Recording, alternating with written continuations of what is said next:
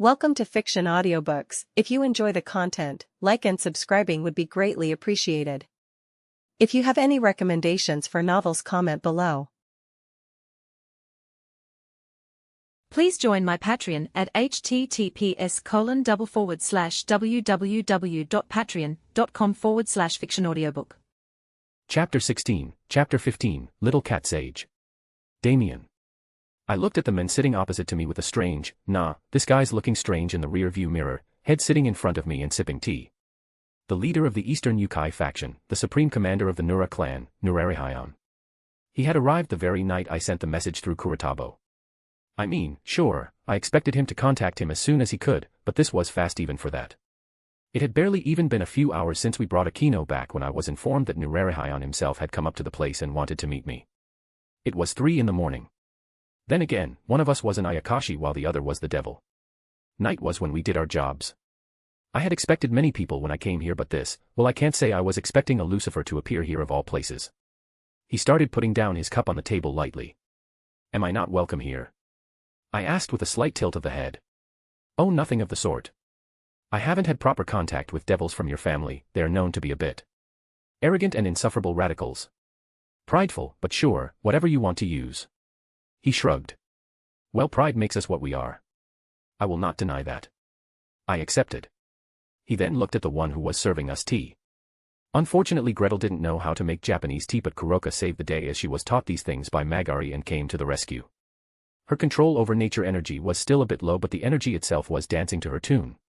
The 5 tails swinging behind her were probably what attracted the elder Yukai's attention the most. He, however, tactically didn't ask any questions about her. I got your message from Kuretabo, and I've got to say I was pleasantly surprised by the content of the entire message, so much so that I thought I had misheard it. So, would you please repeat it for me? I'm afraid that my old memory cannot keep up with everything. This old guy was still a high ultimate class to the borderline Satan class even after being weakened after his fight against Hagoromo Gitsun, and he says that his memory cannot keep up with everything. Yes, sure. I sent him a message that I can lift the curse on your clan by Hagoromo Gitsun about your descendants not being able to have children with other Yukai or Ayakashi. He stared at me for a while and then spoke up. Assuming you can do what it is that you have said, what would be the price of such a thing? I don't assume that there are such things as free lunches in the world. Says the guy who never pays for his meals. I smiled and he returned me one. I need an alliance. I want an alliance between your Nura clan and me, not the Lucifer house, not the devil race, just me and my subordinates. He raised an eyebrow. Just that. Well, I also want to learn about your fear and senjutsu if possible, but an alliance is my first priority. There are too many people who are out to make my life annoying, so it's best to make friends first. I know my family's reputation is not a shining example of friendship, and also how about we make a contract, a magical contract stating everything in clear words to lay aside any doubts. He quieted down and thought for a few moments. In that case, let me see the contract. What followed was a period of discussions that lasted for a couple of hours just for the preliminary contract. Nurarihayan will keep my secrets along with the Nura clan. They will give this territory to Kuroka and support her as she is my subordinate. They will teach our people senjutsu and the fear system if we can learn it without holding back or intending harm to us in any way. In return, we will remove the curse from his family line and support their clan in a mortal crisis. It was a pretty basic contract, but we finally managed to iron out the few details. I in return made some broker contracts to remove their curses to others. It would be pretty easy for him to coerce someone else to sign that contract and wipe away the said being later to finish off the curse. He was, however, sworn to not speak or inform anyone else of my powers in any way, either directly or indirectly. This was also a part of the contract. This has been a very good day. I look forward to working with you, Damien. He got up to leave and I accompanied him to the gates. No. The pleasure is all ours. If you need anything, please contact Kuroka and she can send me a message. I will contact you myself. Kuroka is a very talented child. I knew that. But this sudden growth has just. She is very lucky to have a kind and caring master like yourself. Obviously, nya, my master is the best, nya. Kuroka purred at the compliment, all 5 of her tails swinging side to side. That he is. Now, just a piece of friendly advice. I don't know how you have gained so much power so suddenly, but you still don't have any control over it. Actually, I am more surprised with how obedient the nature energy is to you. I have only seen similar affinity in 2 other beings, Sun Wukong and Inari no Okami herself.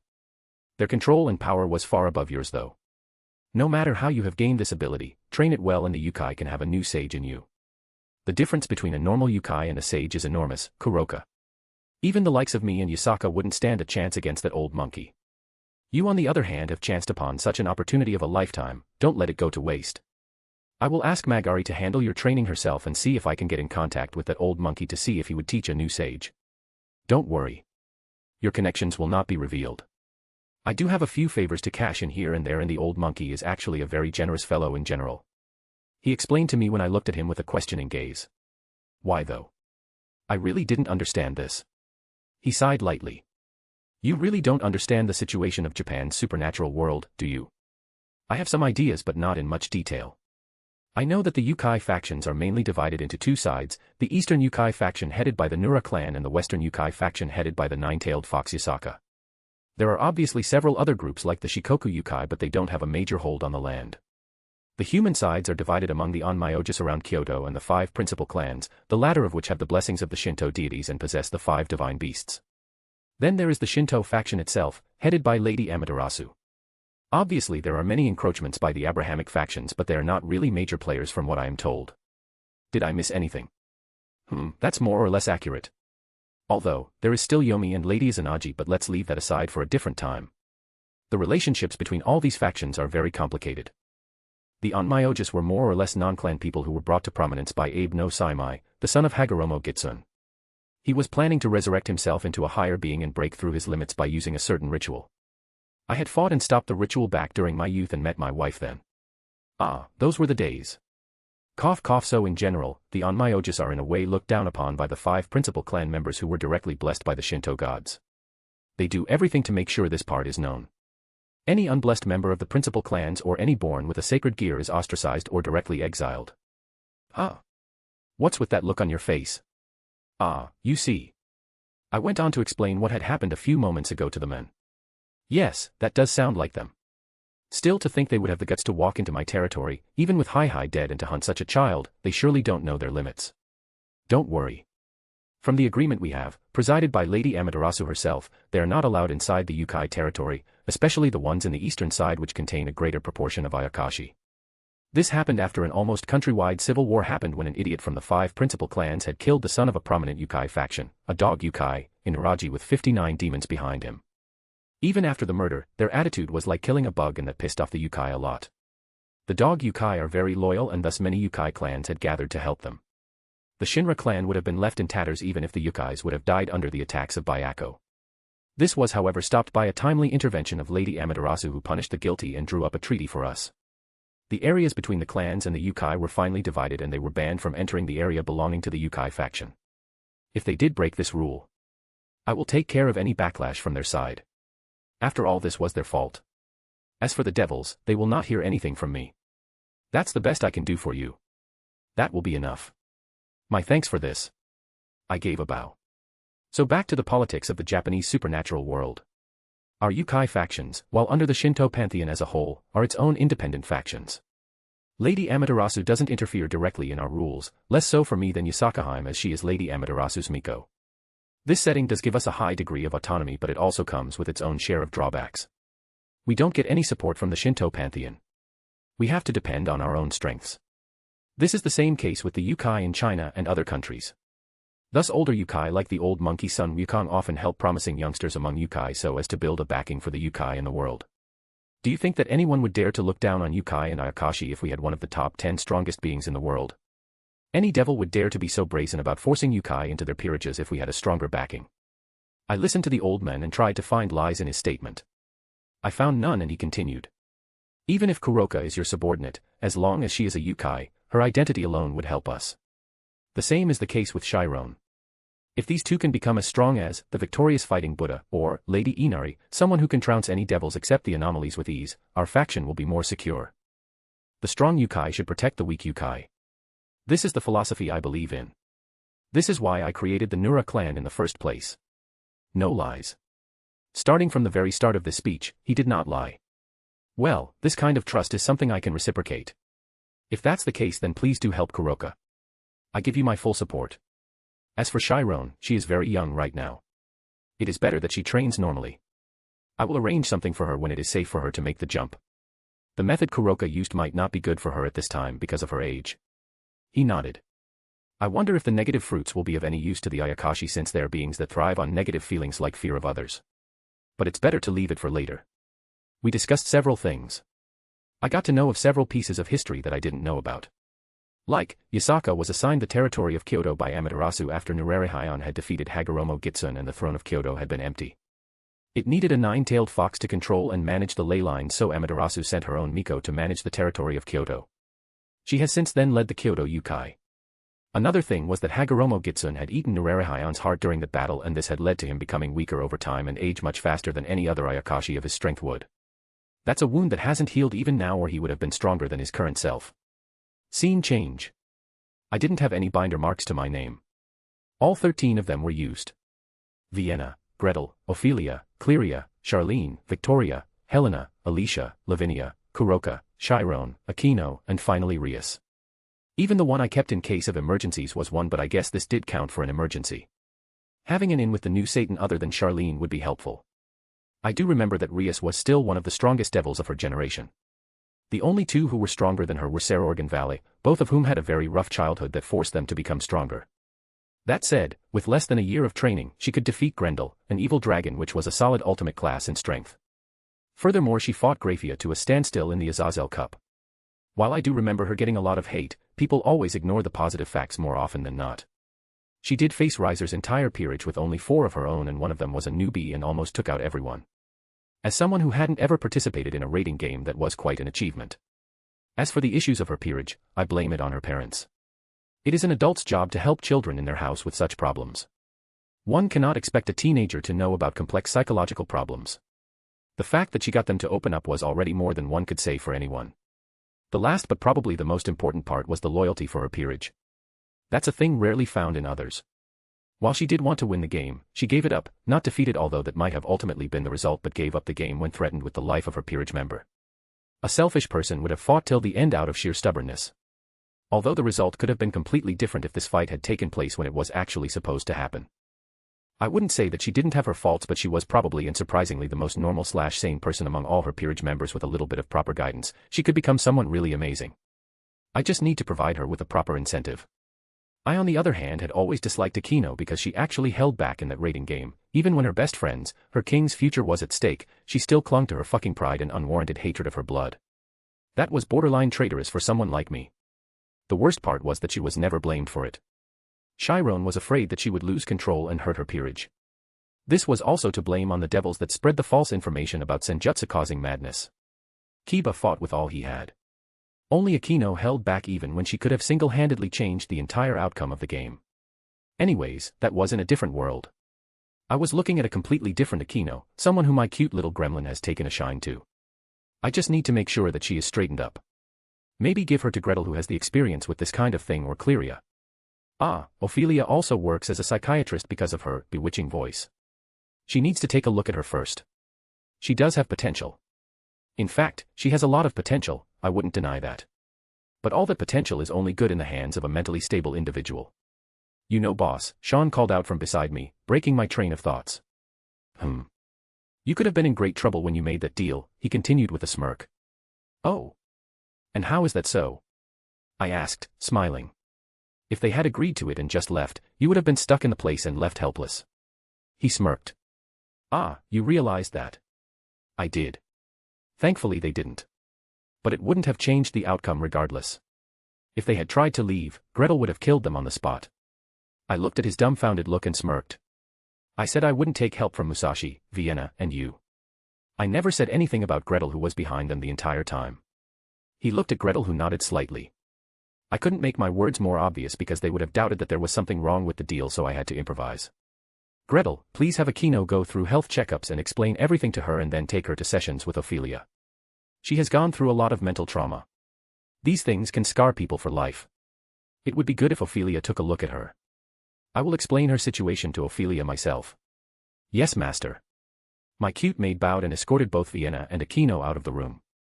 Sean scooted near me and whispered. Say, boss. So if boss lady was there, didn't she hear about that? I raised an eyebrow. I mean, you know that, about you, taking a peek, thing that the shorty said. He whispered. What? Don't tell me you didn't realize that. Vienna was just being jealous. Gretel would know that. Yes. My little maid is very understanding. Now you are just deluding yourself. He sighed and slumped on the other side of the couch, eyes closed. I looked to the corner of the room where a magic circle appeared and Merlin walked out of it. I had sent him to inform Azazel about this incident and that Aquino was now staying with me. Merlin sat down, took a breath and started. Azazel was surprised that we even met her. Apparently the Himajima had spread the news about her among the devils and wanted to throw her to them, which would have more often than not led to her death. A less likely scenario was for the devils to reincarnate her as a devil herself. Either way she would be out and the fallen angels wouldn't be able to blame them either. Fortunately Surzex had heard of this and contacted Azazel, who had asked him to help her out as some unsavory elements among the fallen angels were acting up. Her life would have been in danger if she had entered Grigori. He didn't mind that she ended up with us, just that he wouldn't have to owe Surzex a favor and all. The Fallen and Barakil couldn't raise a big fuss about Shuri because she was technically still a member of their clan, but killing Aquino would have been the straw that broke the camel's back. I had often thought that it was weird that Aquino was able to escape from their chase for an entire year. These bastards were just leading her till they found a shoulder to fire the gun with. So no actions against the Himajima clan members? Sean asked. Merlin actually sighed. The matters are not so simple. The previous host of Suzaku, the Vermilion Bird, is on her deathbed and the Divine Beast was going to choose its new host. Shuri Himajima, despite what those old bastards said, was one of the top contenders for being chosen before being driven away. She did after all carry the blessing of the Shinto deities and the blood of their clan, all the conditions needed to become the new host of the Divine Beast, Suzaku. And they were worried that she would side with the fallen. I asked. That too, but this was not all. Aquino also possessed the blessing of the Shinto gods. Her spiritual powers that she used for exorcism were proof of this. The Vermilion Bird chose the best possible host for itself who would be able to harness its power to the fullest. It doesn't really care about their race as long as they had the blessing of the Shinto deities. This caused them to be afraid. Because with her fallen angel heritage, Aquino would most likely inherit the Vermilion Bird and the fallen would then claim her, most likely robbing a divine beast away legally, somewhat. Even if Azazel himself didn't want it, other more radical ones would have shouted for it. If she were to die however or somehow be turned into a devil, a being of demonic nature, the Vermilion Bird wouldn't touch her, blessing of the Shinto deities or not. That was quite smart of them. I thought over the information closely. The Himajima were on the cusp of losing their divine beast, the source of their clan, so they had to take drastic actions, even risking the wrath of a fallen angel like Barakil to do so. However, the question remained, what happens now that I have taken Aquino with me? I haven't turned her into a devil. Will the Vermilion Bird really seek her out? Now, that was a massive headache. I should have killed those bastards when I had the chance. Should I make Cleria or someone else reincarnate her with their evil pieces? You are thinking about reincarnating her with evil pieces? Merlin asked me. Yes. Why? Why even do that? From what I know, they lost their end of the deal and Aquino to you. They cannot even claim her now. If she gets the Vermilion Bird, it would be a proper slap to their faces. Sean spoke up. A slap and a political mess. Merlin countered. A political mess, all right. That's one way to see it. There were always reasons for actions. Thinking about it from the Himajima's point of view, leaving their clan's source in the hands of unstable elements was foolishness, and that much even I could agree upon. As the clan leader, Suo Himajima did have the responsibility to prevent such a thing from happening. Sure, there could have been other ways, but a leader wouldn't leave such things to chance. This also explained why they only attacked Shuri and Aquino after such a long time. The world is so same and yet so different from what I had read. Things were not simply black or white here, but rather different shades of gray.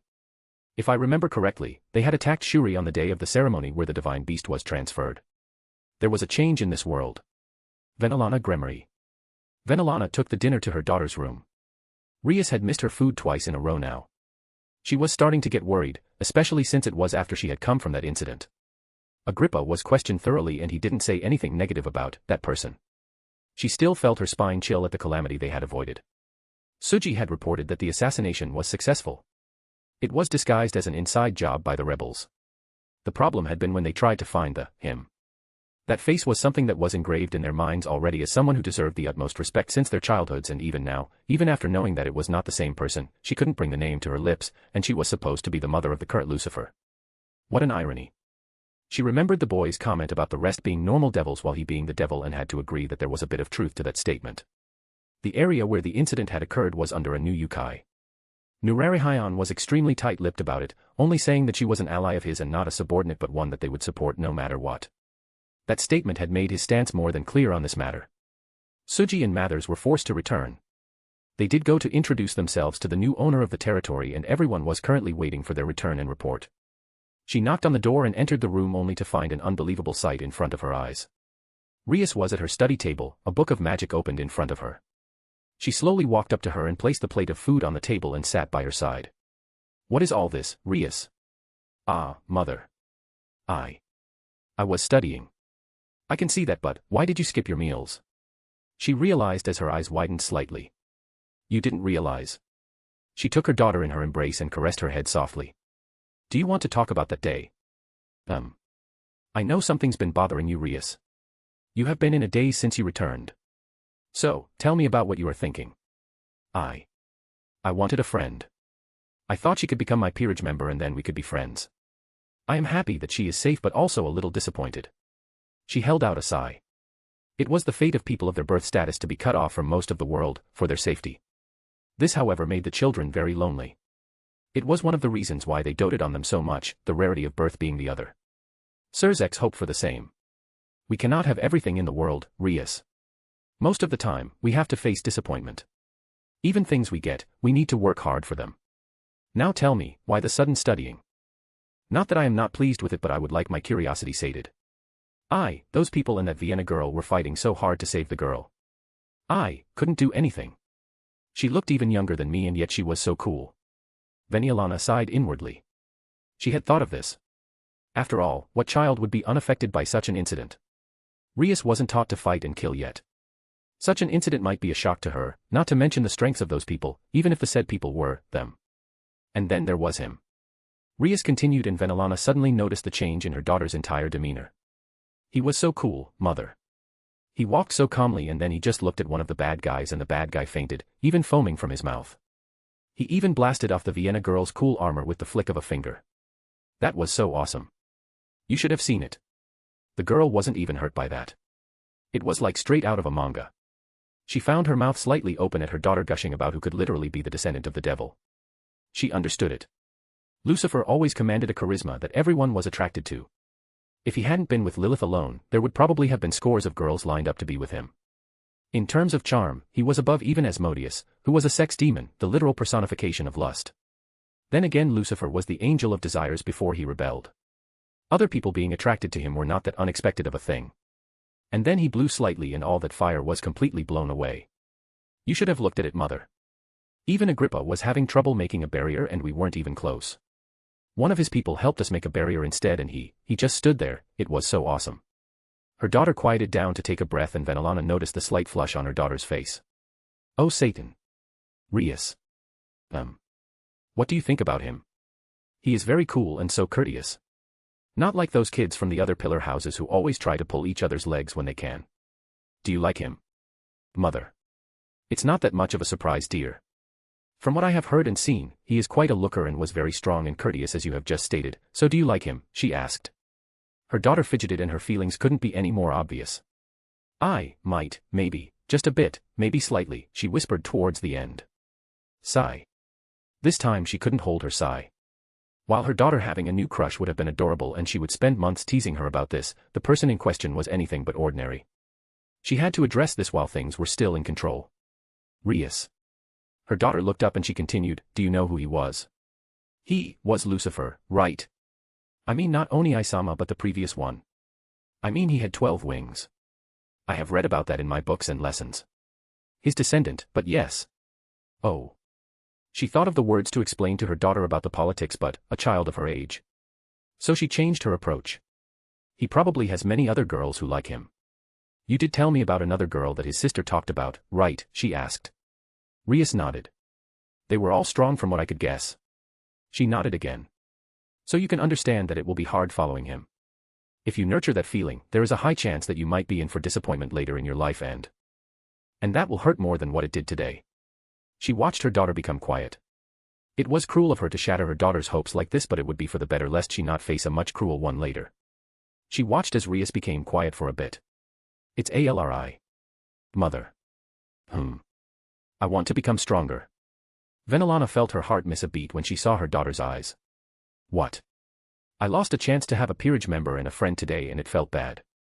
I don't want to feel that bad again, especially not without trying. I want to become stronger. Those people were so strong. If they can become so strong, then I can too. Please. I don't want to lose next time. Her words died in her mouth.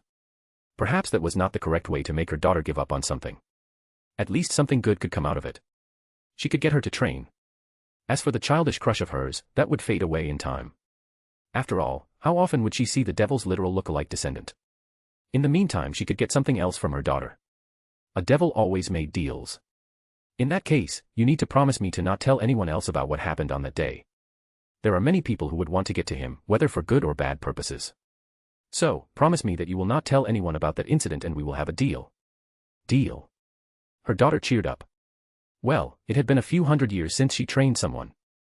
Xerxes had needed little to no help with his power. Rias needed her more. Then first things first, eat your dinner. I want you up at 5 o'clock next morning. I don't like slackers for my students. Yes, mother, the adorable little thing saluted and she found a smile on her own face. Nurari Hyon. He watched as Rikuo left the room, the taint of Hagoromo Gitsun's curse fading away from his spirit. Looking at the contract in his hands, he laughed. Making a deal with the devil, a term that was used to scare people just like the Yukai. In a way both of them are quite similar. Both evil beings, hated and persecuted by humans, hunted by exorcists and defamed all around the world. This was one of the reasons why he didn't mind making this deal. He did realize that the boy was far different than normal devils. He had after all met the one who was using the Lucifer name to rule the devils currently, and while a humble fellow, he didn't have that fire. The presence of the king that the mere teenage child exuded just by sitting in front of him. The new Lucifer was, more like a warrior, a very strong one at that, a politician maybe, a good man no doubt, but he wasn't a king, one of the reasons why he was browbeaten by his so-called council so often. While he might not have seen the original Lucifer, if he was like this or even stronger, he could see how someone like that established an entire race by himself. The door slid lightly and he felt a presence enter the room. I take it that you have already met both your apprentices, he asked, pouring out tea for both of them. I did. She picked up the cup and took a sip of her tea. You could have warned me. I almost had a heart attack when I sensed her power. I was fully convinced that it was someone else disguised as her. Those 3 extra tails and the nature energy all around her, do you know how this happened? All I got from her was that it was her master's gift and she refused to say anything beyond that. I didn't force her to talk about it. That was probably for the best, knowing who their master is. So you know him? I did. I met him yesterday. He had sent a message through Kuretabo that he could remove Hagoromo Gitsun's curse from my bloodline. Magari spit out her tea and he felt a smirk light up his face. This was exactly what he was waiting for. He what? He offered to remove Hagoromo Gitsun's curse from my bloodline. That's bullshit. We have already tried everything we could during Rihan's time. There was nothing we could do to break it. Even Yasakaheim was unable to do that, and the Shinto wouldn't participate in such squabbles according to that stuck-up bunch, only acting high and mighty when it suits them. How could a teenage devil boy, no matter how influential, do something like that? He must have wanted something from you. She scoffed and took another sip of her tea while vanishing the spill out from earlier. Oh, that he did. By the way, the curse is gone. She did another spit take. This time she didn't wait for anything and jumped at him, her senjutsu and yujitsu spells flashing as she scanned all his body. Her eyes widened with each spell that she cast until she was left with an open mouth staring at him. This. How? We tried so hard, for so long. How can, so easily? Just who is this boy, Nurari? He is the devil. Which house? What is his name? Kuroka and Chiron absolutely refused to open their mouths. The one who passed them to me was an unknown devil. I did try, but I couldn't find any trace of them anywhere when they left to meet their master. I gave up trying after a few times. I believe they were using some special kind of magic or maybe some sort of artifact for traveling from place to place and hiding their traces and bases. I would think so. As for which house, I already said, he was the devil. The reality finally settled in as she realized the identity of the person. Xerxes Lucifer. Or not. No, the real one. This one was the real deal, not just someone using the name to rule. The Lucifer house, why? She got up from her place and started pacing around the room. Magari was always cool and composed in front of others, but she was just as excitable in private. They have stayed out of all worldly affairs for a long time, then why? Why would a Lucifer take Fujimi's children under his wings? This. I don't understand it. He dispelled your curse, what did he ask for? You said he wanted something. What did he want? He wanted an alliance with us and his subordinates, a couple of people to be taught about senjutsu, yujitsu, and our fear. This guy was apparently cutting off ties from his family or at least trying to and needed a helping hand. This was his offer. I accepted it, especially after seeing what he had done to Kuroka. Did you find any abnormalities in her? I am not an expert in senjutsu so I couldn't check them properly. As for his trustworthiness, he offered a magical contract which I signed. I cannot reveal his methods of curse removal to anyone. But here's the contract. He placed the contract on the table for her to view. She was after all his vice commander. Oh. She sat back down upon hearing about the contract and viewed it. This seems quite simple. She checked it further with her spells. I know. But I can assure you it is very much a binding contract. She closed the contract and handed it over to him and composed herself again. I checked Kuroka obviously. There was nothing wrong with her except a certain bit of cockiness that she seemed to be growing. When I did mention it however, she winced. It seems that despite her growth, she was supposedly trashed around when she tried using her powers to show off. Would do her a lot of good. Her power grew quite a bit and her affinity with nature energy is nothing short of astonishing. I have only seen such an affinity in Sun Wukong and Inari-sama before. Her control however is a mess. It seems that she still hasn't caught up with her increase in power. I believe that she will gain another tail if she can control all of her power and master it. There were no backlashes or injuries from whatever procedure was used. The most surprising thing was probably how clear her power felt. There wasn't a shred of malice in that power. It was honestly invigorating to just sit by her side. I believe that even sitting by her side would increase the speed at which people can learn senjutsu because of the lack of malice interrupting their minds by pushing violent stray thoughts into them. It is as if someone has forcibly given her all of a sage's powers but forgot to give her the knowledge and control that came with it. Chiron on the other hand was completely fine, if not a bit excited about becoming stronger herself. It is fine then. Do you think we could trade for the method that was used for Kuroka? She asked in a hopeful tone. Would you trade such a method if you had one? He replied in an even tone. It was the reason why he didn't even bother to ask for this.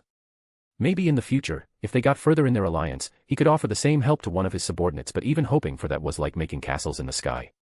He looked at the lost eyes of his vice commander and shook his head. Forget about it. Concentrate on the fact that he is helping out Kuroka and Chiron. We can have 2 new sages after probably an entire millennia. If they could reach the level of the previous ones, the position of Yukai all over the world would be stabilized. Messing up this deal because of a moment of greed would be a matter of great foolishness that would make us the sinners of all of Yukai kind. He took another sip of his now cold tea. Teach her everything you can. I will contact the old monkey and inform him about her. Her information is bound to get out due to the recent events and having the old monkey's support behind them would deter any stray eyes towards a young child, providing her an extra layer of protection. What recent events? She asked. He sighed, and went on to explain all the details. He was actually thankful that the boy hadn't hidden anything about it which made it much easier to manage. I sent Okita Tsuji back who came for information on the new owner of the territory. The devil's side is also spooked from the appearance of the new Lucifer. The Himejima. I heard that some Himejima people were killed in their own territory last night. Last night? He asked, surprised. Yes. It seemed to be an internal feud and their bodies were found a little distance away from their clans. Do you think the boy? I was with him last night so it couldn't have been him so the only ones. Oh. Who would have thought that the pretty boy had that in him? Maybe I was wrong about him after all, he thought with a hand on his chin. It seems they want to hide his existence. Do you think they are trying to kill him? No, that would be the height of foolishness not to mention suicidal. That boy would tear them apart with his bare hands. My instincts were shouting at me to run away when I first met him. I haven't had this kind of feeling even against Hagoromo Gitsun. This was the kind of overwhelming feeling someone like the old monkey gave me when I had challenged him all those years ago. Compared to that, while Okita Tsuji is experienced, he is just not up to the mark. My guess is that they are just trying to meet and know of his stance now that a Lucifer has come out into the open. Still, keep an eye on Kuroka in case they try to contact her. They are in their full rights to contact the owner of their neighboring territory. I will go to them after this meeting. They talked a lot after that. I have found out about some disturbing news, Magari. What news? The remnants of Hagoromo Gitsun's people are on the move. There have been bits and pieces but the work and style is exactly like theirs. Difficult times are coming around. The training of the kids needs to be started in earnest. I will go for a meeting with Yasakaheim and talk to her about the current situation. A period of silence prevailed in the room. I will send out my people to collect the information. She replied before getting up. Tell them to take care. The enemies this time are not what these children are used to facing. I will. Okita Tsuji. Tsuji was not having a good day. First was the urgent order from the mistress to assassinate the members of the Himejima clan, which included their leader, and disguise it as an accident. The task had gone off surprisingly easy, as he had struck them when they were unprepared and exhausted and didn't put up much of a fight after their strongest was taken down unaware. And perhaps he exhausted all his luck in that fight. Nurari Heian had been no help at all. He had downright stated that this territory was a gift to an ally and he wouldn't give out any information about them. The old Yukai might have aged, but his stubbornness was still like his youth. He didn't force the situation either, knowing what was at stake, so Mather suggested that they meet the owner of the territory herself as neighbors. Nobody could blame them for this. And thus they were here, as an envoy from the Gremory house to greet the new owner of the territory.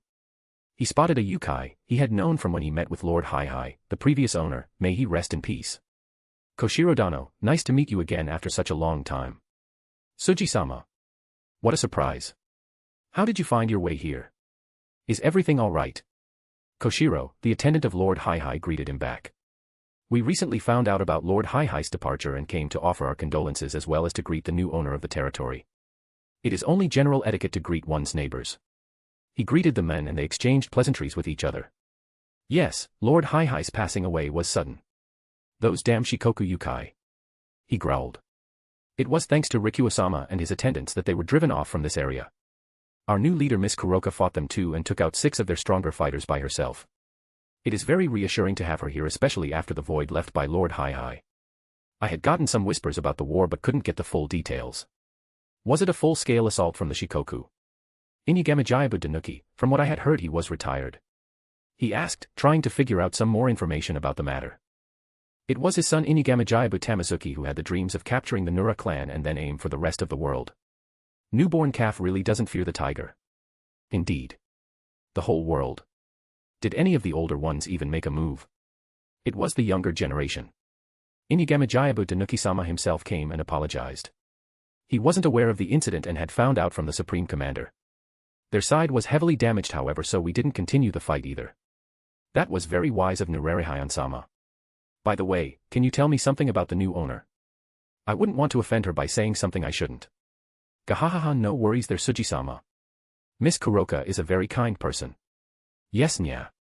My Wani-chan is very nice, nya. Their conversation was interrupted by the voice of a new arrival. A young white-haired Nikomata child. No, this one seemed a little different.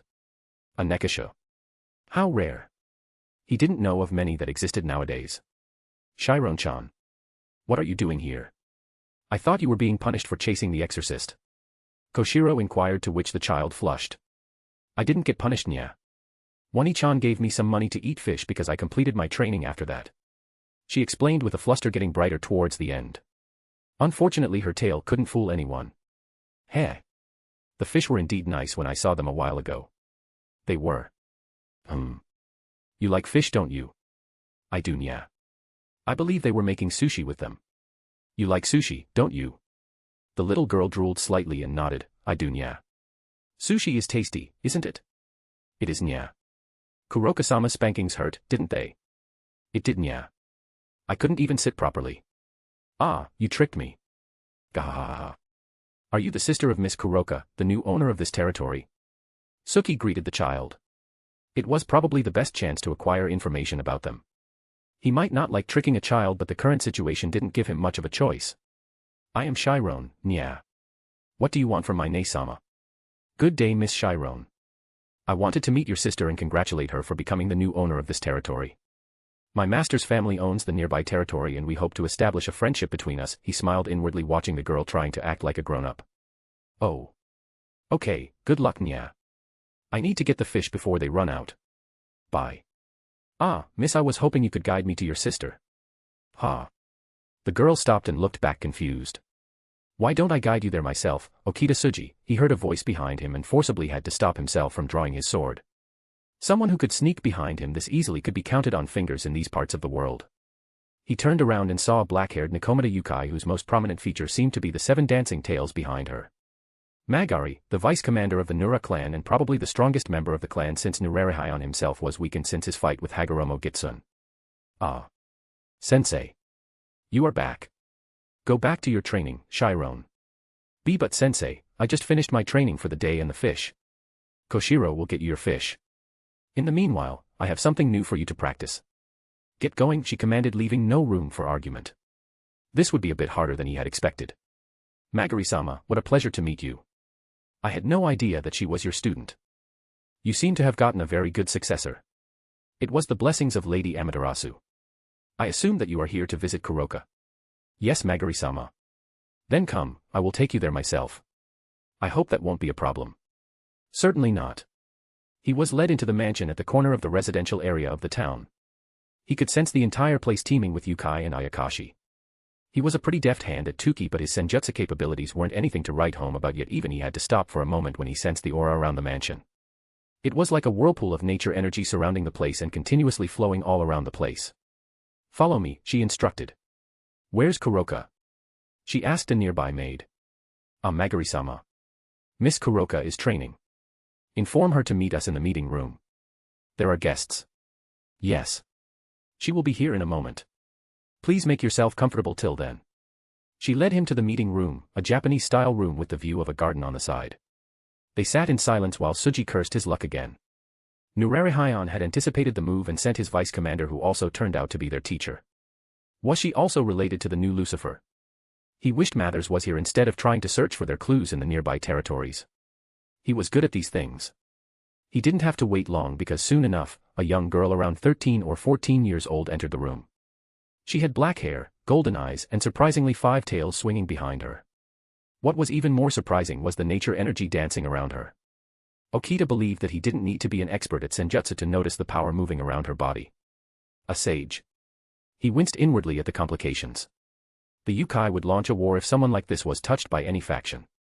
It was similar to someone touching young Master Milikas for the Devil faction. There went his chance to try and use politics to resolve this. The girl herself was not weak either. An ultimate class from just a look, and senjutsu users were always a pain to fight against. Then again, how and why would the new Lucifer be connected to such a person? Are the Yukai really that close to this guy? He pushed aside his thoughts and greeted the girl in front of him. Greetings, Miss Kuroka. I am Okita Suji, representing the Gremory family, to congratulate you on becoming the owner of this territory. We hope to establish friendship as we had with Lord Hai. Okita Suji. I think I remember that name. Weren't you the knight of the new Satan? I thought that the new Satans were supposed to have no families. Wasn't that the reason why the previous ones were all but exiled? And, yet here you are representing a family. I wonder if all those talks about neutrality were just propaganda to disguise a rebellion, the girl asked in a very playful tone, but Okita felt his muscles tighten up. A single slip-up to such kinds of meetings could be used against them. Even if it was just a casual statement. Kuroka. Magari called out in a stern tone. My apologies, Magari-sensei. I am a bit uninformed about the other factions. It was just a curious thought. I didn't mean anything by it. You didn't mind it, did you, Suji-sama? No. Certainly not. My master sent me because of the recent incident here to resolve any misunderstandings that might have been caused previously. So you are not here to congratulate me? Ah, how disappointing. No, Mississippi. That was certainly not my intention. My master and I didn't mean any disrespect. Yes. What was your master's name again? I don't remember whose peerage member you were. Sorry, Magari-sensei, I haven't been able to catch up with my studies yet. I promise to catch up with them as soon as possible. He heard Magari sigh, and it was not as if he didn't understand it himself. This girl was teasing him on purpose. At such times he really wished others took these kinds of missions. Someone like Mathers, Grafia-sama, or even Beowulf or Enku would be much more adept than someone like him. My master is the Crimson Satan, Surzex, who currently wields the title of Lucifer, the head of domestic affairs of the Devil faction. He noticed that the girl's eyes crinkled slightly at the reply. Thankfully they were already prepared for such questions by many others. This girl wouldn't be the first one to take such jabs.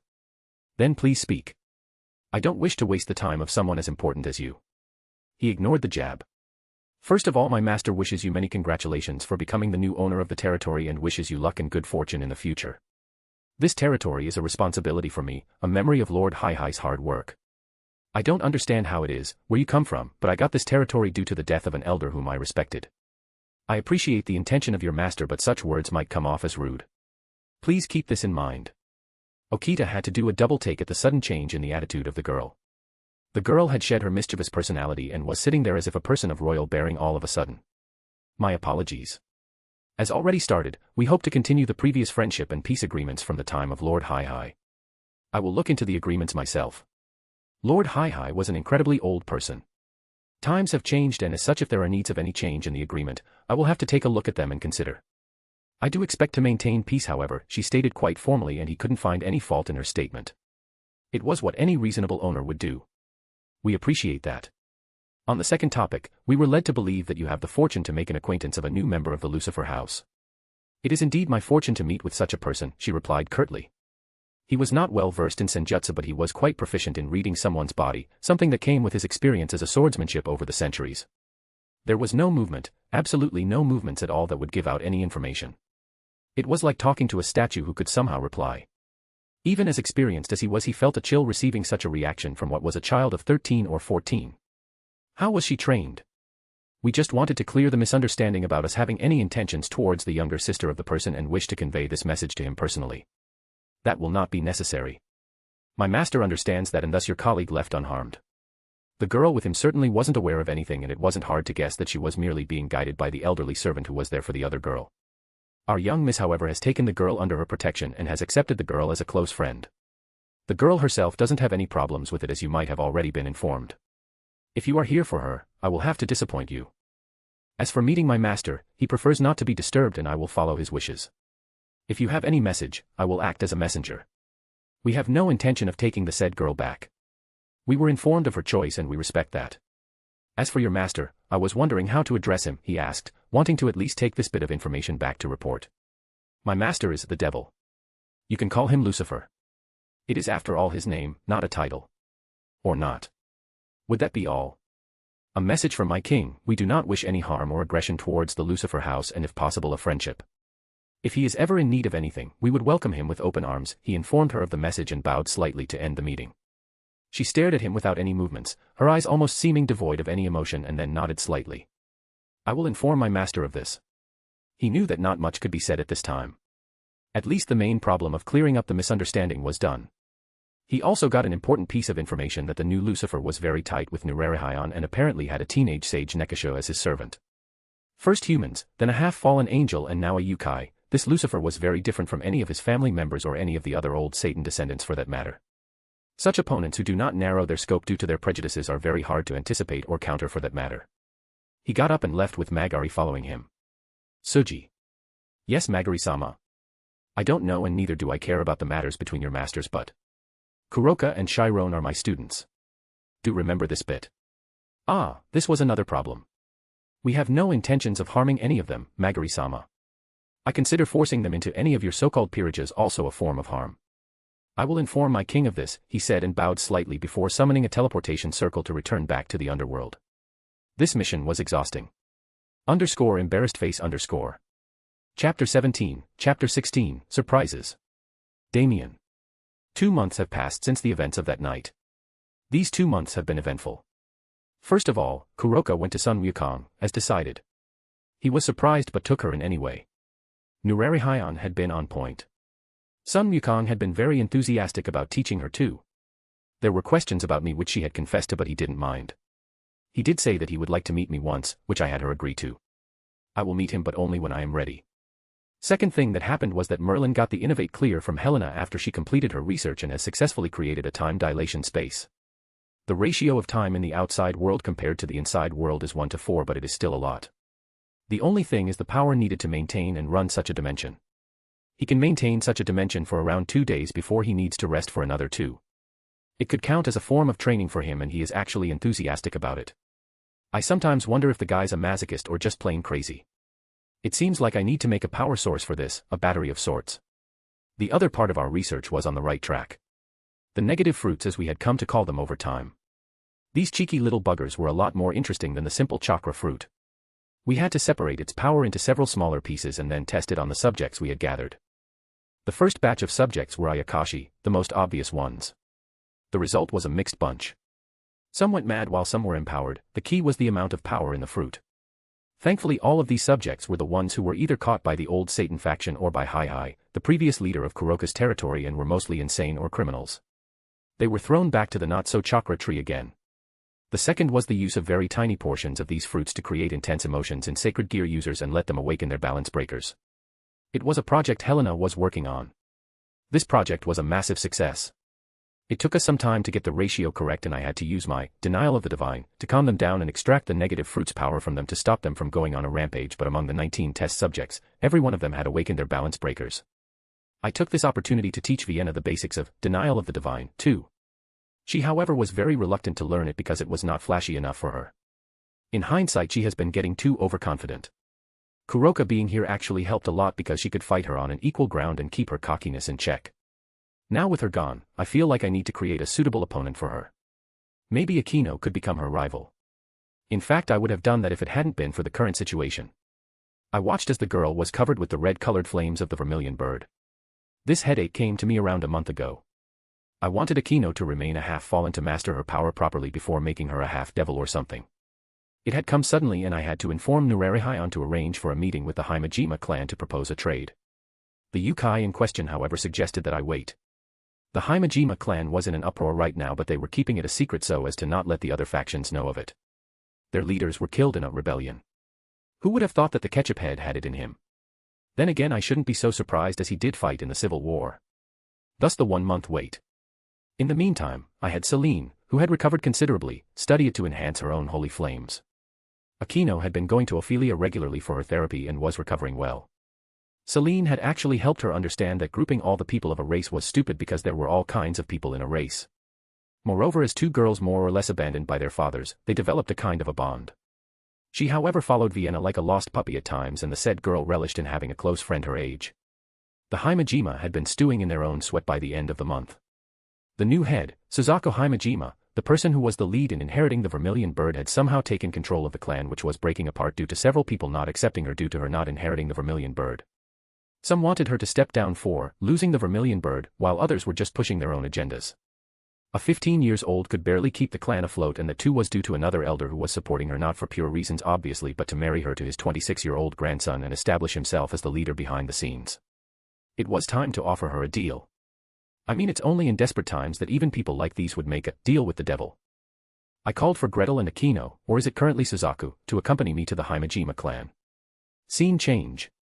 The gray mist subsided from around us as Akino, Gretel, and I stepped into the Himejima clan's inner compound.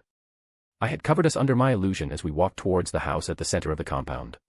Unlike normal, when the compound was surrounded by several guards, it was vacant with barely any people around. I sensed 3 auras inside the place. 2 in the same room while 1 in a different room.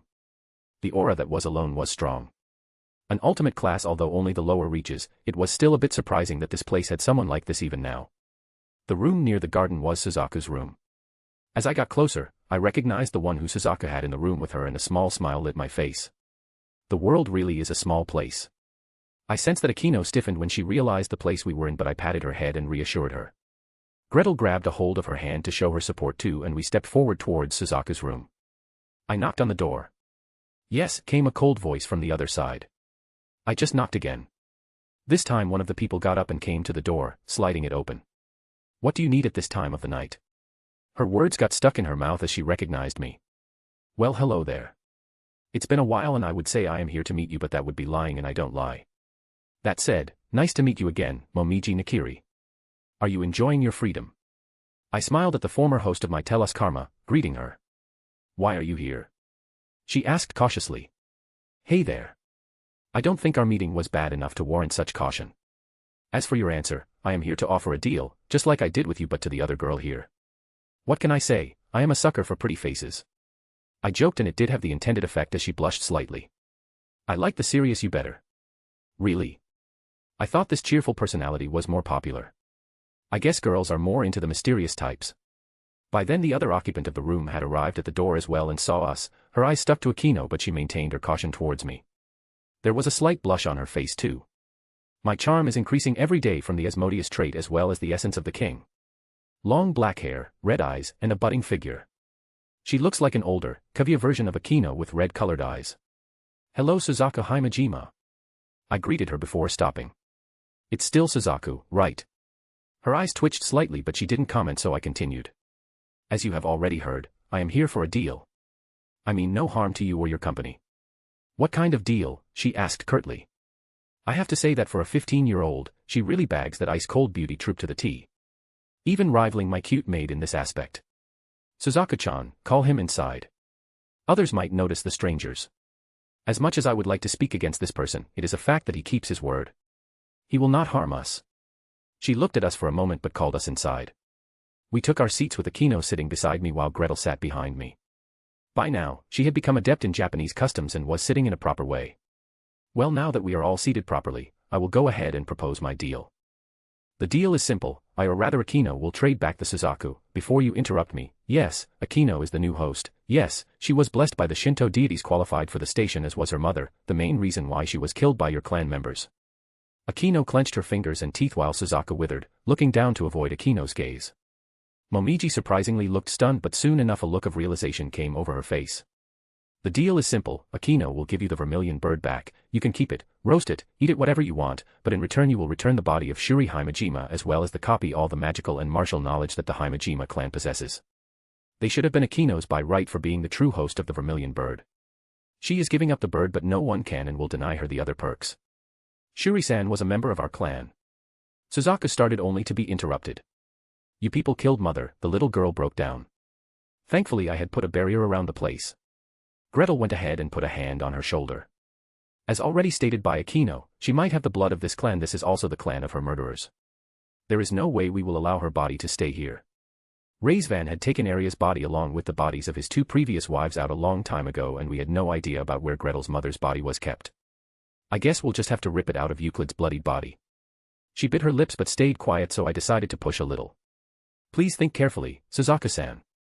She looked at Akino this time. You can take the position of the clan head. The vermilion bird has chosen you. You are the new head. That's the rule our clan follows.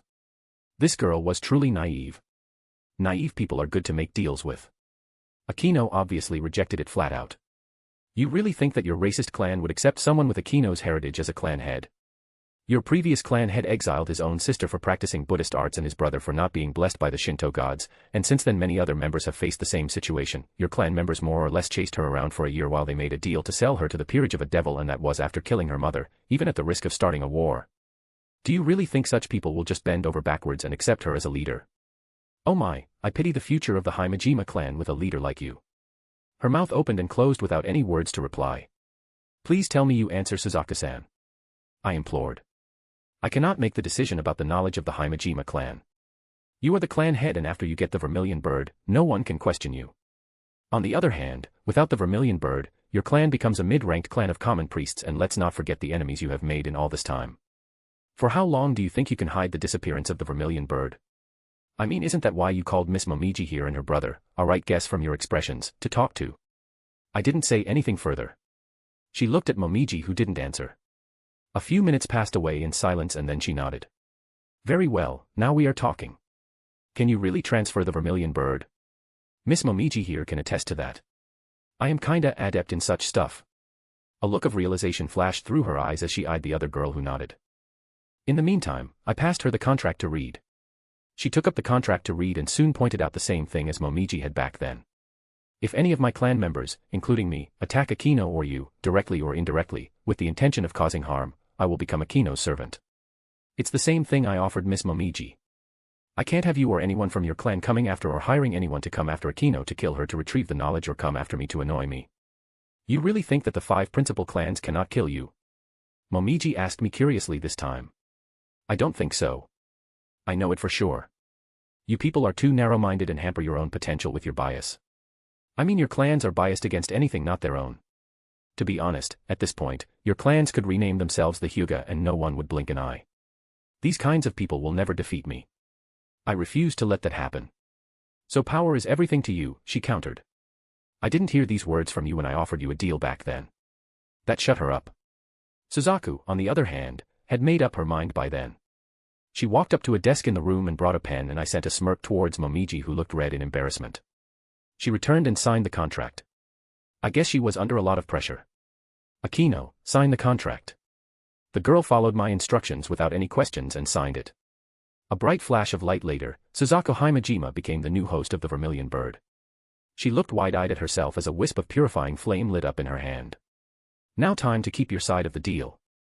I will need a few days to prepare everything.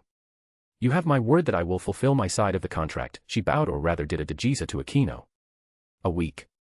I will return in a week to collect everything. She then looked at Akino and touched her head to the floor. I know what the people of this clan have done to you is unforgivable, but I will work hard to make sure that one day you can forgive us. Akino, for her part, didn't snap this time but simply turned away and left the room. In that case, have a good day, Miss Suzaku, Miss Momiji. Scene change. We retrieved Shuri's coffin and moved it to a place in Kuroka's territory and received all the knowledge from her personally a week later.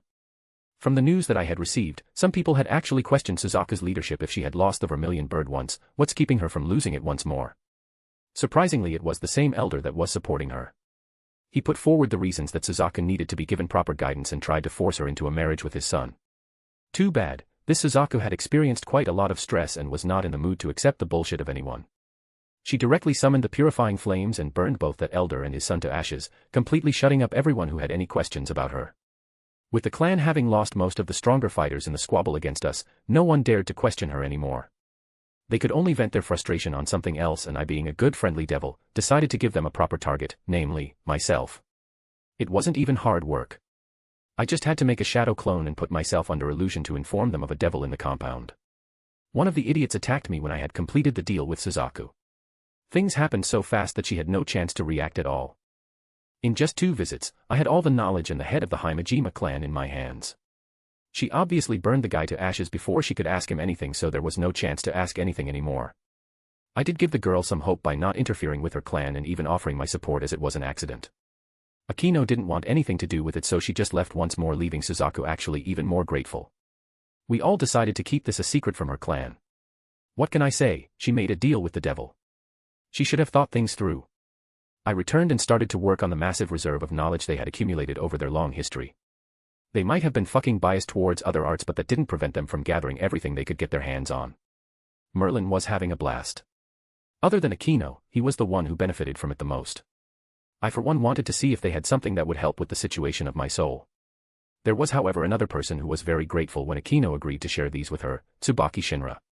She couldn't learn the heritage spells and techniques of the Shinra clan, but that didn't mean she couldn't learn anything from the Himejima clan either. To be honest, in terms of spiritual arts, Tsubaki was even more talented than Akino. In fact, she was leaning more towards the martial aspect of training. The Shinra clan, taking on the traits of their patron deity, are more focused on close-quarters fighting, a martial clan as compared to the spellcasters of the Himejima. That didn't mean their clans don't know of the other arts, it was just a preference. In fact, there were several spells that belonged to the Shinra clan as well. Some of the previous clan heads must have collected those when they had a chance.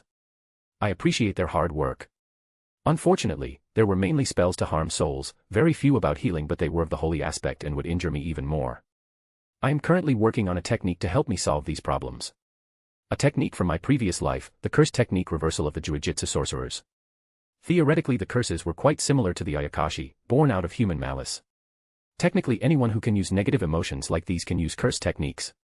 Although I looked the part for it, I didn't have a way to go complete Gojo due to not having a way to control my power so precisely for the time being, but there were other things I could work out. I mean, it could be a completely new branch of techniques that the Ayakashi could use, and I could just buff them up with the negative fruits. The curse technique reversal was a healing technique which was extremely useful, as well as the basis of a technique that could turn negative energy into positive energy. I did observe that Cleria's 10 tails could be modified to just collect malice in the world and make negative fruits indefinitely. Nature energy and life force cannot be harnessed so easily. Even in these 3 months since the first fruit was harvested, we have only managed to make 2 more of those and had barely spotted any other dimension suitable to plant the 10 tails. There was something like this in the future which was invented by the fallen angels as well. Another thing to look into. Merlin was working on his fake dimension and all the life inside it, but that was basically him pouring in his power to create everything. It would take him around a year to make a dimension suitable enough to produce a fruit with the 10 tails, and that was unacceptable since he was using it for the time dilation chambers for a training. In such a case, if a way is found to change the negative energy into positive energy, we could technically have an infinite supply of energy and make as many fruits as we want. It's one thing after another. I just couldn't catch a break. The only thing that kept me going was the thought of an army of Ayakashi with curse techniques and domain expansion supporting me. The curse technique reversal could technically be used to change positive techniques to negative techniques too. So maybe I could reverse the holy flames into demonic flames, or my own demonic flames into holy flames. So while my main body trained, the shadow clones worked hard to create curse techniques from scratch. To be honest, mastering chakra was worth it just to use the shadow clones. They are probably the best technique from the Naruto world. Rias closed the door behind her and let out a sigh. Akame hadn't eaten a single bite of food even today. She was starting to worry about the girl. It had been 3 days since Oni-sama brought her here after he saved her from being executed. She had rarely seen him so angry or tired for that matter.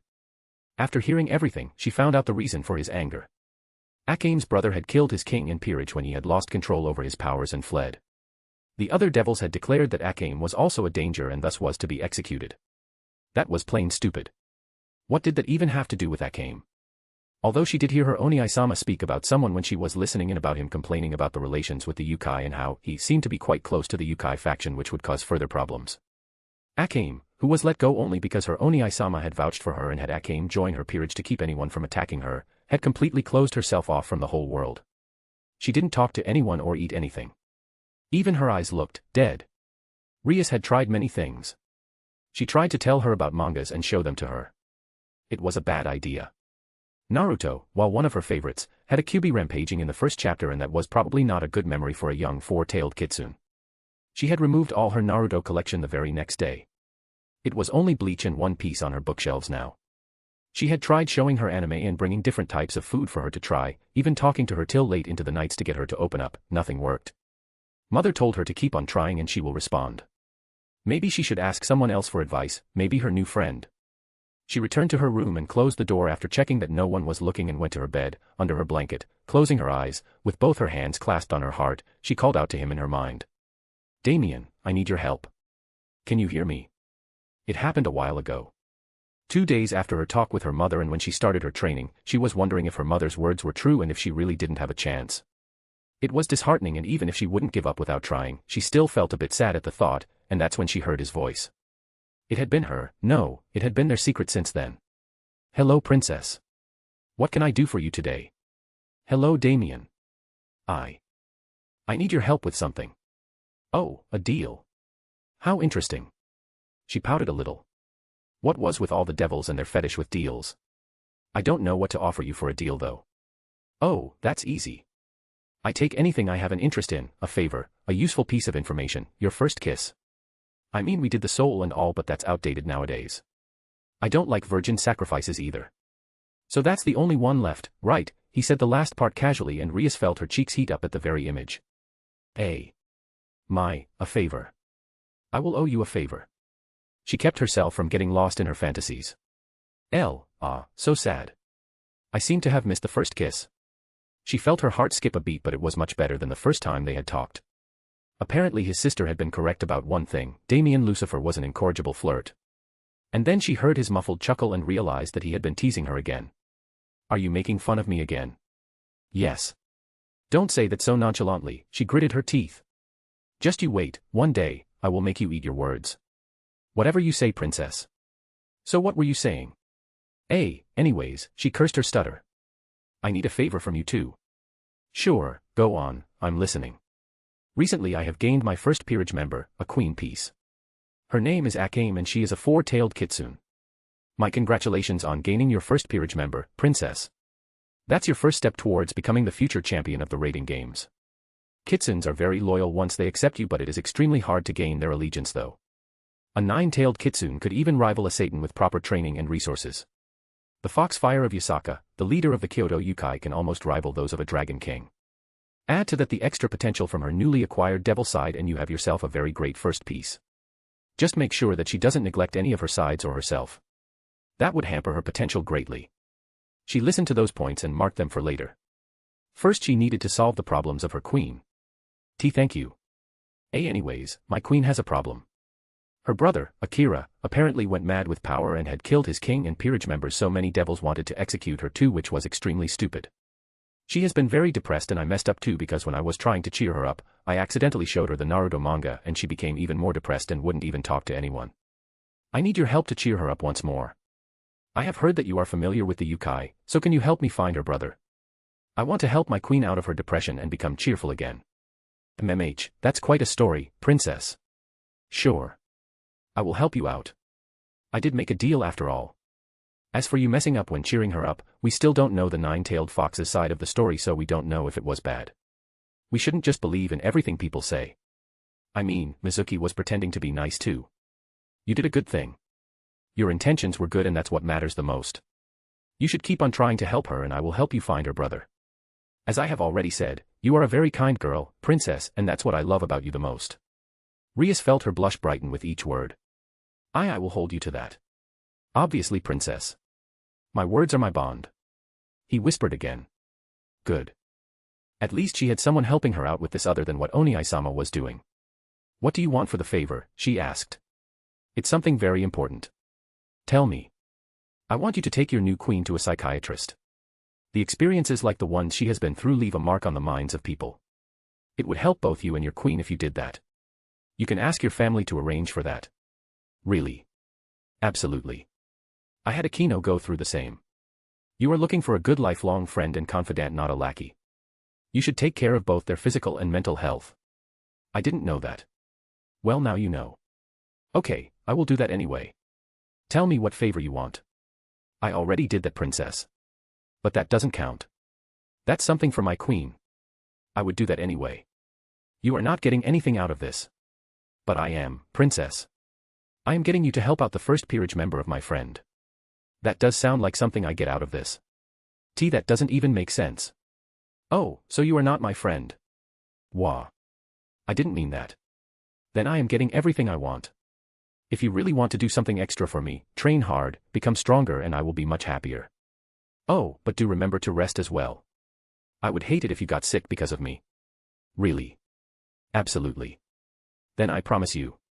I will hold you on to that too. Tell me how you have been doing, he continued, and Rias also relaxed in her bed and started telling him about her days, her training with her mother, her trying to get her queen to open up, Milikas being an adorable kid, the new volume of Naruto manga, and Natuto in the Chunin exam fight against that stuck-up meanie, Niji, and the attack on the stadium. She always had fun discussing manga with him. And just like that, in time she felt sleepy and dozed off. Damien. She's adorable. Especially the crush that she has on me. Devil children can be really promiscuous, as is evident by the actions of many young devils, but her actions are more adorable than anything. The girl needed a friend after being stuck with her family and servants for so long, that when I offered her a chance, she latched onto me. We talk about our lives and manga, her hobbies that she had no one to talk to about, and it does remind me of my discussions with my friends in my previous life. A very refreshing change of pace compared to what I normally do. I am really starting to enjoy teasing her like this and getting her flustered. Apparently the Gremarys are having an aneurysm about her crushing on me. As for if something develops between us, that will have to wait until she's old enough to reasonably think for herself. She did provide me with some useful information, so I guess I will do her this deal as a favor. Who would have thought that Surzex was actually wary of my relationship with the Yukai and solved the matter before they could actually pass on the decision to execute her or even bring it to the council? Well, it did solve the trouble of having to rescue her myself. I got up from my seat and walked towards our newest recruit. Blonde, almost white hair, golden pupils, and 2 fox ears on his head. How are you holding up? I hope the people here are treating you well, Akira. Master. I have been good. Don't force yourself to use that word, I know you have many bad memories attached to it. You can just call me by my name. I patted his shoulder. I couldn't, he stuttered in reply, and I smiled. Then call me boss. Sean does that too. This place is not like your previous kings. We protect our people like family. Yes. I owe my life to you all. If it hadn't been for you, He let his words die out and lowered his head to look at the ground. Don't think about that past. I have some news about your sister. His head snapped up. She was in trouble, but as I had assured you, she was saved in time. She is currently the queen of Surzek's little sister, Rias Gremory, who happens to be a secret friend of mine. I saw his eyes widen, and so did my smile. What, surprised? Anyways, your sister is depressed and has cut herself off from everyone, so my cute friend has requested me to find a way to find you to help her, and guess what? I just found you.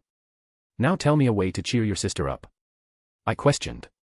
I want to bring her back. That's near impossible for now. I assure you that she is very safe where she is now. I will arrange for you two to meet soon enough, but for now, think of something, a message to send to your sister. I suggest telling her everything.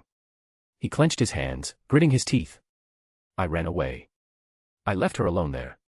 You ran away to separate her from your so-called crimes so that she will not become a target for anyone. You were injured and would have died had I not found you at the right time. Your choice was the right one. It's just that you underestimated the pettiness of the devils. You are a devil too, you know, he countered, finding no words. And that's where you are mistaken. I am the devil. I smirked as he rolled his eyes. Akira was a feisty guy and didn't hesitate to state his opinions, which was quite refreshing. Did Merlin go over your health?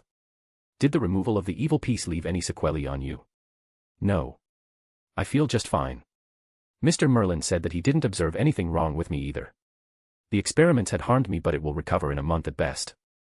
The medicines that Lady Helena provided me with were very good for healing all my injuries.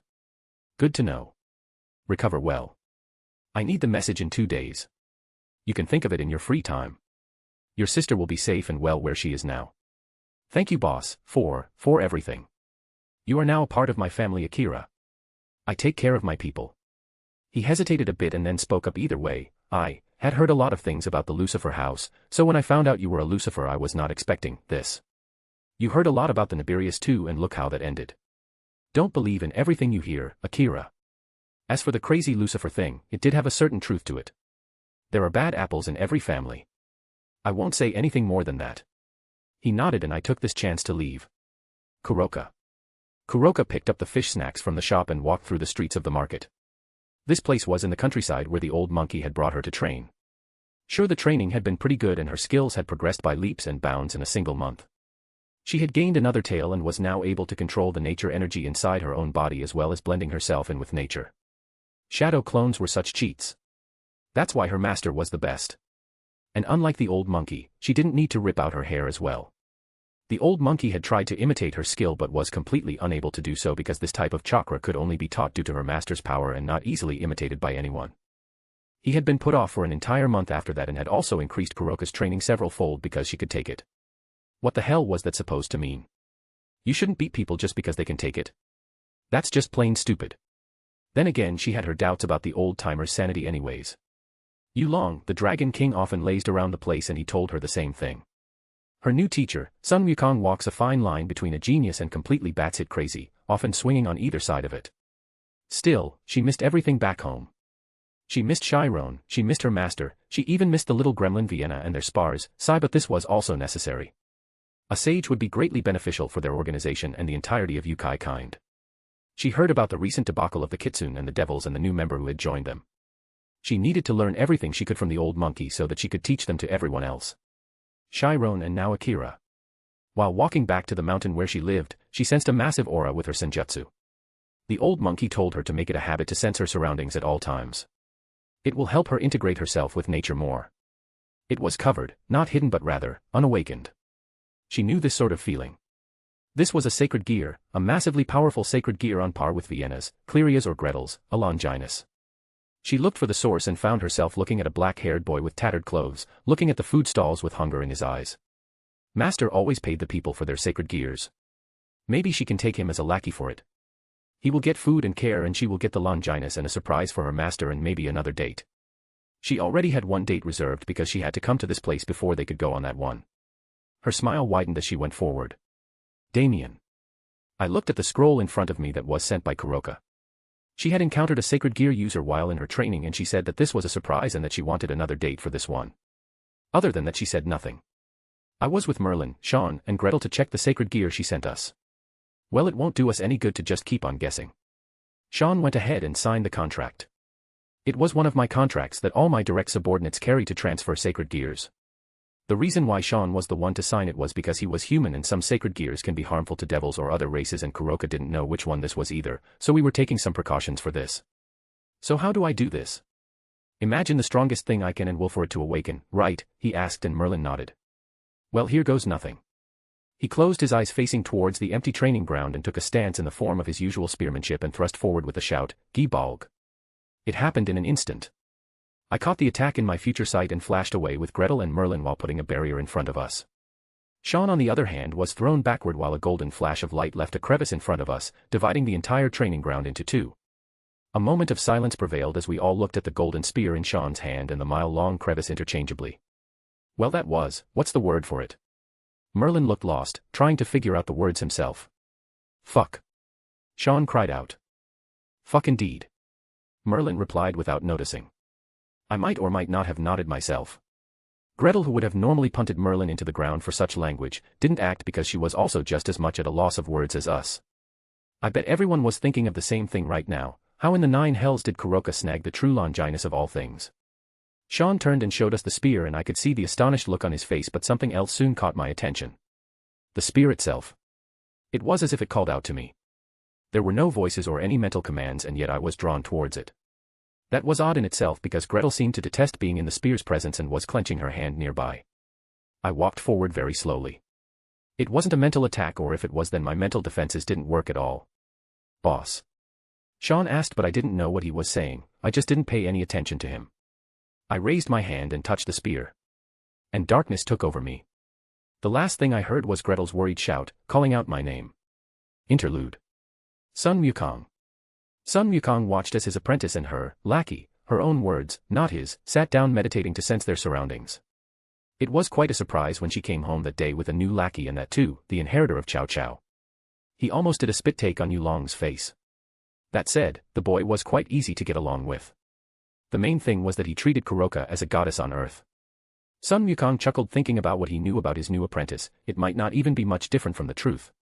He had noticed the difference between himself and Kuroka the moment they met. Kuroka was somehow made attuned to nature energy. While he didn't know how and the girl didn't say a word about it, this was done by the new Lucifer that he heard about.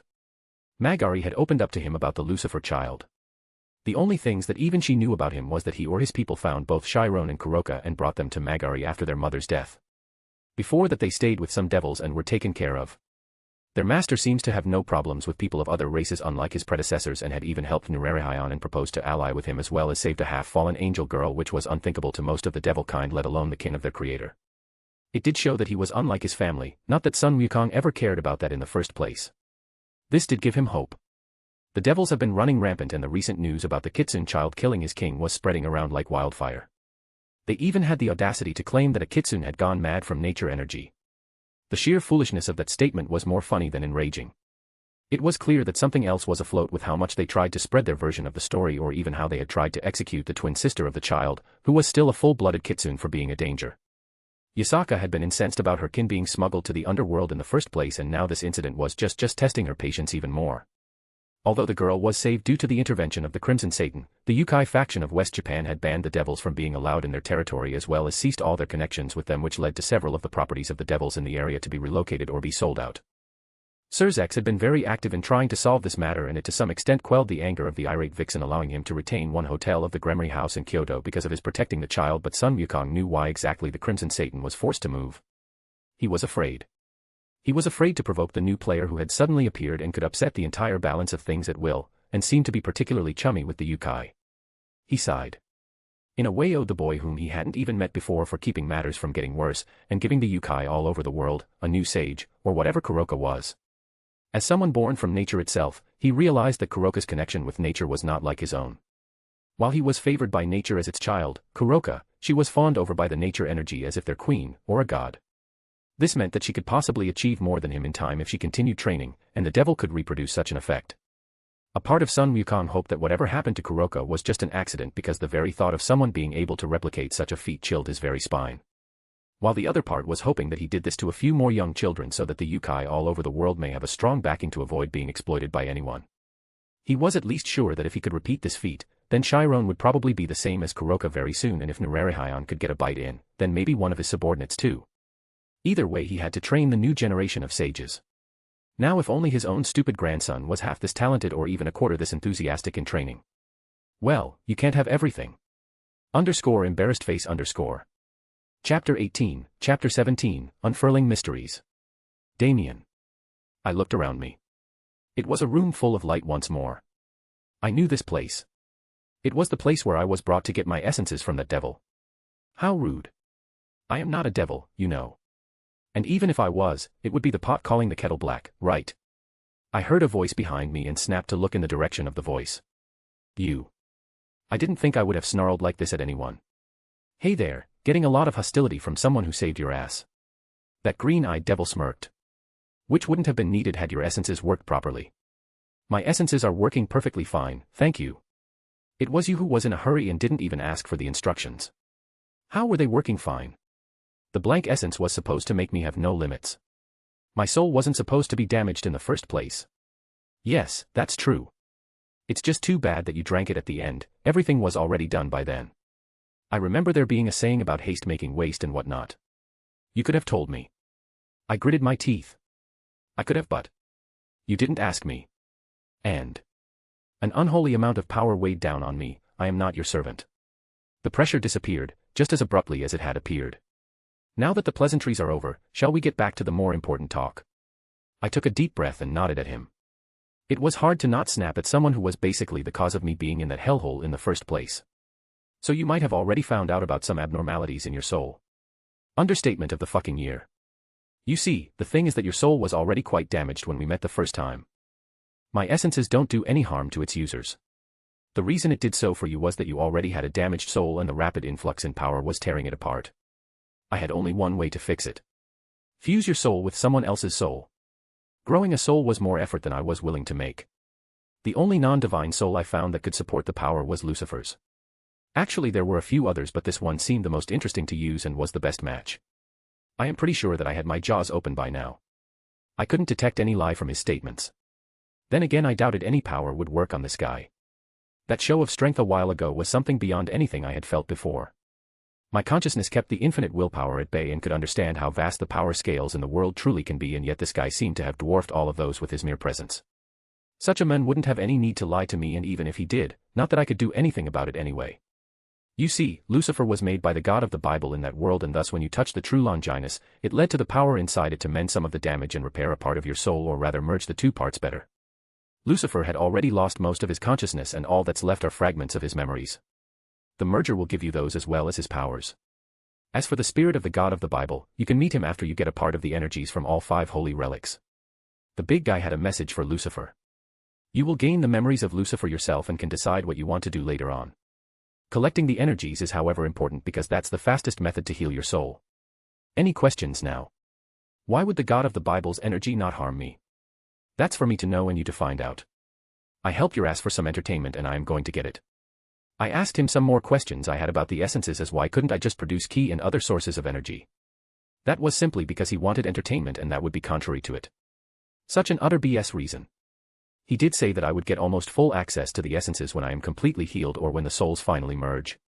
Until then, essences will be aimed. Now off you go. I am a busy man. The light flashed before my eyes and the room disappeared. I don't know if he heard my thank you before I left. Despite his reasons, the guy did save my life. I might be angry, but I knew that I owed my life to him, no matter how the start had been. I mean, I wouldn't even have a life without his help in the first place. Scene change. I opened my eyes to see Gretel sitting by my bedside and Vienna snuggled on my other side. Vienna was asleep, but Gretel noticed my awakening and looked at me. Master, her voice was a bit hoarse. Was she crying all this time? Good morning. How long have I been asleep? I asked, trying to get to know about the situation first. She however didn't answer but hugged me tightly. He could feel her quivering and put an arm around her, pulling her onto the bed, into a hug. I could feel the wetness from her face, her tears streaming down and making my shirt wet. I caressed her head softly till she calmed down after a few minutes. She still didn't raise her head, but I could hear her stuttering whispers. I thought, sorry, I couldn't. I should have. I raised her head towards me and lightly kissed her forehead. It's fine. I'm here. I should have done more. I didn't know, Master. She looked like she would break down again. I didn't know any better either. You were not at fault, Gretel. Don't put yourself down for it. I patted her back and brought her closer in my embrace. She calmed down after I reassured her for a few more minutes. How long was I asleep? I asked her after she calmed down a bit more. 2 days. Merlin and Lady Helena checked up on you as well as the doctors we could bring. They said that you were safe and were probably exhausted from whatever happened. I see. Miss Vienna didn't leave your side and we didn't inform Miss Kuroka because she would have been worried. It was Merlin's decision. Sean was quite worried and I think he was blaming himself. It was no one's fault. I went ahead and touched something that was basically the highest poison for devil kind. It was stupid of me. Furthermore, I don't think anything bad happened. If anything, I feel much better now than I did before. And I did. I took a few moments to check myself and the changes were huge. I guess he wasn't lying about my soul being healed by the holy energy. My demonic power had more than doubled. I was almost 1.5 times as strong as a Satan and slightly below Azazel's level with the recent training, but this one boosted my power to almost as strong as 4 times what Seraphal was and slightly more than twice as strong as Azazel. And that was demonic power alone. I also gained 2 empty slots of the Binder's essence because my soul was much better than before, and I think I could take 1 or 2 more rounds of divide. I think that my hockey had improved too, being related to spirit and all, but I needed to check on my conquerors when I was away from others. As for my other powers, I would need to check on them as well. To be honest, I am kinda glad she is behaving like this. In this short period of time, she had actually disobeyed my order and done what she wanted to do. I am actually quite happy. Dummy. My little gremlin snuggled into my back, murmuring in her sleep. I didn't get up and let the two girls rest snuggling onto me. They must have been really scared with the events which took over the last 2 days. The girl was probably too exhausted emotionally and fell asleep, but I think I heard her whisper, "Please don't leave me, master." I tightened my grip more. Scene change. The room was full of my close subordinates. They had all gathered on hearing that I had woken up. The two Nekasha sisters, however, couldn't make it as they were training with their respective teachers, so I didn't disturb them. So let me get this straight. You somehow gained powers from the true Longinus, the one thing that couldn't be further from your existence, and now want to see if the same can happen with the other holy relics. Merlin summarized. I nodded. My apologies, boss, but... Are you freaking mad? Sean shouted out loudly. I let out a sigh. It's hard to explain. Trust me on this one. It didn't mean any harm. In fact, let me take one more look at it. Everyone tensed at my words and only Merlin looked a bit thoughtful. Actually, let's do just that.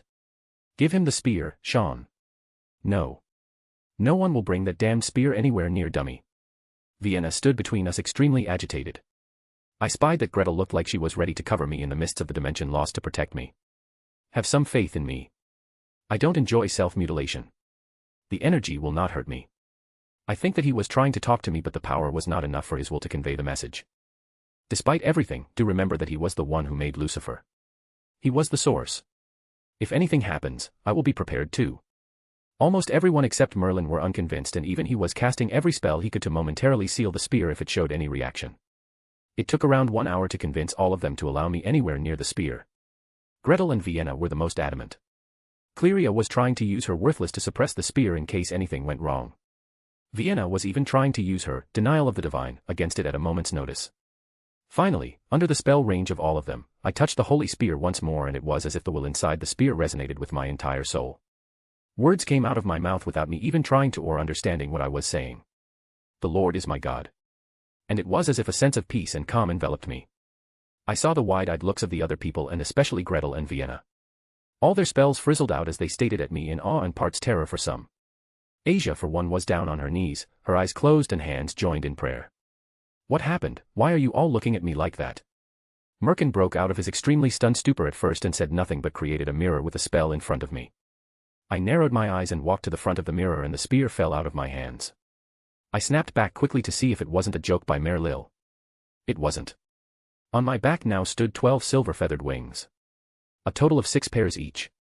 It was different from any other angel. Only Michael was known to have golden wings. This. Interesting. This does require some research. And that made me realize the situation, and my composure broke for the first time in a long while, and I shouted. Fuck your research. Sean, close the link. Take the spear back. The guy in question ran to do so, and as the spear disappeared, so did the light around me. My wings were back to the black devil wings. I sat on the ground on my back as everyone ran up to me to check me to see if there was anything wrong with me. There wasn't. You. I told you to keep that spear away. Vienna was about to burst with anger before I brought her into my lap and hugged her, pacifying. It was an interesting and harmless experiment nonetheless. The annoying wizard commented, earning glares from every girl in the room. Not now, Merlin. Having a minor existential crisis over here. He kept quiet. I think that he noticed that Gretel would have seriously attacked him, and this time, she would probably have the help of others too. It took some time for us to calm down, but we were back in the room. So. Holy artifacts are somehow not hurting me anymore. At least those connected to him. I would still recommend keeping the spear away from me for the time being. I have no intention of jumping down that rabbit hole anytime soon. That said, find the other users of the relics as fast as possible. That might explain the reason behind this. This was met with agreements from almost everyone in the room. It was when Merlin interrupted once more, really. Don't tell me you all didn't notice anything strange just now. Me changing into a freaking archangel was plenty strange, Merlin. If some minor things escaped our eyes, it can be excused as a genuine mistake. What did we miss though? You were radiating holy aura all over the place, yet none of the devils were affected in the slightest. It didn't hurt them. Did that happen? Now that you say it, I think I didn't experience any kind of discomfort either. Helena replied. Enough. We are not going to talk about that anymore. Vienna got out of my restraint and shouted. I looked at her and smiled. Her emotions were all over the place, fear covering a large part of it. Me fainting there must have brought out some very unpleasant memories. Shorty, calm. No, no, no. I don't want that spear near dummy again, she shouted. This was probably her first big tantrum, but her shaking grip on my arms told me everything I needed to know. I shook my head towards others and they kept quiet too. I will have to let Ophelia talk to Vienna and maybe even Gretel after this. Scene change. It took some time, but I managed to put Vienna to sleep and left Gretel to watch over her. I returned to the room. Only Merlin, Helena, Ophelia, Cleria, Sean, and surprisingly Lavinia were present. So, what's this about? Lavinia spoke up, but her tone was a bit off. I might know the location of one of the holy relics. Oh. It's with a witch called Augusta, she said frostily. Augusta. Wasn't it with Walburga or something? It took me a moment to recall that Walburga was Augusta's student and the Incinerate anthem was passed on to her when Augusta died. Still to verify things. She doesn't have an apprentice called Walburga, does she? She nodded. Good. Do you know how we can reach her? I don't. Then I will have to wait for her to appear. She had appeared to cooperate with the Utsasimi organization in the /dog part. I remember that much. I don't know if such things will still occur, but at least something similar might happen considering I have left many things on that part left untouched. I will have to keep a watch till then. Anyone have any ideas on how to find them? They were on the darker side of the spectrum and live in a private dimension. They rarely are caught outside. It will be hard to get a hand on them. I will ask around in some magician circles, but I don't expect much. I was trying to avoid the holy relics previously, except the Sephiroth Graal if possible, because I had no idea how they would react to me, but now, things have changed. By the way, do you have any connections to the Golden Dawn? I wanted to find the information on one of the students there. Meredith Ordenton. She has a sort of a special identity, so it might be a bit problematic if things are done too overtly. I have a few reasons to believe that she might have a holy relic as well. Also, please send the people into the vampire territory. I want to find out about those Dampiers. There is a fair chance that the girl has the Sephiroth Graal. The vampires don't allow anyone inside their castles. Even with the current business relations we have with them, I cannot get any of the higher-ups to meet me directly most of the time I visit, let alone get them to talk about information like business links are improving because we are importing a lot of bloodstones from them for our new medications. But that has only made them more arrogant. We need something that would bring them to us instead of the other way around, or it will take more time to find what we need. Why don't we just go and grab what we want? Sean asked. Vampires might not be the most friendly of the bunch, but they have plenty of connections with several factions as the only supplier of bloodstones. They are politically connected. Moreover, the identity of the one Damien wants is a bit complicated. She is the daughter of the king of the Teeps faction with a human woman. He basically wants their princess. Kidnapping her is bound to get found out in the future, and that would bring a buttload of trouble, not to mention attempts from other factions to do the same to us would then be justifiable. There are some lines you just don't cross. Thus boss wants Ophelia to just buy them off if that's possible, or help them make a run for it from where we can pick them what we need to have for that is, their location. Moreover, the vampires are just too vindictive and they might just kill off those targets just out of spite rather than let them fall into our hands. All of these stupid reasons were making me really annoyed. 1 year. If you can't make progress within that time, I will go there with Gretel and help them make a run for it myself. I don't have much leeway now. What's the deal with this Meredith kid then? Sean asked. She might be the bastard daughter of a member of the British royal family. Really, boss, are you getting a princess fetish or something? He looked at me amazed. I merely deadpanned at him. That leaves us with only one relic left. The Shroud of Turin. The shroud was stored in a cathedral in Italy, and I don't think normal people are even allowed to see the real things. They only have a replica for the tourists and visitors. The shroud is guarded by several high-ranking members of the church, and only an order from the Pope or heaven itself can allow someone to see it. And I don't think any of those two would allow us if we kindly asked. Merlin completed. We will think of something when the time comes. These things can repair my soul.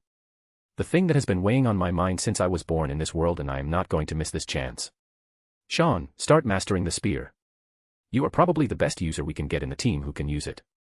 Also keep it slightly away from Vienna and Gretel. My fainting must have brought out some terrible memories. Ophelia, please see that they get those issues resolved soon. Vienna is 10. She might need more help in that regard. Gretel was better than I had expected her to be. I walked to Merlin and touched his forehead, marking him with my binder's mark and giving him the nerfed Archmage Essence, Mad Doctor Essence and Blank Essence. His eyes glazed out for a bit and I felt a chill on my back. On a second though, I might have unleashed a completely different kind of monster on this world just by this action. I waved it off for the time being and continued, I have given you a part of my power. You must have already understood how to use them. Since you didn't want to change into a devil, this will help you break the ceiling. I think you misunderstood me, little brother. It's not that I don't want to become a devil. I just don't want to become one under anyone else. If someday you can change me into one, I will agree happily. He smiled. But this. You have been holding out on me. Or is this the new power you got from the true Longinus? If so, let's go and rob the other holy relics.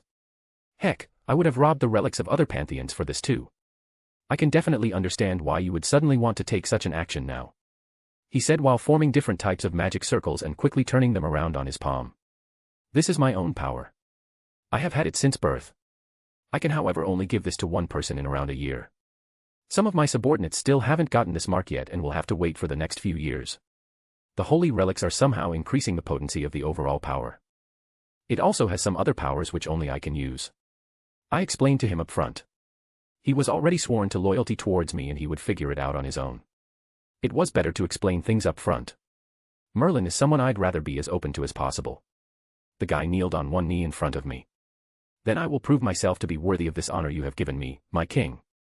And I expect no less. Scene change. I looked at the sheer destruction that I had caused to the area in front of me and let out a breath. The increase in power had been amazing. So much so that my control had become a mess. Although even after the large country-sized dimension where Kuroka's chakra fruit was formed initially was now a smoldering crater, I barely felt winded or even had a heavy breath. The attacks however were very inefficient. I couldn't control them as well as I used to. I had gained reasonable control over them in the last week, since the incident, but there was still much work to be done. The 88% efficiency was nothing compared to the 97% I had before. Merlin on the other hand was like a beast on steroids.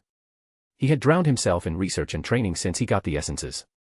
The time dilation in the Innovate Clear dimension was increased by a fold now. He even managed to incorporate higher gravity in the place which made it a perfect training ground for everyone. The best part was that he could manipulate the environment to attack any and everyone inside the dimension, from a blade of grass to an entire mountain could be used. This was the best possible training for observation hockey as well as senjutsu. I might have accidentally created a monster, but knowing the situation I am in, I cannot afford anything less than this. After all, every Surzex needs an Ajuka as a helper. If I don't have one, I can just create one for myself. The incident seemed to have pushed my entire team into some kind of realization, and they had increased their training by at least a fold. Even the extremely mild-mannered Victoria was going out of her way to train her combat abilities and even joining us in practice. The ones who took it the hardest were probably Gretel, Vienna, and Kuroka, who later found out about what had happened and had drowned herself in further training, and most surprisingly Sean. The guy never shows it outwards, but he is a big softy inside, and that incident must have hurt him a bit because he was technically using the spear. He had asked his best buddy Sigurd for help and was offered lessons by Brynhildur in both spearmanship and runes. On second thought, wasn't that exactly the thing that Skathack was famous for? He had removed his sacred gear before going there for training so as to hide it from Odin or any other Norse god that might take a peek. I want to see how much he can learn from Asgard in his stay there. The Norse runes and spearmanship are quite good. Vienna was bringing Aquino together with her while she trained. Ophelia had calmed her down reasonably, but she still refused to leave my side for a few weeks after the incident. Gretel on the other hand made even Merlin look like he was lazing around compared to the training she was putting in. She had devoted herself into developing a defensive technique using her space manipulation and dimension loss that can stop any kind of attack. She wants it to be the first of its kind in her own original technique. Apparently my essences becoming stronger made the essences of the bound subordinates stronger too. My lord. There has been progress in our research. We have cracked the sleeping disease. I suddenly heard Helena's voice sounding through our link. Really? Wonderful. Did you test it on any patients?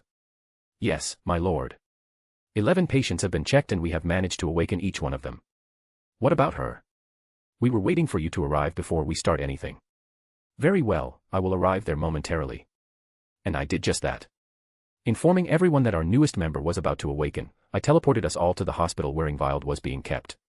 The hospital staff were moved out to a different wing. The place where we were was warded off properly as a cautionary measure against any panic attacks Ingvild might have. In terms of demonic power, she was as strong as Seraphol even after just sleeping for 100 years. That's not even considering her sacred gear and clan trait. I bet if I turned her into a full devil and gave her a binder's mark, she would reach the same level as Gretel. A natural-born pseudo-super devil at the very least. With the nerfed essences and her other powers, she would easily become a super devil.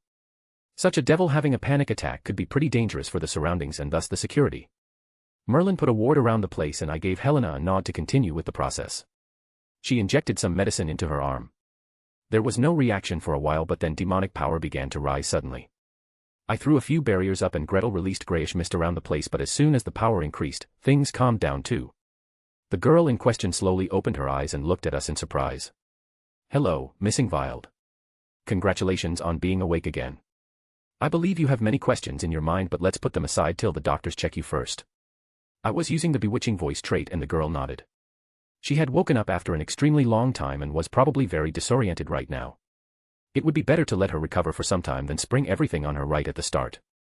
She nodded and Helena took some tests while our group left the building. Merlin had sealed her sacred gear and put a small seal over her demonic power. Moreover, the girl herself didn't seem trained in devil magic either. So Ophelia, Helena, and Cleria would be more than enough to keep her under control in case she had a panic attack again. The first awakening was dangerous because the medicine temporarily created a massive surge in her demonic power which jolted the patient as some kind of a shock to the soul. This was as dangerous as it sounded and the patient had real danger of snapping due to the stress of their souls. The girl was asleep while she lost most of her family, and I wouldn't call the last one family though. Normally, she would have rather killed her than let a taint on her bloodline survive. She will need long-term therapy too. Man, the supernatural world could solve a lot of troubles if they had decent therapists. On the matter of therapy, I recalled something else. Rias. Rias stepped inside the building with her queen following her. She had managed to attract her attention with the information Damien had given her. The devil always keeps his deal, the cheeky guy said, and she could feel his smirk on the other side of the call.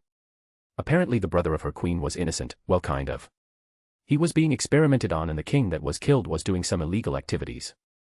Although she couldn't tell any of it to her brother or any of her family members because she had no proof of it, the information that her brother could be innocent was enough for her new queen to follow her easily. She had dragged her to the first place she had promised Damien. To a therapist. Although she had to tell her some things that only she and her brother knew to reassure and convince her that she wasn't tricking her. It was honestly harder to convince her family to allow her to bring her to a therapist, but her brother had supported her decision. He had arranged a meeting with the best psychiatrist in the underworld, Lady Ophelia Paimon. She was one of the most prominent figures in the underworld regarding mental health due to her clan trait, the bewitching voice.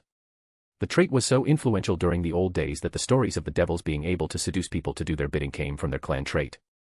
The Paimons are also expanding into the medicine industry in the human world. She heard this from Sona that they are a massive hit and had taken the pharmaceutical industry by storm. Some people thought that she was using magic, which was quickly proved to be wrong. It proved to be a simple non-magical type of medicine. This led them to think that Lady Paimon got a genius peerage member under herself, but she never commented about that. Sona's family were even thinking about having a partnership with them in case they were going to expand in the underworld, but they were apparently in contact with the Salos and the Dantalion and were very chummy with the heiress of the Glaciolabelas, so they are waiting for a right opportunity. Some people even talked about Sona being engaged to Ace Paimon, the younger brother of Lady Ophelia, but he was apparently in a relationship already, or so the rumors went. Moreover, there was a great age difference between the two. Also, if the rumors were to be believed, Lady Ophelia was seeing someone too and was planning to leave the lordship of the house to her younger brother quite soon. Her mother had been quite adamant that she remembered everything about the person she was going to meet. Ophelia Paimon was one of the most successful businesswomen in the underworld. She took the lordship of her house at the age of 18 after her father passed away in the Civil War and had brought her house to become one of the most financially stable ones. While not exactly Phoenix in terms of wealth, she was one of the most well-connected people in the underworld. Her mother had asked her to make a good impression on her if possible. She came here today with Beowulf as a guard for her and her queen. "Miss Rias, this is the office of Lady Ophelia," suggested Doctor.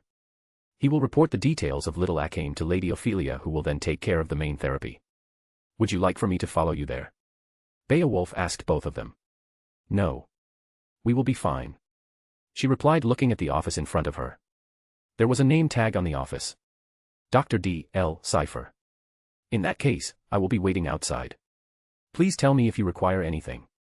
She nodded and knocked on the door. "Come in." She looked at her queen and nodded before entering the doctor's.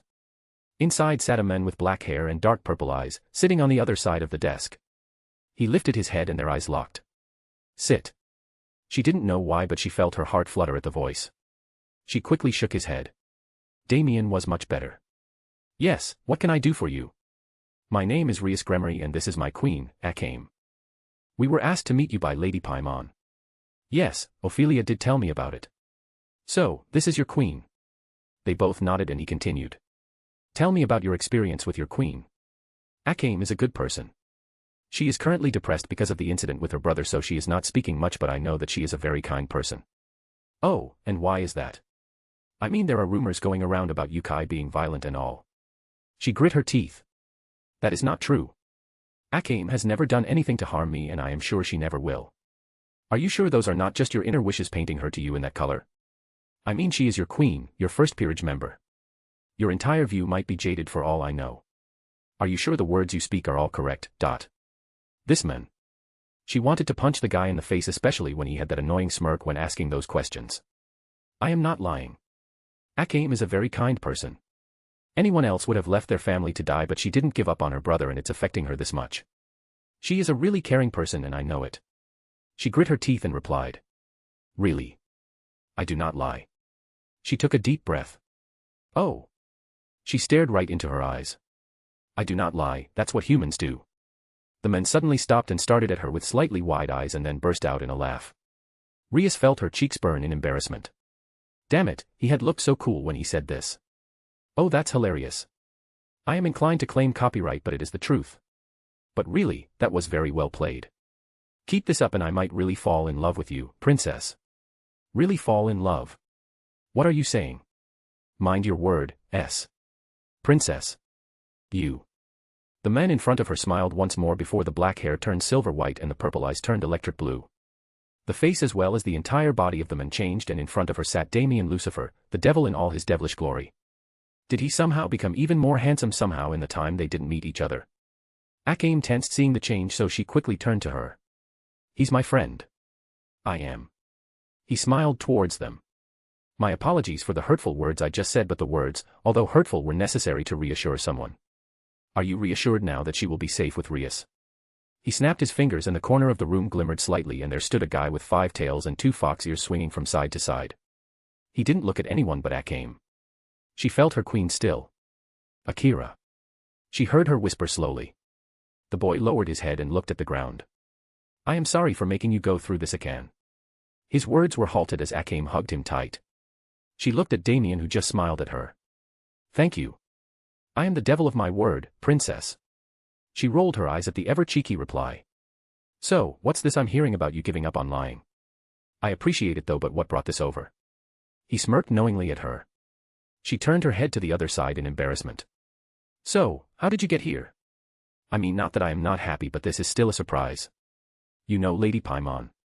I needed to complete my deal, princess. Also, Akira joined my team, so I couldn't let him be sad. They both looked at the siblings who were talking to each other. Also a nice diversion there. You didn't answer my question. He smiled. TCH, he caught onto that. The world would sooner see bunnies made from jelly beans take over it than her accepting that she said those words because she thought it sounded cool. Well, you didn't answer my question either. So let's call it even. Let's do that then. He smiled and they talked about various topics. So what does the name mean? I thought you didn't lie and yet see you are lying about your name. He turned the nameplate on the table towards her. On it was written, Dr. Damien Lewis Cipher. Damien Lewis Cipher. Ah. That's clever and a bit cool too. I never claimed to be anyone other than me. If most people misunderstand things after, it's just a happy coincidence. By then the 2 siblings were done with the talks and the brother looked towards Damien. Boss. That thing you gave me. Can I give it to my sister? I promise you that I will train and not be a burden even without it. He asked with a lot of hesitation while looking at Damien. She saw Damien narrow his eyes. Are you sure? You want to give it up? That's a chance that people would kill their entire families to have and you want to just give it up? Yes, boss. Wait. I don't need anything. I am safe and I have everything I can need in this place. Akira has to stay outside, he will need more power. Please don't give anything to me. Akame shouted. I don't think you should worry about that. As you are right now, there is a high chance that you will die if you eat that. You need great control of senjutsu. Even more than normal for you because of your evil pieces. Moreover, the changes that will bring will attract too much attention towards you and will make everyone too suspicious of you.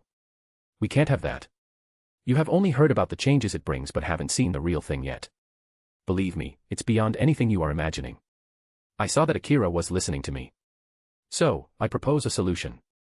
Every time you come for therapy, you will meet Akira and he will teach you about senjutsu, and in a few years I will make one more of that for you. By then, if Rias and you are strong enough, no one will have the guts to raise their voice. I will support you too. Thank you, boss. I will work for it. I won't disappoint you at all.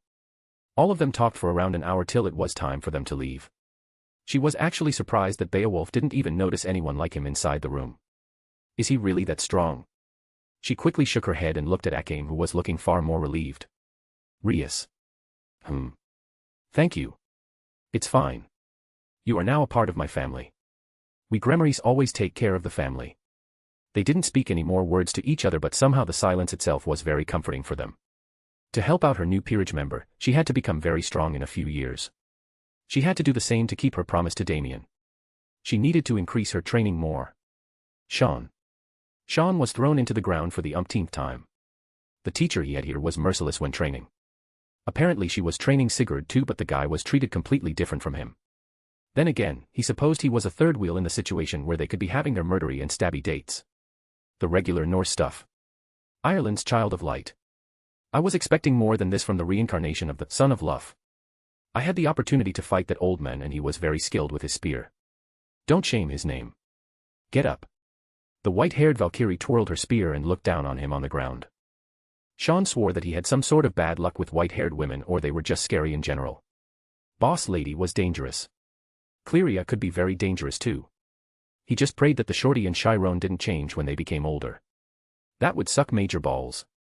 Give him a break, Brynhildr. You are someone who can fight gods with your spear, and he, while good with spears, hasn't had the time to bring out his full potential. And he will not reach there at this rate either. She sat down beside Sigurd while he pushed himself to his feet once more. It's time for your runes lesson. I have called for the student that your boss was interested in. I have seen her file and she's related to Gondel, one of the senior most of the Valkyries and a premier sorceress of Asgard. Although the reports say that she hasn't inherited her family's special affinity and thus cannot learn their special magic. This attracted Sean's attention. Boss called for a student. The boss never took anyone without exceptional talents or backgrounds. Is this girl also a reincarnation or a sacred gear user? He asked curiously. She's a pure-blooded Valkyrie and no one's reincarnation. Father has already checked. I might be thankful to your boss for saving Sigurd, but even I wouldn't promise the reincarnation of any hero to him. When I talked to her parents, they gladly agreed. Her grandmother was reluctant though and had to be reassured that she will be taken care of properly and be treated well. That's strange. Then again, the boss just knows things sometimes. He nodded his head. The boss treats every one of us like his own family. So my Sigurd says to me, and thus I choose to put my trust in you. He followed her to the class to see a girl, another silver white-haired girl. Seriously, what's up with that? Does the boss have a fetish for this too? Or does he want his future children to look like him so much? The girl herself looked to be around her boss' age, maybe a year or so younger. She was even looking very serious, her gaze never leaving his teacher. To be honest, she sort of looked like the boss lady, only with blue eyes. Oh. Yes, nothing going on between us, his ass. The bossman had the hots for the boss lady, and just like everything else, he just hides it very well. On second thought, he might not even realize it himself. Yes. His unreasonable powers, his insane strength and growth, his planning and ruthlessness aside, he was still a brat who just started growing his pubes. Of course, he won't know about the things related to the heart.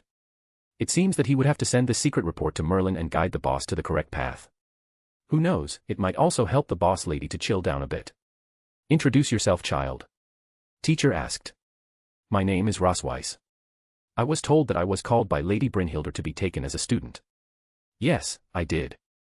I will be teaching you all that I can before you will be sent as an ambassador to a very important future ally of Asgard. Do you have any problems with it? If there is a problem, then state it freely, child. What are the contract details? How much will be the payment and the amenities? Will there be holidays every year? How are the working conditions and what are the work details? Of all the things he had expected the girl to ask, this was the last one. Then again, such types of girls will be eaten alive back at home.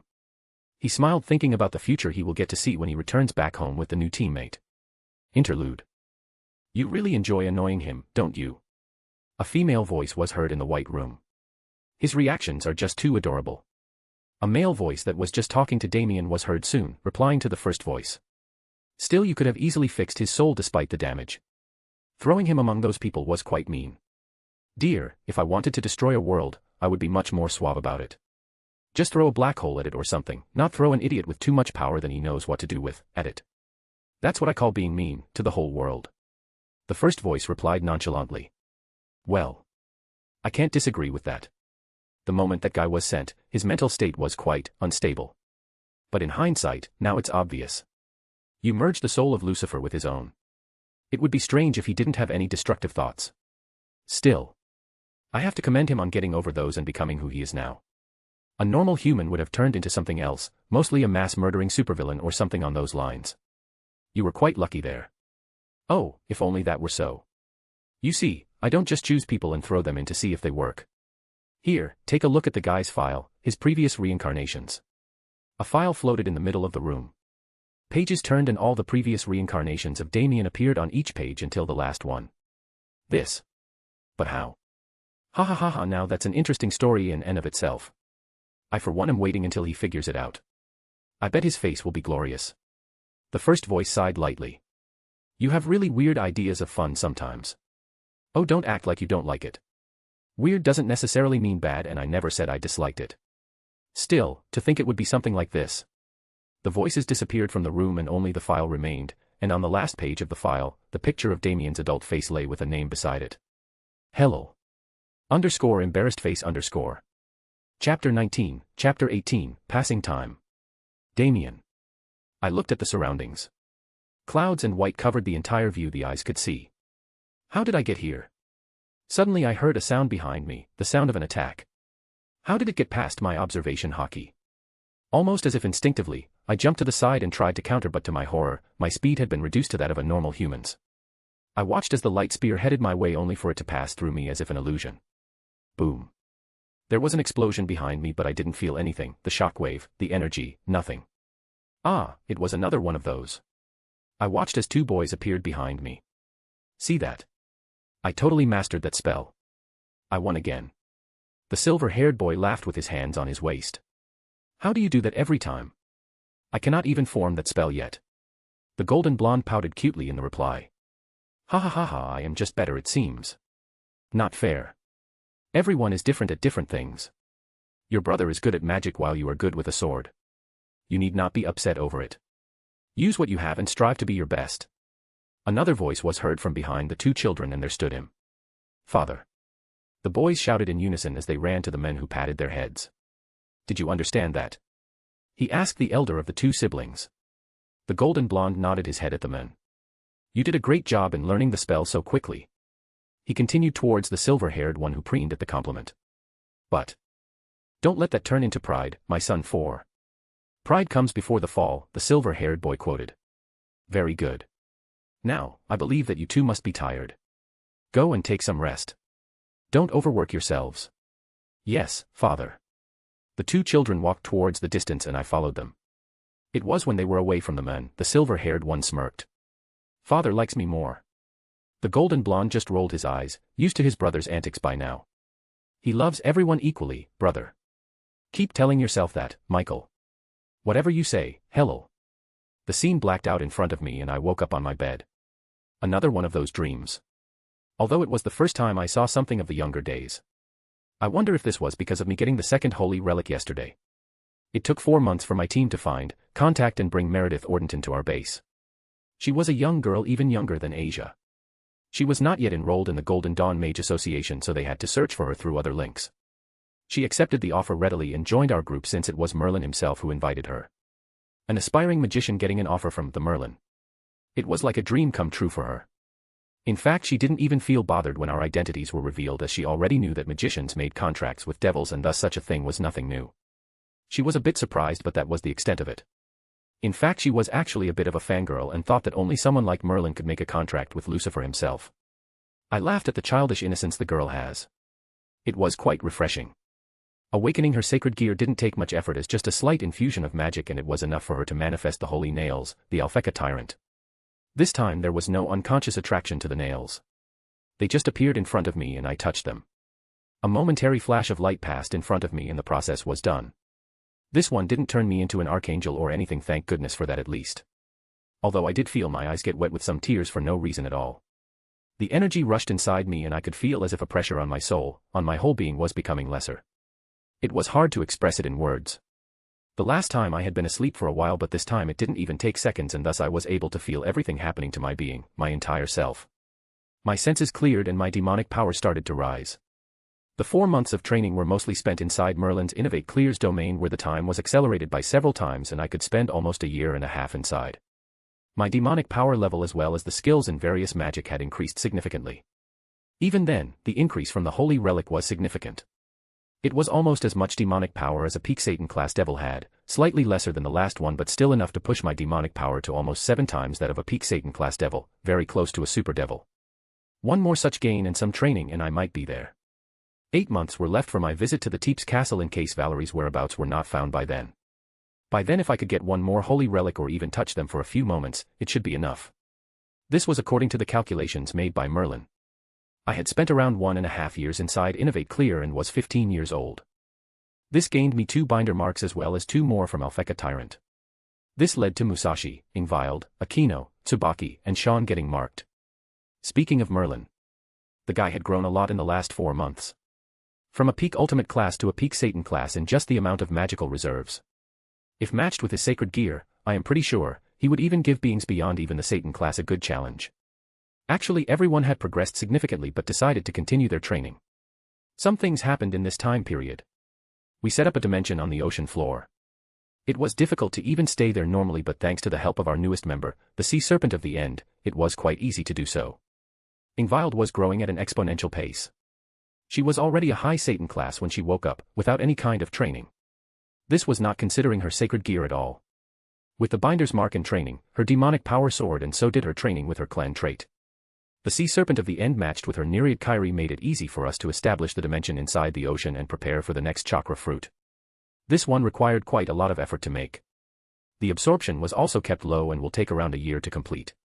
In the meantime, Clearia has been working on something even more ridiculous. A 10 tails that could absorb the negativity and demonic powers of the pits and make a fruit from it. Pits were not something anyone ever touched due to the insane amounts of demonic beasts present there. Hundreds and thousands of kilometers of area around the pits were completely filled to the brim with demonic beasts who keep on spawning. If this plan was successful, it would be a great boon for us, but such things were easier said than done. Clearia did become a solid Satan class devil like her cousin with all her training.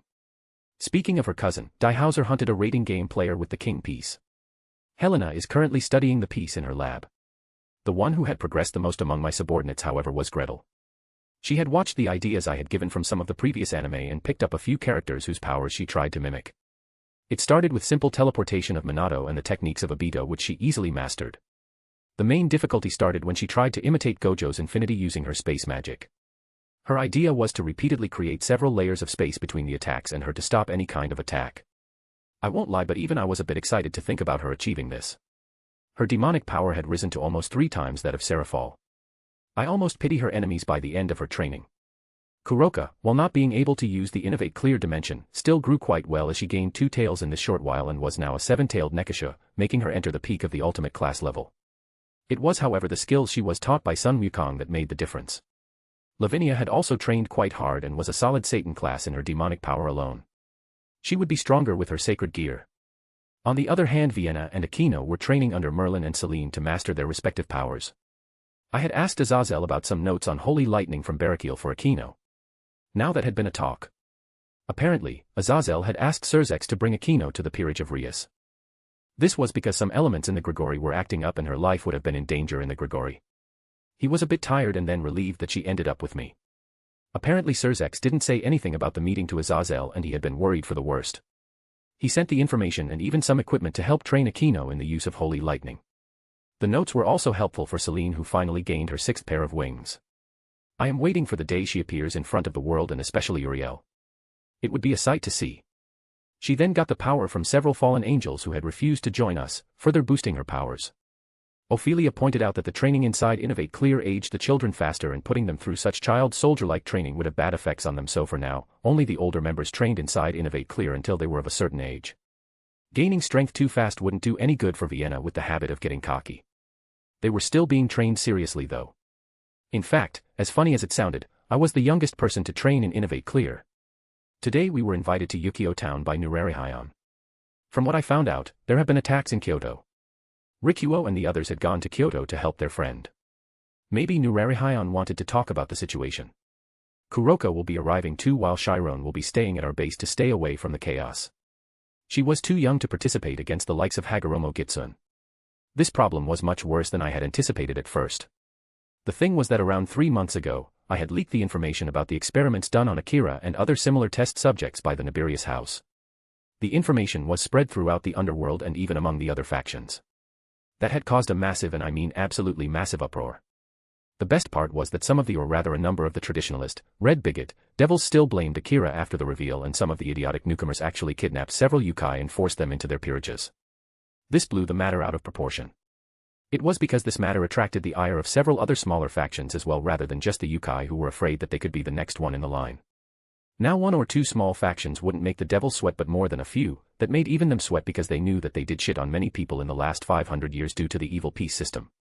Seraphol was running around day and night to clean up the mess, but the yokai demanded the members of their race to be released, and the traditionalists and the ones who had forced them were explicitly against such a thing, as it would set a bad example and show that the devils are bowing to the other factions, especially one as weak as the yokai. Some even made such comments on the devil media and that was it. Several yokai went ahead and tore apart several devils in Japan. 17 high-class devils were killed. It was almost a warlike situation. And neither the devils or any of the 3 factions could afford a war. I heard that Azazel and Michael also put some pressure on the devils. Finally Amaterasu, Sun Wukong, and several others had a meeting with Surzex and Seraphol. The devil faction was forced to agree to some demands. First, the ones who were forced into peerages will be freed. As a middle ground, this would be carried out by making them independent devils. They can make contracts on their own and advance in society as well as keep contact with their own families. The ones who had forced them will be banned from the raiding games for the next 500 years. Second, the devils will be forbidden from entering Japan and China for a certain period without any express permission. This was done for the safety of both sides. Last but not the least, Akira was asked to be acquitted of his criminal charges. There were obviously severe negotiations, but this was the final result. Surzex had to put his foot down against the old traditionalists, and Ajuka in a rare show of force supported him. I believe his exact words were, "If you fight this war, we will not take any part in it." That quickly calmed everyone down, because no matter how much they tried to show it, those old coots knew why they could get away with so much in the first place. It was as if the ketchup head somehow grew a pair from somewhere. There were obviously some background deals going on, but things were still very tense in the underworld. The saving grace in all this was that the yokai leaders talked to Akame. She was actually happy with Rias, which assuaged their worries somehow. It still worked the way I wanted it to. By creating a chink in the already strained relationship between the new Satans and the Great King faction. I will have to work on that chink over a period of time. I looked to my side. Vienna was sleeping and drooling from the corner of her mouth, and Gretel was hugging my arm. I won't lie, but she has grown into a very beautiful girl. Due to our training inside Innovate Clear's dimension, she aged and was now 18, and by the Satans, is she beautiful. I personally haven't seen Graphia Lucifuge outside of pictures or videos, and I can say it without a doubt that my Gretel was beyond her in every aspect. Be it strength or beauty, Gretel surpassed her completely. I looked at her sleeping face and took a strand of hair and tucked it behind her ear. Things had changed, or rather were changing, between us. It started with my meeting with Ophelia. Flashback. I sat before Ophelia, who looked at me with an emotionless expression on her face. "Master, am I allowed to do something if you don't mind?" I looked at her and nodded. She walked up to me and did the last thing I had expected to happen to me. In fact, it was so unbelievable that I was unable to react even after seeing the action in my observation hockey. Slap. She slapped me. It took me a moment to realize what had happened. "Why are you doing this to yourself, Damien?" she asked. I was still out of it. "Why are you pushing everyone away? People worrying about you, loving you doesn't mean they need professional help. It just means that they care for you. Why are you so afraid of accepting their love and care? You need help. The place you were raised in could make well-off adults go crazy, and you went through all that. Losing your mother figure, finding out that the person you hated the most was protecting you all from the beginning, and then even losing them. Such things leave scars, Damien. Right now you are projecting the ones you have lost on Gretel. Get a hold of yourself. Gretel is fine. That's the normal reaction anyone would have if the person closest to them is in danger." I listened to her quietly. Was I really scared? Did I need help? She cupped my face and made me look towards her, and by instinct my Prince of Lies and observation hockey peered into her to seek out any trace of deception or manipulation in her words. I found none. She was not lying. Did I really need help? Talk to me, talk to anyone you feel comfortable with. It is not normal for someone to take everything on themselves. It's not good for your mental health. I understand the need for it, and that's why I didn't stop you but tried to get some help. What's the use of getting your goals just to end up reaching there broken and empty, all alone? That's not a life we ever want for you. But they will be fine.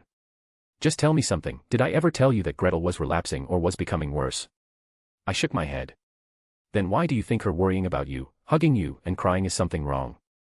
You once said that you want her to be able to make her own decisions, to choose her own future without any kind of bias.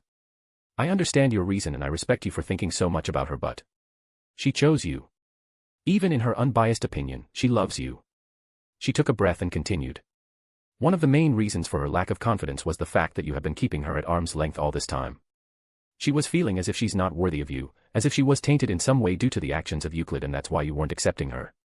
It started being cleared after you started to sleep with her in Vienna in the same room and started initiating physical gestures.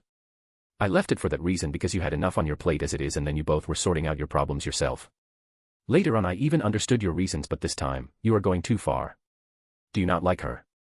I found myself at a loss of words. Did I like Gretel?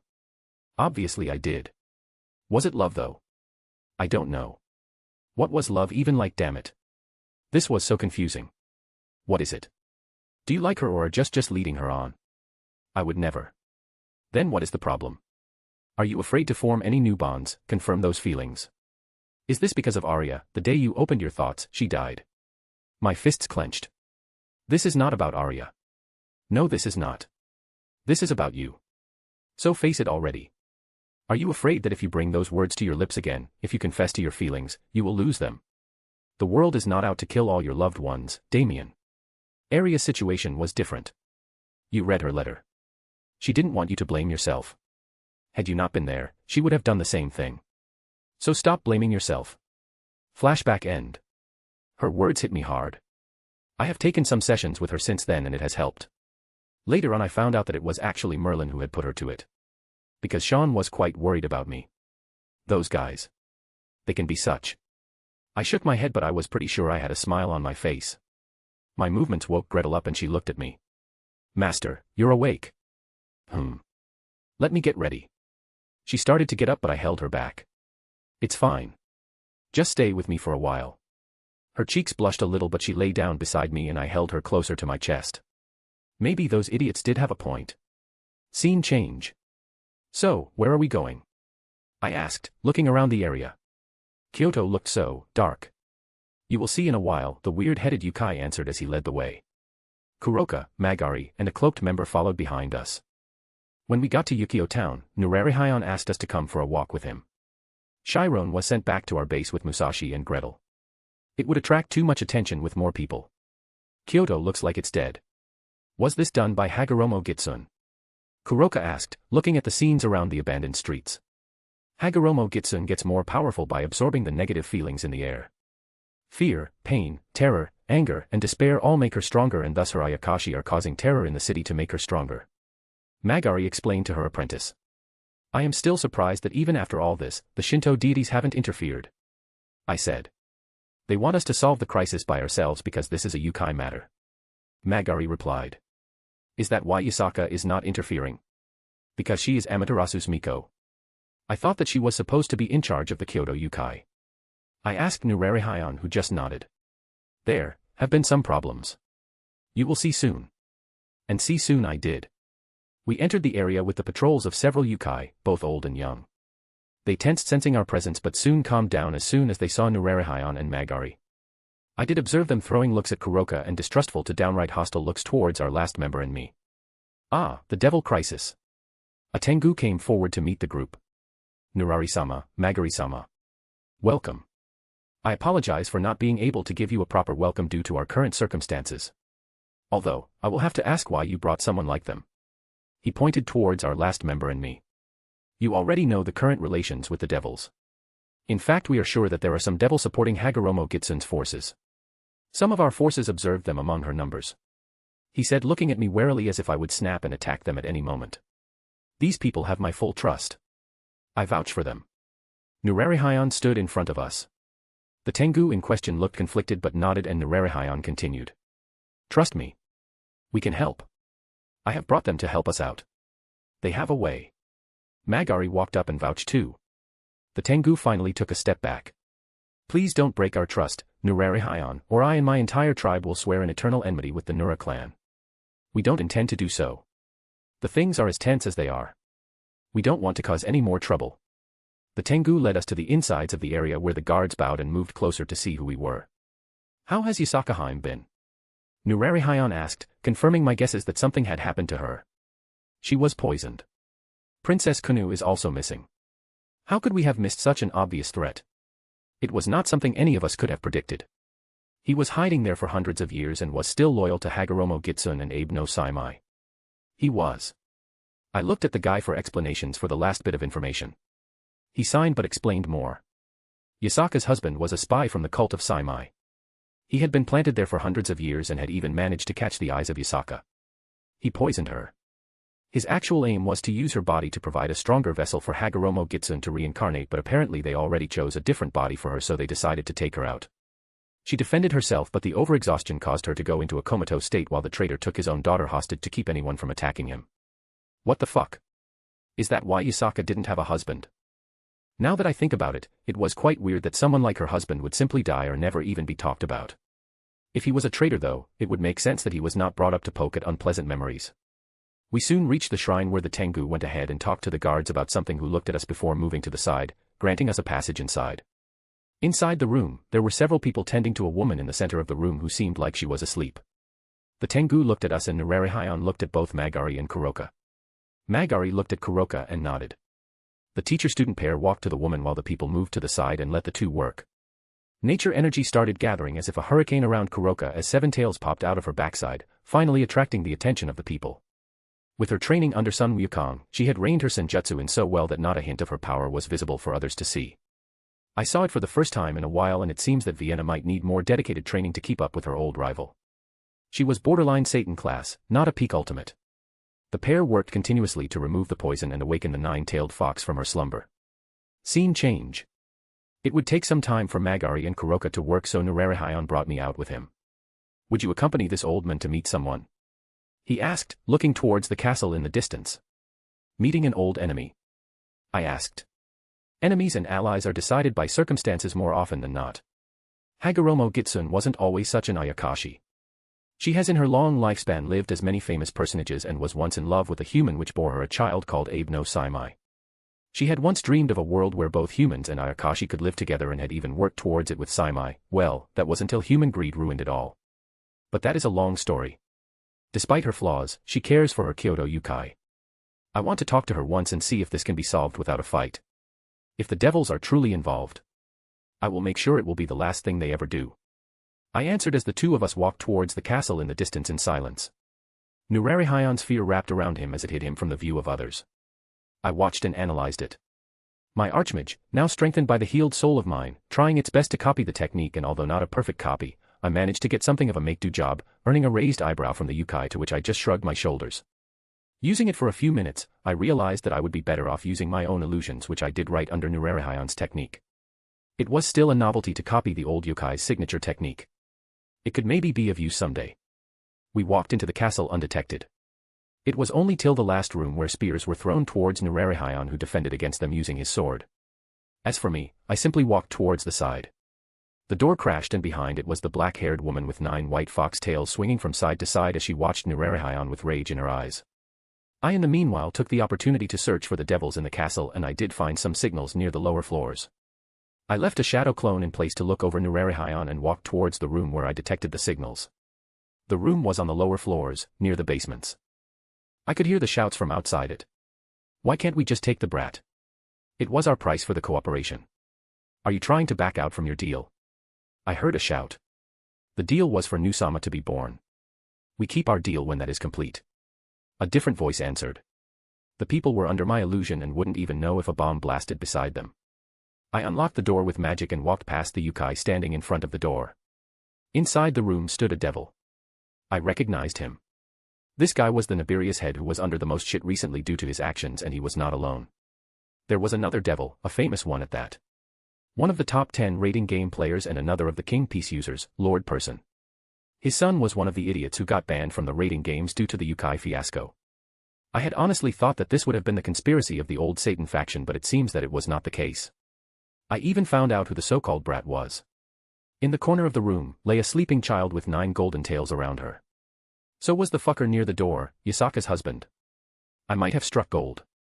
I listened to their talks and got some information like news plans might be different from Hagoromo Gitsune and that the devils and the Yukai were planning to betray each other at a crucial time, but it was time to wrap things up. Nurari Heian was fighting Hagoromo Gitsune and the fight was getting bad. It didn't take any time for me to subdue all 3 of them in an instant. A simple overpowered sleep spell with some magical bindings and they fell on the floor like puppets with their strings cut. I looked at Kunu who was sleeping and was actually alright. I created 2 shadow clones. I picked her up while my shadow clones transferred the devils away. They would help me know about the devil's side of things. The other shadow clone grabbed the traitor and waited outside. I went ahead to check on Nurari Heian who was now breathing heavily after the fight. My shadow clone didn't get any opportunity to interfere because he didn't need it yet, but he might need it soon. I however decided to stop the fight because it would attract even more attention. I walked before Hagoromo Gitsune and picked her up by her neck and let my illusion disperse. The stunned 9-tailed fox was too shocked to even resist what was happening. But as soon as she did, she started to use everything she could to get free from my grip. It was all for naught however. Future Sight plus Archmage plus Worthless made it so that I could foresee and analyze any of her moves and make it useless even before she completed the spell. It only resulted in her thrashing around like a fish out of the water, uselessly without even being able to do anything. Her tails attacked me in the castle ground below us, tearing concrete as though cardboard but unable to move my armament hockey-covered body. Would you please stop destroying historical landmarks? I have promised a good friend of mine a date in the city. She would be very sad if this castle is destroyed. So, here we only have 2 choices. First, you, be calm and listen to what the old guy here has to say. Second, violent decapitation. The choice is yours. Oh, and did I add that I can not only kill you but wipe out every trace of your soul so that you don't ever get to reincarnate again. Now choose. I looked back at the open-mouthed Nurari Heian who looked surprised beyond his mind. Your turn. Speak. I need to go back early for dinner. Let's get this over with quickly. I dropped her to the ground and as expected she tried to attack me but was pushed into the ground by a concentrated Conqueror's Hockey attack. Last chance. I sat down. Fear and Hockey are forces that more or less counteract each other. If the Hockey is stronger then it overpowers fear and if the fear is stronger, it overpowers Hockey, but, between her fear and my Hockey, it wasn't even a question of any comparison. She stared at me but didn't attack anymore. Finally Nurari Heian got out of his trance and looked towards Hagoromo Gitsune who was still staring at me. Hagoromo Gitsune, stop this war. It will cause our entire kind to suffer. Things have changed a lot in the last 400 years. These things will only make matters worse. I know that you don't desire the destruction of the Ayakashi and Yukai either. Our enmity was due to Yoheim. It is something between you and me. End this with just the 2 of us.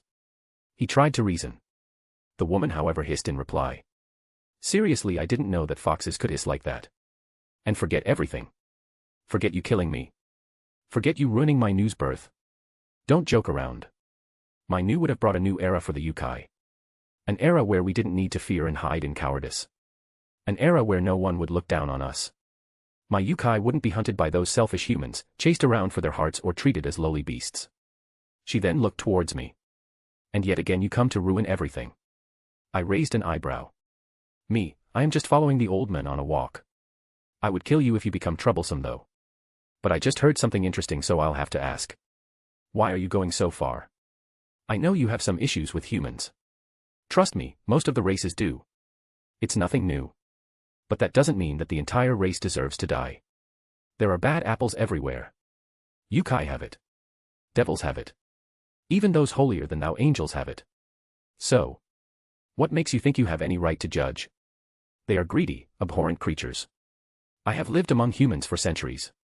Living different lives, from normal peasants to heroic samurai, and yet in every such life, all I saw was hatred and betrayal. I have lived as Tomo Guzan, loved a human, married and gave birth to my son, fought wars for the Genji and yet when my husband's use was over, they turned on my husband and killed him. I still gave them a chance. I went away to live a life of seclusion while my son tried to change things from the inside, to create an era where both humans and Yukai can live peacefully together. And yet again, they destroyed everything. They belong to no one. They will always be a cause of strife. The only way to stop that is by the Yukai taking control of everything. I listened to her with my Prince of Lies and found out that she truly believed it and let out a sigh. You really think that things will change by the Yukai taking control? You think that Yukai cannot betray each other? My people will never betray me. That line made me stop. Hee hee. Hee hee hee ha ha ha, that's the funniest thing I have heard in a long time. Even the Father of Angels never claimed that his people would never betray him, and you a little newborn claim of such a thing. Truly, delusions have no bounds. She bristled at my comments, her pride being hurt. It might not be a concept you people of the three factions might understand. Your entire being is based on backstabbing and treachery, but I trust my own people. They have worked for hundreds of years to bring me back, serve me even in death. They will never betray me. My eyes narrowed a bit and then a thought came to my mind. Then how about a deal? Both the Yukai looked at me, but I just stared at the woman in front of me. I continued. I will not kill you or even interfere in this. Whatever this is that you are doing, but in return, if you are betrayed by your subordinates would be too easy. How about it, if you get betrayed by your son, you will become my servant, mind, body, heart and soul. You however cannot tell Nu or anyone else about this deal in any way at all. This is a chance that I am giving you to see for yourself how foolish your thoughts are. Do you have what it takes to take it? Do you have the courage to make a deal with the devil? I gave her my hand for a handshake. Damien. Nurarihayan shouted, surprised. I made my decision, Nurarihayan. Trust me on this. People with hopes and dreams keep on moving forward, no matter how stupid or delusional they are. If you want to show them the error of their ways, you have to bash their heads in their dreams until they wake up from their delusions. Let her wake up from her delusions and then work to repent for all her mistakes. So, do we have a deal? I asked the woman again, who looked at me to see if I was joking. A moment later, she took my hand and the deal was made. Scene change. You were too hasty, Damien. Do you think it was wise to let that woman get away so easily? Nurarihayan said as we were on our way back to Yasaka's place. I could have killed her, erased her even, but what next? Her people would have fled everywhere. Nu would have found one way or another to come back. At best we would have pushed the war to a later date, not avoid it completely. Let's use this opportunity to show the ways of the world to the younger generation, make them realize just what kind of world we live in. The devils were behind the incident as reported by Yasaka's people. They were from the Great King faction, but I will tell you the information that I get from them. Do you think they will just give up after this? Prepare the kids. I have a feeling that the world will be changing, and change is never peaceful. Are you planning to cause a war? Obviously not. War is the last thing I would ever want. I am just telling you about my thoughts. People are starting to move all over the world. Something is causing ripples, and in time these ripples might become waves that could drown everything. I'd rather my allies learn to swim in a relatively fast river than drown in the tsunami. As for Hagoromo Gitsun, I promised that I would not interfere, and I am the devil of my word. I will not break it. But I never said anything about my subordinates. If anything gets out of hand, I will send my best people to bring the matter under control and end this whole fiasco entirely. So it was really devils behind this. He sighed. It was obvious that they would make some moves. This was probably the first time they ever faced any kind of backlash from their peerage shenanigans. It would be surprising if they didn't make any moves at all.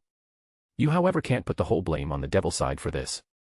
At best they provided a way for Hagoromo Gitsun to regain her strength faster and disable Yasaka's guards. Her people were already planning to make some moves. They just did things more easily due to the help. Did you find someone from their side?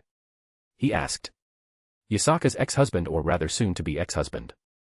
He was holding her child in a basement floor and was apparently making a deal with the Nibirius head to trade the child for their help. I subdued them all and sent them ahead with the child to Yasaka's place. What do you think I was doing when you both were fighting? By the way, do you think she will be able to control the ley lines? The men took a few seconds to digest the news and then answered. No. The ley lines have a seal in the castle. As long as she stays there, Yasaka cannot gain control of the ley lines. Moreover, I don't think she will recover so soon. While Kuroka's help will be good, it will still take her some time to recover. Can she control the ley lines? I asked. Not really. In her current situation, she cannot. She wants to give birth to Nu, and the energies of the world will be harmful to a being reincarnated from Yomi. She will not risk such a thing. It was one of the reasons why I was able to defeat her so easily the last time. She was protecting her child. He answered. Well, too bad her child has been plotting against her all this time. What? Nu has been plotting against her all this time. Why do you think I made such a deal? I didn't say anything and walked ahead, giving the stunned Ayakashi some time to collect himself, once again. Scene change. A week had passed since that meeting. The prisoners had been talking properly in our dungeons. I gained good information about the inner workings of the Great King faction and some of the more well-kept secrets. Yasaka's now ex-husband was handed over to the woman after she woke up. She personally tortured and extracted information from him. AMD then ripped the idiot's head off with her bare hands. She thanked me for the cooperation, and then Nurari went ahead to explain my situation to her. Who I was, my relation with Kuroka, and why Surzex was being so cooperative. Kuroka's status as the newest sage also helped, but the turning point was our last member. With his 8 tails out, Akira removed his cloak and greeted Yasaka. The cloak was enchanted by Merlin to hide the user, so they didn't know of his identity yet. I gave Akira a chakra fruit too, and he had consumed it after the first meeting with his sister. Kuroka had instructed the guy in the sage arts training she was receiving from Sun Wukong through me, and he instantly gained another pair of tails from the chakra fruit. The last tail was gained when he controlled his power more. He was stronger than Kuroka because he was using the Innovate Clears dimension and could spend more time in training. His demonic power had also increased a lot, making the guy a solid Satan class in terms of strength. He had explained the circumstances of his escape and rescue by me and his life until now. Nothing in details about how he became stronger, but just that it was not from the experiments and because of my support. It was enough to get Yasaka hooked for now and for her to sign an alliance with me like Nurari. She offered to teach Akira the skills of a 9-tailed fox since it looked as if he would become one soon enough. I accepted it because the fox fire of a 9-tailed fox was said to rival the black flames of the prison dragon king, Vritra. Moreover, there were several other Yukai-specific techniques that I had no idea about. We decided to keep his identity and presence here a secret though. At least until he was strong enough to be a deterrence on his own. Although I believe that rescuing Kunu was the best part. I also found out why Kunu never remembered much about her father. Yasaka personally erased her memory because the girl was traumatized and couldn't even sleep properly. In the meantime, Rikuo had entered Kyoto with his followers to assist his friend. They were met with a harsh attack at the start, and Kuroka had to step in and assist them to get away with their lives. The kids had been running around and fighting since then, while their enemies were breaking the seal on Kyoto for Hagoromo Gitsune to be able to give birth to new. Things were starting to become interesting. The Yukai under Yasaka didn't make any moves yet, and she didn't ask me for any assistance either. She was of the view that the Yukai should solve this problem by themselves. They wouldn't be able to raise their heads in front of the other factions if they had to call for assistance in such a matter, especially the devils. It went along with everything I had planned, so it was not a problem for me. Now I only had to wait for things to reach the climax. Embarrassed face. Chapter 20, Chapter 19, Escalating Wars. Damien. I have heard that Gamo Tsuchigumo is called the Yukai one must not encounter, due to how violent and strong he is. I asked my subordinate sitting beside me. Originally he had 6 arms. The one those kids are fighting now is a weakened version. I know of some stories that speak of him as a complete battle maniac that would pick a fight even at the cost of his own life. Akira replied. 6 arms. He has only 4 right now and is still quite strong. I think I remember the stories about him fighting new. Although he lost, he survived. He always survives. Akira and I were watching the fight between Rikuo and his followers against Tsuchigumo, the spider Yukai who was a beast of Yukai at ultimate class and physique. The guy's resilience was something worth watching. He's weak, nya, Kuroka yawned at my side. For us maybe. But for normal Yukai, he might as well be invincible. At his full strength though, it will be strong enough to fight ultimate class beings equally. He can also regrow his arms after resting if I remember correctly, so you might be able to see his full strength someday. Akira commented very casually, making her pout. Regrow. Regrow, not heal. Yes, Nya, Magari-sensei told me about it. He can regrow his arms after regaining enough fear. He does so by burying himself in the earth. There is also the fact that his regeneration and vitality are insane. He can even survive being almost chopped into pieces. That's interesting. Healing is something. Phoenix regeneration is something I have been observing in the raiding game videos but need to observe in real time to get a real idea about what it's like. But even that is just healing with demonic power, not true regrowth. I wonder if I can make use of this. The fight picked up and Rikuo, who seemed to have learned to merge his fear with others, was first able to freeze one arm of Tsuchigumo while another one of his tries was unsuccessful due to the interference of other Yukai. Although the second attack of his, if successful, would have reached the ultimate class level. That's quite a lot of progress. Oops, the kids are in trouble. Kuroka, open an exit route for them. Akira, would you like to play? Just try not to kill him. I would like to observe the regeneration of this guy. I'll pass. The kitsune answered. Sure. Kuroka on the other hand was excited at the prospect of showing me her progress. The Nekasha went ahead. Kuroka created a poisonous mist, melting the yukai blocking her way as she casually walked to the middle of the shrine while Akira just waited in the shadows until Kuroka was done finishing the backup mission. Tsuchigumo however didn't want his prey to run away and chased, directly in the direction of Kuroka who was covering for the yukai. She faced the spider giant in a martial arts form which I hadn't seen before. It looked every bit as comical as it sounded. A small girl in her teens standing up against the likes of a giant like Tsuchigumo, but the result was even more surprising, or rather unsurprising for me. Tsuchigumo punched and Kuroka received it with a simple palm and twisted the attack and threw it to the side. I could feel the nature energy spin on the palm of her hand. In a flash, she was near the yokai's chest. She let out a palm thrust and a shockwave passed through its body as the huge giant spider flew through the shrine and into the opposite direction. She looked back at the now gaping bunch of yukai. "What the hell are you all waiting for? Get out and regroup. I will hold it here," she shouted, getting their attention back. The giant spider soon got up with a loud laugh and raced towards Kuroka once more, ignoring Rikuo and the others completely, his arms completely twisted and bent in other directions. He was using his strings to make his body act like a puppet just to fight. It was of no use however as Kuroka just countered and threw him aside. After that it became a one-sided thrashing. Ha ha ha ha ha more. I haven't had this much fun since new. More. The giant shouted as another yukai from the side managed to slip him a vial. Phoenix tears. Boss. Akira asked me, getting to his feet. It's fine. Let me see how strong he is. Moreover, Kuroka wants to have some fun. I stopped him and just as I had predicted, Kuroka didn't stop him from taking the vial either. His wounds healed but I didn't see any regeneration. Does it only happen when he is buried in the earth? Akira, catch the one who passed the Phoenix tear to Tsuchigumo. Find out who they are working with and if there are other devils who arrived after we captured the last ones. The kitsune vanished from my side and after the target. The fight resumed on the other hand and Kuroka was still fighting at close quarters, literally throwing the giant around the place. The giant however started using spider threads to attack and bind her. Kuroka dodged them all and burned the ones she couldn't dodge with Yujitsu flames. It seems as if Sun Wukong has taught her more than just senjutsu. Her martial arts have improved. She must have abused the shadow clones to reach this level so fast. The fight lasted a while but the giant spider demon was beaten to a pulp by Kuroka using just close-quarter combat skills. She left the yukai alone and I observed it to see how it regenerates. The guy buried himself under the soil and I used my observation haki to see how he was regenerating. He was absorbing energy from the earth and changing it into vitality. Very slow but still a completely new technique which required my keen attention. So how was I? The not-so-little Nekasha jumped at me, tail swinging from side to side to get my praise. It was like looking at the fight between David and Goliath, only in this case David was a cute girl who mopped the floor with Goliath. You have grown a lot, Kuroka.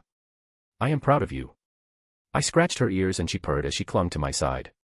Did you find anything, Akira? They sent the peerage members of the two lords and several of the household members too. Surprisingly there were also some members of the Nibiru's house. I had heard that they had some sort of cooperation with the Nibirius house. They haven't taken any permission from any of the leaders and it is a violation of the contract. Should I hunt them down, boss? The Nibirius ones are some of those who were involved in the experimentations. He asked with a cold glint in his eyes. Do you know the details of the cooperation? No, boss. He shook his head.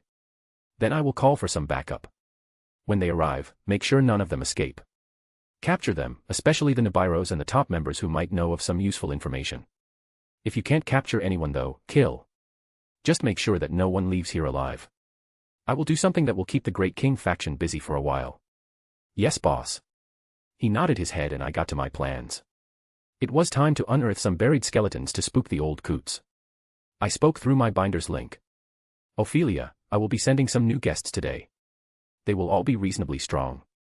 Make sure they sign the loyalty contracts and the suicide contracts. My lord, there has been news of Seraphal Leviathan visiting the Yukai factions to offer assistance. She might be visiting there soon to make some deals probably. Oh. Do you know when this will be done? It was obvious on the other hand because they would definitely use the opportunity to soothe the ruffled feathers and amend relations with the Yukai. Tomorrow. I was about to inform you of this but I just got this news myself. They are worried because due to the absence of devils, the fallen angels and the church are expanding in Japan. They might lose the area and it might also become a hub of those two factions at this rate. Yes. That's something that's going on. I will have to think about what to do about it too. Maybe have a talk with Azazel. I will look into it. Although I don't think any of the Yukai would say yes to it. Still, just in case, make them sign the loyalty and suicide contracts and send them back. A few spies in the Great King faction will be of great help. It would be better if Serafall takes them away. In that way, they will have to pay some political capital and those old coots will definitely cause some scenes to free their lackeys. When the conflict between the two sides is over, we will commence Operation Regicide. Cleria.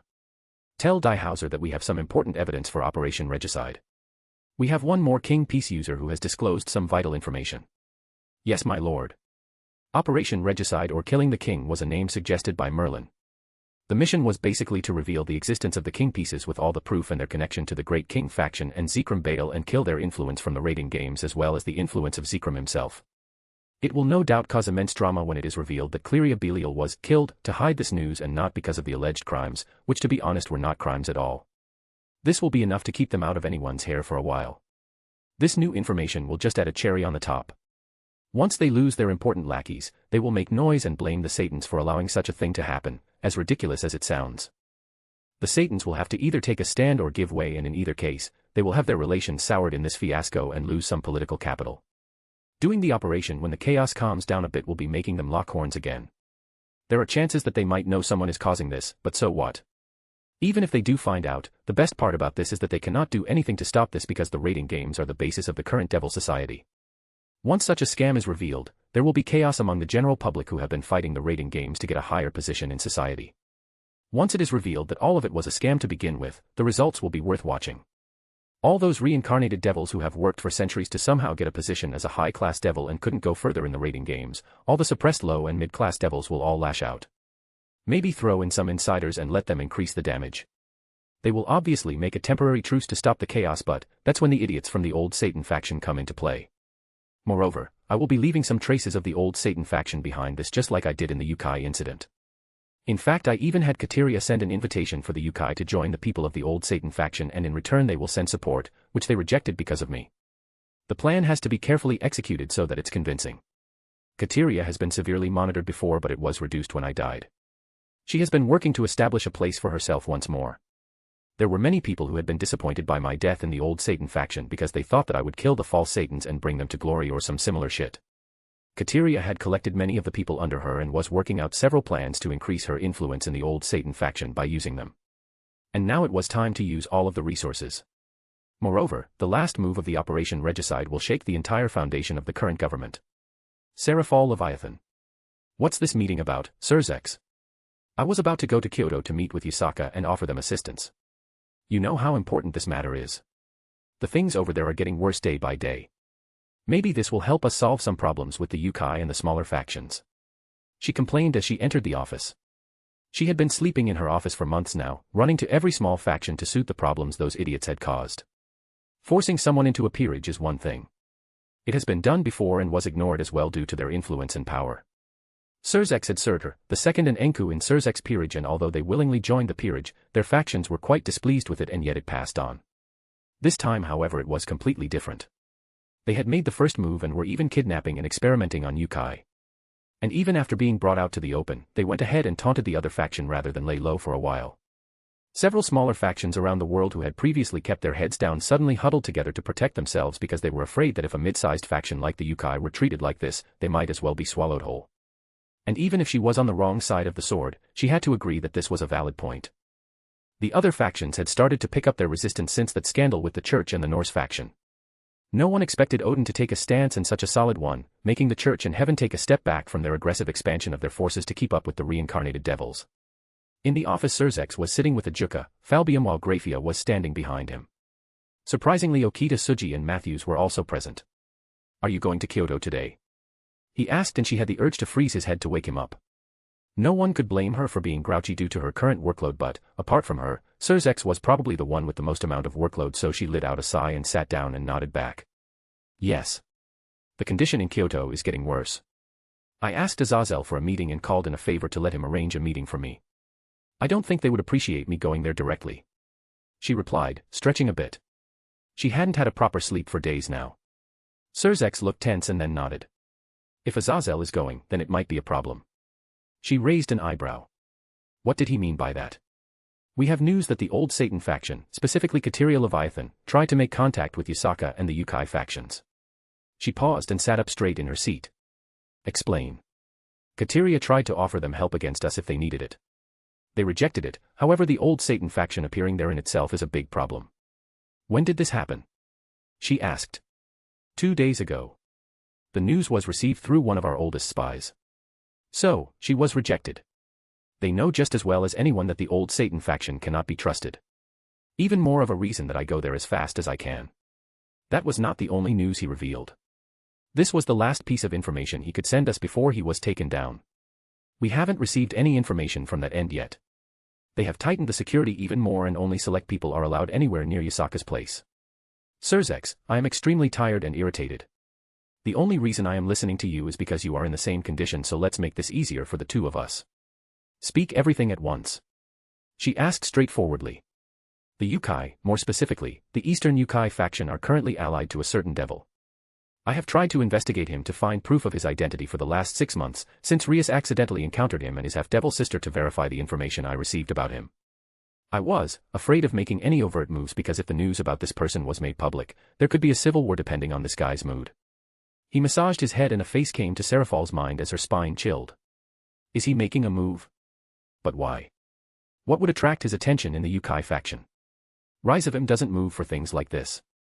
She looked at Falbium, who looked at Surzex with a glare, and even Ajuka threw a slightly disappointed glare at his friend. So they also found out about it now. It was not Rizavim. He raised a hand to stop Falbium. But it was a Lucifer. And that sent everyone to silence again. He made a hologram of a child around 14 years of age. This is the person. Falbium was wide awake and sitting on his chair all of a sudden, and Ajuka's face became solemn while she felt a massive headache building. Is this your idea of a prank, or are you seriously thinking that this is true? She deadpanned. He had 12 wings. Graphia intervened, and any words she was going to say struck in her mouth. And why are we only hearing about this now? Falbium asked in a pointed tone, being the first one to question. While it was true that all the Satans worked independently and no one interfered in anyone's work. Hell, if they knew what was going on in Ajuka's lab, she was pretty sure she would need heart medication for months, and Surzex could technically keep all this to himself, but still. This was something they all needed to know. I was trying to solve the misunderstanding that might have been caused in the first meeting. Heinrich did something that caused a massive misunderstanding, and I had to clean up the situation. I don't even have a solid link to that person or know his name to know if he is the real deal, but I still couldn't act just in case he was. The one person who could connect to him is another Yukai who is his subordinate and has confirmed as such to Suji, but the identity of this Yukai also made it nigh impossible for me to force anything. We tried to contact her several times, but she left her territory soon after, and I was waiting for an opportunity to meet the Lucifer personally before deciding anything. What did Heinrich do? Also, who is this Yukai? I had sent Henrich to bring Rias to save Barakiel's daughter. She is a half-fallen angel, and her mother was from the Haimajima clan, one of the 5 principal clans. They had killed the mother and had placed information about her in the Devil's Black Market. I called Azazel and he asked me to take her in if I could, because the Grigori would be dangerous for the girl. The Haimajima clan members, however, hadn't captured the girl but instead chased her around until they got a fallen angel to intervene.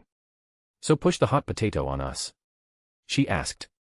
The girl was the most probable candidate for inheriting the Vermilion Bird.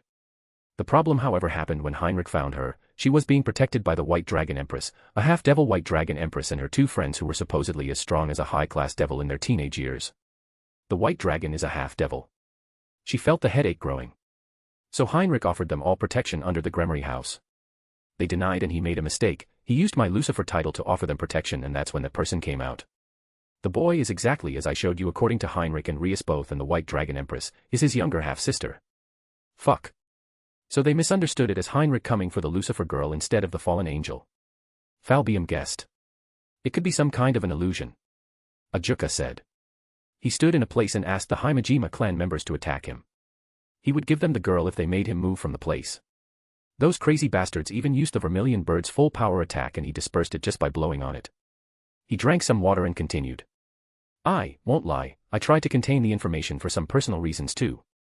The boy said that he knew that it was an unintentional mistake, and even if he didn't get along with the warmongers, if anyone tried to come for his sister again, he could remedy the situation of the Lucifers not participating in the last war. The identity of the subordinate is also complicated.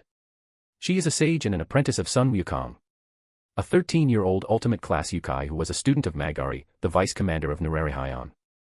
They are allies because on investigating, they didn't say a single word about him.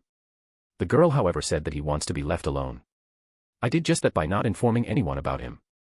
The old guys will never leave him alone and I have no idea what kind of a person he is. You should have still told us faster. This is quite big. Falbium shook his head. So the half-devil girl, the White Dragon Empress, is a Lucifer too? Ajuka asked. A year or two younger than Rias, six-winged and with a balance breaker. Serzex replied. This is so troublesome. Falbium banged his head on the table. Why does that clan produce such monsters only? 12 wings and 14. Even the two of you needed 18 or so years before you were at such a level. So this means that the Lucifers might have two Satan-class devils at minimum and hopefully that's where it ends. Moreover, why would a sage become his subordinate? Also, why would the Yukai even allow such a thing? She groaned. She could understand why Serzex would hide such a thing. Annoying it may be, but she understood it. The Gremory clan was involved in that face. Looks that can cause a war had never been so literal before. If things got out, some might even throw the blame or raise some rumors about the Gremory trying to usurp or erase the Lucifer house. The fact that it was Serzex's clan would complicate matters beyond repair. Ah, that mess. The girl was his subordinate even before she became a sage. Is that why you were so nervous when dealing with the Yukai? The incident with Rias Queen and even this one. If this guy were to reveal himself, it would be much more troublesome than what we had to agree to. I had doubts why you were giving up so easily because we could have gotten some more concessions. The Yukai did kill our people too. I was and am still trying to be careful, Seraphal. If the news gets to other people, especially Zekrom, I can't even begin to guess what would happen. Heinrich is a high-class devil. He can be tricked. The Yukai are skilled with illusion techniques. Also in all of the meetings, Suji and Mathers didn't meet the real guy. It can be him. It can be someone else. I just did what I thought was best. I am not even sure how this kind of rumor will be received in the underworld. And then there was always the danger of Rizavim interfering if he really is a Lucifer. He defended and despite her anger, she had to agree that the situation itself was delicate. Him crying wolf over every guy who puts on a Lucifer mask wouldn't do well with the title of Lucifer. And he dealt with the situation as safely as he could. So you want me to meet him during my visit to Kyoto if I can? If possible, yes. Do as you feel is necessary. The name of his subordinate is Kuroka. I will look into it. Another headache for her to take care of. Do you have anything else you want to share? You do look slightly irritated when talking about him. Ajuka spoke. And that's when Serzex burst. Obviously I am irritated. This guy comes out of nowhere and acts a bit cool and now my little sister is smitten with him. She is even training like mad because she wants to get him. I have no idea what that means or what goes on in the heads of teenage girls, but that's extremely irritating. My cute little Riatan trains until she's on the verge of fainting sometimes, all because she met this Casanova once. I am telling you, Seraphal, keep your sister away from him. I don't know if it was any kind of magic. We have tried and tried but didn't find any trace of it. Father is actually excited by Ria's progress, but she is doing it all for him. Him, not her Oni-sama, him. He went on a rant until Grafia took him by the cheek and stopped his rant midway. So the boy might be a playboy of some kind. I must keep Sotan away from him. Yasaka. She looked at the unconscious and tied-up devils in front of her. One of them was a person she identified. The head of the Nibirius house whose clan had experimented on the Yukai, although he didn't look like he would live much longer. She looked at the young child whose expressions might as well have been frozen as he looked at the devil without a single shred of emotion. She didn't blame him, however. She in fact appreciated the amount of control the boy had at such an age for not killing the scum at the first sight. My lord sends this as a gift. These are the things we could get from them. Some other people were unfortunate casualties in the capture.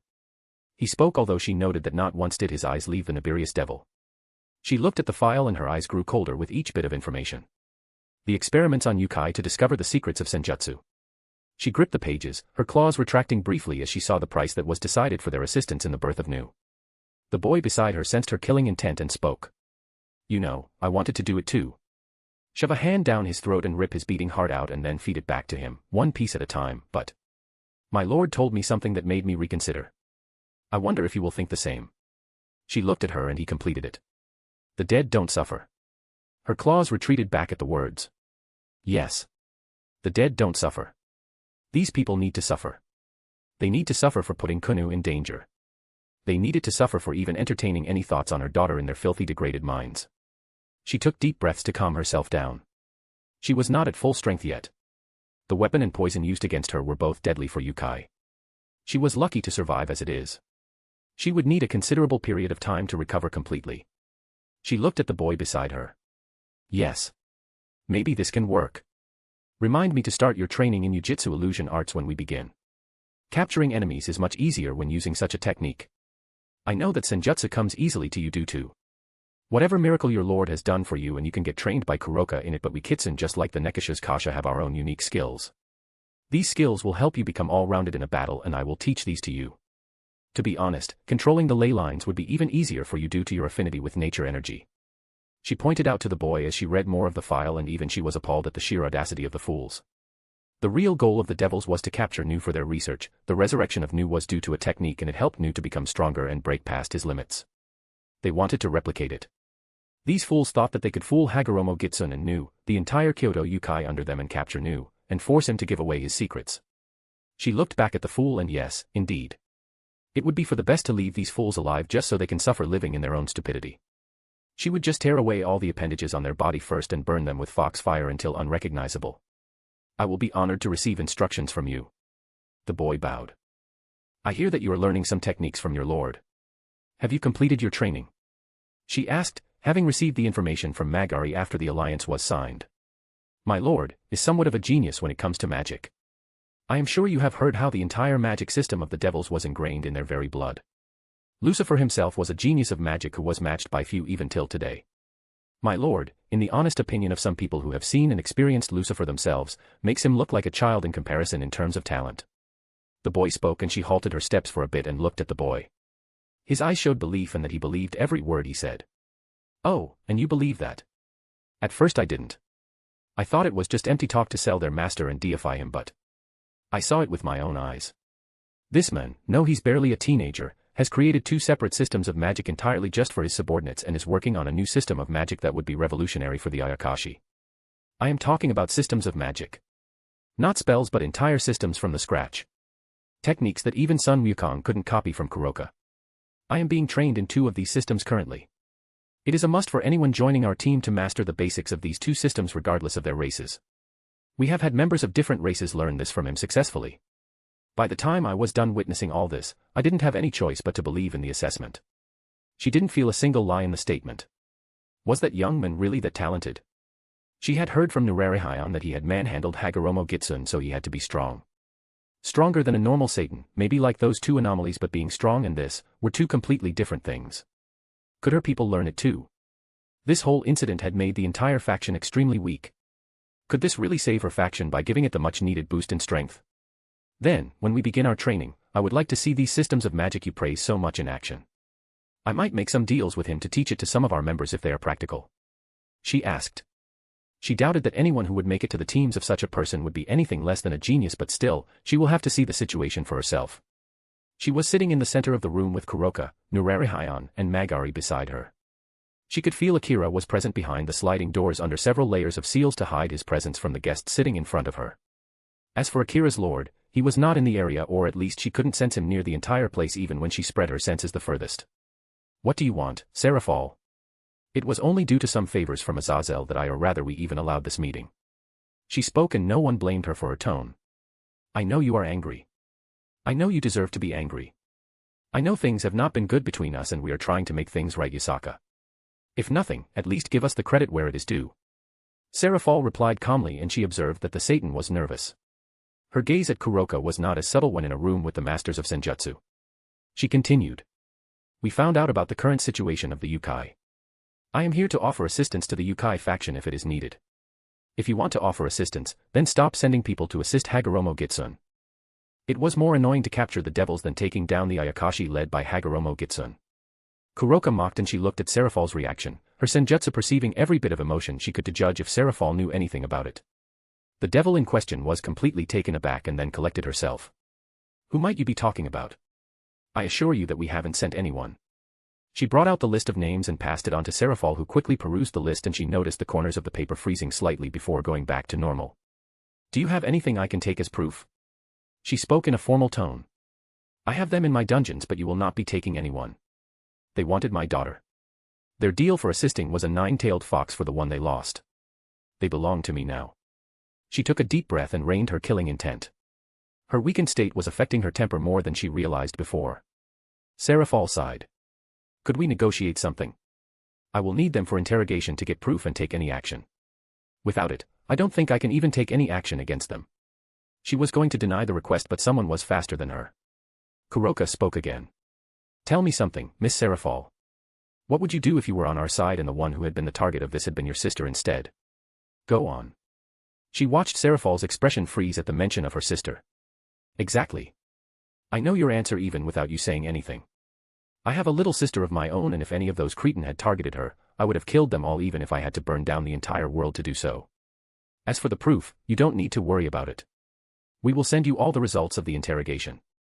As for the prisoners, they will be dealt with after we are done with this fiasco. If we could offer anything that would make you reconsider. Getting the prisoners would really help us dig out the people behind it. We will be able to help you all out with it. I assure you that they will get punished. We will even offer free assistance to clear this problem with the Kyoto Yokai's rebellion. Serafall asked again. Do you really think this problem of ours is as bad as it looks? Did you know that none of the older ones have yet to step on the battlefield? It is only the younger ones who are tearing through the ranks of Hagoromo Gitsun. While the start was indeed a bit surprising to us due to the interference of the devils, the situation is under control. This is a Yukai matter. We are not so weak that we cannot take care of our own problems. Moreover, do tell me, what punishment will they get for bringing such a disaster to us, the kidnapping of Yasaka-sama's daughter, the assassination attempt on Yasaka-sama, causing a civil war among our kind, attacking, kidnapping and killing members of our faction to experiment on. What according to you is a reasonable punishment for it? Serafall held her tongue a second, too much for Kuroka's temper. That's right. You will at best ban them from the raiding game, make them retire from your council, make them pay fines, or reprimand them to not be bad devils anymore. There are very few pure-blooded devils left in this world. Please understand that each one of them is an asset. Says the one who killed pure-blooded devils wholesale a few hundred years ago. But we are not talking about that, are we? Moreover, if we are talking about the rarity of a species, the devils still have over 100 of them, while there are only 3 nine-tailed foxes in the world. Kuroka quipped. Serafall's eyes sharpened a bit at the quip. You seem to hold some opinions against the devil faction. Tell me, are your opinions your own, or does it have anything to do with your master? I am curious. I heard that your master was allied with Nurarihayon. Why didn't he appear to lend a hand? It was as if the air in the whole room stilled. She sensed a light agitation in Akira's aura behind the sliding doors before it calmed down completely. She had figured out one thing about the new Lucifer's subordinates: they were extremely loyal to him. Akira respected him as his savior. Kuroka, on the other hand, was downright smitten with the boy. And now, Serafall was about to understand this fact too. Kuroka's entire temperament shifted to a completely frozen one. Her eyes were as if losing all emotions completely, so much so that even the feeling that she could get from her senjutsu was erased. She could literally feel nothing from her. Do you truly wish to know my master's thoughts? She looked back into Serafall's eyes, who was taken aback for a moment at the change, a very short moment, nodded. I had once asked my master if he felt any kind of anger against the current government for the civil war. He had simply smiled and answered that if the previous leaders of the 3 Satan clans were anything like the 3 idiots, Kruzuri, Kateria, and Shalba, he could understand why there was a civil war. The Lucifer house didn't participate in the civil war, and it is none of his concern. I had then proceeded to ask him if he wanted to be a Satan or take back the title, and he outright broke out in laughter. His exact words were, "Sit on the chair as a puppet head doing paperwork every day and be a chew toy for those self-entitled old dogs. Please. It takes a special kind of masochist to take that. That's not something I can bear. As impossible as it might be for you to believe, my master doesn't care about the civil war or the position of a Satan. You forget something very basic, something very elementary. Unlike the other 3 Satan clans, the Lucifer house created the entire devil race. To explain it in more simpler terms, have you ever seen the owner of an ant farm being jealous of the ant queen?" The room was in pin-drop silence as the 2 black-haired females stared into each other's eyes before the younger one continued. And yet, somehow my master seems to have a certain appreciation, and dare I say even a hint of respect for you 4. It's because despite the rest of the race being borderline suicidal, you 4 seem to carry it on your own shoulders. Back in the times of the original Satans, the pillars, despite being rowdy, were firmly in their grasp, making things easier for them. You 4 don't have that privilege, and yet are holding a major part of the entire race together somehow with intelligence, policies, and sometimes brute power. That's something my master appreciates. I have already relayed the message and intention of my master to remain uninvolved in the matters of devil's politics, and yet you come here, poking at his name. Let's leave him aside. Tell me, what exactly are your intentions towards my master, Miss Serafall? We don't have any intentions about him either. I was informed that my colleague had already relayed that if he needed something, we would be eager to help. It was just your aggressive attitude towards the devils made me wonder about your master's own views. After all, we still haven't been able to meet him personally. It just makes one curious about him. My views are my own. I believe being aggressive towards someone who attacks one's home is a normal reaction for anyone. My master doesn't force servitude or his views on anyone. That's a new trend from your side. Neither of the two gave any leeway, and finally Nurarihayan coughed to stop the stalemate. Okay, stop it you two. Serafal, stop fishing for information. If he wants to meet you, he will contact you. I have met the person a few times and he is not someone who wants a war. Despite his young age, he is very reasonable. And Kuroka, stop being a child every time someone says anything about him. She's baiting you and you are falling for it. Try acting more responsibly. I am a child. Kuroka, whose emotionless state went back to normal, pouted before realizing something. Wait, she was baiting me. And now you are one of the strongest of the Yukai faction too. Do act like one. Also, she's one of the leaders of her race. She faces such comments in every single meeting. Do you think she will lose her temper so easily? She must have gotten reports about your characters from the meetings you had with Okita Tsuji and Mathers and used them to set you up. And you fell for it. He then turned to Serafal. You have already seen the reports briefly. Go and take a good look at it. Any talks about the prisoners come after that. We appreciate you trying to lend us a hand, but this is something we must do by ourselves. We know that you are trying and working to smooth things over, but please understand that Yasaka almost lost her child and life both. We all need some time to recover from this. We will contact you after the mess over here is cleared. Magari was just looking at her apprentice, who was still realizing what had happened in her head. Then again, Nurarihayan always kept the more rowdy type of Yukai under him, what with the Yukai Yakuza and all. The girl was still young, and even if she had gotten the strength, she needed to learn a lot more about politics and the world in general. At least Akira had a much more controlled temper compared to Kuroka. The rest of the meeting was taken over by Nurarihayan and Magari, and Serafal finally left. You will be studying the basics of politics all over again. The training with that old monkey has made you more of a bull-headed brute than a proper nekisha. You are a sage. You can use senjutsu. Use it to get a feel of her emotions, her feelings, to avoid any traps. Magari got up and lectured the girl who was trying to burn the place Serafal was sitting on with a glare. I haven't learned emotion sensing properly. He was teaching me martial arts and the ways to manipulate nature energy all this time. I was spending the rest of my time reigning in my power. My training isn't complete yet. Then you will study while training. Magari cut off any retort before it came. Have you had any formal training in politics, Akira? She asked. The door behind her slid aside and Akira entered the room. I haven't had any such training yet. My wanted status made any such training a waste for now. So, we focused on increasing my strength alone. Yet you are a freeman now. You will be attending lessons on politics too. As you say, Yasaka-sama. The war is reaching its final stage. I believe that the preparations for the resurrection of Nu are complete. I will rely on you two to watch over Rikuo and the rest of the children. They have grown a lot in the past week, more than I could have expected them to grow in times of peace, and yet, Nu and Hagoromo Gitsun are not foes children can face. Nurarihayan spoke. Don't worry about it, Supreme Commander. The ones currently overlooking the kids could end the war by themselves if they wanted. Even that sly by Serafal would be helpless against them. Nu and Hagoromo Gitsun may be strong, but they will not be able to harm Rikuo-sama and others. Is that so? That's reassuring to hear. I don't suppose you can tell us who they are. They are both the most trusted people under Master. She looked at Akira for a reformation and he nodded. Those two are reliable. If we talk about them in terms of a peerage, they are my lord's queen and bishop pieces. I apologize for not being able to say more than that. She nodded. She was just getting to know Damien Lucifer, but she knew what a queen piece meant. The vice commander of the peerage and the most trusted of the king. Where did your master go though? I thought he would be here watching the result of his deal. Nurarihayan asked. The deal was decided in my lord's favor the moment it was made. Hagoromo Gitsun will join us. Akira replied, and the conviction in his voice was completely unshakable. It made her wonder about Damien Lucifer a bit more.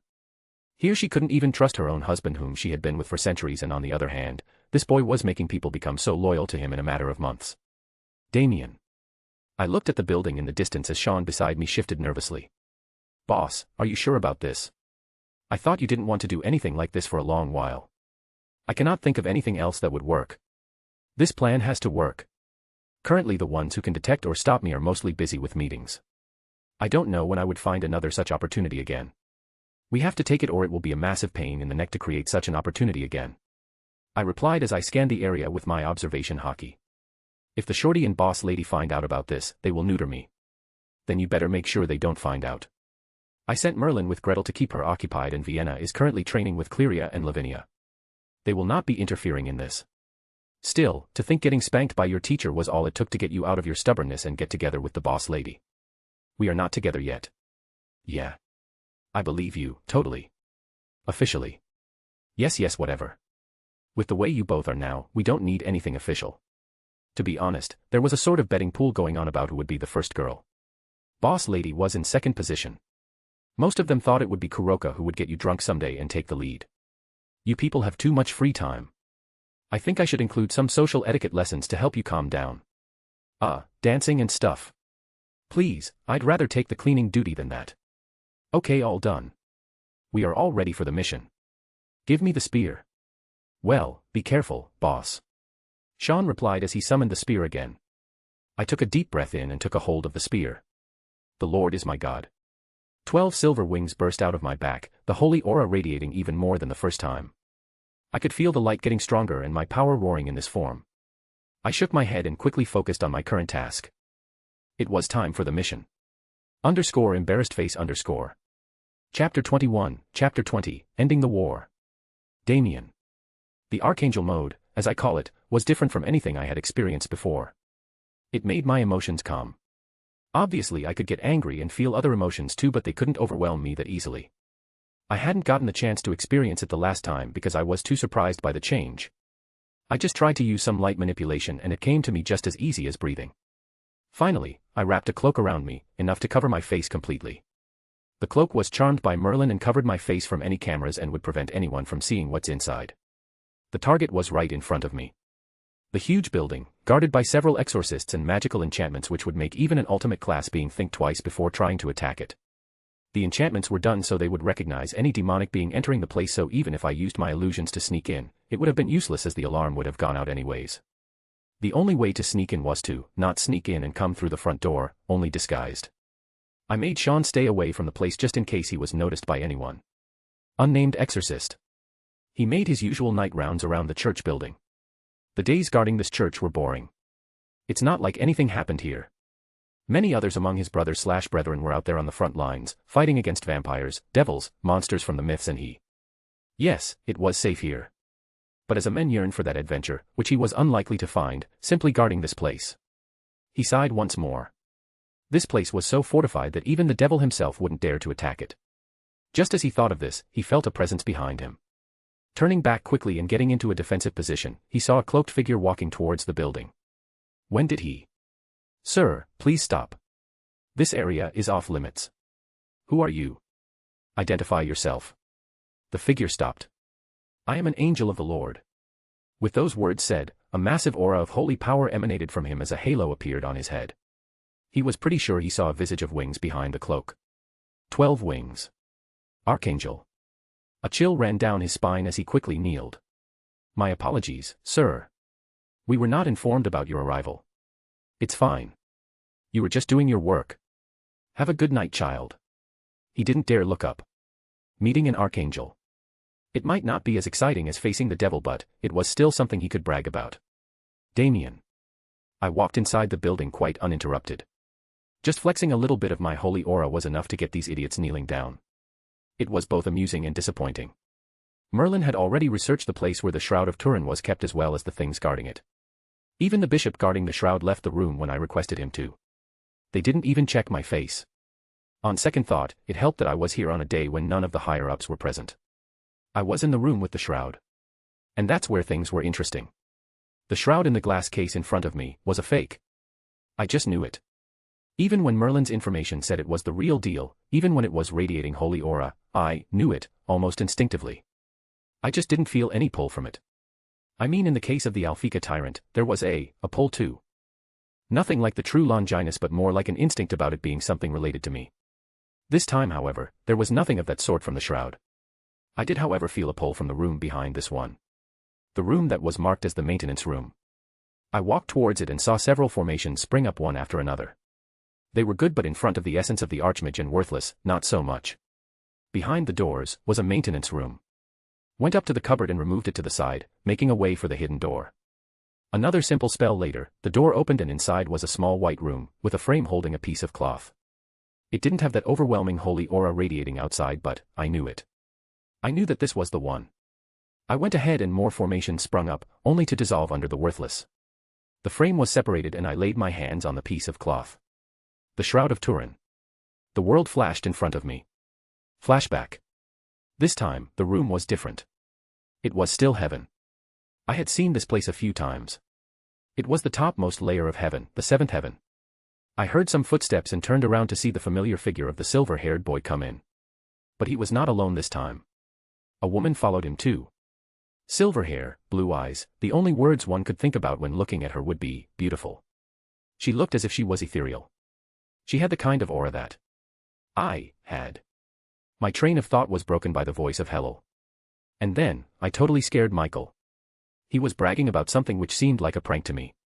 The woman just looked at him with a smile, but I could see that she was thinking about something. What are you thinking, mother? What? Nothing, my son.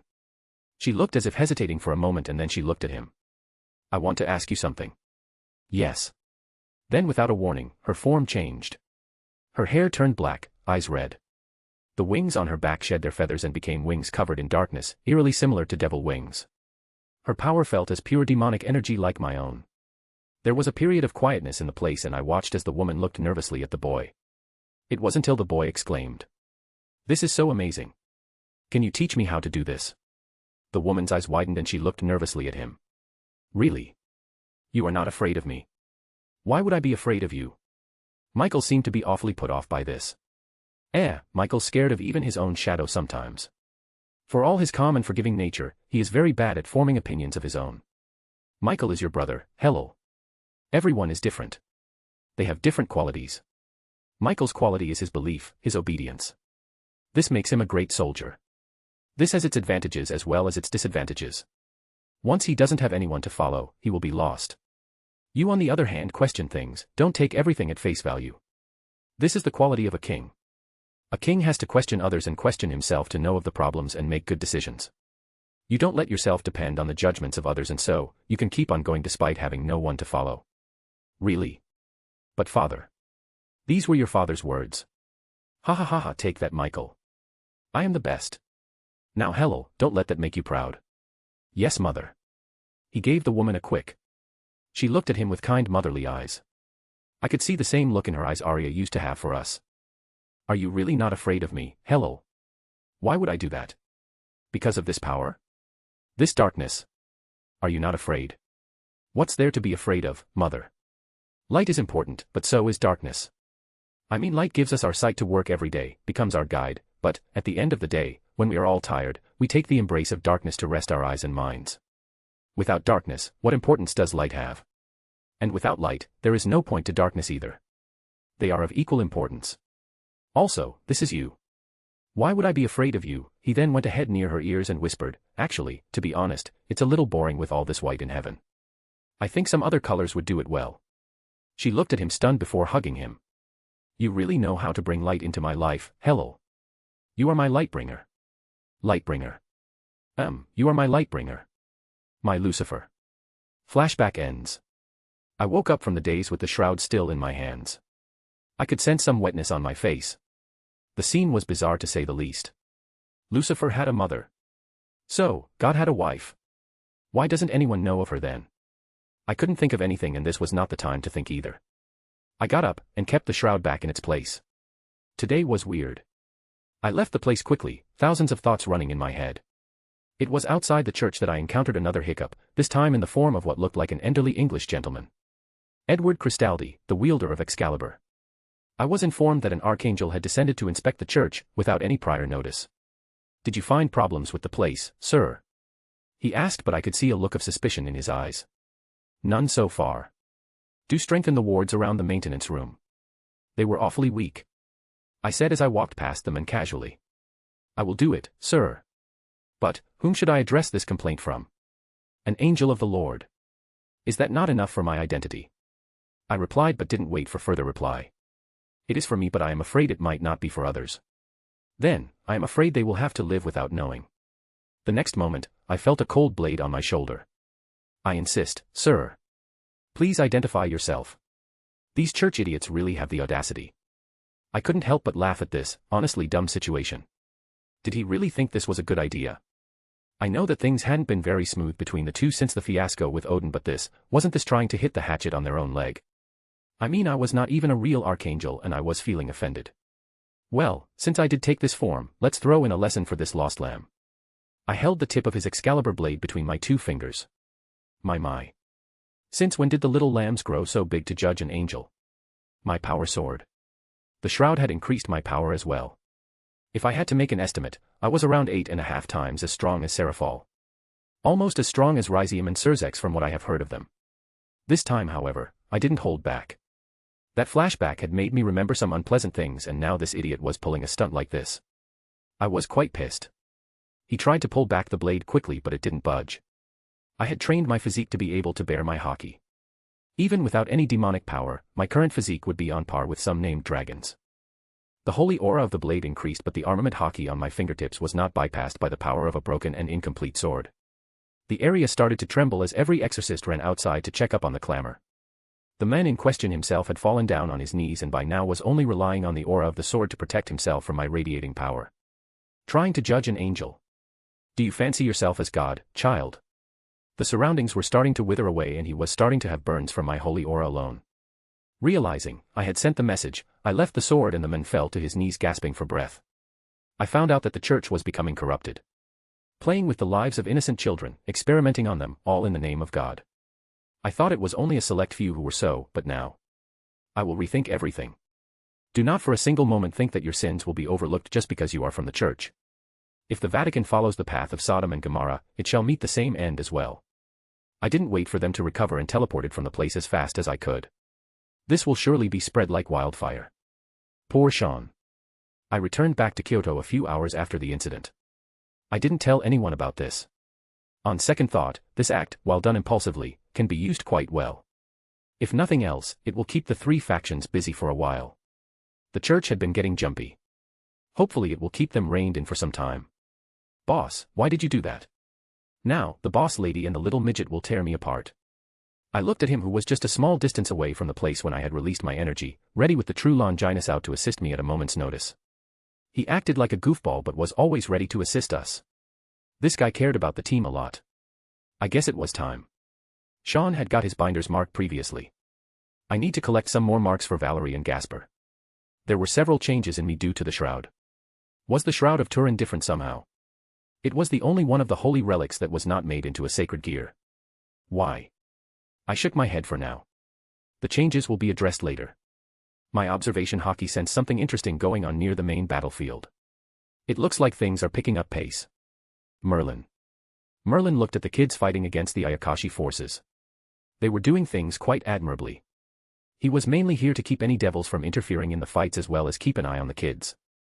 Another thing was to keep the little miss in front of him from realizing what his little brother was up to. Damien Lucifer. Asmodeus. In his previous incarnations, Merlin would have scoffed at the idea of him joining forces with a devil, let alone the devil. And yet, here he was, with someone carrying the Asmodeus blood as well. The flashes of the future he had seen were enough to convince him that despite his prejudice, this was the best path that this world could take in general. Thus he chose his new king, and fair to say that he wasn't disappointed in the least. The gift of his new powers alone would have had a man of knowledge like him sold in the first place, but Damien Lucifer. Merlin saw him as a person who could change the world. And when he did so, he wanted to be standing beside him. He watched as the kids held back the commanders of Nu but were just short of preventing the revival. The Phoenix tears with the commanders was one of the reasons behind it. Nu arose from Yomi. Should we intervene, Merlin? He heard Gretel's voice. No. Kuroka is there. If we show ourselves, there is a chance that Nu might change his plans. So, what did I miss? They both heard a voice from the back. Turning around, they saw Damien coming in followed by Sean. He looked at the nervous look on Sean's face and realized that something might have happened. He still decided not to bring things up. Nu has just been reincarnated. Not a perfect reincarnation but still enough. Kuroka gave the children some chances to fight. They did, but the difference in experience, alas, they are still too young and don't train often enough. They waited and looked at the scene in front of them.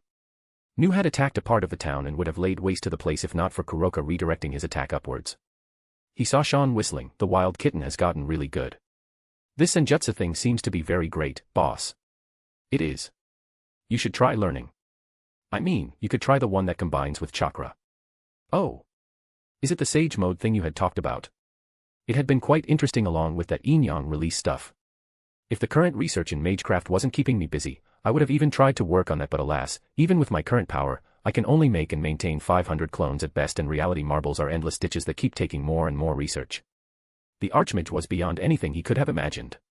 It just opened too many paths for him, and he wouldn't be his own self if he left those paths unattended. I will probably give some more time to my hockey first. My lessons with runes have been quite helpful, but I don't think I can take much more than this at the moment. Sean raised his hands. In this matter, Sean was always quite aware of his limits and never took on jobs he couldn't handle. It was an admirable quality for a person to have. By the way, boss. Who is that girl you asked for Rossweiss? Oh. Now this was news. He looked at Damien, who was still watching the fight. She is someone with great magical talent.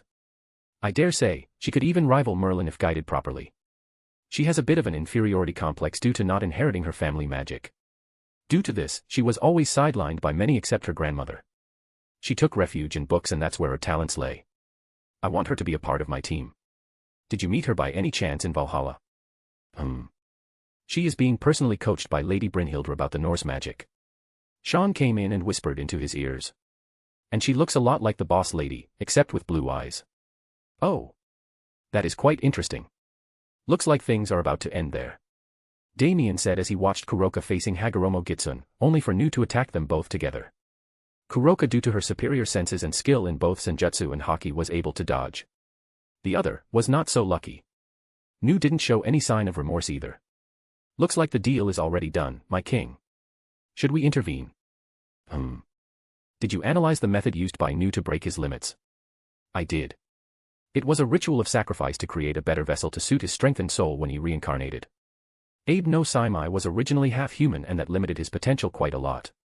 His ritual, however, used his human side to be completely changed into an Ayakashi. The sacrifices didn't actually create a body but rather strengthened his soul.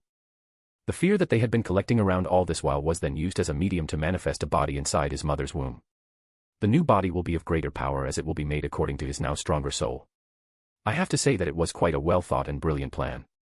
Too bad, the kids ruined the supply of fear and he couldn't manifest completely. He will gain strength over time and might rival the likes of a sage with his new potential when he is complete, even more if he trains himself. He is still a Kitsune, right? Yes. Kitsune Ayakashi. All right. That's what I needed to hear. We take him in alive. Hagoromo Gitsune is already with us now, so let's clear this mess. Merlin watched in fascination as an overwhelming pressure fell on the entire area. The Conqueror's Haki. A vortex of clouds formed in the sky. He had mastered this technique too, although he was nowhere near this level of expertise. Weaponizing someone's will was a thought that hadn't even stuck him before he was introduced to Haki. The entire opposing army except for Nu and Hagoromo Gitsune collapsed in the very next moment. Damien. Kuroka, Akira. Take the top brass prisoners. Seal Nu but don't attack Hagoromo Gitsune. I spoke through my binder's link. With my stronger soul, my Conqueror's Haki was probably the skill that was strengthened the most. I could get a much better control of the skill with much less effort. This Conqueror's Haki is such a cheat. I kinda feel sorry for those people. They couldn't even get a warrior's end. They didn't get a warrior's end because they were not warriors in the first place. A warrior wouldn't have collapsed from just that.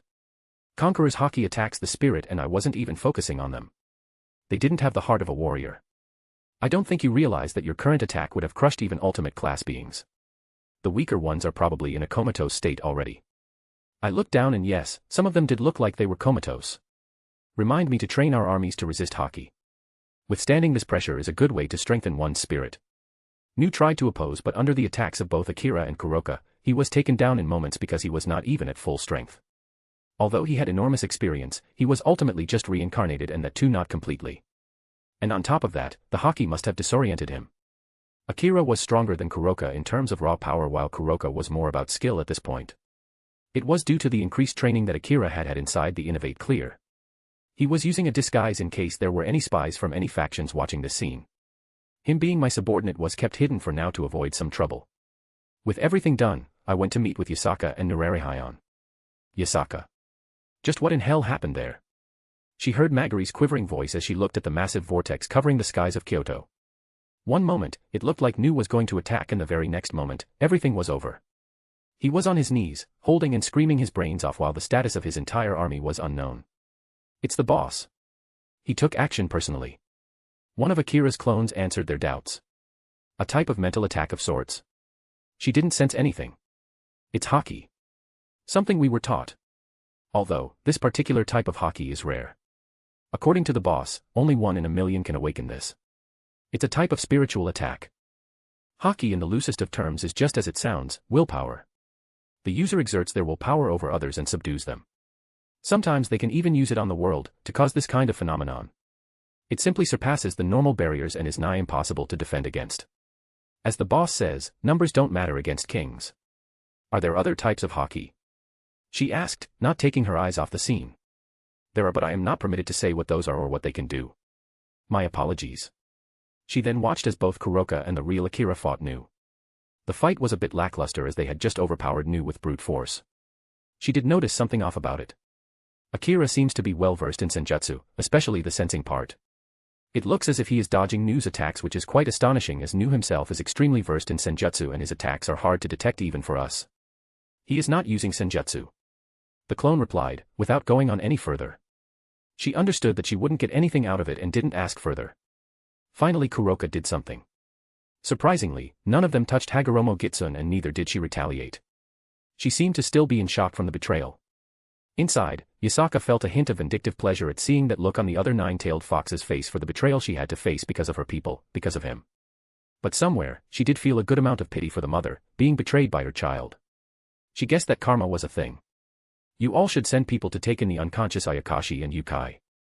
Some of them might gain consciousness soon. She did just that. She could always discuss the new systems of magic with their boss later on. Damien. The entire fiasco of the Yukai was resolved in a few days after their leaders were captured. Merlin took Nu to extract information from him. Hagoromo Gitsun asked for permission to give birth to her child again, but this time without any memory so that she can help him out once more. This woman. Even after being betrayed by her child, she was still trying to protect his life. We agreed on the condition that he willingly gives up his power to her. All she asked was for the contract to be made. She was already brokered into loyalty to me. I didn't have any reason to fear her rebelling. I don't know what she did, but she got the contract signed. We never saw Nu's body, but she confirmed that he would never bother us again. The guy, crazy he might have become, was an inevitable genius as magic. Someone that even Merlin accepted was not less than the normal or rather previous him. He had extracted all of Nu's knowledge and boy was it a lot. He had single-handedly developed the Onmyoji style to the level of an art. Abe no Saimai was called the father of Onmyojutsu in Japan. Before him, the only Onmyoji clans were those associated with the Shinto, namely the 5 principal clans and some other loose Onmyojis. He devised an entire system of magic to be taught to people with any affinity with spiritual magic. The knowledge we extracted was shared with the Himejima clan under Suzaku and among my subordinates too. Tsubaki was progressing extremely well with the added techniques. Akino on the other hand was concentrating on the purifying flames and holy lightning. With the added power from Nu, Hagoromo Gitsun was far stronger now than before, her power rivaling the likes of Serafal easily, and I added a negative fruit on top of that, getting ourselves another Beyond Satan class member for our team. The incident and betrayal of her people had left a massive effect on her confidence. At least a saving grace was that around 15 of her subordinates were still loyal to her and followed us. They signed a contract as well to avoid any problems later on. Are these all? I asked, looking at the people in front of me. Yes. 4 now. I got the non-devil prisoners from the dungeon first. Are you going to tell me what you want to do? Merlin asked, looking at the gathered group. Fallen angels, Yukai, Ayakashi, and even some vampires. I might have figured out what my power is as a Lucifer. Oh, what? According to Razvan, it is always something related to the myth of Lucifer. Although I don't think he is particularly on point about the thing, it did give me a hint. Considering that I am a soul reincarnation of Lucifer or something, this thing did apply to me. Now, tell me, what was Lucifer most famous for? There were many things. Most famous would be the creation of the devil race. Technically yes. Do you know how he did that? I think it was both his and Lilith's joint effort. Well, here's a clue. I walked over to the first fallen angel. He was someone even Azazel had rejected to bring into Grigori. A fallen angel completely fallen into depravity, no pun intended. I had most of my soul repaired and thus merged with Lucifer's soul. It also awakened the power of the Lucifer clan when I touched the last one, the Shroud of Turin. I concentrated on the feeling, got the image in mind and let my demonic power do the rest of the work. The feathers on the fallen angel's wings fell off as it turned into a black wing like a bat's. Demonification. Lucifer was the first being to reincarnate into a devil. Lilith was the first reincarnated devil. He later changed the other Satans into devils too. If he could, there should be no reason why I couldn't do the same. I saw the stunned look on Merlin's face, after which he quickly ran some tests on the subjects. I will observe them for a while, he said when he completed the tests. I went on changing the other races into devils as well. Check if they retained their original powers. All the mutations and changes in their personalities. I don't want to use this on any of my subordinates unless we are completely sure of all the side effects. He nodded and got to work once more.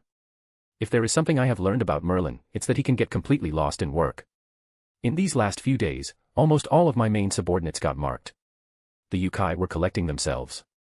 The children had progressed, but they were still far behind real monsters of the world. I had another meeting with them after the war ended. Some things were decided. Yasaka wanted to trade for the methods to use hockey for yokai-specific skills for Akira or any other subordinate we might have. Surprisingly, Nurarihyon requested the same in return for their techniques. Apparently, my show of the Conqueror's hockey had shaken them as well as the entire yokai faction watching the scenes. I didn't know about any spies, but I am pretty sure anyone doing so would have reported this to their factions as well. I am pretty sure that there were several spies from the devils keeping an eye on the scene. It was just something any sane faction would do. The negotiations were fairly simple. I promised to train a few of their best in return for them doing the same for some of my own. They won't be able to teach everyone my techniques that easily because most of them required the assistance of the Archmagescence. While they can be recreated, it would be immensely hard. I did get them to negotiate with the current government to send some of their people back while publicly executing several of them. The Nibirius and the Nibiros being among them. The executions will take place in a week, while the ones being sent back included the 2 King Piece users that were captured. They were already made to sign the contracts. Surprisingly, they gave up very fast. All I needed to do was disable their King Pieces temporarily, and both of the main fighters were crying babies in no time. They weren't even proficient in their own power, just brute forcing things with the power of the King Piece. It was honestly annoying to watch them waste that much power. There were 6 or 7 people among the top 10 rating games players who were using the King Pieces. Die Hauser had been waiting for the signal. As soon as he got it, both he and Cleria ambushed 3 other King Piece users. They got the same treatment as well. We now had 5 King Piece users as spies, just waiting for action. The best part was the billions we got for the ones we returned as compensation for the damages they had caused. Those idiots were among the top 10 rating game players, and as funny as it sounds, among the strongest forces of the devil race, right behind the Satans and their peerages. Sending them back was something Yasaka especially didn't want to do, and the only reason she did so was on my request. In the negotiations with Seraphal though, she made the devils bleed for taking them back. 24 Phoenix tears for each person. 48 Phoenix tears is something that the entire Phoenix clan produced in a year or so. The other peerage members were released for money. It probably emptied a lot of the money they had earned from the fixed rating games, not that it matters.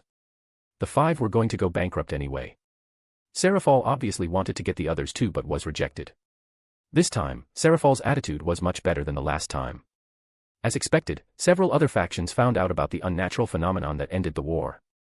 It was guessed that the yokai had a trump card or someone extremely strong backing them up. Everyone was tense, but none of the yokai leaders made any statements. Even the Shinto hadn't asked for any statements, because this was the yokai's matter, as Nurarihyon had kindly reminded them when they tried to take a feel of the situation. The 3 factions on the other hand were already tense because of the appearance of a so-called super archangel all of a sudden, and Michael had no idea what was happening. The funny thing was that, although he didn't know anything, he still kept quiet and didn't downright deny the statement. Even angels were doing politics now.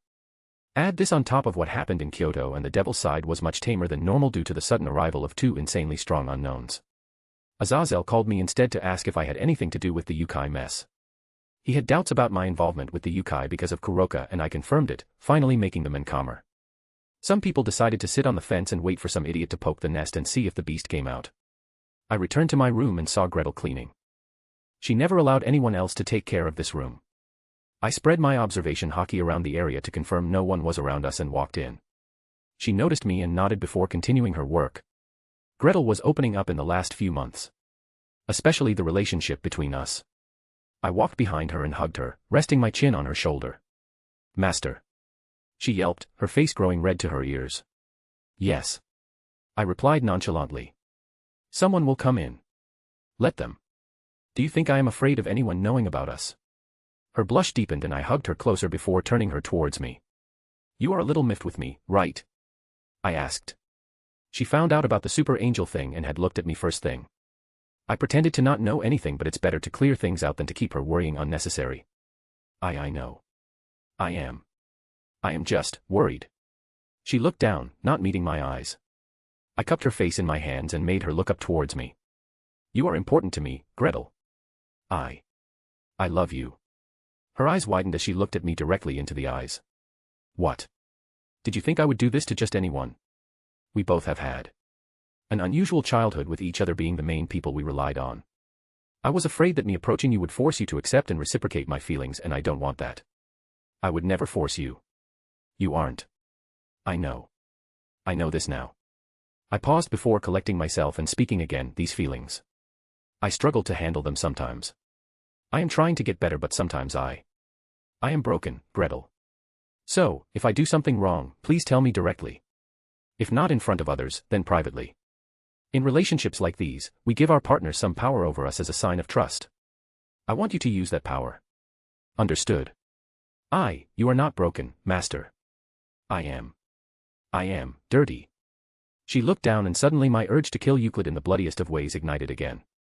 Although no lines were crossed, the abuse she endured left a mental scar and a massive inferiority complex in her, which can only get better with time and nothing else.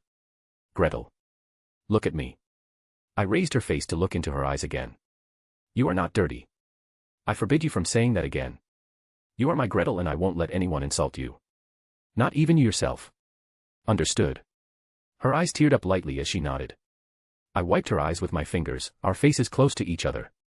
I leaned in as she closed her eyes in waiting. The door slammed open. Dummy. We got back quickly, Gretel becoming quite flustered.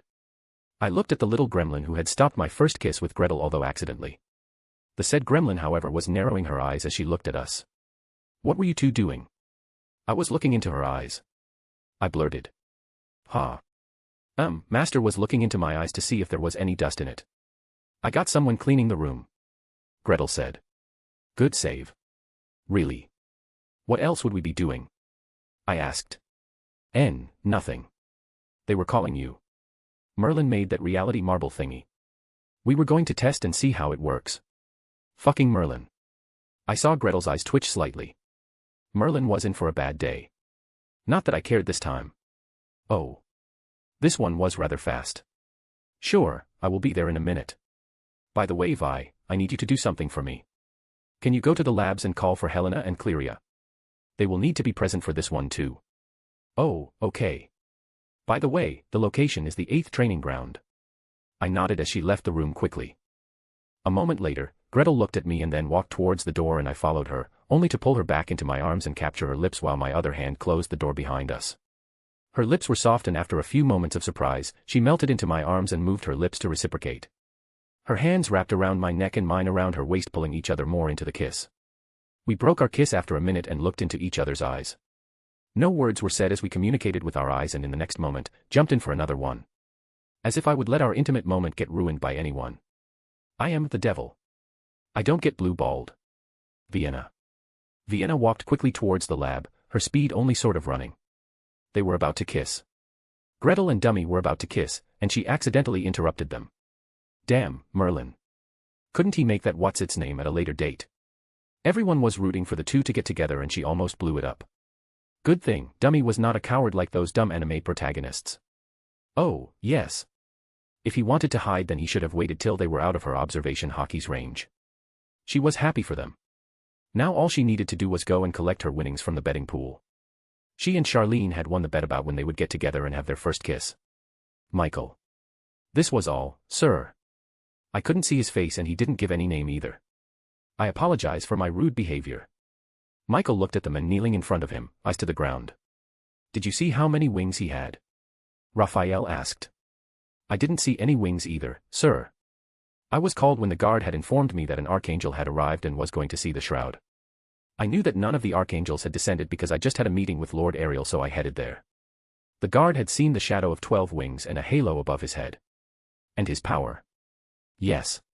The power. The amount of holy energy was so high that it could still be felt in the land after an entire week. And this was just from him flaring his aura. Such power. Michael could only remember one being, but did he say anything before leaving? Michael asked. Don't be afraid. Speak up. You were just doing your duty. We don't blame you for anything. Thank you, sir. He said that the church should not think themselves above justice and if the Vatican follows the path of Sodom and Gomorrah, it shall meet the same end. He was mentioning the experiments, the Siegfried Project, I think. Thank you for your report, Edward. You may return to your position again. Thank you, Lord Michael. Seeing him leave, Michael turned towards his siblings. What do you all think of this? Do you really think any of our brothers had survived in the Great War and refused to return like Metatron? It could be, but their power doesn't make sense. If we had someone like this on our side during the Great War, things would have been very different. Uriel said. Strength can be increased through training. If someone trained all this time, achieving this level of strength is not impossible. The question is, why now? Raphael asked.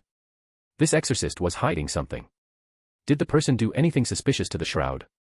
He walked up to the shroud, took it, and then he fell to his knees and shed tears. He got up after a few moments and put the shroud back and left without any words. The only reason he even stopped was because Edward interrupted him, or he would have left without any words. Michael reported. The atmosphere grew quiet for a while and Michael voiced out a thought. If such a person were to return back and take charge of the system, things would have improved a lot. Michael, you can't be.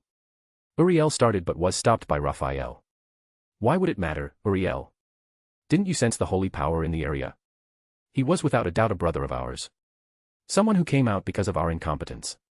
He came out because nowadays children are being killed in the name of our Father while we do nothing and sit here in fear to maintain a hoax. Had Father been alive, he would have. Raphael left the words alone, but he didn't need to say any more. All of them present here knew of the answer already. Finally, thinking things through, Michael ordered. Raphael, send an investigation to all the facilities of the church and have them checked. If you find anything illegal, suspend the research and have the ones in charge tried. Azazel and Serzex have called for a meeting. Gabriel has gone to meet Seraphol and is keeping her busy. Everyone has been shaken due to the appearance of this archangel. I need to make a statement.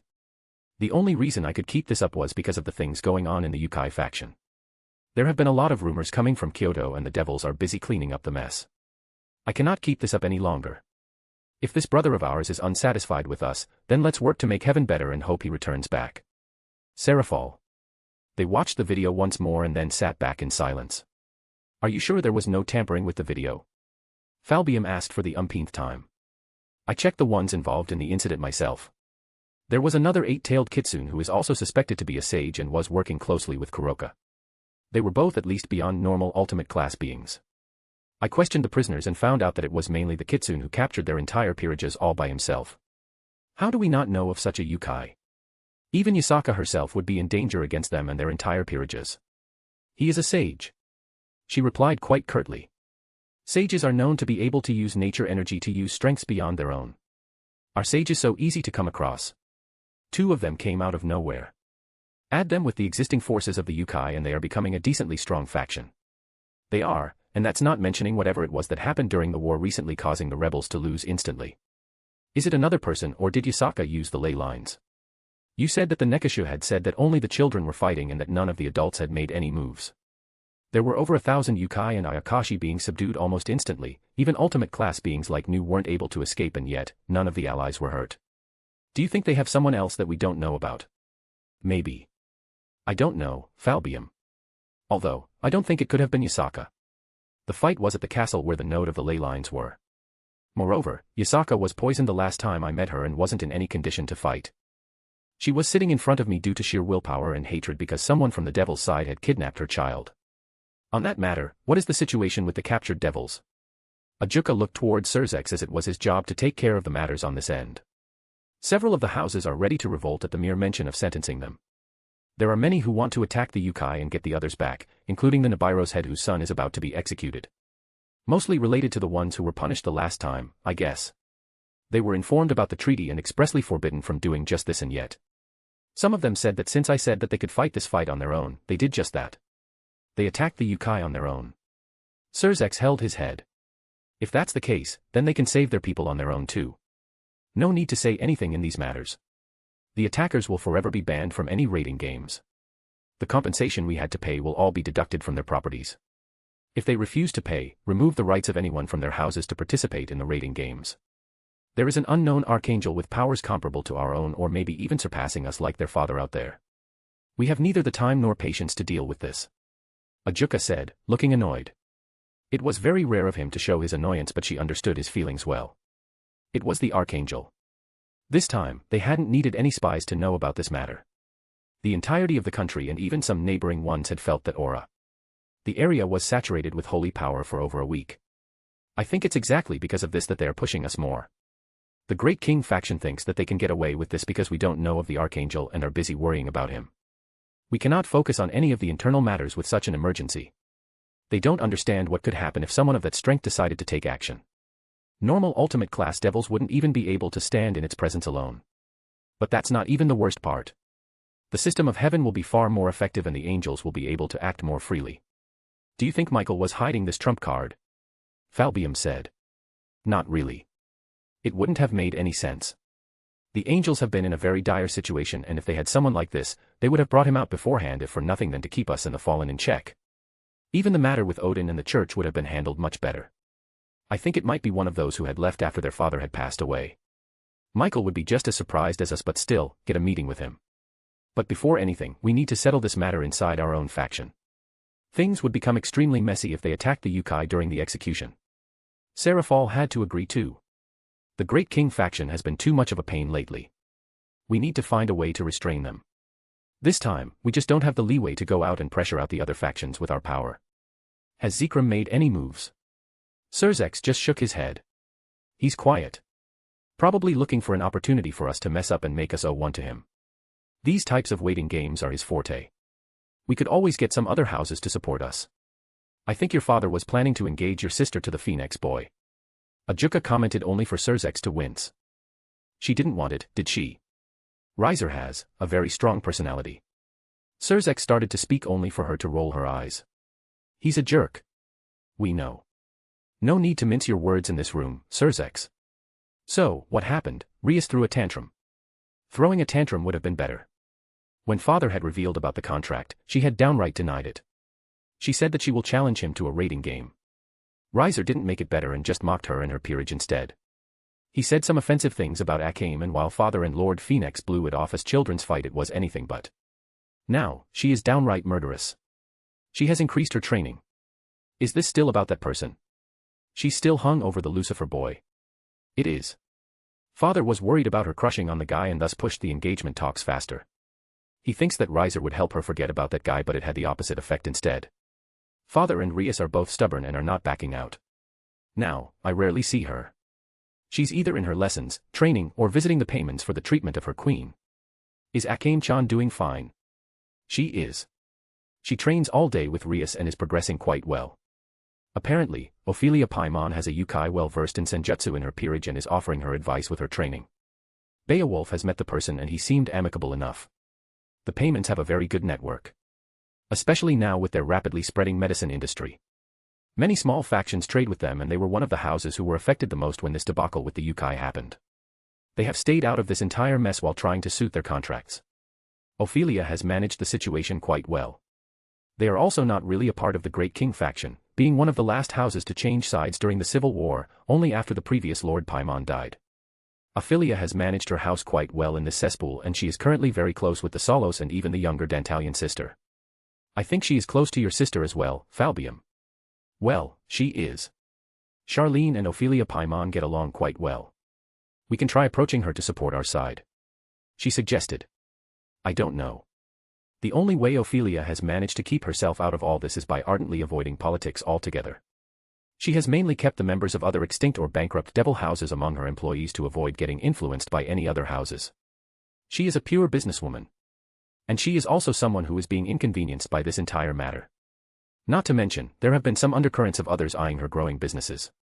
We don't need her to become a politician, just a good enough businesswoman. If we could get some control over the economy of the underworld out of the Great King faction's hands, we will get a lot more breathing room. Ophelia is looking to expand into other fields but is worried about others. All we need to do is support her, and we can not only gain her goodwill but also help weaken the Great King faction somewhat. We can try, but we need to clear our internal matters first. A super strong archangel and a Lucifer look-alike appearing at the same time. Is this the prelude to another great war? Embarrassed face. Chapter 22, Chapter 21, Enemies on a Narrow Lane. Damien. I pulled Gretel in my arms as I kissed her neck and slowly went to her collarbones. My hands roaming on her naked back as she moaned in my ears and grinded herself in my lap.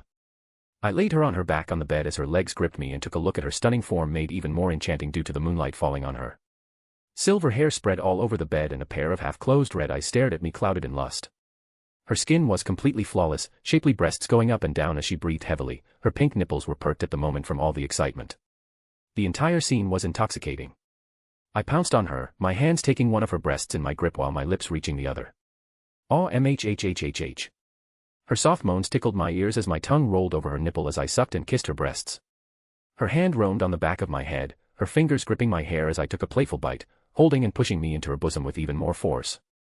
My fingers rolled her other nipple between them as I slowly moved down, leaving a trail of kisses from her stomach towards her core, which was radiating heat at this point. Only a thin layer of silk was separating us at this point, and I pushed forwards, lightly kissing the place. Master. I moved the piece of cloth aside and looked at the neatly trimmed patch of silver hair above the pink lips, which were wet with arousal, and gave it a lick, making her shiver as she placed a hand on her mouth to stifle her moan. Don't stop your voice. Let it out. I like hearing your voice, Gretel. She looked at me with a red face, her eyes filled with embarrassment as she looked pleadingly at me. Honestly, this look just wants me to bully her more. I pulled her up by her hips so that her waist was raised and her head was on the bed, and dove into her heated core, all the while keeping eye contact. Ah. She gripped my hair harder as I explored every corner of her soaking cunt with my tongue. One of my fingers entered her. She already broke her hymen due to the intense training we were undergoing.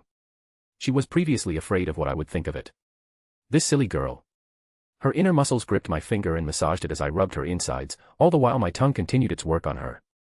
A few minutes of intense stimulation later, her entire body shuddered as her hips jerked upwards as she climaxed first. I looked in wonder and pride at my work. Her silver hair was all messed up while some of it was sticking to her face with her sweat. Her breasts went up and down as she heaved for her breath. I leaned onto her and she put an arm around me as our lips met once more. This time, instead of the intense lust, there was a slow and loving feel to the kiss. We pulled apart from the kiss and a very thin strand of saliva was connected between our tongues. Please let me take care of you too, master. She whispered and pushed me to lie on my back. She gave me a light peck on my lips as she went down, pulling my underwear down with her. I was rock hard by this time and my cock sprung up, hitting her face. She held it and kissed the tip first before giving it a lick. She looked at me in the eye and took the tip in her mouth, and I let out a groan of satisfaction as she moved her tongue over the tip, slowly covering the whole tip with her saliva and then moving down. I caressed her head, running my fingers through her silky hair all the while maintaining eye contact. It was at this instant that the door to our room opened, making us quickly cover ourselves. Lavinia entered the room and without a word walked to the bed before laying on the side and snuggling against me. Gretel and I looked at each other as we both let out a sigh. This is the third time. I broke the silence. I locked the room with magic. She replied. It's not like we didn't try that before. She becomes a magical genius in her sleep somehow. If you didn't check it before, I would still think she is pulling our legs. You say that. I actually began to doubt my own powers when I got the results. This was not the first time this had happened. Lavinia was a sleepwalker. She walked into other people's rooms when she was asleep if there was no one beside her to cuddle, mostly ours because she was just used to it at this point.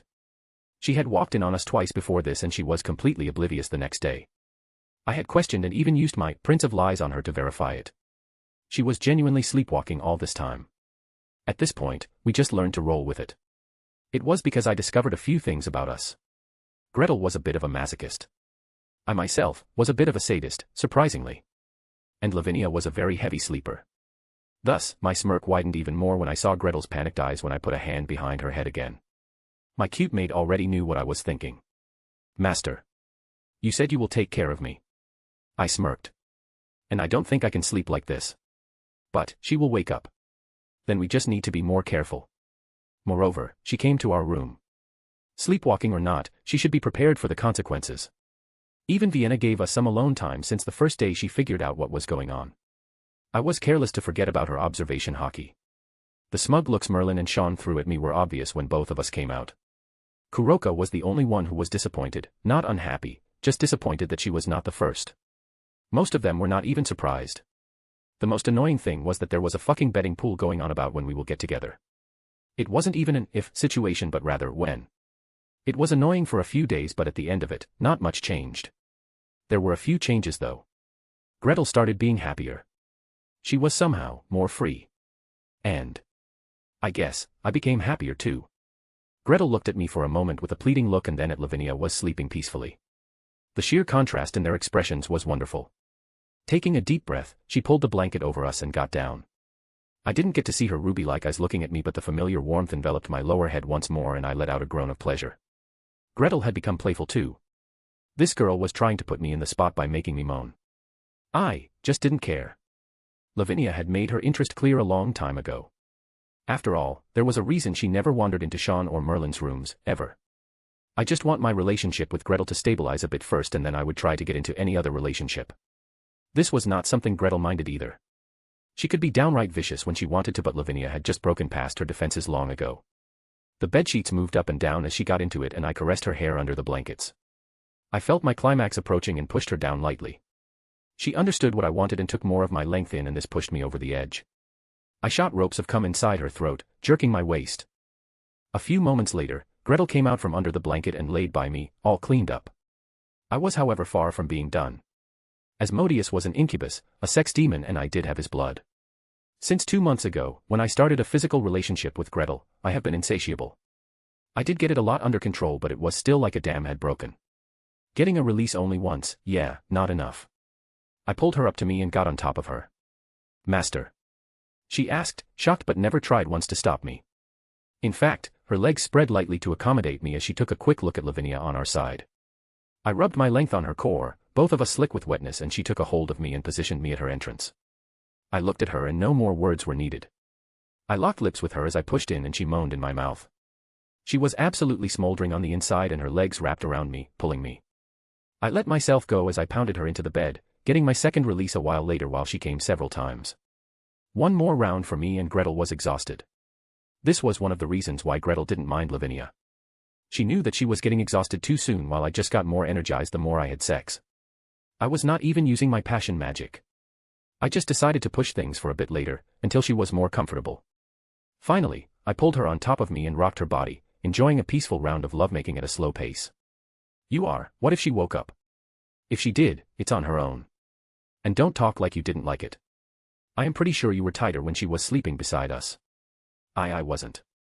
She blushed to her ears and hid her face in my chest and I gave her a thrust from below making her moan and look at me with a pout. Our attentions were shifted by murmurs of Lavinia in her sleep who was still oblivious all this time and we both cracked up a little at the innocent girl who slept beside us without a care in the world. We have established a business contract with the Citry House to step into the health industry of the underworld. They also tried to contact Alicia regarding doing shows together for Seraphall's next movie. Ophelia reported before looking at Alicia who nodded at the statement. I was getting reports about the recent events from my subordinates. They are trying to spread out and reduce the influence of the Great King faction over the underworld's economy.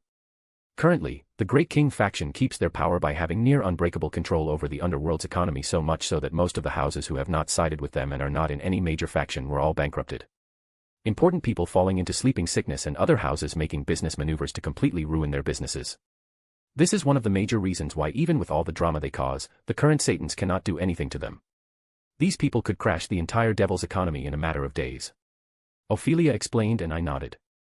So, they are trying to use you and Alicia who have kept away from any other faction and still maintained your businesses. I maintain a good relationship with all the factions while not actively being a part of either of them. I was able to avoid the Great King faction because I mainly dealt in the human world and also because the Paimons during the Civil War supported the old Satans. It was only after my father supposedly died that we shifted to the current side. I looked at Charlene and she explained the main reasons for it. They are worried because of the stunt they pulled with the Yukai during the execution ceremony. Those random attacks? I asked. They had organized several attacks at different parts of the Yukai territory to intimidate the Yukai. Most of them were paid mercenaries and even stray devils. Several exorcists and Onmyoges also got anonymous donations and contracts to go after the Yukai. They just denied everything while the Yukai were beyond furious. Charlene explained. Still, Yasaka, that woman, is something else. She publicly burned each and every captive alive in reply and then did the same to everyone who was caught in the attacks. She went so far as to destroy 2 entire clans of Onmyoges who were involved.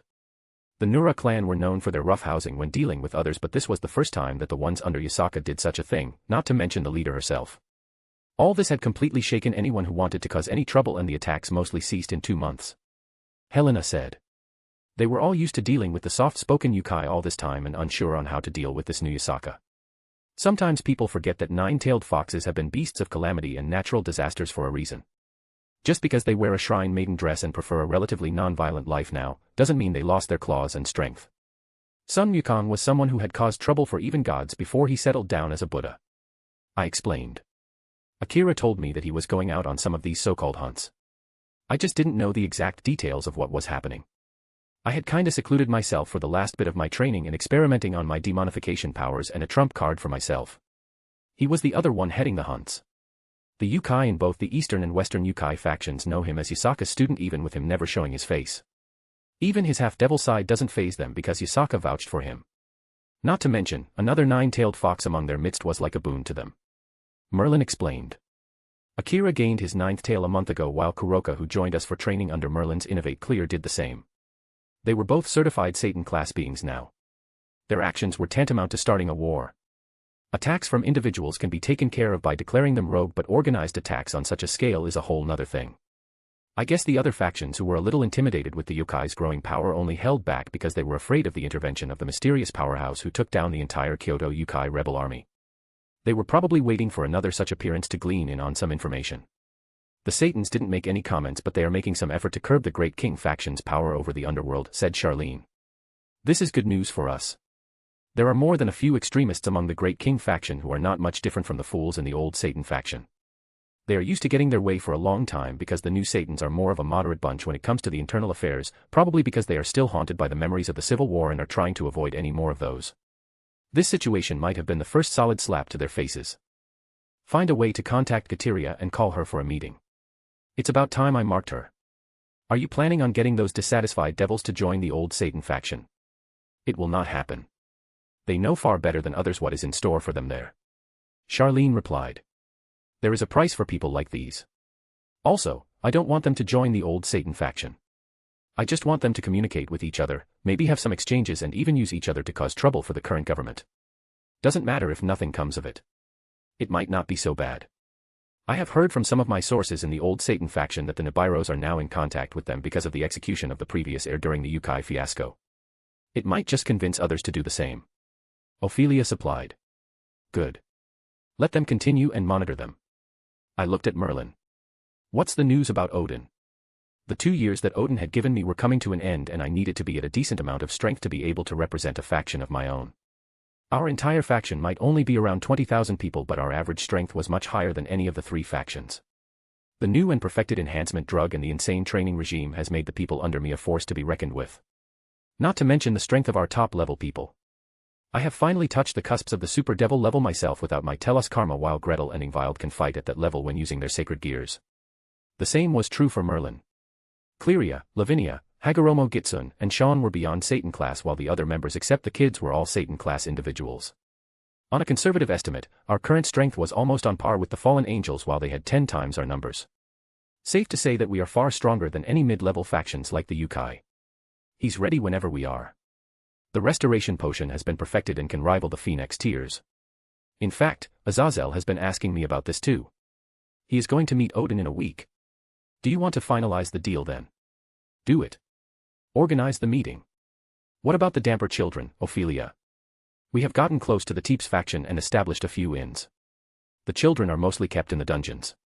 In about a month, the main force of the Teeps faction will go on a meeting, leaving the castle's defenses severely weakened, and we will take that opportunity to sneak the children out of there.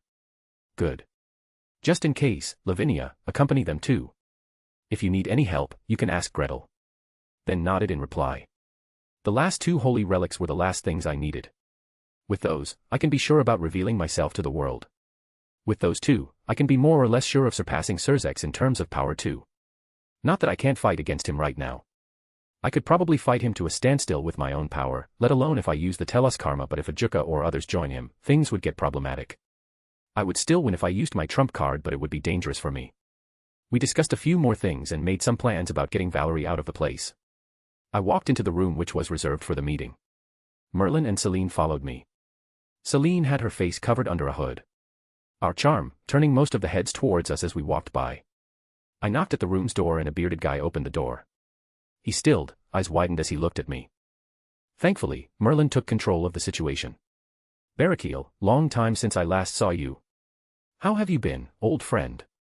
The man's eyes stayed on me a few seconds more before he turned to Merlin and gave him a nod.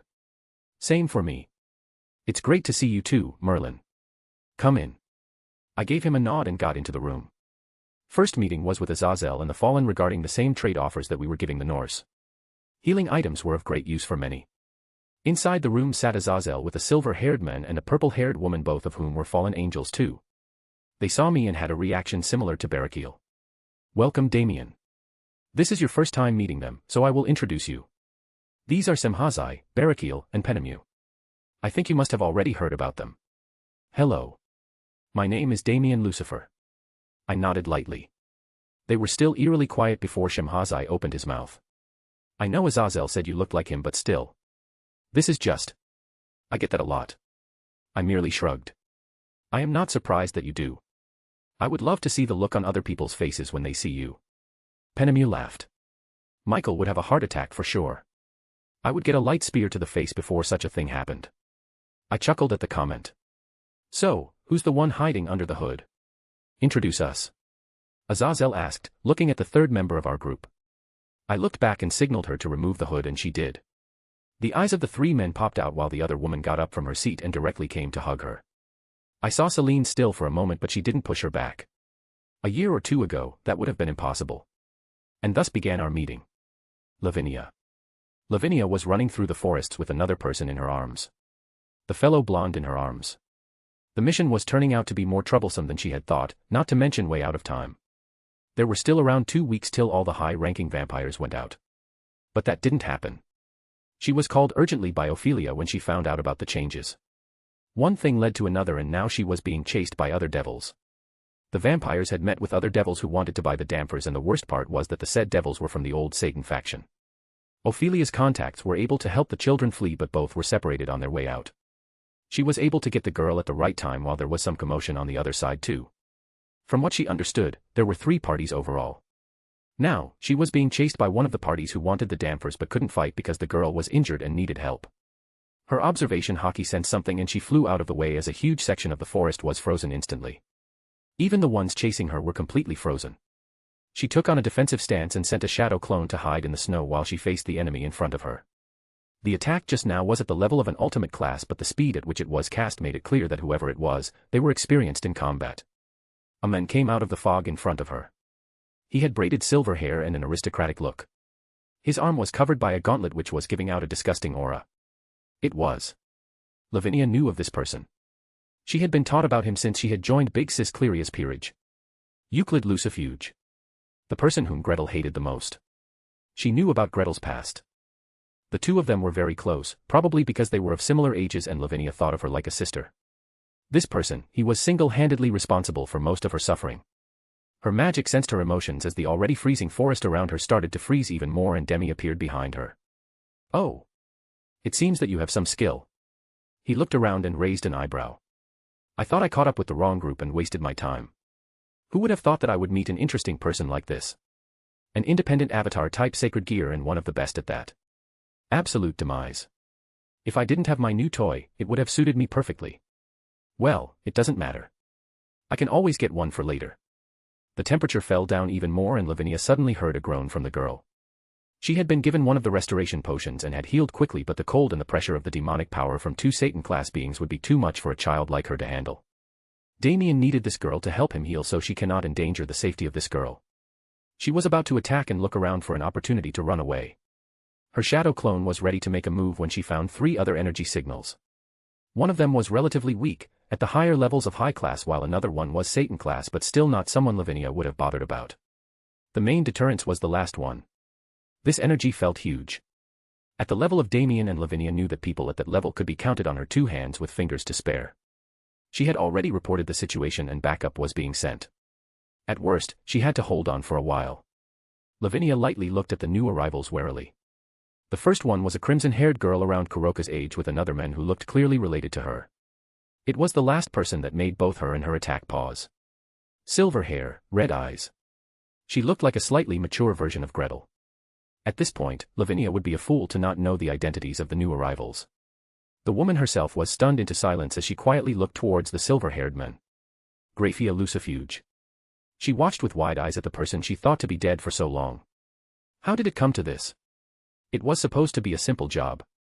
Surzex had been extremely stressed with the current political environment of the underworld, and when he found out about a certain damper from his sources, he took an opportunity to take a break from his work and bring Rias to find and perhaps recruit the child after some negotiations with the vampires. The plan went awry when there was a commotion and the said child ran away and was hurt. Fortunately, they found the child at the right time and Rias was able to reincarnate him. And she was lucky too. Even with her much higher than normal strength, she needed to use a mutated bishop piece to reincarnate the boy, which showed his extremely high potential. It was after that things went awry. There was a lot of commotion and they decided to check out the large attack in the nearby forest. Never in her life did Graphia imagine that the one she would find in the midst of it all would be her supposedly dead brother. Euclid. She called, her voice laden with guilt. Hello, Graphia. His voice was cold, almost detached, but she could see the emotions in his eyes. I thought. And you should keep on thinking that. The Euclid you knew is dead. Euclid, please. Surzex tried to mediate but was shut between his words. Be quiet, pretender. Graphia flinched at the sheer hate in the voice. Before they could do or say anything else, a corner of the field blasted and the girl who was facing Euclid used her sacred gear to create a snowstorm. It was apparently a distraction and the girl herself tried to flee with the other child in her arms. Euclid attacked without hesitation, sending a large volley of ice, cutting her path. The girl dodged and made an ice wall instantly to protect herself and the girl and took another defense position. I haven't allowed you to leave. The monster of Teeps belongs to us. She is not a monster. The girl replied curtly. Oh, yes. She isn't. The monster went the other way. But at least I caught an interesting fly in all this. I do need to find who is after the monster, and you will answer me. The other girl was a devil too. She wanted to intervene but Surzex held her shoulder. She looked at him and saw the serious look in his eyes. The girl is holding back. She is trying to protect the child. If you interfere, there is a high chance that she may stop doing so. A Longinus is called such for a reason. Don't push the other party into a corner. We will interfere if things get out of hand. She paused at the statement and looked at the scene while Surzex erected a barrier to protect her and Rias. The fight went on for a few minutes and Graphia noticed that the girl was indeed holding back a lot. She was covering the girl under a barrier all the time while fighting Euclid, who was starting to increase the power behind his attacks to a level that would even make her become serious in a real fight. She saw that Euclid was getting madder and the gauntlet on his arm was pulsing before he let out a rage-filled shout and a massive wave of ice attacked the girl. The attack was dangerous. Graphia knew that even she would have to avoid an attack like that and not face it head-on. It was way beyond what Euclid she knew was capable of. Then again, she hadn't known him for centuries now. Still, the suspicious-looking gauntlet on his arm gave her a nasty feeling. It felt as if feeding on his negative emotions. Surzex shielded them all with his power of destruction as normal barriers wouldn't have worked. The attack headed towards the other girl, looking unstoppable as it crushed everything in its path. And then it happened. She didn't even feel it and would have completely missed it if not for her centuries-long battle experience. There was a tremor in space and the tsunami of ice heading towards the girl was directly torn apart, instantly. Euclid cast dozens of barriers which were all torn apart just as if they didn't even exist in the first place. They, however, still gained him enough time as he barely dodged. The attack from the other side continued tearing apart everything in its way. She felt a chill in her spine seeing the final results of the attack. There was a several-mile-long trench with no end visible. The space in the area looked as if it had been distorted and was slowly fixing itself. That attack had torn apart the very fabric of space. Even Surzex was tense for a moment as they all looked at the attacker. There was a fog in the area, but with their supernatural hearing, they could hear the sound of footsteps. The sound grew louder and the other girl was the first one to realize the other party's identity as she relaxed slightly. Soon enough they all saw the other party as well and Graphia felt as if she had forgotten to breathe. Silver hair, red eyes, dressed in a maid's clothing. It was like a younger version of her looking straight back at her. She turned and looked at Euclid, who was looking stunned as well, but she realized that he knew her with his next words as he addressed her. Gretel, he whispered. The girl however paid him no mind and looked at the other girl and waved a hand. A fog emerged and wrapped around the child they were protecting and in the very next second, the child was gone. Then she looked at the other girl. Are you all right? The girl nodded and quickly got beside her. Are you ignoring me? Have you grown so much that you dare ignore me? Euclid shouted. I created you. I made you what you are and you.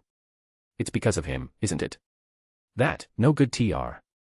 The space twisted all around Euclid, and Graphia almost at reflex erected an ice wall and several barriers around him to protect his life. The girl looked towards her and Graphia flinched at the glare.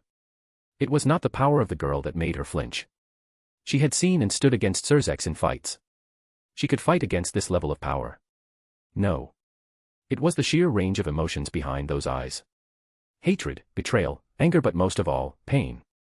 She looked on in shock as her lips moved, and even though no sound came out, Graphia knew what she had said. Traitor. Who was this girl? Euclid said he created her. Was she Euclid's daughter? Just what happened between them?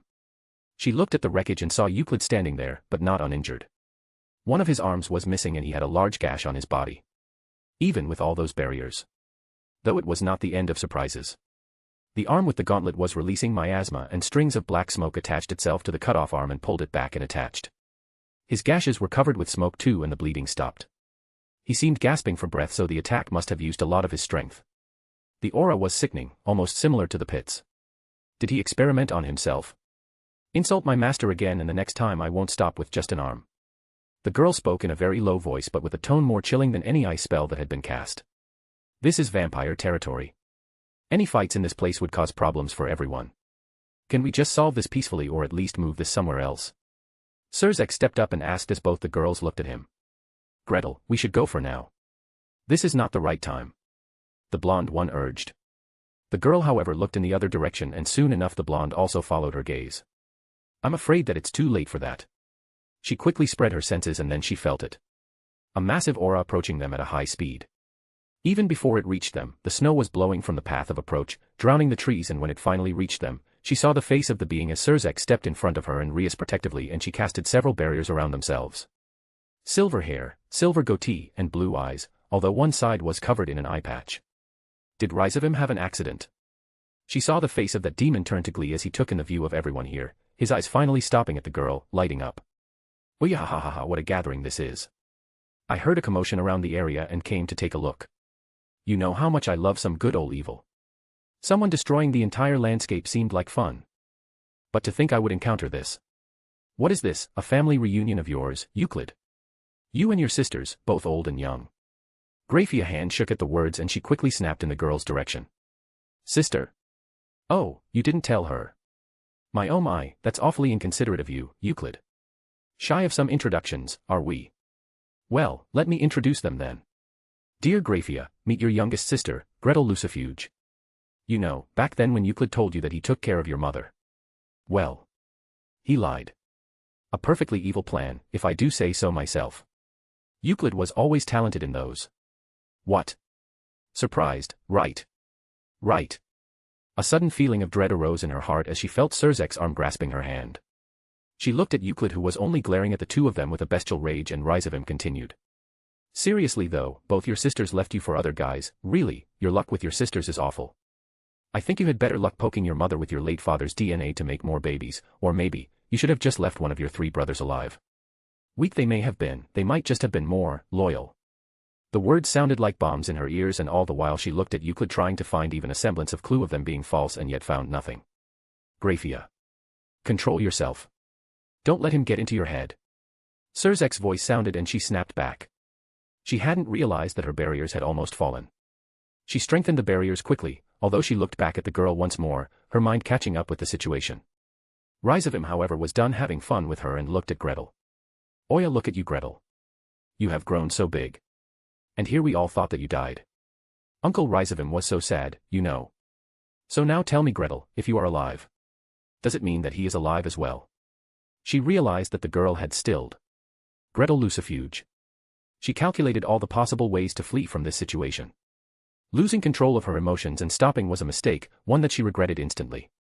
Yet, it was so hard to control herself from tearing apart that face when she saw him after all these years. Lavinia, I will look for an opportunity for you. Leave. She whispered to her. Lavinia looked back at her in shock and shook her head. I am not leaving you alone. I can fight as well. No, she can't. You can't. Against others, maybe. Against that person, your sacred gear is useless. I am not weak without my sacred gear.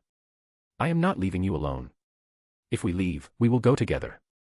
She wasn't weak and could even fight Satan-class beings without her sacred gears and win, but the demon in front of them was beyond normal Satan-class beings and sacred gears didn't work on him.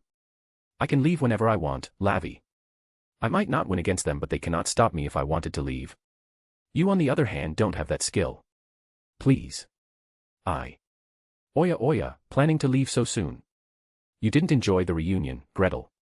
She heard Rizavim speak and her muscles tightened as her magic flowed through her body to react at a moment's notice. It was then that the third party spoke. We don't wish for a fight, Rizavim. The crimson-haired man spoke for the first time, joining the conversation. Oh, but that's so boring.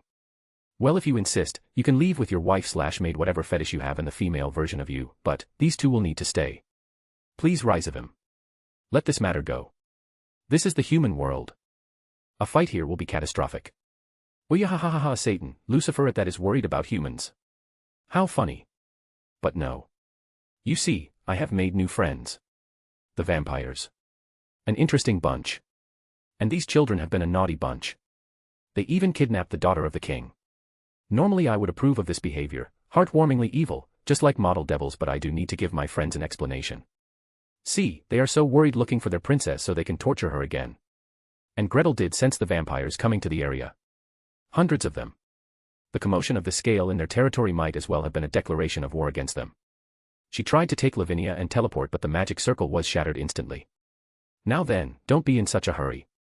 We met after such a long time. We have a lot of catching up to do. It doesn't have to be this way, Rizavim. The crimson-headed man spoke once more. Oya, could it be that you have taken a liking to her too? I mean, she does look a lot like dear Grafia. But that's a no-no. I need her for something. I am afraid I cannot let her leave. The vampires had started approaching them and surrounding the area. The other group sensed this as well and grew tense as the numbers increased. Gretel, however, sensed something else and her body relaxed. Are these the attackers? One of the vampires who seemed like the head asked. Where is the monster? These ones don't have the monster, but they did have another girl. I think she was the bastard of your king. Naughty kids these ones. Rizavim said, pointing towards her. Take them in. The vampire commanded. He was strong. An ultimate class being. But not strong enough. Euclid was by this time healed mostly and spoke again, glaring at her directly. You can take the blonde. She has a Longinus. The other one, however, will come with us. Apparently someone has forgotten their place and needs to be disciplined. The vampire looked wide-eyed at the Longinus before staring at Lavinia. Surround her and take her in. Be careful. His words, however, were never completed, as every single one of the vampires suddenly paused before dropping from the air like flies one after another till only one was left. A massive whirlpool of clouds formed above the entire forest in the sky. She realized that this time around, the attack was far stronger than what was done in Kyoto. The sounds of footsteps were heard and soon a voice accompanied. I don't remember giving you permission to discipline my aide, Euclid. Are you perhaps challenging me? And out of the fog and snow appeared the man she had fallen in love with, her master. Damien. This shit was beyond all the things I had imagined happening. I was in a meeting with Azazel and Odin when I heard a transmission from Ophelia about the sudden changes and asked Lavinia to start the mission as well as send Gretel, who was the fastest among us, to back her up. Two parties had caused the mess. One was us and the other. I took a guess and called Rias using our mind's link and asked her where she was, and Viola, I knew the identity of the second party.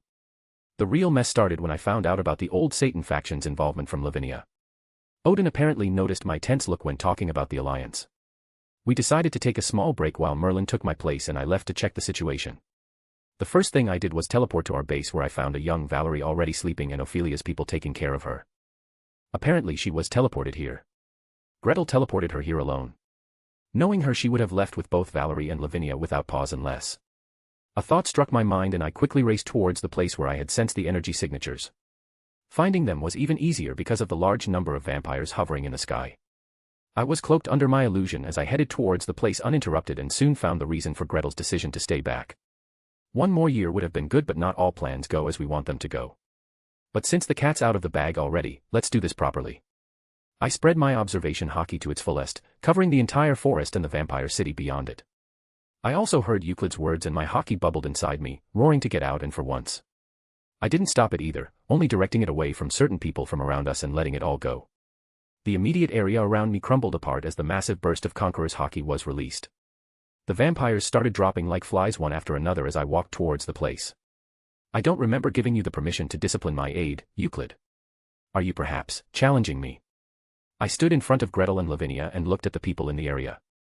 Serzex was here too. I was kinda surprised that Rias was here too considering how protective he was with her. Graphia. I let out a mental sigh. Gretel staying back made a whole lot more sense now. I looked at the remaining vampire. I left this one to deliver a message for me. The guy was on his knees, shivering and rightfully so. I loosened my constant control over my hockey and my hockey was rumbling like a raging tide wanting to rush out. Even now the snow in the area was melting. Even the ice created from magic was slowly crumbling apart from my hockey. This was an ice filled with demonic power and was harder than most steel. Valerie Teeps has accepted my protection. If your king has any problems with this, he can come here and talk to me. I will stay here for the next 2 hours. If he doesn't come in the next 2 hours though, I will consider him giving up the girl. Go on, relay my message to your king quickly. Who, what are you? He stuttered his question. I am the devil. Embarrassed face. Chapter 23, Chapter 22, The Meeting of the Three Lucifers. Damien. I looked back at the crowd who all ignored the vampire and looked at me with various kinds of expressions. My observation hockey took in their emotions and told me about the state of all their minds. Euclid was stunned, hateful but more than anything else, afraid. The gauntlet of his was similar to a sacred gear but at the same time not. It was full of negative emotions but also contained a life of some sort, although the entire thing was of a demonic nature. It was unlike anything I had heard or read about. Serzex was shocked as well but was hiding it well behind his stoic mask. Graphia was the same but was nowhere near as composed. Euclid and maybe even Gretel's presence was a major reason for it maybe. Rias was scared and excited. The one with the weirdest reaction was probably Rizavim. That guy was happy. No, he was beyond happy and it was kinda unsettling. The eye patch on his face was a reminder of Razvan's suicidal attack and the memory of receiving that news made me recall several other things as well. I slowly calmed myself and reined in my hockey. Losing control of my emotions against this guy would be the biggest mistake. Finally in control, I turned towards Gretel. Are you both alright? They nodded. Ha ha ha ha ha, I knew it. I absolutely knew it. How can someone like you die? And to the likes of those? Impossible. You really pulled the wool over everyone's eyes. Did you hate your big brother so much? Rizavim laughed. Look, Serzex. Aren't you so proud of your little sister? This is my little brother. Well, half-brother but you know, it's the same. Let me introduce him. This is Damien Lucifer. Asmodeus. The satanic miracle child if you will. I looked at him, narrowing my eyes very slightly before I calmed myself. Showing any kind of weakness in front of him would be a mistake. The bastard revealed my Asmodeus lineage which I was trying to keep out so as to not spook out people too much. And as expected, when I looked at Serzex, he looked shocked and his eyes stayed on me a second more than normal. Sigh. So much for keeping a mysterious air for longer. The bastard however wasn't done yet. So, how is my cute granddaughter, Vienna? I thought her father was a waste but even he gave me a good surprise. I wonder if she will do the same. I took a very light breath and pushed my anger away with my clemency. Really? You almost seem like you care about family. You sent people to frame me, you arranged my own teacher to assassinate Vienna, you made your son's life a living hell and then killed him, not to mention the fact that you killed your own father. Several heads turned my way except Rizavim who was completely unfazed, and you seem like you care for our family. If that's your care, I'd rather you left us alone. The silence which settled over the place was deafening. Everyone except Rizavim and I were tensed by the reveal. The reveal wouldn't do anything because even if Serzex himself went out and declared it, no one will believe him. In fact, there will be a high chance for people to speak against him for making such claims. I mean, claiming that the actual son of Lucifer killed Lucifer when he had led a rebellion against the old Satan descendants would only serve to paint him in a bad light. The man in question however was not bothered at all. Instead a feral glint appeared in his eyes as his smile widened. I am hurt you know, that you think so about me. I care for my family. In fact, I care for our family the most. You see Damien, there is not a single person in the world whom I respected more than dear old Dad. He spread his arms while explaining and astonishingly, I didn't sense a single bit of lie in the statement. He was the very definition of evil. I have been fascinated with him since the moment I was born. He was my idol. The perfect devil if you will. My only goal in life was to surpass him. I got a bad feeling in my heart. This guy didn't lie. Not a single word was a lie. In fact I was not the only one. I could sense the disturbed feelings from everyone. The man in question however carried on as if he didn't notice anything. But I realized that there was nothing I could do. No matter what I did, I would just be a devil while he would always be the devil. I saw several people look in my direction. But I lost that respect, when he decided to end the war. What kind of devil would end a war that caused such terrifying chaos all over the world? And for what? Because some people died. Because his fellow Satans died. Because his father died. That was not the man I respected. So I only had one choice. I killed him. To keep the devil, the real devil's memories alive in my heart, I killed him. I did it for him, I didn't want anyone to see that weak and pathetic devil who would choose peace over war. His expression at the end was of pure loathing and disgust. But he did show me that he was the devil at the end. He, our father, made a prophecy that I would die by the hands of a Lucifer someday. And that's why you kept every Lucifer in chains. So that you can escape the words of a dying man and continue living. I asked emotionlessly. No. On the contrary, I was bored out of my mind. After the 4 Satans died, 2 by my own hands, it was as if the underworld had lost all real devils. The new ones were idiots who preferred to wave around the name of their parents but couldn't do anything of their own. While people like these, he pointed towards Surzex, and his best he did spark my interest, it was just not that. They were devils, strong ones no doubt, but they were just that, simple devils, not the devil. I was all alone. They didn't have that instinct. So in the end, I just had to go back to the prophecy made by Dad. He stared directly at me. You see, Damien, I didn't mark Razvan with the death trigger because I was afraid of being killed by him. I marked him because I was afraid he would give up on trying to kill me, and run away. I continuously forced out all kinds of negative thoughts out of my mind to not let my emotions show. This bastard, this fucking insane bastard. Razvan found out about me sending off dear old Dad on the next journey from Gloria Lucifuge, the mother of the 3 present here, but who do you think told her about it? Despite my preparations, my eyes widened slightly when I realized what he had said. Gretel, hold back. I shouted in my head the moment I got back my senses. I wanted to inspire him, to provoke him to become a good devil, but that son of mine was a waste. Even when his first 2 wives had accidents, he didn't fight back. The first time he did was when my people found out about my cute granddaughter. He killed them all, and I rewarded him. I let his human wife stay and give birth. After all, half it might be, she still had Lucifer blood. So she was also qualified. I bit my tongue to show no expressions and he continued. But then something happened. Do you know what, Damien? He looked crazily at me. What else? You were born. A 2-year-old child knocked over 1,000 devils unconscious. That power, that potential, I knew it at that very instant that I got my new playmate. You see, Damien, I care for my family. I care for them the most. Sure, I poke them, taunt them, torture them, but it was to make them into proper devils. I also rewarded them when they did. What, you don't believe me? Ah, you hurt your big brother's feelings. Well, let me prove it to you. You overcame the trap set for you to sully your image and I made little Gretel your aide. Razvan overcame his fear and attacked me, even gave me a wound, and I proudly keep this wound on me. I could have easily healed the wound like Euclid did, but this, he touched the eye patch on his face, is proof that my son was not a waste. I also rewarded him by not following or searching for you. I am pretty sure I skipped a heartbeat. What? Surprised? You see, after Razvan passed away, I checked all his activities and found several interesting things. He had removed my cute granddaughter from the Lucifer house and made Gretel the head of the Lucifuge house. I even passed it, and now little Gretel is Lady Lucifuge. Now, why would he do so right before attacking me? If he could remove the death mark from himself, couldn't he do the same for my cute granddaughter and you?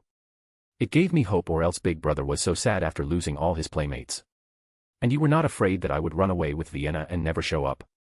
I asked, narrowing my eyes slightly. Razvan's actions and removing his death mark might have aroused suspicion. I had hoped for it to be ignored as they made no move to search for us. Oh no. No. I was never afraid about that. You are not the type to run away. You, Damien, are born different. When I was disappointed by my son, I started a project, a big project to make the evilest devil I could. It was called Project Genesis. To combine the genes of 2 Satans and create a devil who could entertain me, and after 200 years and several hundreds of failures, there was a success. I was ecstatic. So ecstatic that I even ignored my son for a while, and that led him to elope and get a human wife. And you didn't disappoint me either. Ultimate class at 8, Satan class at 11, and now, a super devil at 14. Even Dad was not this crazy. Big Brother will have to work harder to not get left behind. I noticed that Surzex and his group were now staring at me as if I was a ghost. but it was not your power either. You see, Damien, Dad was not dangerous because of the power he possessed. I mean, even I, myself possessed several times more power than him and Gramps. He was far stronger. No, it was the way he thought, his mind, his talent, his whole being. And you remind me of him in not just your looks but your entire being. It was as if he himself came back from the dead and stood in front of me but somehow became even better than he was before. Lucifer 2.0 if you will, ha ha ha ha. I felt a slight chill in my spine at his words. I know you are not the type to run away because it's not in your very nature. Euclid tried to pull a prank and discredit you in front of others, and almost instantly you turned the entire crowd against him, without speaking a word. If I hadn't interfered, he would have been declared a traitor. Kateria tried to control you, and within a month she was so scared of you that she wouldn't even look you directly in the eye. And that was when you were 9. The human you called mother died, and within a year over 10,000 devils passed away, all the while you were being monitored 24/7. I planned to test my granddaughter in a harmless assassination attempt, and you erased one of our biggest bases along with 2,000 devils and even your first teacher. You, Damien, killed more devils while not even leaving a room and being continuously monitored than he pointed at Surzex, and his bestie did during the entire Civil War, even when in the open, and don't even dare say that it was Razvan. No, he had neither the guts nor ability. It couldn't be him. I know. Just like you knew how strong he was or what connections he had made until it was all over. I mocked. Touché. But no. If he had such an influence, he would have ganged up on me and had me ambushed and killed long before now. He didn't. So it was not him. I didn't reply to it. You don't give up on grudges, and so you will not run. I have no interest in your games, Rise of him. His smile widened as he burst out laughing in front of everyone. But you want to kill me, right? Right. Then you are already playing my game. No take-backsies. The atmosphere became even tenser, if it was somehow even possible. Surzex. He felt the hair on the back of his neck rise up from the revelations. He had already known, both from the repeated warnings of his elders and his own experience, that he must not provoke Rizavim Levon Lucifer, and he had paid attention to it too. His entire peerage was made up of non-sacred gear users for the sole purpose of countering Rizavim. But even in his wildest dream he didn't think that Rizavim would be this insane. He didn't have the slightest word for it. And then he looked on the other side.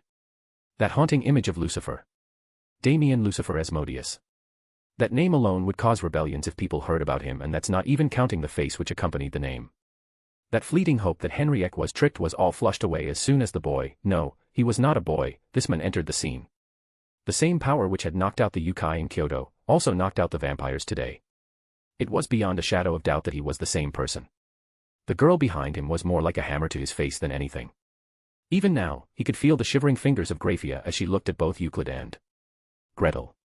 When he came out today, it was to get a short break from his hectic schedule and spend some time with his family. To think this is what he would encounter. First Euclid being alive, then Graphia's younger sister, and then the news that Graphia's mother was alive. He couldn't even imagine the state of mind she was in right now. Back then Graphia and he had liked each other and were actually trying to get each other to their own sides. Graphia had no intention of betraying the old Satan faction, but more importantly her own family. It was the death of her mother, or now that he found out, the news of her death at her hands of none other than her own little brother, that had convinced her to ditch the old Satan faction which had turned her little brother into that. When they had gotten the news that Euclid had died, she had been hit the hardest. She still believed that Euclid was influenced by them. It had still grated her to no end that she had failed her mother and brother. It was one of the reasons that despite being his wife, she acted like a maid, as some sort of twisted repentance. Even he had stopped trying to convince her about it after knowing her reason. And now this news, coming and blowing everything she knew, out of the world. She was suddenly hit with the fact that she had not only failed her mother but also 3 other brothers whose names and faces she didn't even know, and now another sister who seemed to hate her too. Damien looked stoically at the crazy person that was Rizavim. And the man in question looked like he was having the time of his life. After finishing with Damien, he looked at Gretel. And look at you, Gretel, all grown up. You look so pretty and have become strong too. The strongest Lucifuge, and that too at 16. Gloria would be so proud. He was not wrong. The power that she just exhibited would easily put her far above the likes of Graphia and Seraphal, maybe even together. Even he would need to get serious to fight her. And she was just 16. Not even mid-20s when the natural growth of a devil is the strongest. This meant that she would just get stronger in the future. A lot stronger. Perhaps even. She was beyond loyal to Damien from what little he had seen. Which left the biggest unknown of all. A 14-year-old super devil. How the fuck do you even get that strong? Even he and Ajuka needed to get to their 50s to come close to that level. And he was 14. He looked more like 16 or even 18. This makes 2 beyond Satan class beings in the younger Lucifer's team. The girl with the absolute demise could also fight at the same level. So 3. There was that Yukai girl. 4. 4 known members and all could fight at the level of a Satan or beyond. And who knows how many others he had supporting him. If this was matched with whatever he had just heard from Rise of Him, then this new Lucifer was far more dangerous than Rise of Him. And the worst part was that he didn't know anything about him either. His motivations, his powers, nothing. He watched as Rise of Him continued. You know what would be awesome? Yes, I know, he turned towards Euclid. You know, you could always try to make another little sister from your mother. Serzex froze and so did Graphia. Surprise.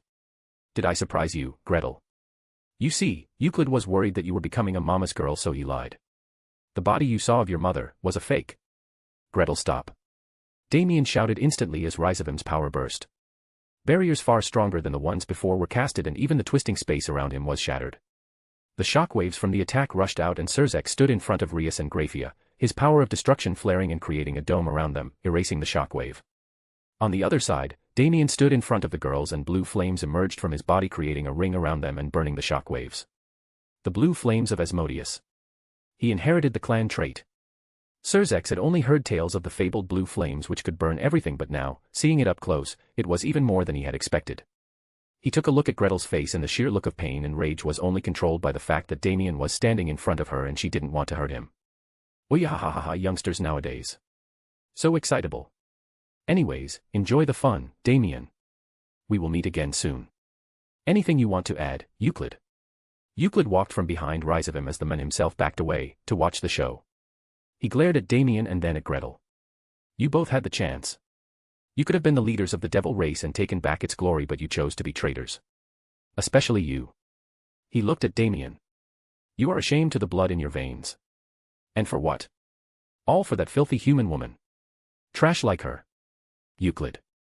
Damien spoke. For the first time, Serzex saw a hint of rage in those piercing blue eyes. His voice was perfectly calm, but hundreds of years of instincts honed in wars screamed at Serzex to be alert. And then he continued. Your voice is annoying. Boom. He didn't see it. Serzex didn't even feel Damien moving, and the next moment Euclid was under his boots and the entire area, hundreds of meters around them, caved in. He quickly eyed Rise of Him and saw the look of surprise. Even he didn't realize it. What kind of speed was this? There were no indications, no demonic power or energy surges, nothing. 1 minute he was there, the other, he had crossed the distance and kicked Euclid into the ground. The only reason anyone even knew that he didn't teleport was the trail left on the snow. Miasma collected around Euclid and his wounds started healing quickly as he started to struggle to get up, but to no avail. His demonic energy flared, but to no avail. He waved his hand and clawed towards Damien, but all that resulted in was the sound of metal striking another metal as the claw was grabbed in Damien's hands, who effortlessly ripped it apart. Arghara. Euclid cried out in pain. A consciousness inside it. Very similar to a sacred gear, but of demonic nature. Made of agaricite, the same ones used to make the evil pieces. Strong enough to rival a low-tier Longinus. But, not strong enough. Damien tossed the claw gauntlet aside, but this time it didn't return like before to attach itself to Euclid. Damien continued. Now, tell me. Who gave you the guts to raise your voice against me? Was it that toy of yours? As you can already see, it was useless. Or was it him? He pointed towards Rise of Him. Because as far as I know him, he would clap his hands in glee and even praise me if I were to just rip your head off your neck. Or could it be that you are relying on your big sis? Despite all your hate words, you still want her sympathy. How pathetic. The shouts continued and the demonic power increased. Be quiet. Damien flexed his leg and all the demonic power from Euclid disappeared. No matter how much Euclid struggled after that or tried, no demonic power was released. Damien crouched and removed his foot from Euclid's face but grabbed his hair instead, raising him by it. Now then, where was I? Yes. Why are you so proud, Euclid? Just because you kept your mother a prisoner and experimented on her? Is that an achievement for you? Your mother is alive, right? Euclid glared but didn't answer. Boom. Euclid's face was bashed into the ground almost instantly and again raised by his hair. When I ask a question, it means I expect to be answered. Do you know why I don't just end your suffering, Euclid? I mean, I could have killed you anytime since I was 9. Even in a one-on-one fight. And yet, you are here. Tell me, do you know why? He raised Euclid to his eye level, staring directly into his eyes. It's because you are already dead. You just haven't realized it yet. Serzex felt a deep chill at the statement. You died the moment you laid a finger on my Gretel. A cold wind blew silently. It was as if the cold Romanian forest somehow miraculously got even colder. Everything you did after that, plotting against me, trying to brainwash Gretel. Oh. You thought I wouldn't notice such blatant use of mind magic? Do I need to remind you that I surpassed my teachers in all their fields of magic? So, where was I? Ah yes, trying to assassinate my sister, everything, all you did, just made the time before you realize it, more painful. The only reason I let you be until now was because I promised Gretel that she will get to decide what to do with you. And that is what will happen. You will live, and you will realize death, by her will. If somehow by an off chance, something else happens, I will drag your filthy, corrupted soul from whatever corner it is hiding and throw it at her feet so that she can decide what to do with you. If, in doing so, your mind breaks into tiny pieces or your spirit crumbles or even your soul remains an empty husk, that's not my problem. And when all this is over and your soul, if it somehow, miraculously survives and makes it to hell, I will be there, to continue our game even longer. Do you know why? He brought his face an inch from Euclid's and continued. Because I am the devil. Do you get it, Euclid? So today, when you go back to your mother, tell her this. I am sure that the woman will be happy. He dropped Euclid's body and got up before walking towards the two girls, only to pause for a moment and turn back. Oh. And never again insult my mother. I promised Gretel not to kill you. I never said anything about not tearing you limb from limb and feeding them to you till you break. And yes, this is a threat. Oh yeah, ha ha ha ha, wonderful, wonderful. In that case, the game is on. I will be honest, Big Brother is a little jelly of Euclid getting all the attention. But no problem. I am looking forward to the game. Congratulations on your new toy. But bye. A magic circle lit up around Ryzavim, Euclid, and the gauntlet, thrown on the ground, and a moment later, they were all teleported away. A few moments passed but no words were spoken. Damien took a deep breath and suddenly broke the silence. Your mother's body was not fake. She did die the day you saw her. Ryzavim was baiting us. What? Damien. I looked towards the dumbfounded Serzex and then at Graphia. I knew it from the moment Ryzavim had lied, but I didn't want to tell them about my power. So, I explained. Just now, when I attacked Euclid, I forcibly removed that artifact from him. It was loosely attached to his soul, which caused him to be disoriented. I took advantage of his flaring demonic power to use a spell on him and attacked his head to cause him to lose control of his consciousness. This made it easy to dive into his head and find out information about Gretel's mother. The question about his mother was to direct his attention to the subject and make it easier to find the information. She died. I was trying to find the location of her body but couldn't do so in a short time and just marked him. I turned towards Gretel and completed, I marked him. He will not be running away. Yes. I put a binder's mark on him. When I said that even if he died, I would resurrect him. I was not lying. Binder's mark can be controlled in a way that I can control what I do to the target. I can choose whose will to bend and whom to give power. For Euclid, he got his allegiance turned to me but got none of the power. A fight with Ryzavim would have been stupidity in this situation. First, my own faction was just starting. A massive battle such as between two super devils and others possibly could have destroyed a major part of Europe, and that would have directly given people a reason to brand me as a terrorist. Second, there was a chance that Ryzavim would run away or Serzex would intervene, and I couldn't be sure of the win if such a thing happened. What I did know was that the Serzex would definitely not let a fight happen, as that would put the already shaky devil faction in the frying pan once more. The only thing left was killing Euclid, but why kill him now if I can use him? As I explained earlier, he was already dead. He just hasn't realized it yet, because Binder's mark is just that broken. The Euclid who served Ryzavim was already dead. Now, he was just my pawn waiting to be used by me. I needed an in within Ryzavim's inner circle. The two ways to do so would be to send one of my own people or convert one of his, and who better than the one whom we all hate. I also needed information on what that gauntlet that Euclid was using now was. All I got from Euclid in the passing was only bits of information.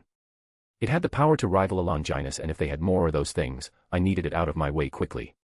I walked up to Gretel, who was still shaken, and took her in my arms, caressing her head.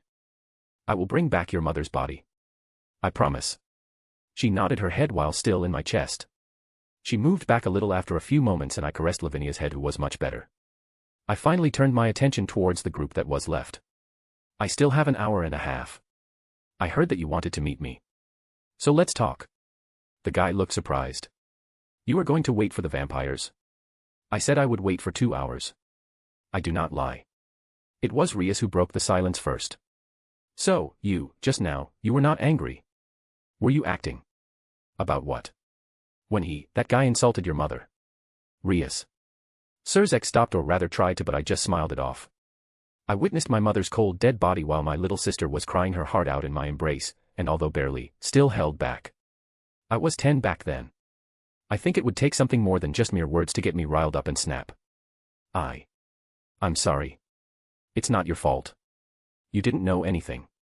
She didn't. We never talked about my past even when we talked. She was probably the only person with whom I could have a normal conversation with, as a friend, and she was too young. We never got so much into details. But you know what, you lied just now. She replied, looking smug. I smiled. I didn't, princess. I assure you that every word I said was true. The emotions behind them were as real as they get. The fact that my other actions got covered behind them was just a happy coincidence. I prefer the word misdirection rather than lying for this. I noticed Grafia was looking at Gretel and wanted to say something but was holding back because of me. As for Gretel. Sigh. Sometimes, it's better to rip the bandage off to let the wound heal. Gretel. I looked at her. Have a talk. Just don't force yourself and don't fight. She looked at me wide-eyed and I patted her head. It's better to at least have a talk and understand each other's circumstances first than hate each other because of the words and actions of a deplorable trash. I am not telling you to get along if you don't want to, but your mother took an action to save her life. Don't you want to know her at least and see what your mother was thinking about? After this, no matter what action you take, I will support you. I slowly caressed her head and she looked at me for a moment and then at Grafia with a complicated look before looking at me and nodding again, leaving slowly. Then I turned to Lavinia. Go and see if Valerie is all right. Will you? I will be all right. If I want to leave, I can leave easily. She nodded and left as well. I saw Surzek heaving a sigh of relief. The guy was extremely tense. Finally, I turned my attention towards Rias and a smile formed on my face when I thought about the worries of the Gremory family. With Surzek being present here, I decided to have some fun. We have to stop meeting like this, princess. I'd prefer a meeting over a cup of tea than like today. She had gotten much better since the first time we met because of our occasional meetings. She didn't blush much. Were you trying to recruit Gasper as well? She asked me. I would be lying if I said I didn't. He is a good potential recruit. High magical power, a strong sacred gear which is on the verge of evolving due to a mutation. I estimate it reaching the level of a Longinus soon. Really? She asked, perked up. Surzek paid attention too but didn't interfere. Really? But no. My primary target was not Gasper. It was Valerie all along. Why? Who knows? Maybe I am just the type of bad guy who goes around kidnapping princesses. I smirked and she blushed. Surzek's emotions were going up and down like the world's craziest roller coaster. He decided it was as much as he could take. Damien. Can I call you that? Sure can. It's my name after all.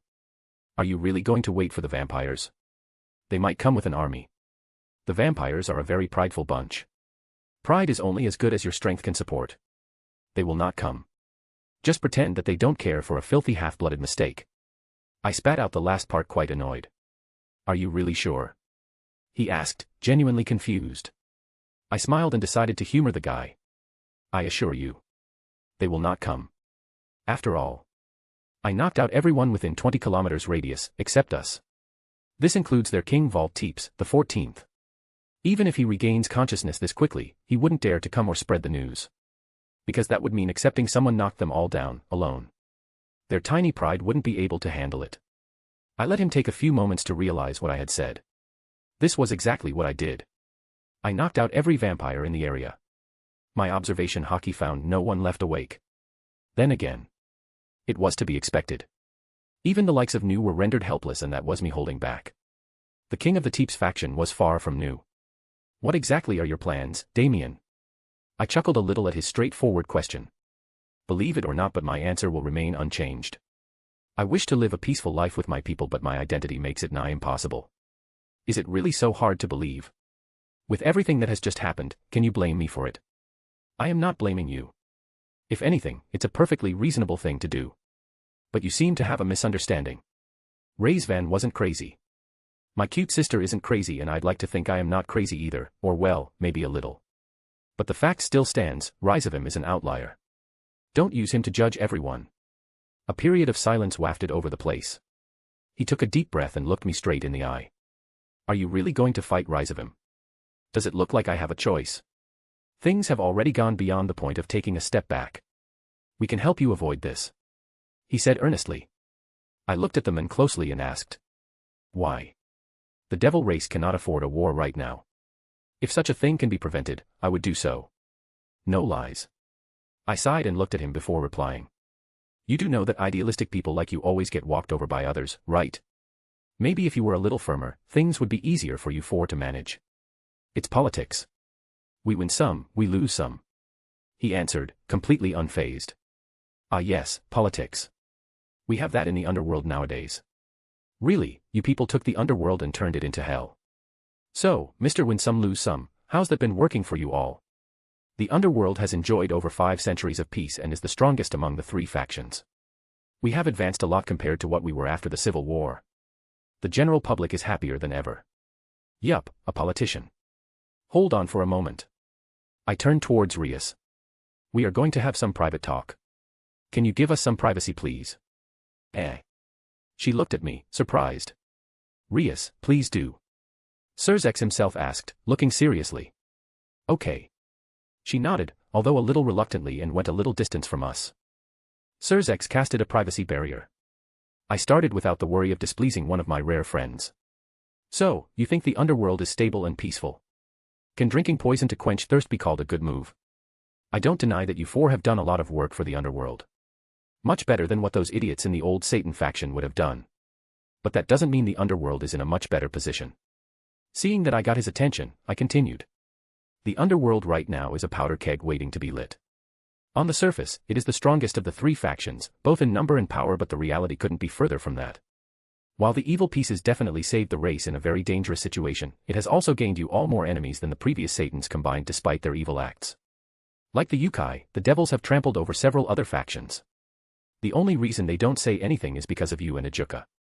He listened but didn't say a word. While on the surface the devils have a lot of population. A major part of it is made by the reincarnated devils, many of whom were forced to become devils against their wills. Do you think they suddenly had a change of heart as soon as they became devils and decided that being treated as second-class citizens is the way to go? No. They are only quiet because of the Satans.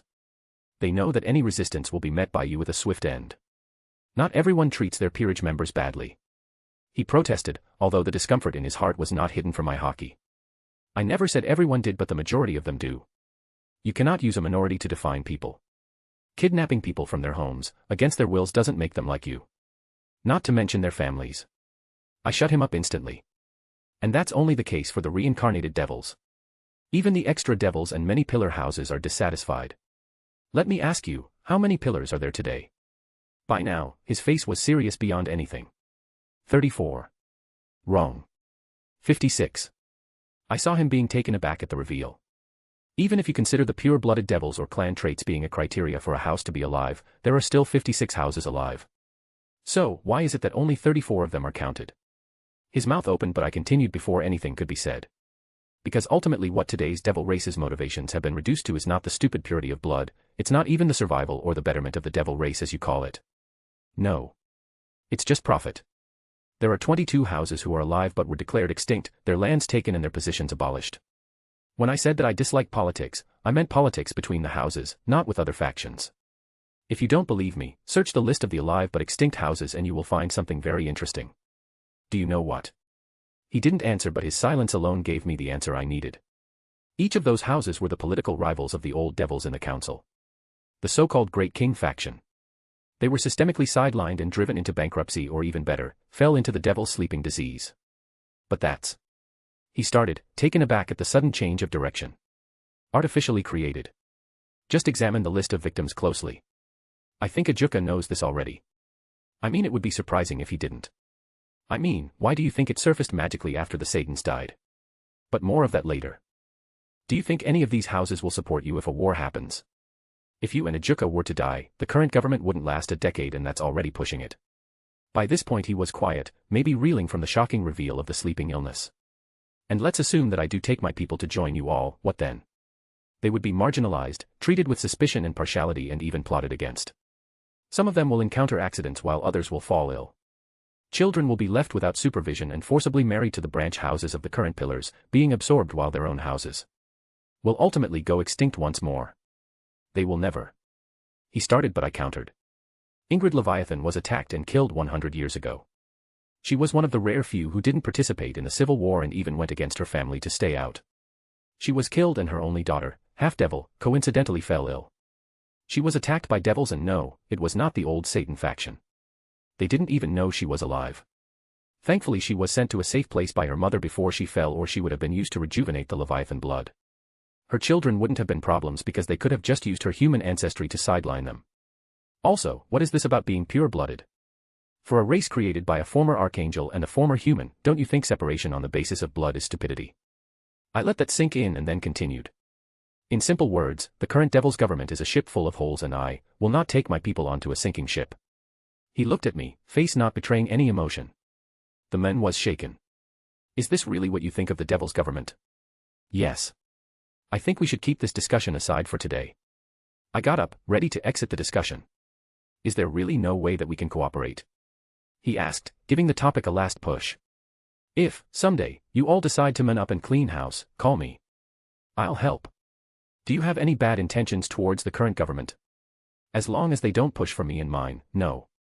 Currently, everything I am doing might actually end up saving the devil race. Even the upcoming Operation Regicide. Sirzex removed the barrier, his mood still quite somber. I didn't care. I had already thrown the bait. He will join me. Sooner or later. It was no longer a question of if but rather, when. I mean, as much as I want, I cannot completely separate myself from the devil race. The association of this face will always follow me. So, I do need to take some measures for them. Right now, I didn't need them, but they needed me. Rias noticed the barrier being removed and came back quickly directly in front of me. Say, you are the devil, right? A bit taken aback at her question, I noticed the glint in her eyes and identified it as the look she has when she is about to pull a big prank. I humored her. In the flesh. I want to make a deal. Sirzex, who was lost in his thoughts, looked at us but didn't say anything. He was probably trying to organize whatever he heard. Oh, what deal? My father wants to marry me to a guy I don't like. Help me. PFFTT, ha ha ha ha. I literally burst out laughing. Sirzex seemed to be attracted by the mess too as he looked at her. Rias, you. What? You people are forcing me to marry that idiot, Riser. I don't even like him. She then turned towards me. Also, don't laugh at me. I was not laughing at you, princess. I was just laughing at the situation. You know what? I accept your deal. Really? Absolutely. Now, there are 3 ways we can do this. First is the easy way. Second is the slightly harder way. Third is the most troublesome way. Let's not talk about that for now. What's the easy one? She asked, genuinely intrigued. Oh, we'll come to that soon, but first let me tell you a story. It was the reason I laughed. You see, there was once a girl whose father wanted to marry her to someone she didn't like. So she went and asked a guy for help. They ran away together and got married. Simple, right? She nodded her head while Sirzex kept listening while not saying anything. He was probably trying to take in everything about my personality from today's meeting. Well, let him have a massive headache then. But what's so special about it? She asked. Well, the special thing is, the guy she asked for help was called Lucifer. Sirzex's eyes widened as he realized what I was saying while Rias was still catching up. The father in this story was also Lucifer's father. So, tell me, do you know the name of the girl? Lilith. Correct, princess. Now, the easiest method would be to go on an underworld-wide television broadcast and tell this story to everyone, and then the thing about you asking me for help. I guarantee you that your father or any other devil would dare to force you then. Stop giving her crazy ideas. Sirzex interrupted me. Hey, I am just helping. And it's not really hard. You will have to agree that it is in fact the easiest method. Ria seemed confused about the whole thing and asked me. Why? What will happen if I do this? Would father even cancel the engagement? Oh, he obviously will, dear. If he doesn't, at the very least, half the population will rebel against him. What? The devil race was created on the idea of freedom. The freedom to pursue one's emotions.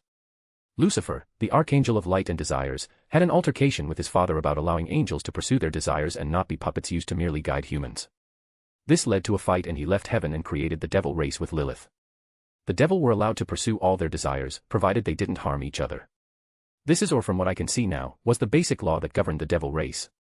Forcing something like a marriage on someone against their will is a blatant slap on the face of this law. It will not be allowed.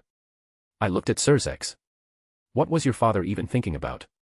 Is he perhaps taking the role of Lucifer's father too literally? What's next, starting a great war? She looked a mix of fascinated and discomfort at the news. I don't want to cause trouble for my family. What is the second method? She spoke after a moment.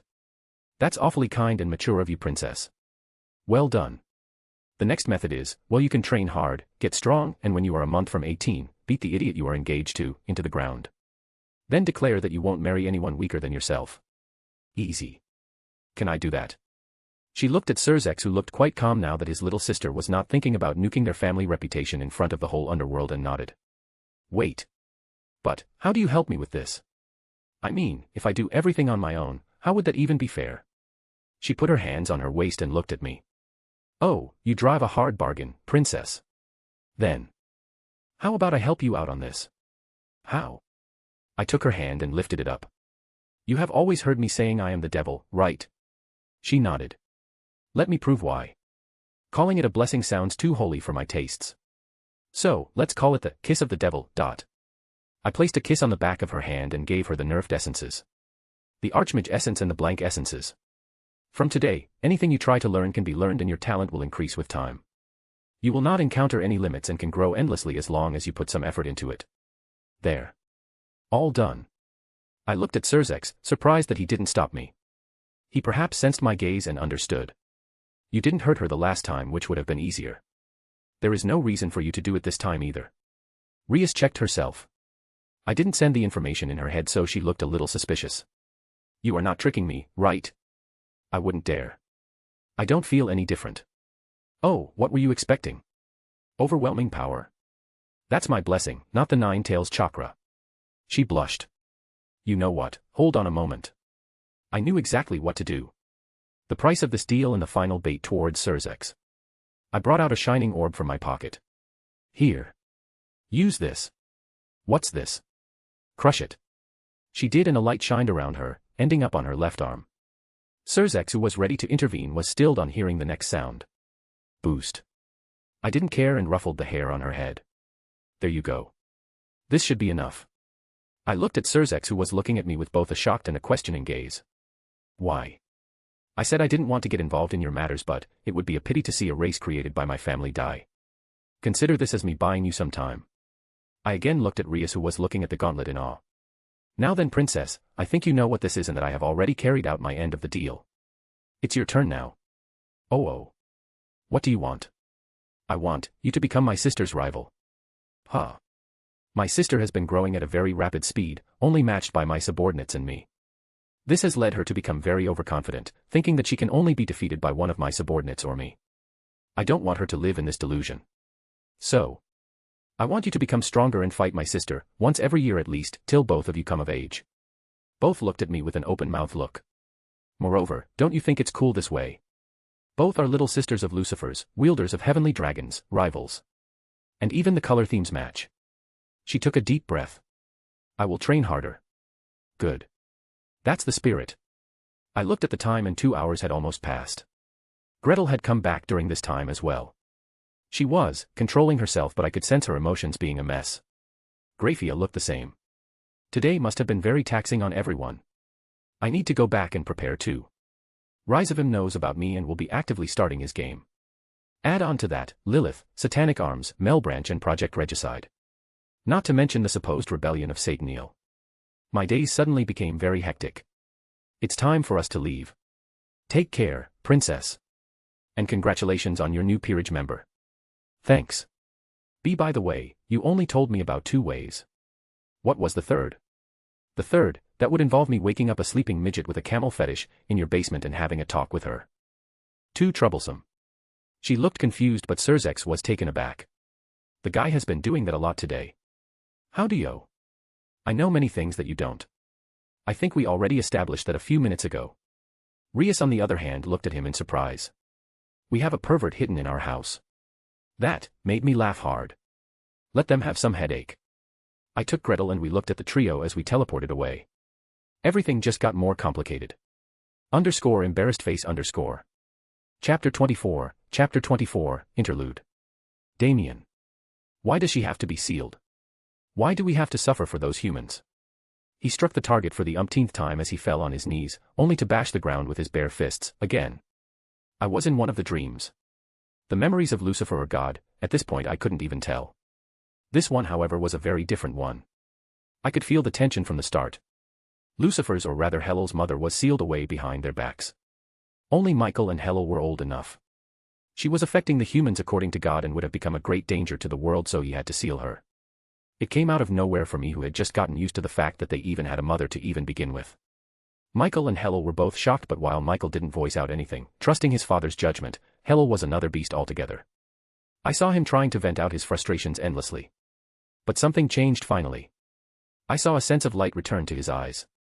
Yes. That's right. I just need to show Father how those humans aren't worthy of his love and care.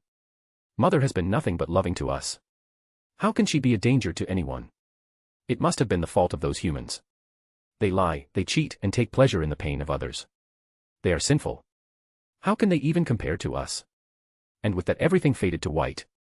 I opened my eyes, but my mood was not good. Several thoughts went around in my head as I recalled the dream once more. Desperate people do desperate things. I think I just saw a glimpse of the reason why Hellel rebelled.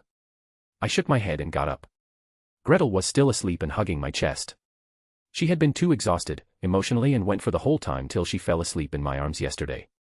We came back after the incident in Romania. The first thing I did was comfort Gretel and then take Valerie to Merlin. I also took this opportunity to touch the Graal and was assaulted with tons of memories. The sacred gear most attuned to souls coming in contact with someone like me with a fragmented soul, the effects were comparable to the true Longinus. It's just that I was stronger too, so I didn't faint this time.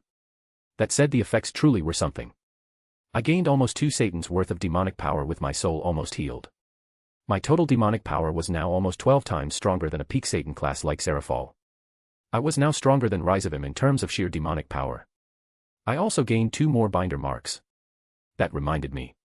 Serzex being 10 times as strong as Lucifer was a lie. He was strong, no doubt. The strongest devil I had met. 15 times stronger than a peak Satan class. Which would make him only 5 times stronger than Lucifer if the information that I got from Azazel was true. He was keeping most of his powers sealed, but I used my Prince of Lies to sense it. He was still almost 1.5 times stronger than Rizavim, and I can see why people would even believe it. Propaganda was a powerful tool. After all, the only ones who knew about the true extent of Lucifer's power would either not speak or just not be heard by anyone. With this, I can at least provide my people some backing to stand in front of the world. Thankfully, Merlin had also finished negotiating with the Norse and the fallen angels, and while the fallen angels weren't currently ready to support us openly, they were going to declare a peace like that between the 3 factions. My shaking awakened Gretel, and I saw her opening her ruby red eyes to me again. Good morning. I removed the bangs covering her face and kissed her forehead. Are you better now? She nodded. I felt her gripping me tighter and laid back on the bed as I hugged her tighter while slowly rubbing her back. Neither of us talked. Serzex. He reached home with Grafia and Rias. The first thing he had done was get Rias checked for any spells or problems. Ajuka had spent over 2 hours and after rechecking twice, found nothing wrong with her. Even the sacred gear was attached to her perfectly as if she had carried it from birth. The power to remove and bestow sacred gears like this, the more he thought about it, the more headaches he had. Especially when he considered who this power was in the hands of. Grafia was barely going through the routine like a zombie at this point. Her head was still filled up with all the information she had heard last night. She insisted on staying back until he was done with the meeting, and he knew that she would do just that, but he couldn't find it in himself to force her to do it. So, he used Rias as an excuse to push the meeting with the fellow Satans aside for a while and brought them home, right from Ajuka's place when the checkups were completed. You all are back. Was the trip a success? His mother asked, but stopped when she noticed the looks on his and Grafia's faces. Did something happen? Mother, do we have a pervert in our basement? Rias interrupted before he could say anything, and he felt the urge to facepalm. How did he even know of her being alive? It was one of the best-kept secrets of the Gremory family. What? Rias, go and get cleaned up first. We can talk when we sit for dinner. He interrupted, not wanting to start this conversation right now. She looked at him and then nodded, leaving the room quickly. What's all this about? And are you all right, Grafia? She called out, but to no reply. Grafia. She called out again. Yes. Grafia was broken out from her reverie, shocked by the voice. We need to talk about today. Can you please inform father? He asked, tired, and his mother nodded, having understood the oddity of the situation. He led Graphia into their room and hugged her as soon as he closed the door. And she finally broke down. To be honest, he was a bit lost at what to say at this moment because he knew that no amount of words would help. But he had to try. Your mother covered for you because she wanted you out of that place, Graphia. Don't blame yourself for what happened. You didn't know. We didn't know. But I never even questioned it. Euclid said that he had buried her, but I never checked. You thought that her body was destroyed. No one could have guessed he did such a thing. I failed them. I failed my mother. I failed Euclid. I failed my other siblings. I don't even know. Did they even get any names? How could Euclid, how could he? He felt his own fists clench down when he remembered this. 3 children were experimented on and killed, and only 1 survived. Why did they fight the war in the first place? Wasn't it to prevent just that from happening? He remembered his own student's death before he stepped into the war. But he couldn't even imagine the amount of pain she must be in right now. Just like he couldn't imagine how it would feel to know that 3 of his siblings were killed while another one tortured. He did whatever he did on his own. You cannot control everything. We cannot change the past, Graphia, but we can make the future better. You still have a family. You can try connecting to her. He said. He did hope they would connect, not only to remove some of her guilt but also to make bridges between the 2 sides. But Graphia shook her head. She won't. No. She absolutely won't. She hates Euclid. She hates me. I know you can mend the relationship, Graphia. He tried to encourage her. But she shook her head. You don't understand. She will never. A pit formed in his stomach. Her voice came out as a whisper. Euclid was raising her to be me. In everything. When she couldn't, she was tortured, not even allowed to cry. And when she did succeed, it became worse. He felt the pit in his stomach become worse. Euclid probably touched, molested her when she was a child. He felt his breath stuck. They were planning to brainwash her into an obedient puppet. If it wasn't for Damien. I lost the chance when I tried to stop her attack on him. That look of pain and hurt. She will never forgive me. Her words turned into sobs and tears flowed endlessly. Serzex quickly hugged her tightly and let her rest. How could he become such a monster? It's like the brother I knew was just an illusion. He couldn't even find words to say anymore. He knew that the things were bad, but he didn't know they were like this. A part of him understood why Damien reacted the way he did, because he was sure that he would have just erased that bastard if he had done anything like that to someone he loved, consequences be damned. It also explained the fanatical loyalty he had seen in the eyes of Gretel for Damien. He kept holding her till her breathing evened out and she fell asleep. He lay her quietly in their bed, used a spell to change her clothes and pulled the blanket over her. How is Graphia now? His mother asked when he sat down. The only ones in the room, apart from him, were his parents. She is sleeping. He picked up a bottle of scotch for the day. Tea wouldn't cut it. Rias told us about what had happened. His father spoke, but he could sense that he was uneasy. About the deal she made. He asked and his father nodded, joining him with another glass. Your father apparently realized just how utterly stupid the entire plan was from the very beginning. His mother mocked, sitting beside him. His father just sighed at this point. While he didn't agree with his father's plan, he had to agree with this reaction. If by any chance, Rias did what Damien had asked and went public with her comment, there would have been a riot, and he was not even exaggerating this. Was he really, a Lucifer? His father asked. Serzex shook his head. Even worse. He downed his glass in one gulp. Damien Lucifer Asmodeus. Oh Satans. He is a devil created from the blood of Lucifer and Asmodeus. Rhizavim's half-brother and probably the most talented devil to ever walk the world. He explained whatever happened in yesterday's meeting briefly to his parents. By the end of it all, they were stunned to even form words. So. Lord Lucifer. He was killed. His father asked, as if still not being able to comprehend the statement. And the Leviathan, yes. He did. He confessed to it himself along with everything else. No one would ever believe it even if we said it out loud and instead would accuse us. Obviously, they won't. He sighed while gulping the entire glass of the alcohol in one go. Where does he stand? The new Lucifer, I mean. I don't know. He doesn't bear any hostility towards us, but he isn't very fond of the idea of joining us either. According to him, the current government is a sinking ship, and with the number of things he told me, I'm inclined to believe him. What things? He looked at his mother directly and asked. Please tell me honestly, did you both know that the sleeping sickness was artificially created? He observed their expressions closely and the shock he saw on their faces was genuine. It's what? I am going to need to investigate this, but around 100 years or so ago, Ingrid Leviathan was attacked by devils, not from the old Satan faction because they didn't even know of her being alive. Her daughter, who was a half-devil, was sent away but caught the sleeping sickness. Damien investigated and found out that the disease is artificially created. You can understand the implications of this. If the ones who attacked them and inflicted them with the disease were indeed someone from the current government, how can we ever hope for him to trust us? There were several other things that were revealed, and I am going to have to investigate everything, or what he said would come true. The devil race will be doomed. What about Rias? His mother asked to break a period of silence which had descended over the room. He gave her the boosted gear in return for her to become a rival to his sister. But in his own words, it was the last thing the Lucifer house would ever do for the devil race. I don't even know what to think of this guy. He's... Pouring another glass of scotch, he continued, I don't know how to explain it. The boy had confidence like every member of the Lucifer house, pride obviously, but it was as if he kept it tightly wrapped around himself. And that prideful look was natural for him, as if he would be incomplete without it. There was this charisma in every word he said that just compelled one to believe in him. More than once I checked myself to see if he was using any spells on me, but he wasn't. But there was just nothing I could do to refute him, almost as if I didn't want to. He chuckled. Even when he called himself the devil, I couldn't refute it because it just felt true. He downed the second glass. And I am supposed to be the Lucifer. I don't know how the real Lucifer was, but if he was anything like Damien, I can see why people feared him and still respect him till this day. It wasn't about power. It was his entire presence. It was like I was standing in front of a king and the most natural thing I could do was kneel and pay homage. His parents looked at him in stunned quietness.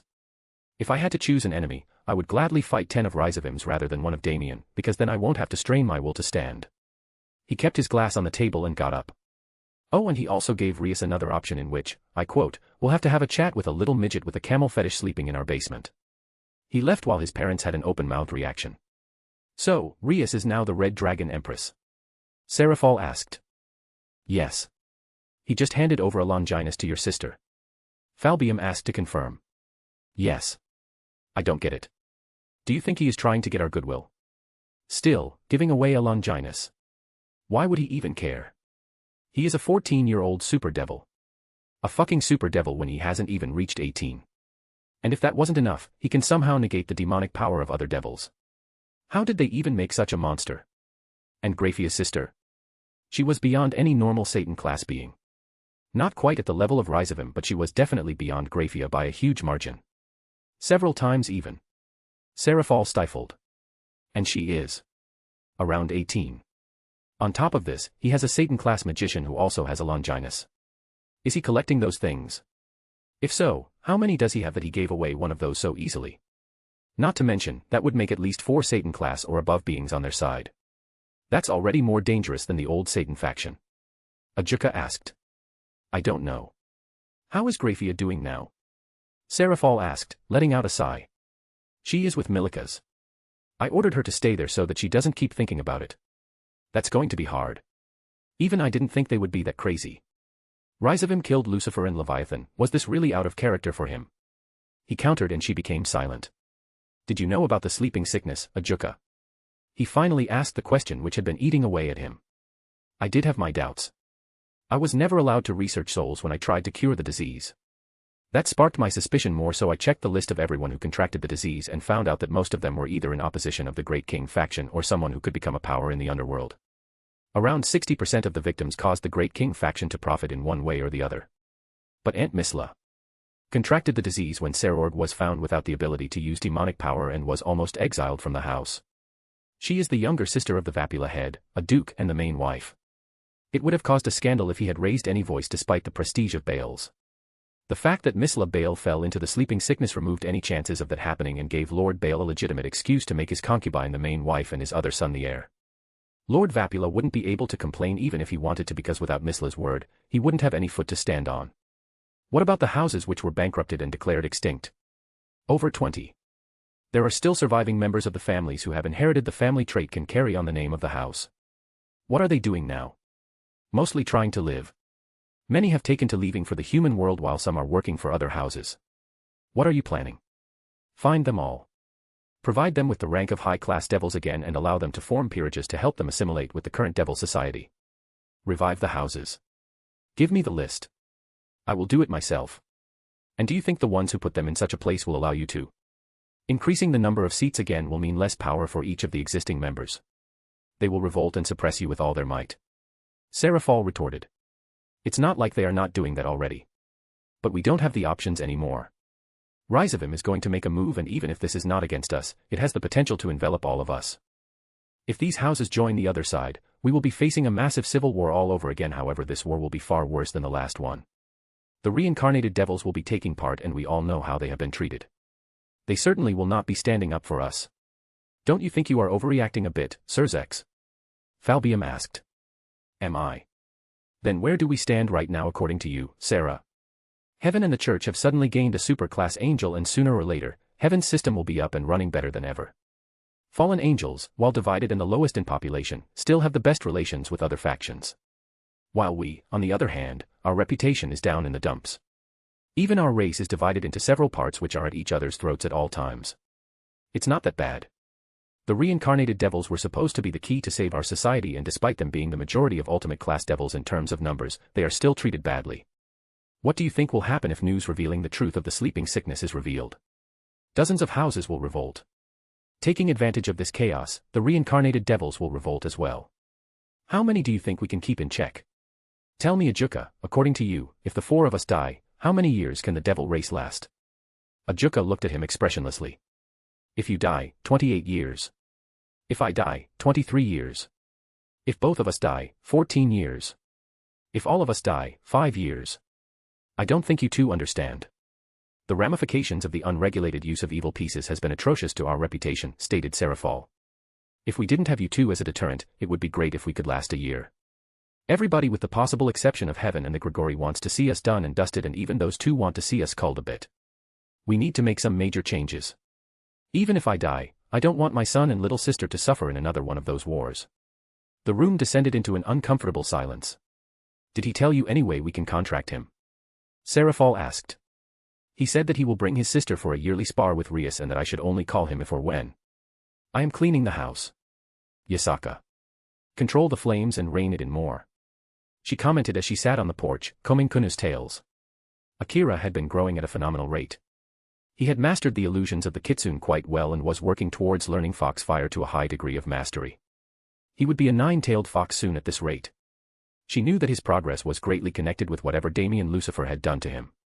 A part of her wished that she had been a bit more stubborn and insisted on bringing back his sister to see if she could have reached a similar height. Great. Now take some rest. We will start your lessons on politics in an hour. Thank you, Lady Yasaka. Two of her Tengu guards were standing a little distance away. You two get in. Akira, try using your haki on them. You both will try to resist and spar with each other. Yes, Lady Yasaka. A terrifying aura shot out from Akira and crushed the two Tengu in their places. They almost crumbed to their knees, barely holding their consciousness together. They had been undergoing this kind of training for almost a month now, ever since she got the agreement to train her people in haki. Conqueror's haki, the haki of the kings, was something which left a deep impression on the minds of everyone who noticed the fight against Nu. Be it young ones or the older generations. A skill which rendered numbers useless was something which required proper respect. Although she herself hadn't been able to awaken the talent yet, according to Akira, it was very likely that she and Nurerihion had the talent for the skill. A minute later, he released the haki and the ones who were still conscious took the others away. Soon Akira left to take a rest and she was left with her own thoughts. Kyoto had been stabilized because other factions were wary of poking the hidden power, but only she knew that there were no new hidden powers. The reveal of the new sage in Kuroka also helped with this. She had also let slip that they had another person, her secret disciple, whose identity they didn't know. The appearance of an eight-tailed fox Yukai was hard to miss too. But she knew that this was only temporary. These people were only looking for openings and would jump at her if given any openings to prevent any faction from rising up. Especially the Onmyoji, both the 5 principal clans and the Saimai clan, who were staring from the side to jump at the opportunity. The Shinto were wary of the sudden rise of the power of the Yukai. The only good subordinates are those who can be controlled easily. This was practiced by Shinto quite religiously. The 5 principal clans and the Yukai were pit against each other to keep them in control and under a certain level to not be a threat to the pantheon itself. But now that there was supposedly someone who could pose a danger to the Shinto behind the Kyoto Yukai, not to mention the rising power of the Yukai, she wondered if things would be the same. She was probably lucky that the new inheritors of the sacred beasts were young and haven't reached their full potential yet, giving her some time to stabilize things. What she needed to do now was build up her strength to a level where the Yukai can shrug off any of the Shinto's moves without any problems. And the one she could think about who would allow them to reach such a level, this quickly was him, Vinalana Gremory. She watched as her daughter guided her attacks expertly to any moving target at a moment's notice. It had been a week since the day she returned home with a new servant and the boosted gear of all things from the new Lucifer, or rather Lucifer Asmodeus. The name was strange to her even now. But even stranger were perhaps his powers. Rias might have thought that he was joking when he gave her the so-called devil's kiss, but after observing her training in the past few days, Vinalana found that everything he said was true. She had conducted a few tests on Rias by giving her exercises and different types of magic to learn and found that she could learn almost anything with ease. Her comprehension power also increased alongside her strength. Her magical reserves had increased by about 30%. She was growing stronger much faster than before, already reaching the cusps of a high-class devil at her age even without her new Longinus. This blessing was probably much more valuable than a Longinus, and it made her wonder if Damien could do this for everyone. If it was so, she could understand why he gave up a Longinus so easily to Rias. Ajuka and Surzex both had been extremely busy since he returned from Romania. And Grafia, she had barely spoken to anyone outside work. She is progressing quite fast. She heard a voice behind her and turned to see her mother-in-law, Kaisis, walking towards her. Looking back at her daughter, she replied. Yes. Several times faster even. It's scary. Yes it is. Zio told me everything about the incident. Little Rias has taken after him in personality. Both are stubborn people. He should have eased her into the news about the engagement rather than just throw it at her. Especially when both Rias and Reiser have strong personalities. He was very excited about the prospects of having another grandchild to actually think properly. He only realized how badly things could have gone if Rias had actually decided to take the advice of the young Lucifer. Yes, the new Lucifer. That face, and those words would have isolated the Gremory house with casual ease. It's hard to believe that such a person is only 14. It is. She replied. Rias seems to have a crush on him too. She does. From the first time she saw him. I don't blame her. He seems to be quite a heartthrob. She replied. His ancestor was the Archangel of Desire for a reason. I dare say if Lilith hadn't been the competition, he would have had a bigger harem than the Asmodeus. I remember having a crush on him too. Her mother-in-law laughed, making her smile. It doesn't help that he has the blood of Asmodeus too, along with both their powers. Oh. I didn't hear about that bit. The blue flames of Asmodeus, the highest level of passion flames. He used it during the meeting. And he apparently knew about Ancestor too. We have no idea how. All the servants were questioned but we didn't find anything. Servants couldn't have known, dear. I personally selected the ones who serve. They have been raised by the Gremory house since childhood. There was never a chance of them selling out. What did the Phoenix say about the engagement? Did Zio talk to them? We are planning to just let Rias decide everything in the rating game. There is no chance of her losing anyway. We still haven't disclosed anything from our end to avoid offending the Lucifer. Good. Do you know when the spar between Rias and his sister was organized? Not yet. She looked at her mother-in-law, trying to guess what was going on in her mind. Tell me when it happens. I want to meet him along with Zio. All right. Train Rias in the meanwhile. No matter his reasons, a Longinus is a frightening power. Especially the one containing the soul of the Red Dragon Emperor. I had been one of the people who was involved in the fight against the Heavenly Dragons. That kind of power, you have to see it on your own to know. Don't let it go to waste. Are things really that bad? Rizavim Levon Lucifer is one of the very few people I would never want to offend, and it's not because of his strength. If he is making moves, then we better take every precaution we can. Whether she likes it or not, she will be dragged into whatever is coming next, as will the rest of the devil race. And when that happens, I would want my family to be as strong as they can be. Her mother-in-law spoke calmly, but it only made her sigh. Why were things suddenly turning out like this? Azazel. Here's the information from our spies in Romania.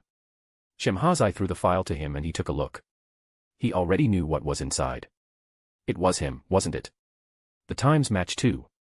The entire city, forest and even beyond that. He became stronger. Then again, he did have Razvan's power, so hiding his real power was easy for him. He thought to himself aloud. What are the vampires saying? Penemu asked. Nothing. Shemhazai replied. Excuse me. They said nothing. They are pretending as if nothing happened. Well, of course they will. Someone came in and knocked out everyone in their territory with a single move. What do you think people would say if they found out about it? They would become a running joke. Not to mention the Carmela faction are looking for any chances to snoop in. What was he even doing there? I didn't get a chance to talk to him, but from what Merlin said, some of his people were recruiting someone there and things seem to have gone wrong. Actually, Sirzek's Lucifer seems to have been around the area too. Do you think? Barakiel said. Sirzek's?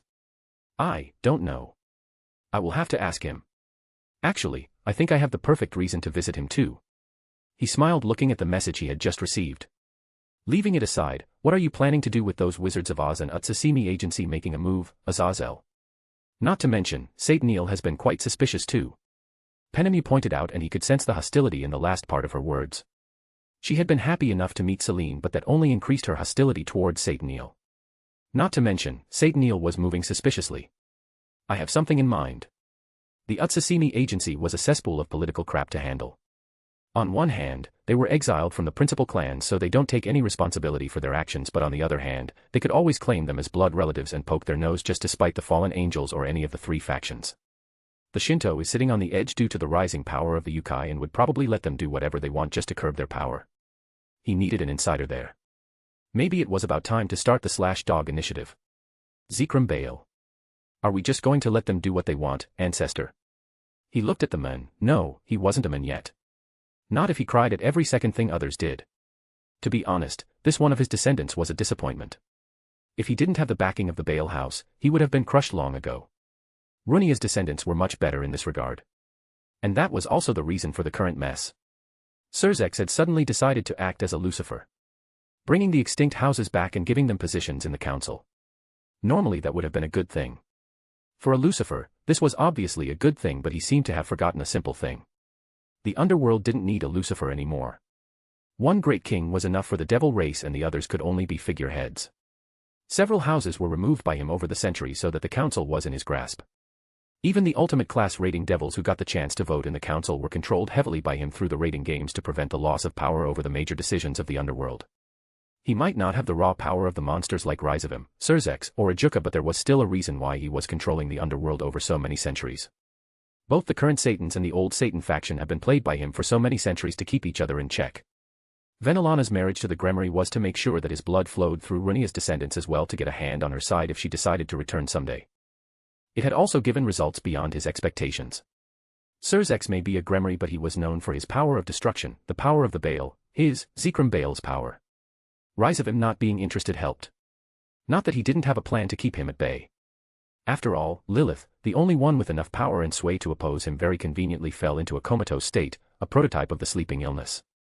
All he would need to do is reveal that Rizavim was keeping the mother of the devils as a hostage, and he would never be able to get control of the devil race. Then again, knowing that Mad Dog, he would rather burn the world than try to control it, but keeping some failsafes helped. He had heard of a new Lucifer a few years ago. Young and impressionable, and a genius at that. Rizavim was keeping him under strict watch and hadn't allowed any of his spies to even see the boy or his granddaughter's face. He didn't push either. He was quite privy with Rizavim's obsession with the Lucifer bloodline, and if not forced, he wouldn't try to push that madman's buttons either. Everything he knew about this new Lucifer was from hearsay, and from what he had heard, the boy was sane. A sane Lucifer was, as surprising as it was dangerous. The biggest reason that he could keep Lucifer House in line was because each one of them were somewhat insane, and all he needed to do was know how they ticked and use it to his advantage. Even he, with more or less the entire underworld under his control, didn't underestimate the power the name carried. One of the reasons why one of his descendants was the current Lucifer. But now, that same descendant was causing problems. Sigh. Maybe, the old Satan faction needs a hand with some of their new projects and help to knock the foolish ideas out of Sirzek's head. Michael. He looked at the reports in front of him and felt disgust well up from within. The decision to conduct investigations on the church had been a correct one. They had found over half a dozen illegal, unsanctioned facilities, and several times that number of sanctioned ones which did experiments which would have led to Father ordering entire cities to be erased completely. Was this what was going on in the church nowadays? Children being tortured, killed in Father's name, for what? To protect the system. He had forgotten the main objective of the system, which was to protect and guide humanity first. Putting the cart before the horse. Was this why that brother of his had avoided heaven? He looked back at the core of the system in the seventh heaven. This place. It brought out several good and bad memories for Michael. This was the start of heaven. The place where he was born. The place where he was raised. The place where he had learned everything and spent the brightest of his days with his parents and siblings. And the place which was probably the cause of his brother's rebellion. His oath had kept him from bringing those words to his mouth, but at times like these, he wondered back to his mother's words. Michael is a general and Hellel is a king. As twisted as it might be, those words were proved true. Hellel, no, Lucifer, did make his own empire, one which rivaled and even surpassed heaven today, while he couldn't maintain the one left by his father. Sometimes he wondered if it had been the other way round, if he was the one to fall, would heaven be in a better position? Was he even worthy of the respect and dedication of his brothers and sisters, of this throne his father sat on when he couldn't even maintain the basic principle his father had preached? Quickly shaking his head, he brought his thoughts back to the current matter. No. It was not the time to think about such things. The church needed to be controlled. But for that he needed to solve the core reason for their acts. Strength.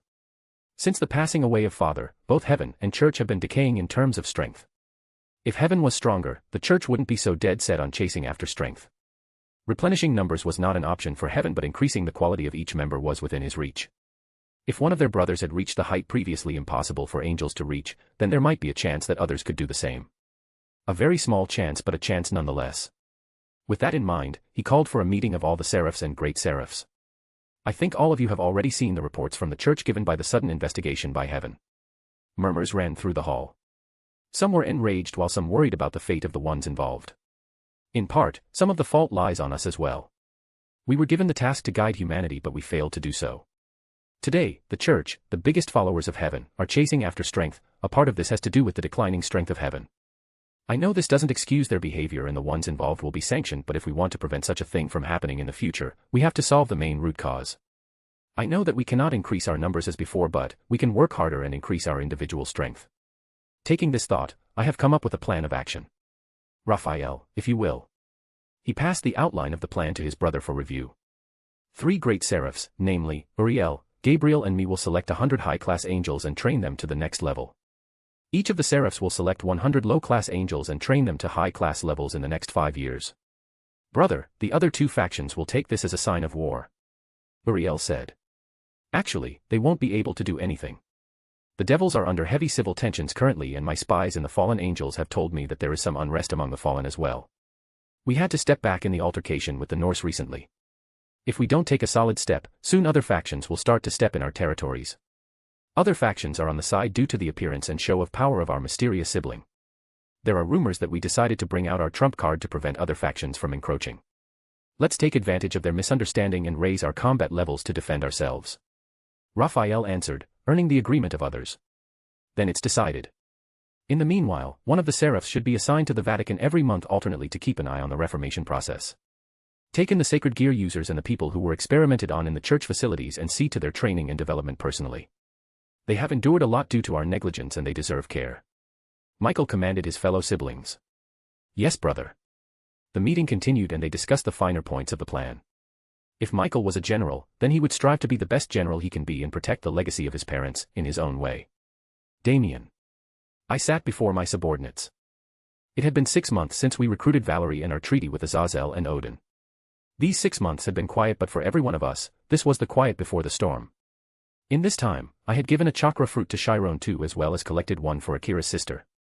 Kuroka had completed her training and started training Chiron and Akira. She was now a full-fledged 9-tailed nekasha, the first of her kind. Akira had gained his 9th tail as well. This happened at the right time too, because tensions were rising among the Onmyoji and the Yukai. The 5 principal clans and the Onmyoji were recovering from the shock of the Kyoto battle and were slowly testing Yasaka with small nudges. It was basically by them not doing anything when the Utsusimi agency was attacking Yukai. The complaints were ignored. Under my influence, the Himejima clan didn't involve themselves in this mess. Suzaku was marked by my binder's mark and had started training with her powers. She had grown a lot during this time. The hardships she faced made her stronger than she was supposed to be.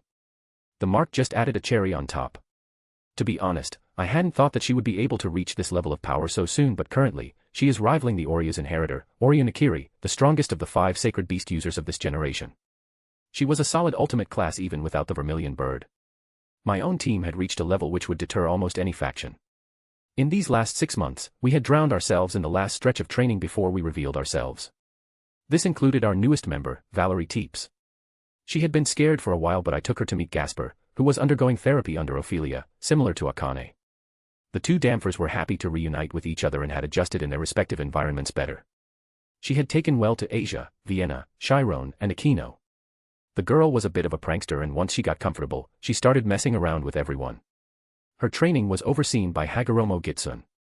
As far as training went, Merlin had gone to visit his former student's clan and snagged himself 2 students. Arthur Pendragon and Lei Fei Pendragon were quite talented, although the latter was just a kid around Chiron's age right now. The current leader of the house was a massive DxD, but Merlin was pretty experienced in being a dick himself, so that problem was taken care of quite easily. This did bring some friction between the Pendragon family and the church, as they wanted to invite the kids to train but were rejected. From what I found out from my sources, both Heaven and the Devils have started making strong moves to get their shit together. Michael seems to have grown, or rather regrown, a backbone again.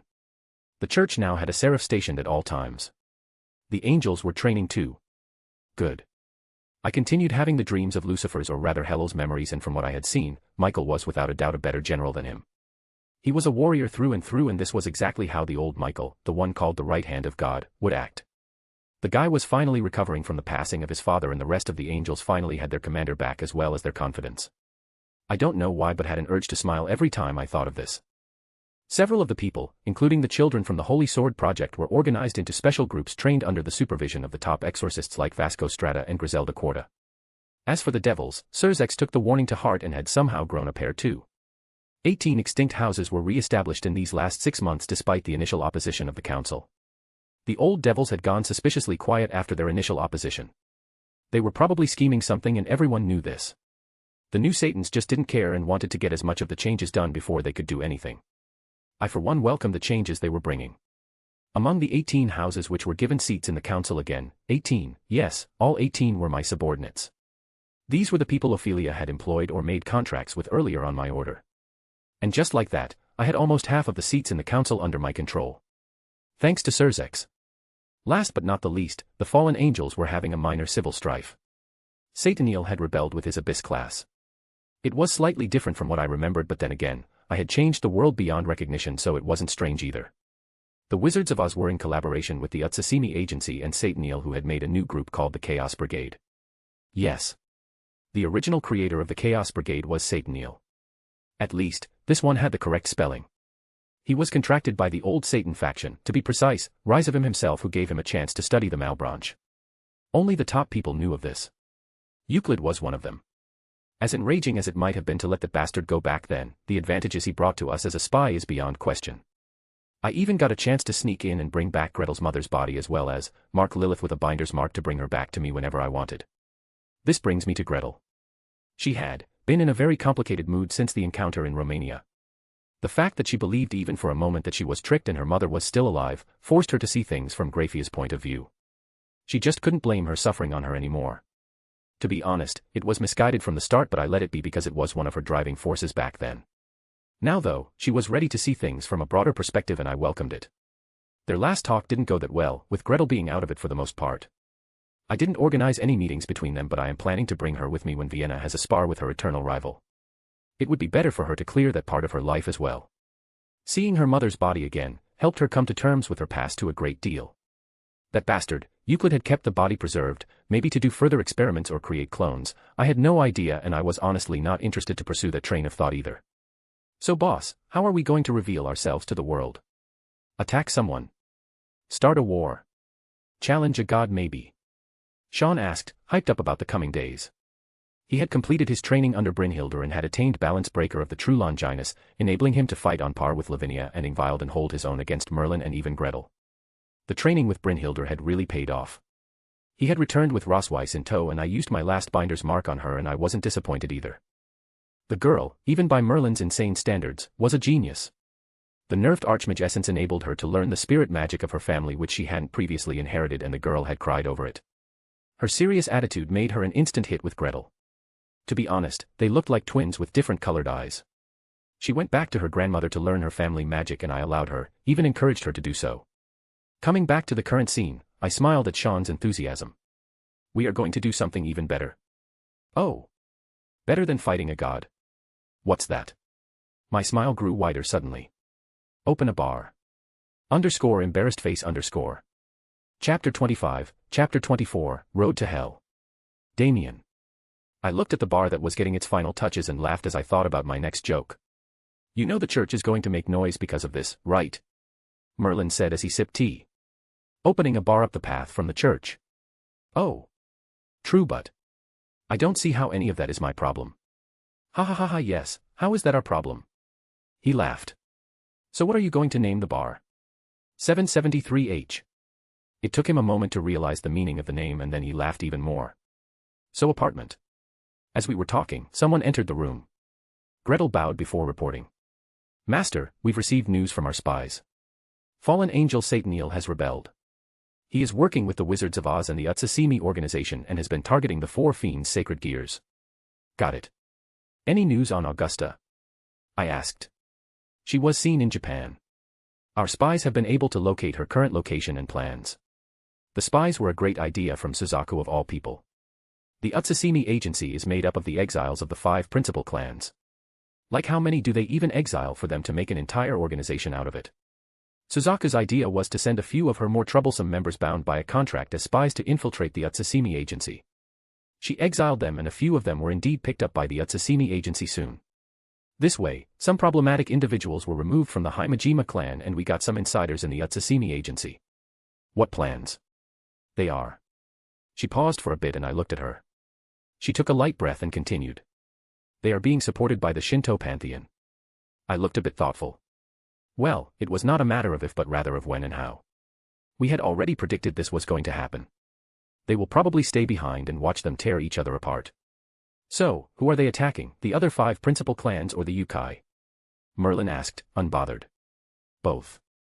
They have also pushed for the Gokatoan house to attack the 5 principal clans while the Utsasimi agency will poke the Yukai. Both their relations to the other side will be used to instigate a war between both sides. That's quite good if I say so myself. Especially considering Yasaka's current attitude, she wouldn't back down either. But still, they will need to do something major to cause a war between the two sides. Gretel paused at this sentence. I narrowed my eyes at her reaction. Who are they targeting? Yasaka's daughter Kunu, Nurarihion's grandson and Chiron-chan. I see. That's going after the leaders' families and the younger sister of a sage who happens to be a young sage herself. The Yukai are not going to stop until there is nothing left. At that point maybe, the Shinto will come down acting like the high and mighty keepers of peace when both sides are battered up badly. Merlin assessed. So what will you do? I kept quiet. Master. Gretel said, breaking me out of my thoughts. How are the students of Hagoromo doing? I asked. They are progressing quite well in the jujitsu techniques. Ayakashi and Yukai are innately good at using jujitsu due to being born from negative feelings of humans. In fact, most of them can manifest their fear techniques as their innate curse technique. Currently, 5 of her top subordinates have achieved the creation of a domain. This includes Rikuo Nura and Tsurara Oikawa. Half a dozen others are progressing well. Among her subordinates, over 800 have grasped basic jujitsu techniques. Yes. Nurarihion actually sent his own grandson to Hagoromo Gitsune of all people to learn as a show of trust for the Kyubi. I got to respect the balls on that old man. Doing all this to end the enmity of centuries just for the progress of his kind. He was a good leader. True leader. Hagoromo Gitsune was able to reverse engineer jujitsu techniques from my words. She even went ahead and devised her own domain expansion. It did take a considerable amount of knowledge about barriers, however she had the knowledge of the barrier from Nu. This made her work considerably easier. A nerfed archmage did the rest. Then she went on to teach these techniques to all her subordinates loyal to her. Everyone was progressing differently but they did get stronger. As for Hagoromo Gitsune herself, the woman has a domain without barriers where she can shower her enemies with any of the techniques from her 9 tails. First inform Yasaka and Nurarihion. As our allies, this is our duty towards them. Second, place guards with Chiron. If they do attack her. I took a deep breath. Kill their entire organization. Tell Hagoromo Gitsune to do so. Get evidence about the involvement of the Shinto and publicize it. We have been gritting our teeth and bearing things for over a decade now and finally we have enough strength. I won't allow my people to be walked over anymore. Yes, Master. What about the Wizards of Oz and fallen angel Sataniel? Was he declared rogue officially? Yes. In that case, inform Azazel. I will go there myself with Celine. I turned towards Merlin. Will you be joining us? Why not? I want to see what that organization has amounted to in the last few centuries. Merlin agreed. Anything else?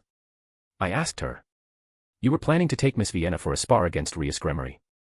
Ah, yes. It was that time already. I need to prepare for it. Send a message to Surzex. Actually, send him a card for the opening of the bar. I smiled. My otaku friend has been training real hard this last year since. Although not at Vienna's level, she has gotten quite strong. Who do you think will win? I haven't seen your little friend, but there are rumors about the new Red Dragon Empress. You have been teaching her yourself. I wonder how strong she is. Merlin questioned. She is progressing well. There is great potential, but she will likely lose this fight. Vi has had longer specified training than her. Although she is using shadow clones, it will still take her a year more before she can match Vi. But. There is still a minute chance that she could make it a tie. Oh. That would be quite a sight. It would be, yeah. You're going to meet your own student, I'm guessing. Oh yes. He's one of the most interesting students I have had in a while. In your language, he would be a classic shounen protagonist if things had been a little different. He reminds me a lot of myself, ha ha ha ha. He laughed. Yes, he does give off that vibe. Any interference from his family? I don't think those people deserve to call themselves his family. He replied, his tone a little angry. Yes.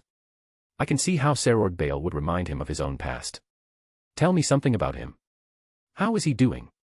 I only met him once and that too for not long. I asked. Sai has a will and resolve I have rarely seen in people. You already know his condition. I bound him so that my archmage could solve that problem. Yeah, about that. He rejected using magic. Say what? I asked, surprised. He was quite young, not the Serord Bale of a few years later, but a boy who was kicked out of his house, had his position taken away, and even his mother fell into sickness. He was still able to reject magic. According to him, if he chose the easy way out, several others like him will never get hope that they can become something in life even without any magic. The boy wants to be a Satan, a king, to change things, to make things better. It's a beautiful dream. Much nobler than my petty revenge. He sighed. I didn't interrupt his thoughts. So, what are you teaching him? I asked, shifting the heavy topic. Well, hockey would be obvious. I thought of teaching him about chakra, but I remembered something better. He smirked. I taught him Nen. The boy has insane potential for it. Especially with the oath he made. Nen oath. I raised an eyebrow. Yes. His oath was to never use magic, and with your gift, you can imagine the result he got. He is a pure enhancer. Couple that with hockey, a rare conqueror's hockey user, Regulus Nemia, and we have a beast of close-quarter combat on our hands. Is this guy turning him into a miniature Saitama? Did you tell him about the sleeping illness? I asked, getting back to the topic at hand. Merlin's face turned serious as he nodded. He took it quite well and said that he will not raise a single finger to assist them if their crimes are proven and they were indeed responsible for his mother's condition. I accepted and offered protection and a cure for his mother when everything was over. I see. Then do it. If he wants to become a Satan, make him. The underworld would do well with a few good people. Although it seems that things are turning for the better, there is bound to be chaos soon enough. Changes of this level are never peaceful. And the current leaders would actually welcome it if someone else took their seats after all this was done. Surzex. He returned back home as soon as he heard about the message from the youngest Lucifer. At home, the entire family had gathered. His grandmother was sitting in the lead facing a figure who appeared to be human. Mathers and Suji were behind them as if to protect all of them, and finally, Ria sat beside their grandmother and her queen stood behind her. The girl in front of them had pinkish hair and wore a kimono and carried 2 katanas on her side while she was sitting and having snacks. These cookies are very nice, ma'am. She praised as she took another bite. And this tea is great as well. As good as the tea made by Akino-chan. Thank you. I am glad you like it. Grandmother replied. Could you introduce yourself? Grandmother asked. We only know you as the messenger of Damien Lucifer Asmodeus. Me. My formal name. Shinmen Musashi no Kami Fujiwara no Harunobu. Still, it's easier if you just call me Musashi. Now this raised many eyebrows. Musashi, as in Musashi Miyamoto. The famed swordsman of Japan. Suji asked. A reincarnation actually, but yes. By the way, I have heard of you too. Okita Suji, the former captain of Shinsengumi. There are very few swordsmen who have left their name on our country's history, and everyone is worth their title. I would love to duel you someday. She smiled. Suji bowed in return. I would be honored. By then they had noticed his presence and turned towards him. The girl stood up and bowed to him. My name is Musashi Miyamoto, messenger of my master, Damien Lucifer Asmodeus. I am here to deliver a letter of invitation from my master. She brought out a letter from his sleeve and passed it on to him. He raised an eyebrow at the letter and opened it. His expressions became strange as he read the letter. Just to verify if he had read it correctly, he reread it again. This. Ah, Master thought it was time for the spar between Miss Vienna and her rival and wanted to decide on a meeting place, so he invited you over to the event to meet and talk the matter over. You can obviously bring anyone you want with you. It's just a celebration. But why would he do? He asked, perplexed. She merely shrugged. Master said it's something every Lucifer worth their name should do. I have no idea what it means. He just looked oddly at the reply. Can anyone join? His grandmother asked. Oh yes. Everyone is welcome.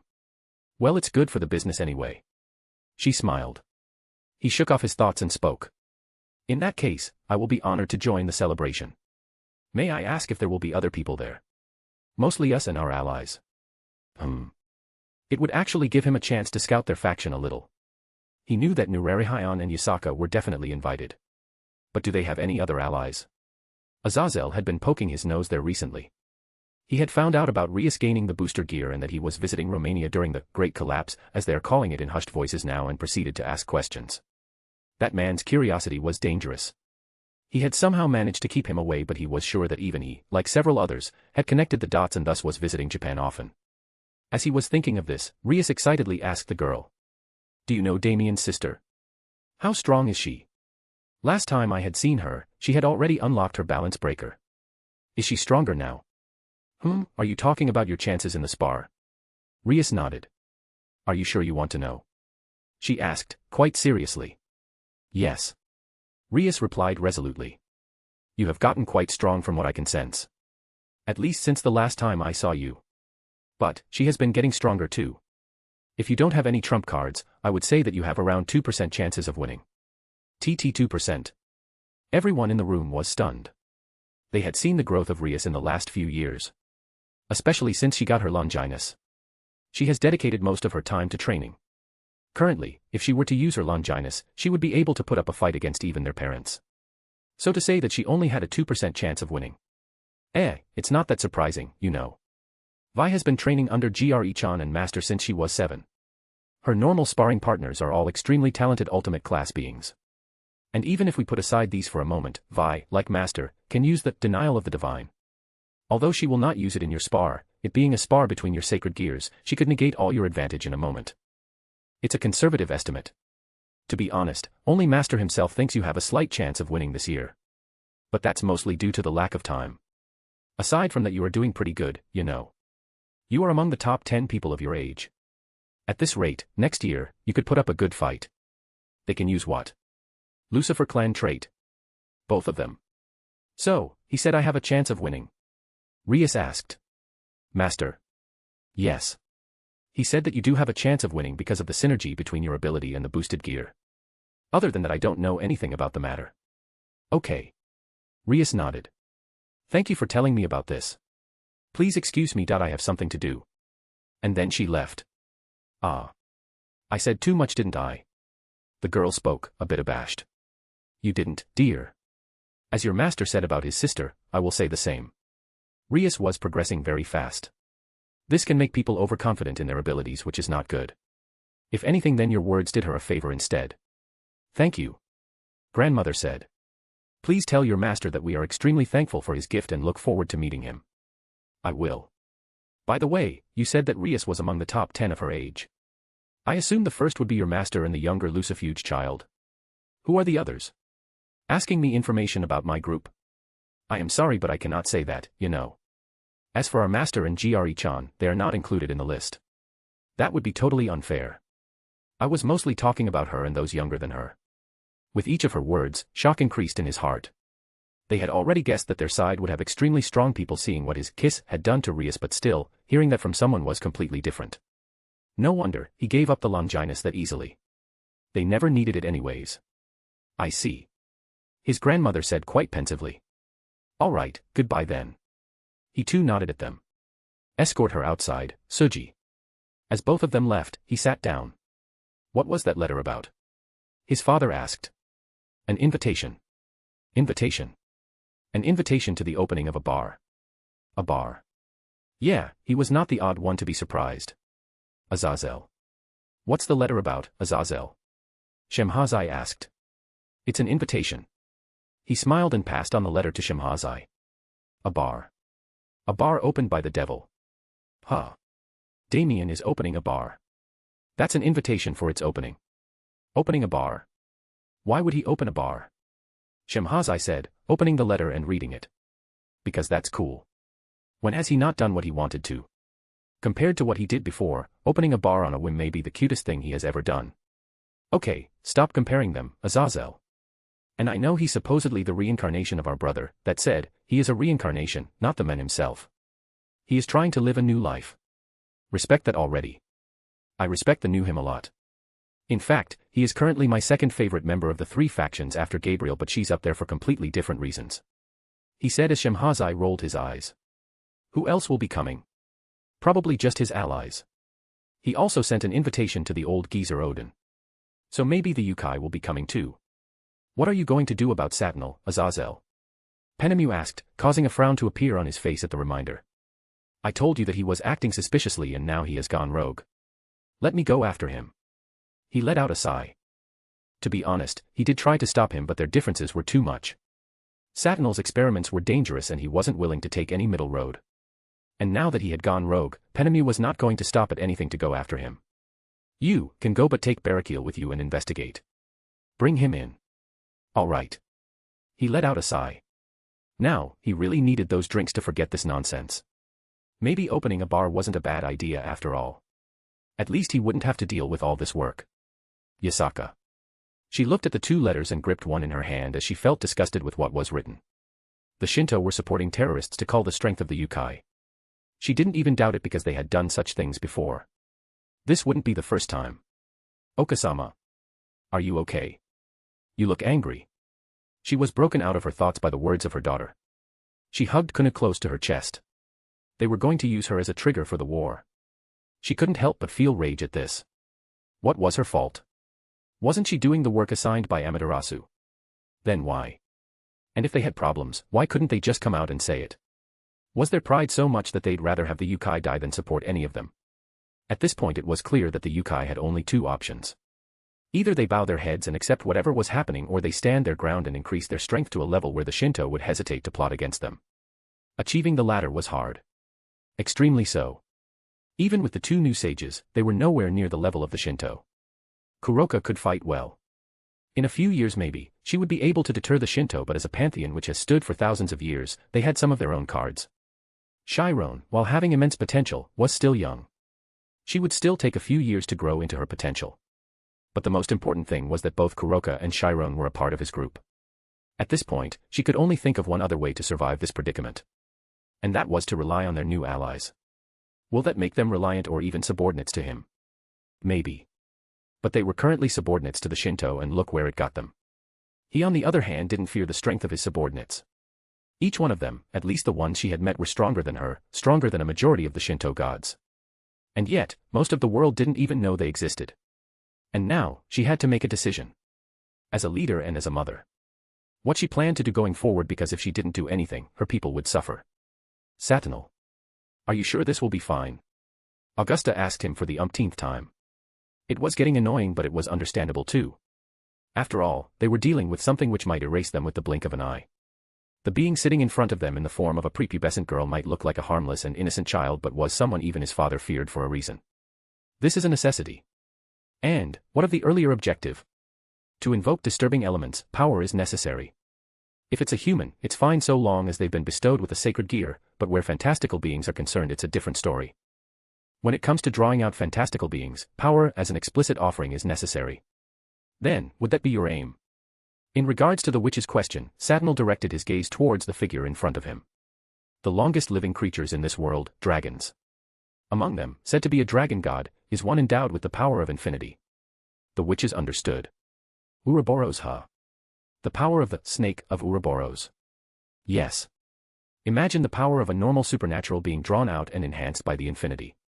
A simple twice critical enhanced by the infinity could form a Longinus theoretically. So why can't we use this power? After all, power is what we are lacking right now. Are you worried about the power behind the Yukai? They aren't much, you know. Even their bosses, the Shinto, have given up on them. The witch's apprentice spoke. That's exactly why we should be wary of them. Normally the Shinto wouldn't have relied on others to do their dirty job. But they did this time. This shows us that even they do not know who is behind the Yukai and are wary of them. They are merely using us to test the waters. If the waters are too deep, we will be by ourselves, to swim or die. If we succeed, they win. If we lose, they can just claim they had no hand in it. They are not our backup. Merely a side which is doing business with us. What we need is a backup for ourselves in case things go wrong, and what better backup than the Ouroboros dragon? He smiled before turning towards Augusta. Have the experiments been readied? Yes. Then we start as soon as we can. Hagoromo Gitsun. The Shinto was acting against the growing power of the Yukai, as if that was surprising. Didn't she tell everyone the same back then and they thought she was going insane? Which got her killed and drove her son insane and pushed him to become what he had become. She looked at the children in front of her. Learning, playing and growing together.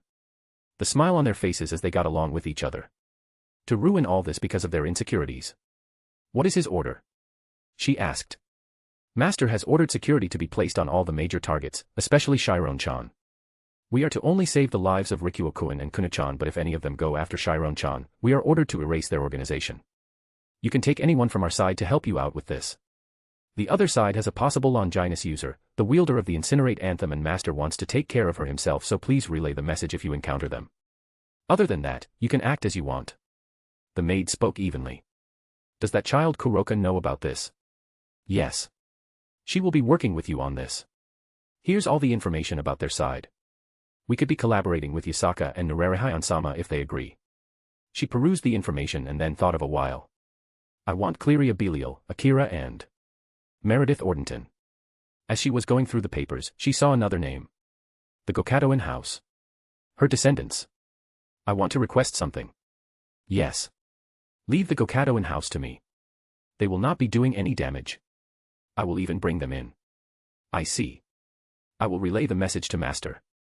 Thank you. It's fine. You are a part of our organization now. This is the least we can do for you. She would need to teach some wayward children a lesson, it seems. Damien. 1 week had passed since the day I sent invitations to everyone, and it was finally the day of celebration. Most of my group had gathered for today's event. I looked at the bar in front of me and couldn't help but have a smile on my face. The piano at the center of the room was especially the highlight of the place. Ingvild liked singing and offered to be the singer of the place. She was happy, so we don't mind either. She had worked hard and needed her break too. As for the staff of the restaurant, each and every person selected for the staff was an ultimate class at the very least. More than half of my main group was here while the other half stayed hidden to work from behind the scenes to take care of things. We had to adjust the plans for Operation Regicide for a bit because it seems that Zekrom is trying to contact the old Satan faction idiots and use them against Surzex. The guy really overestimates himself. With the information I had found about him, I wanted to make his end more painful. That bastard had infected Lilith with the sleeping sickness to remove her as an obstacle. Lilith. My Lilith. Just thinking about it made me enraged. The memories of Lucifer did bring some attachments with itself. While I didn't obsess over them, they did stir up my emotions. Especially ones belonging to his father, mother, siblings and Lilith. Zekrom will pay. I will watch as his fancy little world crumbles around him, and then I will reveal everything to him before he dies. As I was thinking about this, the first guest arrived. This is a fine place you have built for yourself, Azazel said as he stepped in. Shemhazai was following him too. Did you have any trouble finding the place? With the instructions you left outside and on the card, we would be idiots if we couldn't find it. Naming a bar hell and the address as straight up from the church couldn't get any more clear. By the way, you know that the church people will be making a ruckus because of it. Shemhazai laughed. You say that as if they wouldn't make a ruckus as soon as my identity is revealed. I smiled. Touché. So who else is coming? Azazel asked as I sensed the others coming in. Odin was here with Thor and our longtime friend, Sigurd, who was followed by his wife, Brynhildr. Ha ha ha ha, now this is a way to live life. To be honest, if this idiot son of mine would take the throne, I would retire and open a bar for myself too. Maybe in a pay club like Azazel here. Odin laughed boisterously, making Sigurd look abashed while Thor merely smiled. The woman in the group was offended though. Allfather, please pay attention to your behavior. She chided the men who looked unrepentant and then turned towards me.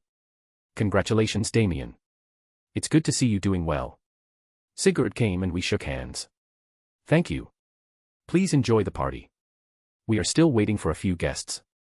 And the rest of the guests came soon enough. Damien. I am looking forward to a good fight when all this is done. Thor said as he patted my back, making me smile wryly. In the last year, since our alliance with the Norse was confirmed, I had been challenged by Thor several times. He was a total battle maniac. He'd rather fight than eat or sleep if given a choice. But all of that didn't matter. What mattered is that the guy was a genuine beast when it came to fighting. I can see why he was called one of the top 10 strongest beings, although that list itself was a massive sham. He was able to push me when I wasn't using my denial of the divine, forced me to use several of my skills while taking hits from my conqueror's infused attacks and shrugged them off while laughing boisterously. When all of this is over. Sure. I smiled. Now, where is that student of mine? This event is not exactly for kids. They are in the restaurant at the end of the street. Seems fair. I will go and meet them after the party. You do have the booze for our party, right? Obviously. When I was visiting the Norse, Vienna came with me and she was followed by Aquino. Now, my little sister was becoming a bit of a battle enthusiast herself and for this very reason was liked by many of the Norse people. They sparred with many of the young and even older Norse people. During this, Aquino's talent was seen by Thor and he took a liking to her and took her as an apprentice. I don't think the girl had ever expected to be taught by Thor of all people. She agreed. Since then both Vienna and Aquino have been visiting Valhalla and sometimes Thor comes to our base to teach them. He's quite famous among the kids. Our next group of guests arrived soon after. Yasaka and Nurarihayan with several of their subordinates, especially from Nurarihayan's side. They were a rowdy bunch who liked to party. Damien, congratulations on opening your dream place. Yasaka smiled. I had once joked to her about having a dream of opening a bar. Thank you. Enjoy yourself. You look quite stressed out. Yes. It's been a tough few days. She let out a sigh. Things had been getting noisy with the attacks on the Yukai and the 5 principal clans and they had been extremely busy recently. This was a good opportunity for them to let loose. Don't worry, things will turn out well, I reassured her. At this point, it was the best I could do. I wasn't going to tell her that I was planning to call half the people who were a cause of her stress because they were my enemies too. At times like this, as a leader you must ensure maximum profit for your faction. We can only hope so. She forced herself to smile and Nurarihayan greeted me. My boys have been looking forward to this party since we got the invitation. I hope you have prepared enough booze for everyone. We are going to drink this place dry, ha ha ha ha. There's more than enough for everyone and you will be having good competition from Thor. He's already booked himself to drink everything here. Ha ha ha ha, are we afraid of challenges, boys? No, we are not. So what if the god of thunder is stronger than us? We are not losing in terms of holding our liquor. Nurarihayan led his group to Odin who was leering at Yasaka and the woman was ignoring him as if he was air while she talked to a now fuming Brynhildr. Are there more people, Damien? Azazel came and asked. Yes. A few more. I smiled at the remaining ones. Trust me. You will like it. I will. Most definitely. And speak of the devil. I looked towards the door, sensing the newest arrival. Seraphal Leviathan. A bar.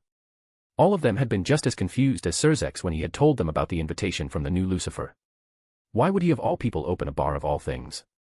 He hasn't shown head or tail for 8 months and then he sends someone to Surzex's house and not just anyone but the reincarnation of Musashi Miyamoto.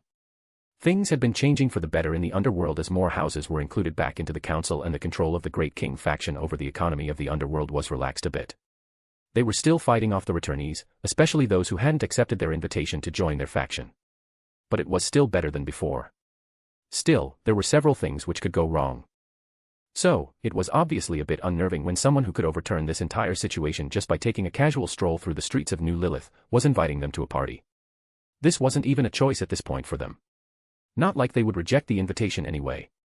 It was an opportunity to make better relationships with him and if that wasn't possible, then know more about their side. Thus she decided to join the meeting. Grandmother Gremory and Lord Gremory were coming to talk about the yearly spar which was a whole other mess they didn't want to delve into at this point of time. She looked at the name and address of the bar and couldn't help but let out a chuckle. At least he has a good sense of humor. The scene in front of her was not something she was expecting from a bar opened by Lucifer. There were obviously the Yukai, but other people were completely unexpected. Is that Odin? Thor? Does the boy have a connection with the Norse? And not only the Norse. The one sitting beside Odin and leering at Yasaka, who was promptly ignoring the duo, made her lips twitch. Obviously he would know. He had always been good at digging out information. And the guy had the audacity to disturb them about Rias boosted gear. She would bet that he was laughing at them when he did so. It was just like that bastard. Welcome.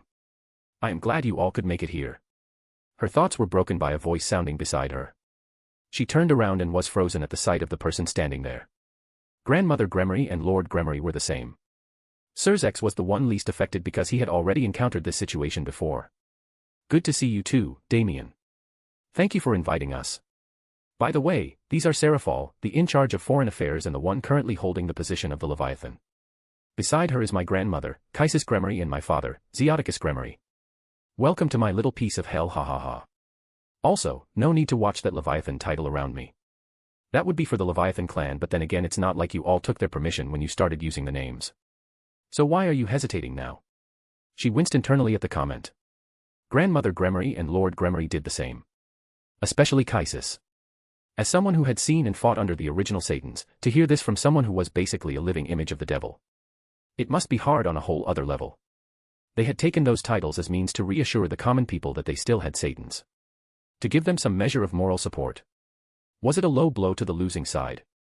Most likely. But it did help them calm the general people to some extent. Devils were a long-lived race, and there were still too many older devils alive even among the low and middle-class ones who would not accept any other leader than the Satans ruling over the underworld. Was it completely selfless? Not at all. There were several older pillar devils who relished in the power of having a say about these names. Everyone knew this. It was just not spoken. So, when faced with such a statement, it was obvious to dig up some guilty conscience of a devil of the older generation like Kaisis. Come, take a seat. I am still waiting for some guests, but it seems they will be late. He said as he led them to the table which was occupied by the leaders. They took their seats and she could see the surprised look on Azazel's face. So he didn't know that they were invited too. The look, however, turned into a smug one, and now she wanted to bash his face again. Serafal, Surzex, what a surprise to see you both here. He greeted us. Azazel. You knew? Surzex asked. Knew. About this meeting? Well, obviously. I think you forgot a very common fact. Damien and I are family. A family who have fought a war spanning throughout the world. Then again, wasn't the Great War just a glorified family feud between the three factions? You seem to get along well with him. Surzex spoke as a purple-haired fallen angel served drinks to all of them. A fallen angel? Oh, Celine. You are working here too? Shemhazai asked the waitress, surprised.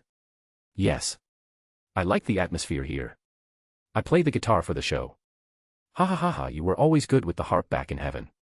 It's good to see you taking back to playing instruments. She is. She couldn't help but ask, seeing the vice-governor of the fallen angels being so familiar with her. But the answer came from someone else entirely. Celine of the Holy Flames. It was thought that you had perished back in the Great War because you had disappeared. To think I would see you after so long. Grandmother Gremory said. You are, the little girl from the Gremory who followed that bratty devil.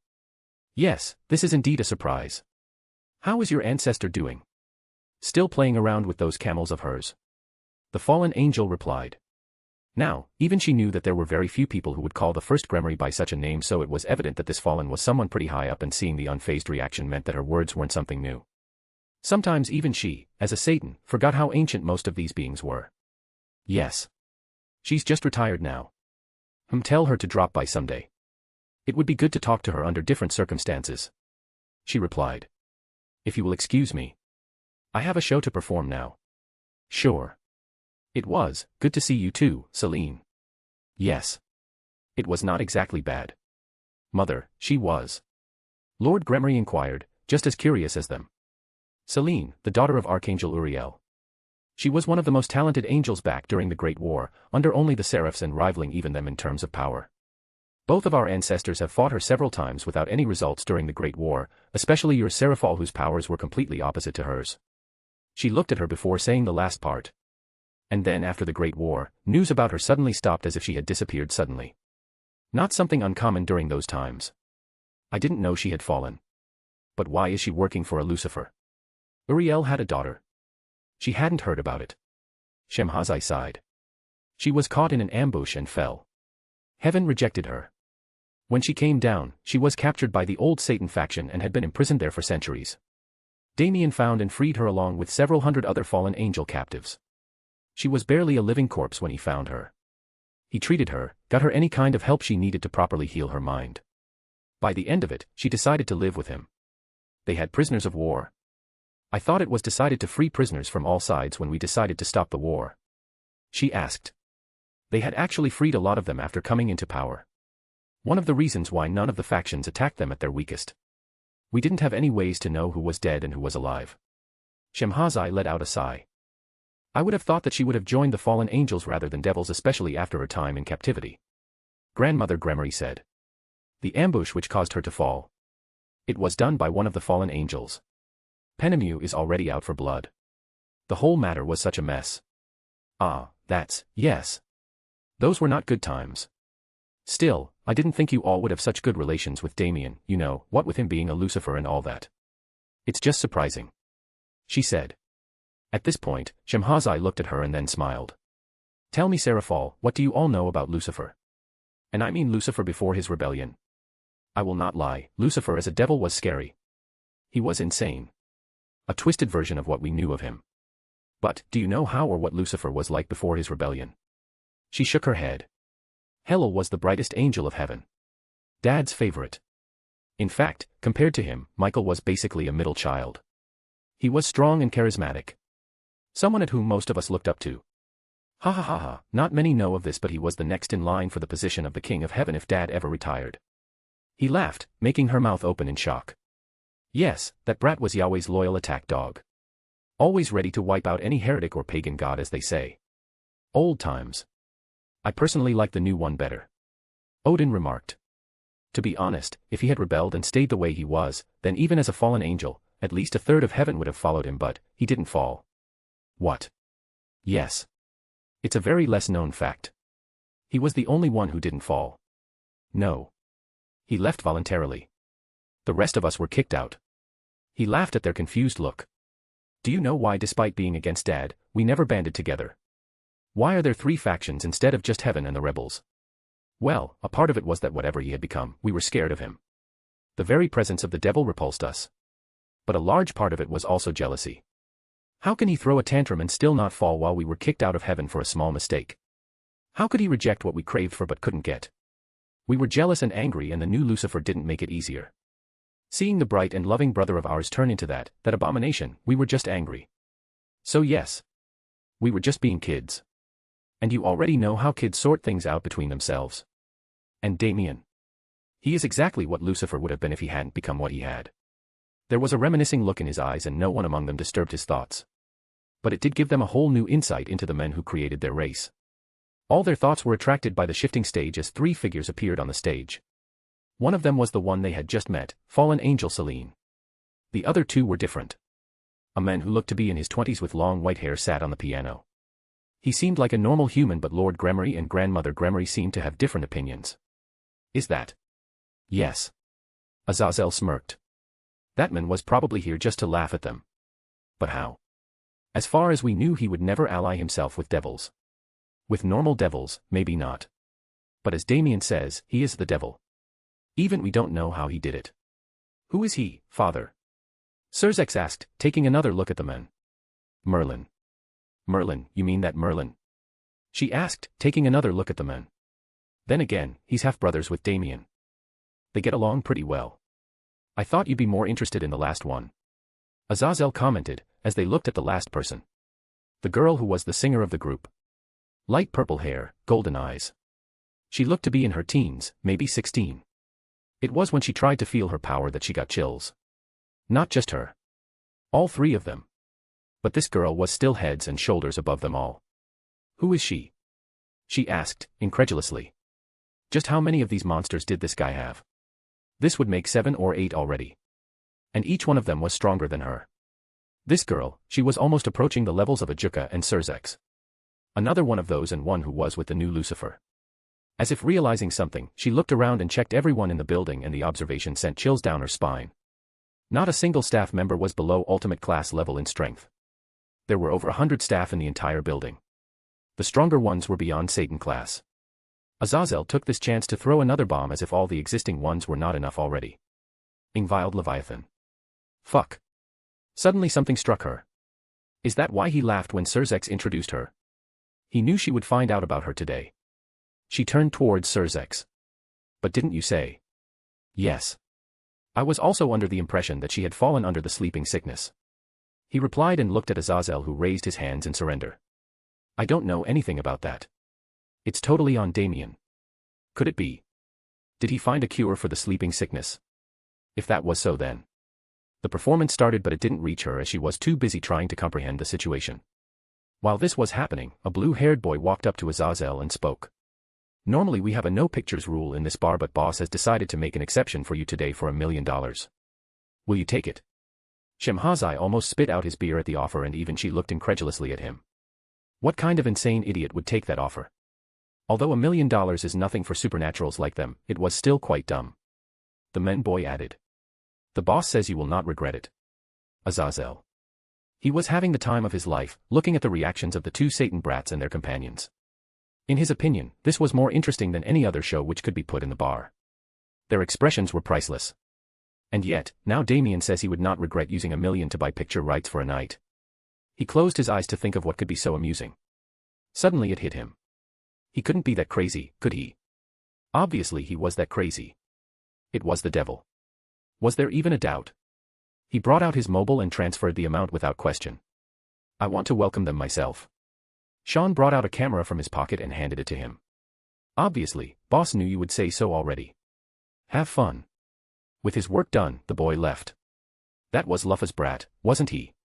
He looks much stronger than before. Odin inquired. He was training with Brynhildr, I think. He looked at the Valkyrie, who nodded. Yes. He left a year ago but comes back once in a while. Still, to think he would get that of all things. It seems that Damien values him a lot.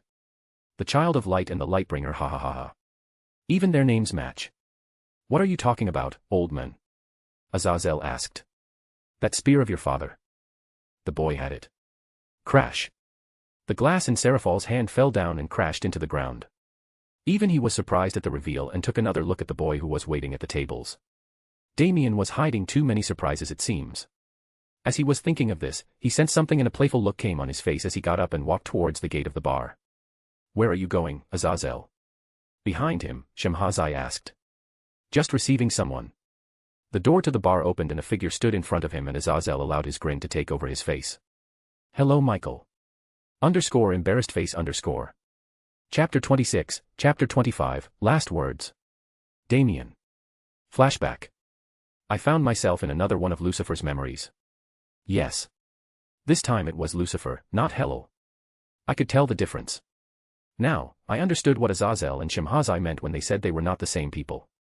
The one standing in front of me held the same face as mine, but his eyes, they made even me feel the wrongness of his very existence, and I was a devil. Comparing this with the Helel that I had been seeing all this time, yeah, any sane person would call them different. Helel had emotions, all kinds of emotions, love, anger, kindness, ruthlessness, compassion, as well as pride. All of them mashed up in one body to make one being. When I watched his memories, I could feel the charisma of the guy. His actions had a meaning. He cared. Yes. That was the word for it. But Lucifer didn't care. No. One look in his eyes and it was clear. I didn't think there would ever come a day when I would say this, but Rizavim was correct when describing him then. Yes. This guy was capital E evil. With him there were 3 other people. 2 men and 1 woman. All devils with 12 wings. The original Satans. And against them stood a figure who was honestly blinding. It was as if he was the personification of light and holy. This was my first time seeing him, and yet I didn't need anyone to tell me who he was. I just knew. In fact, anyone who encounters him would not need to be introduced. One look at him would make his identity pop up in their minds. Father. The feeling was very nostalgic and yet so alien. It was like I had experienced this all before, but at the same time I was seeing all this for the first time. The scene in front of me was the fight from the Great War. The fight between the leaders of both sides. The final fight between them. For the first time since I started watching the memories, I didn't know what to say.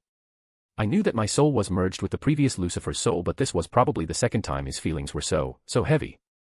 So contradictory. With every attack that he landed on the other three, a part of me growled in anger. It was the feeling of seeing a close friend getting hurt. But every time a blow was struck on him, another part of me wanted to rip the hands which dared to do such blasphemy. It was as if two parts of me were warring against each other, as if they were trying and tearing my very being in two. Unlike the other times, where I could just watch the scene as an audience, this time though, I could feel everything myself. And it was not a good feeling at all. The fight continued and I could finally see the powers of the leaders. I could understand how Asmodeus could use his flames to such a level and Leviathan could manipulate water. Even her, sea serpent of the end, form. Ingvild might be stronger than her in raw power, but she was an absolute master when it came to skills. Beelzebub, bringing chaos with his bees. The Lord of Flies was indeed an appropriate title. Everything decayed wherever his flies went. And despite my personal feelings towards him, Lucifer was an absolute beast when it came to fighting. I was sure that I could easily defeat him with my current level of power, but if we were to fight at an equal level, there was a good chance that he would kill me. And last but absolutely not the least, him. Each one of his attacks were carving out mountains and valleys in the underworld, erasing all traces of demonic power from the surroundings, purging all evil. Even when his light erased all creation, it felt healing. The longer I observed, the more I learned. The more I could see. A few things were becoming obvious. He was holding back against Lucifer. There were 2 times that he could have struck him down, and without the denial of the divine, the other 3 would have easily been dealt with, but he held back. But he didn't do so. And he was not the only one. Lucifer was holding back too. No. He was actually hesitating to actually land a blow on him. He defended and countered but never actually tried to attack him for real, to kill him. It was very minute. People who don't know him might not even recognize it. Maybe I did because I knew his skills. I knew what he could but was not doing there. And then something happened. He struck Asmodeus. A slash from the waist to the collarbone, almost bisecting the demon in 2 halves. The demon didn't stand a chance and was killed in moments. And that's when things grew serious. Lucifer's attacks became more lethal, the prior hesitation diminishing greatly. Beelzebub and Leviathan became more crazy. Trading blows for blows. Wounds started appearing on his body too. But he didn't back down. Another attack struck true. It was Beelzebub this time. His spear ran straight through Lord of Flies' heart. Leviathan took this opportunity to attack him and sent him flying towards a nearby mountain. But not before getting a stab to her kidney. Lucifer followed and in that window of opportunity, pointed his sword directly at his heart, ending the fight. Both sides were bloody from the war. Why now? Just why did you start the war now? Lucifer shouted. There was immense frustration in his voice. You were not even paying attention to what we were doing all this time, and now suddenly you want to clear everything. Wipe all of us off to clear the records. Are we just that? Are we really so worthless compared to those filthy clay dolls of yours? Shunk. All his words were stopped. Wide eyes looked at the tip of his sword embedded in the heart of the person in front of them. I stood there, absolutely stunned. What? He moved on his own, and let the sword pierce him. Clang. The sword fell down from his hands, and Lucifer looked at the scene in utter horror as he stumbled, falling to the ground on his back. He stumbled forward, right to his face, spear in his hand, and let it fall to the ground and hugged him. The men froze. I stood there watching something which no one else alive probably knew. The last words of God. Flashback ends. Master. I heard Gretel's voice as I opened my eyes. Are you all right? Yes. Why wouldn't I be? I asked, surprised. She pointed towards my cheeks, and I took a moment to notice that my cheeks were wet. Tears? Huh. Maybe drinking wine from the Graal was not a good idea. I smiled wryly. But I knew more than anyone else that the scene I had seen did affect me. I wasn't even the man's son, and I was feeling annoyed by this whole thing. I really wanted to find the last relic as soon as I could, just to have a good talk with him. She placed a hand on my shoulder and I gripped it with one of my own. Gretel. Yes, master. I think I know what the purpose of our faction is. I said. The scenes I had seen gave me direction. Yes. I smiled. I will tell you later. For now, we have a guest to meet. I looked down from the 2nd floor of the club at the newly arrived guests while hiding my aura under my Prince of Lies magic. Azazel was going to have the time of his life. With all the pieces in place, I decided to go along with the main plan. I looked at the other side of the room. Cleria was there with her peerage. Call everyone. It's time to start Operation Regicide. She nodded, then paused a bit to ask. Who will be leading the whole thing? I got up and raised and made a hand sign. A shadow clone appeared behind me and took the seat.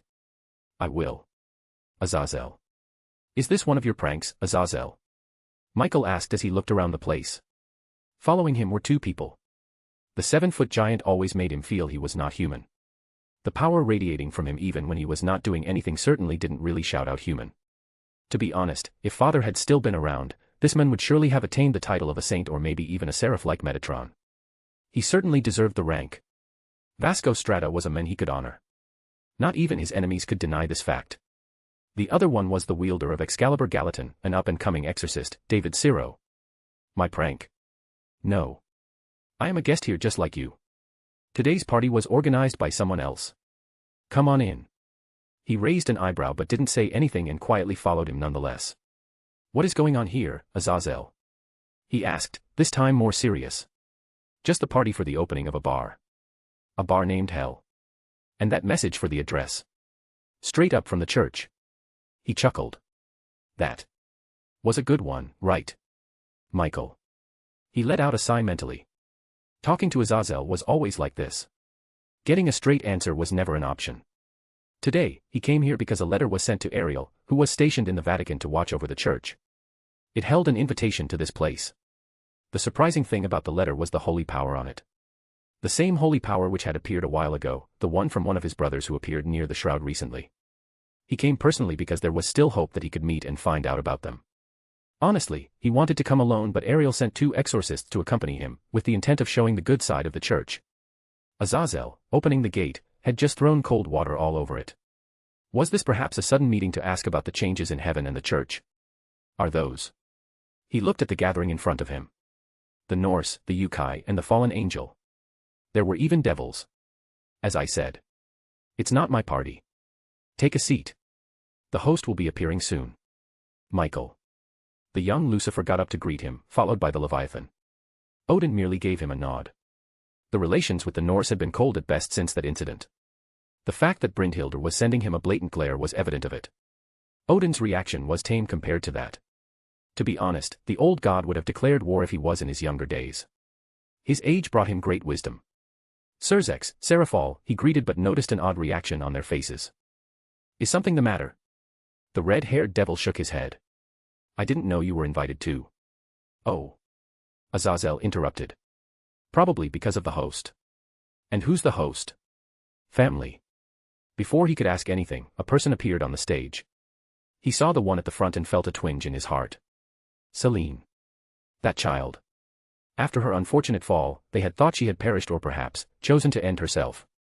An end which several angels had chosen over the ages than live as a fallen. Uriel hadn't spoken a word. Not when she had fallen, and not even when she had gone off the radar completely.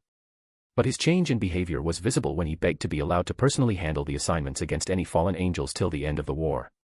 A major reason for Azazel ending the war early was because Uriel alone had burned 17 legions of fallen angels in the war. Everyone was worried that he would fall, but he miraculously held on. The reason he gave was that he couldn't protect his daughter and his duty prevented him from helping her, so the least he could do was make sure none of the other angels faced the same unfortunate fate. It did help. The fallen had been shaken beyond anything and completely stopped such ambushes. It also made them the first to back out from the Great War. Celine. He whispered. Uriel would have finally calmed down. Shemhazai said. Yes, he would. No doubt, he would. Where was she? Did she join you? No, she didn't. She was captured by the old Satan faction and was imprisoned. She was freed along with several other fallen angels, a few years ago by someone. He frowned. I thought we had agreed to free the prisoners of war. We had no idea that they had kept people with them. You already know how the relations between us are. Seraphol hurriedly tried to correct. He turned towards Azazel and questioned. Were there any prisoners from heaven? All right, calm down. There were no pure angels in captivity. All of them had fallen hundreds of years ago. We didn't even know who were captured as pure angels. They are fallen now. He closed his eyes and offered a prayer for his brothers and sisters who had suffered. Another example of his mistakes. Azazel passed him a glass of juice and he took a sip, trying to moisten his dried-up throat. Who freed them? A voice came from behind him answering his question. Me. He turned back, and spit out everything in his mouth. A flash of light and a clicking sound followed. Dihauser Belial. It was finally time. He had waited for this for years, a chance to clear his sister's name who had to live as a dead person and even then was known as a traitor and a criminal, all because of the greed and faults of some older people on the council. Dihauser. The orders are for you to not show your face. We are to put all the blame on the ones involved in the King Peace scandal. This whole scene has to look like an internal dispute. Cleria repeated again. I know. How could he not when had gone over the plan hundreds of times to clear out any variables? Not only him but Merlin and even Damien had done the same.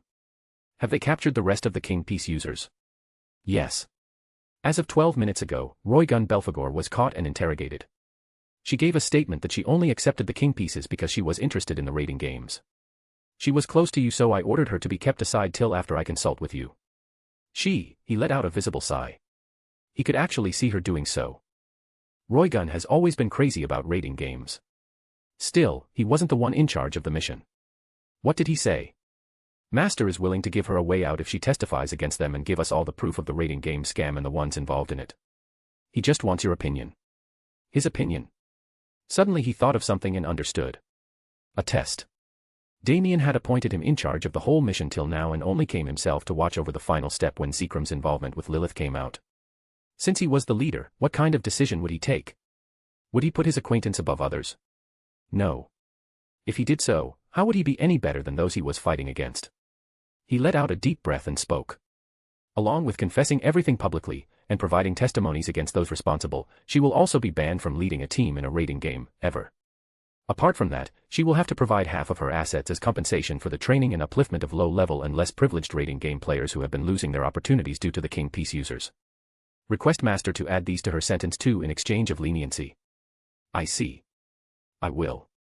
He conjured a magic circle to connect to other members and gave the orders. Start the plan. In front of them was the largest broadcast station of the underworld. He used a transformation technique to change his look into that of one of their insiders in the old Satan faction, a cadre who was captured and made to sign a loyalty contract so even if they found a link, it would be to the old Satan faction and not them. Even his clan trait was transferred to him to solidify the disguise. Those contracts made Dihauser feel chills down his spine. To think someone was capable of such a thing. It was literally the term, deal with the devil, personified in terms of a contract. Then again, what would someone expect from his reincarnation?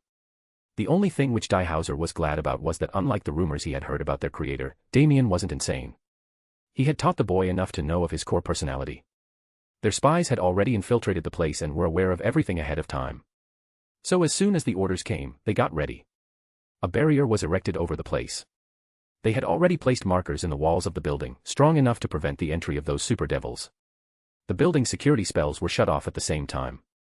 The occupants of the building were alerted, but it was already too late. His team had begun the mission. He took the lead and started taking down the guards by himself. Cleria had surrounded the building with her team members in disguise. They couldn't put up much of a fight anyways. The strongest of them being Revan Phoenix, the second son of the Phoenix house, but they had already prepared for it too.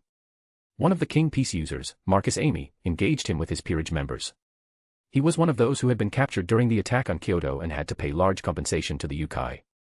The biggest cause of their dissatisfaction was the decision of Ajuka Beelzebub to ban them from the raiding games. They were asked to return their King Pieces. Even his request to pass on the King Piece to his son was rejected. They were given a period of time to return the pieces so that they could use it to retire and leave the public eye so that their change in strength was not noticed, causing doubts. Within 12 minutes of the barrier being erected, the building was under their complete control, all the security personnel subdued and locked up. He put the information up for broadcast. Damien. Master, the first part of the attack was successful.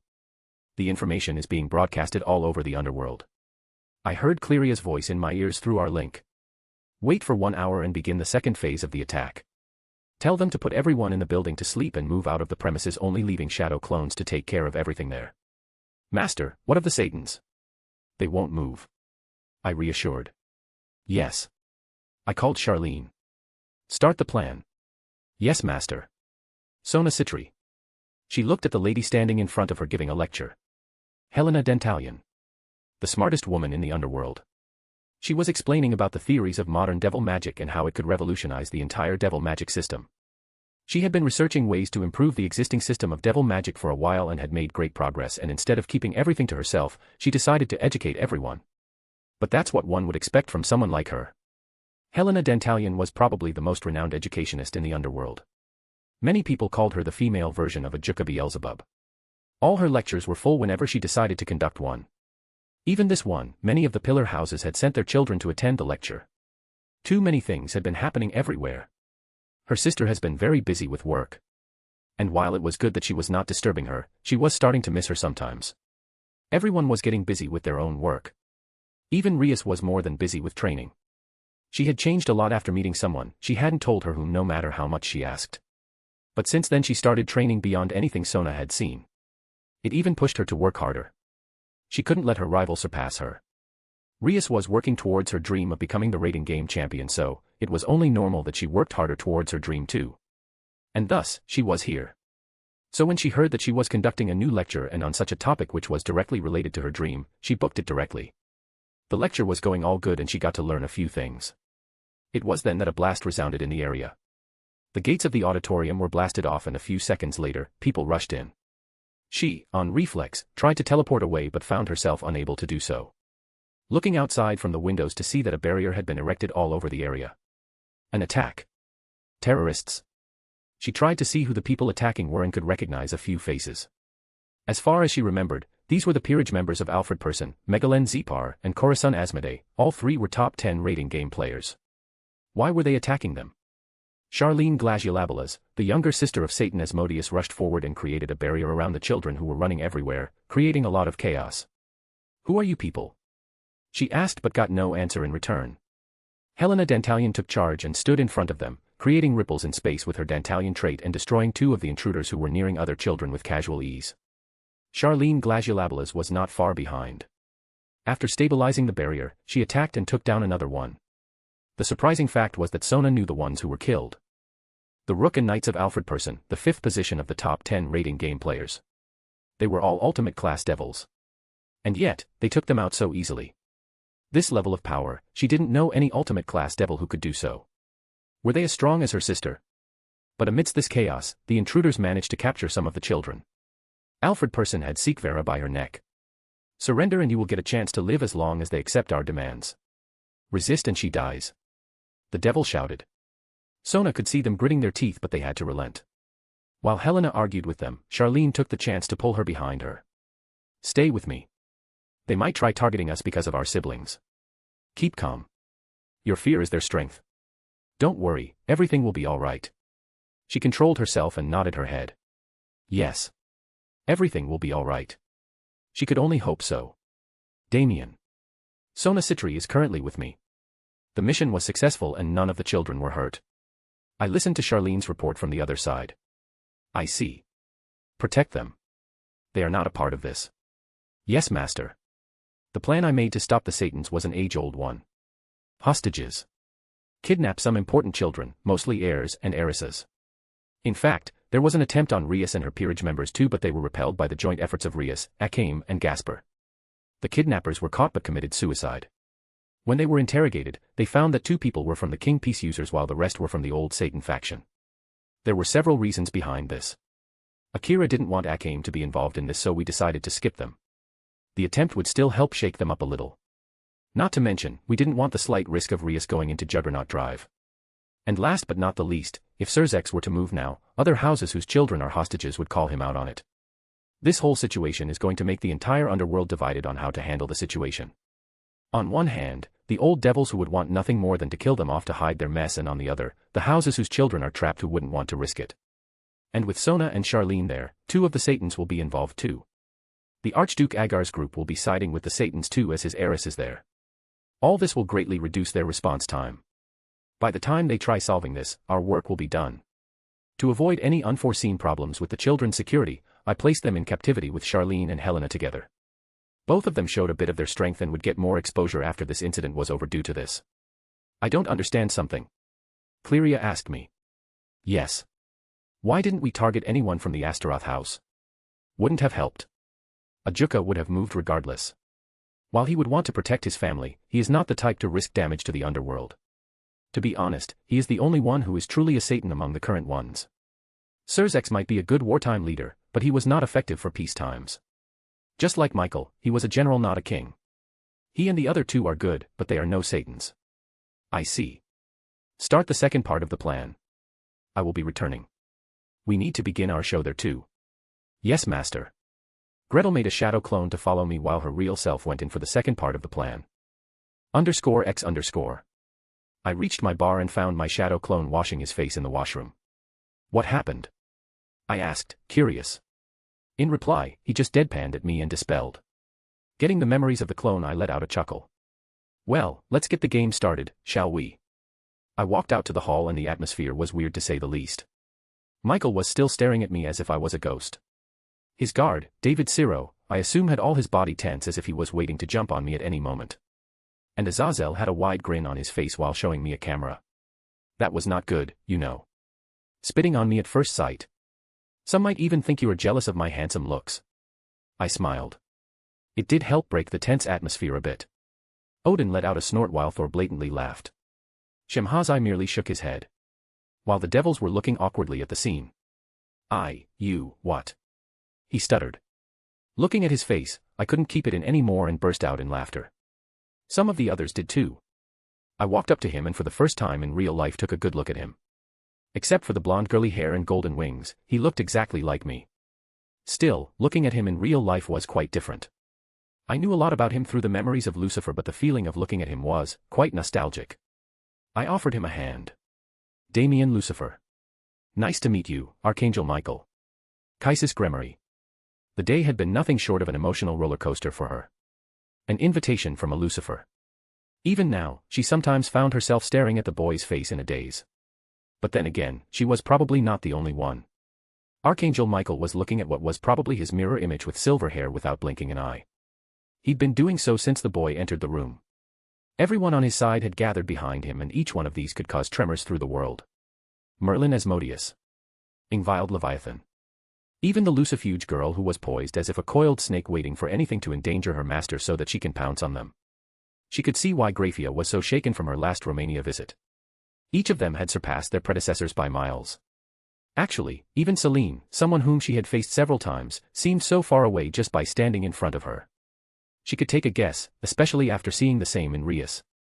He told everyone his story, of how he was born and how he escaped with the help of Rays van Lucifer. If I may. The exorcist asked. Yes. What exactly are your intentions now? You surely didn't call everyone here to just meet and greet. She had heard about this human. The one who is called the strongest human alive, able to match ultimate class beings with ease. Even if she wasn't in touch with the present-day affairs, she still knew the name Vasco Strata. He was one of the rare few who had honor in the church. But today, despite his voice and mannerisms being perfect, she could sense a slight tone of hostility from him. Then again, it was understandable. He stood in front of the literal devil, the personification of everything he was taught growing up heretical. Lucifer was the very thing exorcists were made to oppose. The other exorcist, on the other hand, was completely different. He wasn't even trying to hide his feelings. Obviously. Any doubts? He answered. The exorcist remained stoic. Although, you seem to dislike me for some reason. Maybe that's what's affecting your reasoning ability somewhat. I do not hate you. What I dislike is what your face, your name represents. The exorcist answered, unwaveringly. His subordinates were offended, but a simple raised hand returned their expressions to normal. Oh, and what exactly does my face represent? All of the world's evil. Everything that is negative in this world. Someone who eats newborns for breakfast and angel hearts for dinner. He smiled sarcastically at them. The two exorcists kept quiet, although the blatant rage on the younger one's face was obvious. And is that wrong? The person whose face you carry is a killer, a murderer. The younger one scowled. Well, I carry Michael's face. He joked, making several people laugh while the exorcist scowled. As for taking lives, they were offered deals. Their free wills were never taken away, unlike the children in the church. He smirked, while the exorcists frowned. And yet they chose to accept it even at the cost of their own souls. Then again, if you look through history, you will find that angels in the church have taken more lives than any devil dead or alive. He continued. I know you will not believe me, so you can ask him. He pointed towards Michael, who was sitting there with their mouths open. When a war is fought, both sides are at fault. Some more, some less. A difference in belief doesn't allow you the right to kill someone else. They were sinners. The younger exorcist protested. Oh, well, going by that logic, those who accepted the deals of the devil were also sinners. Why all this blame then? You tempted them. And they made the choice. They gave in to the sin. I didn't hold their legs and drag them. It was free will which you are all so proud of. No dear, what you hate is not me. What you hate is your own weakness. Your own fault. And what do humans do when they don't want to owe up to their faults? They push the blame onto someone else. He remarked sarcastically. She did notice that he was using a first-person speech when addressing it. His words had changed a bit. She didn't know if it was intentional, but the effect of seeing it firsthand was something else for someone like her who had seen the original devil. The boy was a mirror image of him and yet different. He had every bit of that fabled pride, but instead of exuding it from his entire being, he kept it tightly wrapped around himself, somehow in better control. And he was doing it unconsciously. It was as if he was the devil, and yet more than just the devil. You all say that I do this because I hate humans. I do not hate humans, he began, making many people pause and look at him. Lucifer married Lilith, the first human female.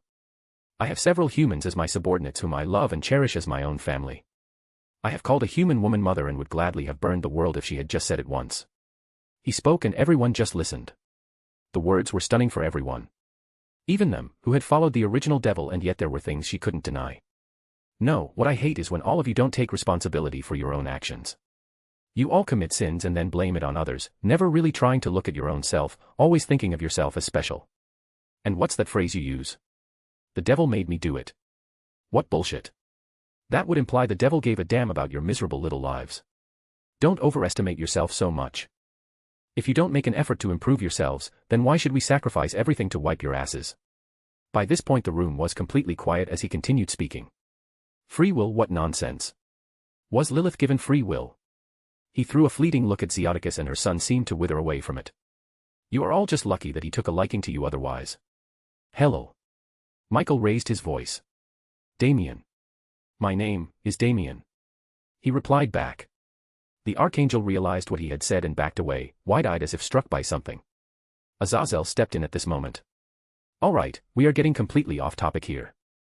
This is supposed to be a meeting to get to know each other and make everyone's positions clear, so that you don't make mistakes with any identities. Damien is not with the old Satan faction. He has his own people and is recognized by the Yukai, the fallen angels and the Norse. He turned towards them. No idea about them. So, you as the leader of the angels, needed to know this to decide what path heaven will be taking. He then turned towards Damien. And you, Damien, stop being provoked. You called him here for peace. He took a deep breath and spoke. I apologize. I am allergic to the scent of hypocrisy. It makes me feel uncomfortable. For this same reason, I invited only Michael and not anyone else. He shrugged casually. Archangel Michael seemed to have collected himself and let out a sigh. He turned towards the exorcists. Both of you, wait for me outside. But my lord. It is fine. Michael reassured. Yes sir, the older of the two bowed. With the annoyance gone, the atmosphere calmed a bit. What exactly are your intentions, Damien? You have amassed yourself quite a group. I dare say, very few people would want to fight with you at all. So, what is it that you want to do? Live. We want to live our own lives without getting dragged into the mess of the three factions. Unfortunately, that isn't so easy to do. So the amassed forces. But let's not get to the fighting art, shall we? That's not what I called you here for. What I want is a deal. Michael raised an eyebrow. We do not mess with your people and in return, you leave us alone. Among all the three factions, heaven and the church are the most likely to attack us. And thus I have called you. So what do you propose? We divide areas. Your people don't enter my area and my people won't enter yours. We do not attack each other unless provoked or attacked first. And no, me existing doesn't count as provocation. Merlin passed over a file and let him have a look with the clauses we had prepared. I will discuss it with my fellow brothers and sisters and give you a reply. Michael replied. Now, can we move on to other topics? I came here on someone's invitation. Will I be meeting him? Oh. You didn't invite him, Damien? Azazel asked, surprised. And how would I do that? Knocking on heaven's gates and dropping in an invitation. He deadpanned, making some chuckle. He then turned towards Michael. No. Although, he left a message. As long as heaven follows the path shown by Father, he will protect it. He would do the same for all three factions. This earned him some raised eyebrows. But, should anyone try to start another great war, he will end them personally. Who was this again? Azazel asked, scoffing lightly and taking a sip of his wine. The mysterious super angel guy. The fallen leader choked. What? Pretty cool guy if you ask me. We have quite similar thoughts and he seemed to have no problem with us either. Offered to send the letter to Michael as a way to show his intentions. Also left another message, and I quote, as a gift for finally getting your head straight and doing what you do best. As she used to say, you were always a general and he was the king. He passed a piece of paper to Michael, who accepted it with almost shaking hands. Damien. The look on Michael's face was priceless. I was not lying. I really did give him a gift for getting his head straight. Him getting his A game resulted in the church being reined in a lot, preventing a lot of problems. So, I decided to solve a few of his problems. I gave him the information about the angels who were using the heaven system's loopholes to avoid falling and a method to prevent that. Should help him get things done. Oh, what the hell? Since we are already on this topic, I will bite the bullet and ask. Is heaven preparing for a war? Azazel asked Michael. No. We do not desire war. Michael replied with a tone of finality. Yup. The general was back again. Azazel knew better than to question that tone. But someone else didn't. But heaven's actions might say otherwise. Seraphal pointed. Oh. And how so? Heaven is rapidly increasing its power. It does make others feel a bit tingly. But didn't the devils do the same? Use the evil pieces to rapidly increase their numbers. Recruit exceptional talents and increase their strength rapidly. So, why is it that when heaven does the same, it's seen as an act of war? He questioned, not giving her an inch. I had to forcibly keep myself from smiling at his reply. Poor Seraphal, who had never seen this version of Michael, was at a loss of words for a few moments. Serzex, realizing that his fellow Satan had been had, intervened. Please don't misunderstand. We were taken aback by the suddenness of this decision. Yes, we decided that we have had enough of a mourning period. It was time to work. That shut him up for good. I knew this look. This Michael was like an iron cage. One could keep banging their heads on it and it wouldn't shake. Since we cannot increase our numbers like the devils using the evil pieces, and reproducing like our fallen brethren is difficult for us, we decided to increase the quality of our forces instead. You weren't expecting us to remain as we were while the other two sides kept increasing their power, correct? Obviously not. How you run your faction is all on you. But we, as sides who have stood with and against each other for centuries, were curious about the sudden change. That is all. Michael nodded. It was at this moment that a communication magic circle appeared on Seraphal's magic hand lit up. She bowed slightly, apologizing, and received a call. On it appeared a man. Someone I knew. Behemoth. My lady. There has been a rebellion in the underworld. 6 of the top 10 rating game players have rebelled. They have taken several of the prominent children hostages, including young Miss Sona. Seraphal froze over as ice started to spread. Ingvild snapped a finger and the ice melted and the water all vaporized under her command, but Seraphal wasn't waiting for any of it. She had already teleported away. Serzex, who was taken aback by the sudden message, also got up and bowed to us. I apologize for suddenly leaving the meeting. I hope we can continue this some other day. It's fine. Go do what you are supposed to do. Azazel and Shemhazai got up too. It looked serious. We should check it too. Okay. They left soon after. You will not be going? Odin asked me. If I find something interesting. Bah. You younglings. Do whatever you want. It seems like you people will be busy either way, so I will take my leave. Come, Thor. The old god stood up and the thunder god followed, but not before giving me a light bump on the shoulders. The Yukai were guided aside by Musashi to discuss some different matters. The only ones left in the place were I, my subordinates, and Michael. He hadn't stopped staring at me since he arrived here. Finally, when everything quieted down, he broke the silence. How? The look on his face was plain. It was as if there was no other chance. The look of 100% confidence. I don't know. What will you do now? Find out. Why? He stopped for a moment and looked as if trying to force himself to say something. How did he die? He finally whispered out. The look in his eyes was painful to watch. It hurt. Despite knowing that I had no relation to him, it still hurt badly. I still couldn't help but ask him. You don't think I killed him? The look on his face hardened. I am not a fool. Those 5 words said a lot. I understood. Michael perhaps was the only one alive who knew Lucifer more than anyone else, maybe even more than Lilith. Lucifer loved his father. No, it was beyond that. It was his whole obsession. To prove a point to his father, that humans were not worthy of his love. That's what made him rebel. And this kind of obsession stayed. To go against all that and kill his father was impossible. The whole fact was an antithesis to what he stood for, to the being which was Lucifer. And if someone understood this, it would be Michael. So, his answer was enough. Do you want to see? He froze but then nodded. I raised a finger and touched his forehead. Mindscape. I showed him the whole scene of the fight. The Archangel Michael, the strongest angel, the right hand of God, shed tears as he watched the wounds being inflicted on his father's body. We reached the scene where God threw himself on Lucifer's sword and he fell to his knees. Both of us quietly listened to his last words. I know that you are angry at me, blame me for many things, so, with this, let go of your rage, your anger, and return home, son. The man whom these words were addressed to was still frozen in shock. I know that I have not handled some things as well as I should have. I didn't stop you when you left home. I didn't stop you when you discarded your light. I didn't do some things which a father should have, for those I apologize. The words made me understand why Lucifer turned out the way he did after leaving heaven. About how he turned into that. He had discarded his light.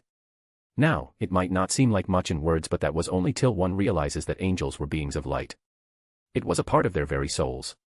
Yes. This madman ripped out a part of his soul and discarded it. It was literally Voldemort syndrome. Kinda made sense when I think about his drastically different behavior, the power of his mother and the fallen angels. Yes. The fallen. What God did when creating angels was use the light as a seal, using his blessing, grace, over their darkness from his wife. The angels who give in to the sins, empower their mother's side and lose the blessing, letting the darkness manifest in the of black wings. Lucifer, on the other hand, who had thrown aside his light, was a complete creature of darkness. The only reason his power remained as much as it was because there was no light suppressing the darkness, and thus one side worked at full power. This war. I was forced to fight, to prevent a dreadful future from happening. There wasn't a moment in this war which I didn't regret shedding the blood of my children, but in every piece of the futures I saw, without this war, our world would have been doomed. Yes. Knowing his abilities as a seer, that statement was not ominous at all. So I leave all this to you. He brought out an orb of light from his own chest. As a last wish from your father, promise me that you will not let another great war happen, and take care of your little siblings.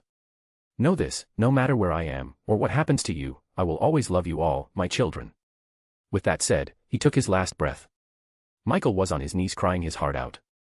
I don't think he had done so since he had to act strong for the sake of the other angels. We kept watching. Lucifer stood up, as if a zombie. First he made a coffin for Beelzebub and Asmodeus. Even Leviathan was shocked. Lucifer.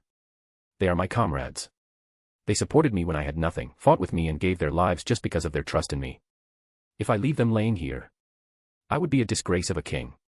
With that done, he moved to his father's body and picked it up, making a coffin for it, and placed him there softly. Michael, as if realizing something, asked, "Where is his body?" Keep watching. We did. As Lucifer and Leviathan kneeled there, mourning, another person came to the scene. The face which made me want to rip it into pieces. Oh, what's this? Asmodeus and even Beelzebub are gone. And so is God, ha ha ha ha ha. So the old man finally kicked the bucket. Well, good riddance. Rise of him. Lucifer's voice sounded. He didn't turn back, but I knew the anger in his tone. Michael did as well. Yes, Father. What are the orders? Do we start the invasion of heaven? Or do we go there after we crush the fallen, those cowards? So many options, so many choices. We are not going anywhere. The war is over. Go and call back all our forces. What? What do you mean the war is over? We are just getting to the good part, he shouted. Rise of him, follow my orders. We have all lost too much. Anything more and there might not be anything left. Leviathan chided. She apparently understood Lucifer's mind as well, being comrades for so long. You can't be serious. Just because some people die, you are stopping the war. We are devils, since when did we care about a few deaths? Rise of him, that's an order. Now leave. Leviathan commanded sternly.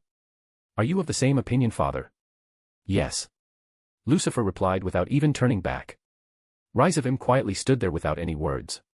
Such a waste. To think that the mighty devil would fall to this point one day. The next second, he attacked. Leviathan was thrown aside from the force of the sudden attack. The surprise and her previous wound made sure that she lost her life instantly. Lucifer stood up, rage filling his eyes, and attacked. But the man was already weaker than his son, not to mention, was exhausted from the war. He stood no chance. He was thrown on his father's coffin. But don't worry, Father. I will let the world remember you as the devil. Not a pathetic guy who wanted peace.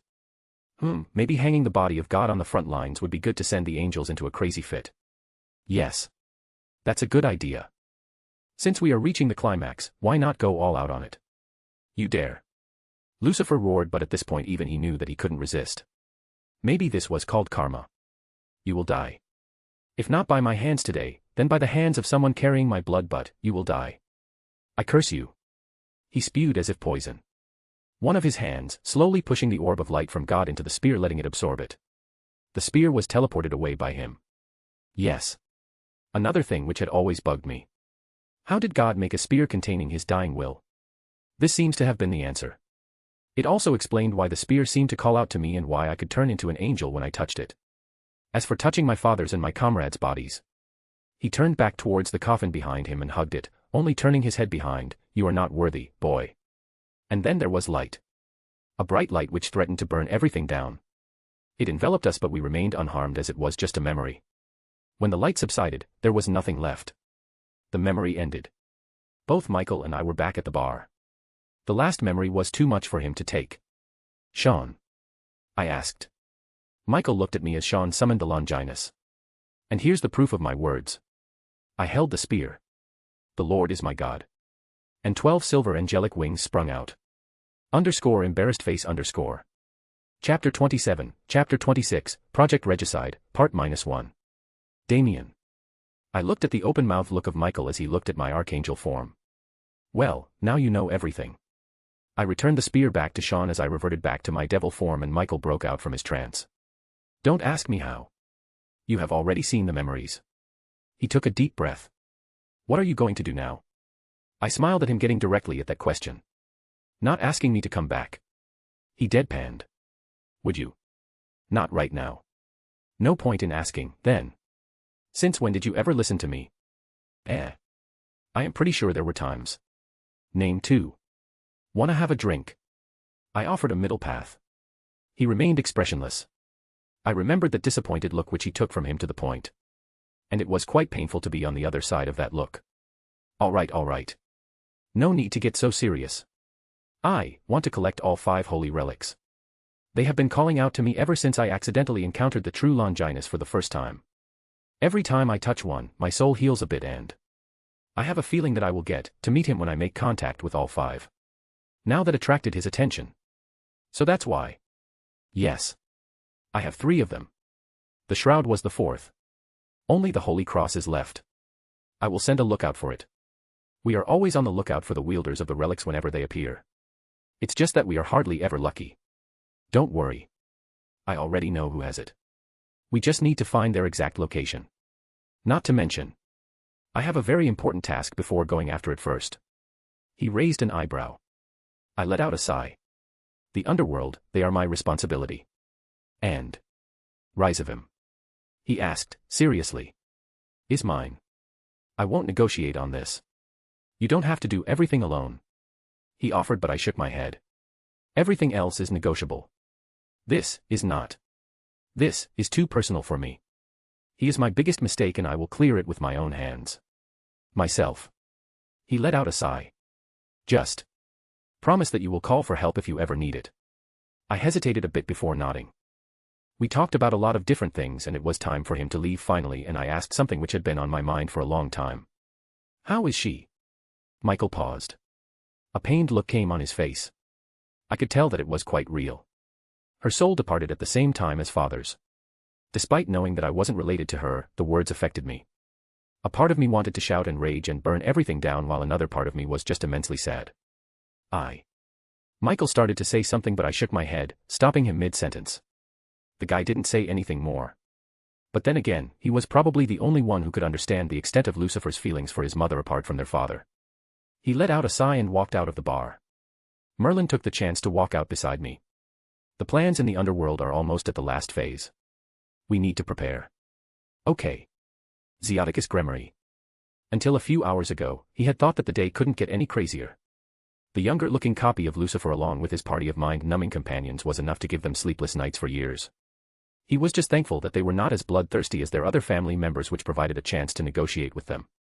And then this thing came up. They rushed as soon as they got the message about the attacks. 6 of the top 10 rating game players had rebelled out of nowhere. No. It wasn't out of nowhere. At least not for everyone. 2 of them had reasons, losing a lot in the recent fiasco with the Yukai. But the rest were a surprise as they really had no reason to rebel. It was something they still hadn't figured out yet. As soon as they reached home, they were greeted by Grafia, who was keeping a guard on Rias and Milikas. Venelana had gone to the Bale house to talk about the sleeping sickness and find out the truth while they were visiting the new Lucifer's bar. Father, Oni-sama, grandmother. His daughter ran up to him and he proceeded to hug her tightly. She was attacked as well. Thankfully the attackers were not expecting her power level and were defeated due to the element of surprise, and they were able to survive unscathed. Come with us. As soon as they reached there, Surzex ordered and they all teleported to the capital city of New Lilith, Lucifer's castle. What is the situation? Surzex asked Grafia as they made their way towards the Lucifer office. They have put barriers around the Phoenix broadcasting station and taken everyone inside as hostages. She paused a bit before throwing a light glance at Seraphol, which was not missed by anyone. They had already gotten the information and Seraphol was almost on a warpath, barely controlled by Surzex. Grafia took a deep breath and continued. They have also taken over the lecture of Helena Dentalian and everyone there. The black-haired Satan took a deep breath and controlled herself, but one look at her face could tell someone how angry she was. Her usual cheerful self was replaced by the one who had fought on the front lines in the Civil War. What are their demands? Surzex asked, as soon as he reached the office. Ajuka had been in contact with him through communication circles and answered the question without pause. They want their words to be broadcasted and apparently want justice. They said they are going to reveal something and they want us to judge people impartially. Do you think this has something to do with the whole Yukai incident? It might be a part of the reason, but their demands make me unsure. They could be trying to spread some kind of information to rile the public against us, but even that is quite unlikely considering their tone. They seem to have a different target this time. And for this reason, they have the broadcast stations in their hands. Yes. They have given me an ultimatum that if I were to interfere with the broadcast in any way, they will start taking down the hostages. I cannot risk the children from the other pillar houses. Several of them are lining up outside my office to solve this matter. Ajuka sighed. It was very rare for him to do so. What do we have on them? All major rating game players, opponents even. Each of them were associated with the Great King faction, but a few seem to have some problems with them. I think it might be an internal issue, although I am unsure about what it really is to force them this far. Even with the sanctions we had imposed on them, they still had plenty from their wins. Can you break down their barriers? Surzex asked. We might be able to take them by surprise. I cannot. The barriers are extremely strong and even I will need a long time to break through them. Not to mention, it would be too risky. The hostages are too high profile to take any unnecessary risks. How are they? Seraphol asked. Ajuka pointed towards a screen. I managed to hack into the security cameras of the building to get a look at their actions. He played footage from the time the attackers entered the building. The scene of Helena Dentalian and Charlene Glaciolablis blasting through ultimate class devils with such ease took them all by utter surprise. This kind of strength would have easily put them on par with the Satans, and considering Charlene's young age, she would even be considered a potential super devil. He threw a look at the Satan Asmodeus, but Falbium was just as surprised as the others. Sensing the gazes of everyone, he answered. She had been helping the Dantalian girl with some experiments for the last few years. She had been following her methods of training to prove her hypothesis. But I didn't know she had grown this much. They observed the scene of them surrender due to the other party taking other children as hostages. Sona was being kept safe by them, which calmed down Seraphol's temper a bit. They asked Rias to describe the attack and Ajuka sent one of his peerage members to identify the bodies. My lords, the broadcast is about to start. Michael. He called the meeting of the other seraphs and great seraphs as soon as he returned to heaven. The events of today were something they all deserved to know. He sat in the sixth heaven, waiting for the arrival of his siblings. The other great seraphs, Gabriel, Uriel, and Raphael, were the first ones to arrive. Ariel was the first of the seraphs to arrive. The others soon followed along. Did you really meet him? As soon as the meeting started, Raphael asked. Everyone else looked at him, wanting to know the same answer. He nodded. Who was it? Uriel asked. He knew how they would react to the name, so he decided to take a different approach. First, I want you all to see something. After gaining their attention, he addressed them again. Prepare your hearts. Don't let the scene waver them. He used the same spell to show the scenes he had seen. As soon as the scene started, he heard the gasps of several of his siblings. How? Raphael asked, but he could hear the quiver in the voice of his calmest sibling as he watched the fight in front of him with wide eyes. Keep watching. Several auras flared as the fight progressed and finally the scene came. Lucifer stood with his sword drawn towards his father. He could feel the rage of his siblings on his skin as they watched the scene. But the very next instant, all their auras dispersed and several of them fell to their knees watching what happened next. That's impossible. He would never. Gabriel was not even speaking but just wept constantly along with Jaspiel. Others were standing there silently but not a single one was without tears. Uriel was the one who broke the silence and questioned. What happened to father's body? The very thought he had then, so he gave them the same answer which he had got. Keep watching. And they did, albeit reluctantly. By the end, almost all of them were furiously releasing their powers, only somewhat holding back due to the fact that they were in the sixth heaven. 1 month. No, give me 1 week. We can track down that fiend's location. Rugel said. Others agreed too. He waited for them to calm their minds. After a short while, they quieted down but their anger could be felt in the holy power radiating in the atmosphere of the sixth heaven. Even the great seraphs were no exception. We are not attacking anyone. He said quietly. What? You can't be serious.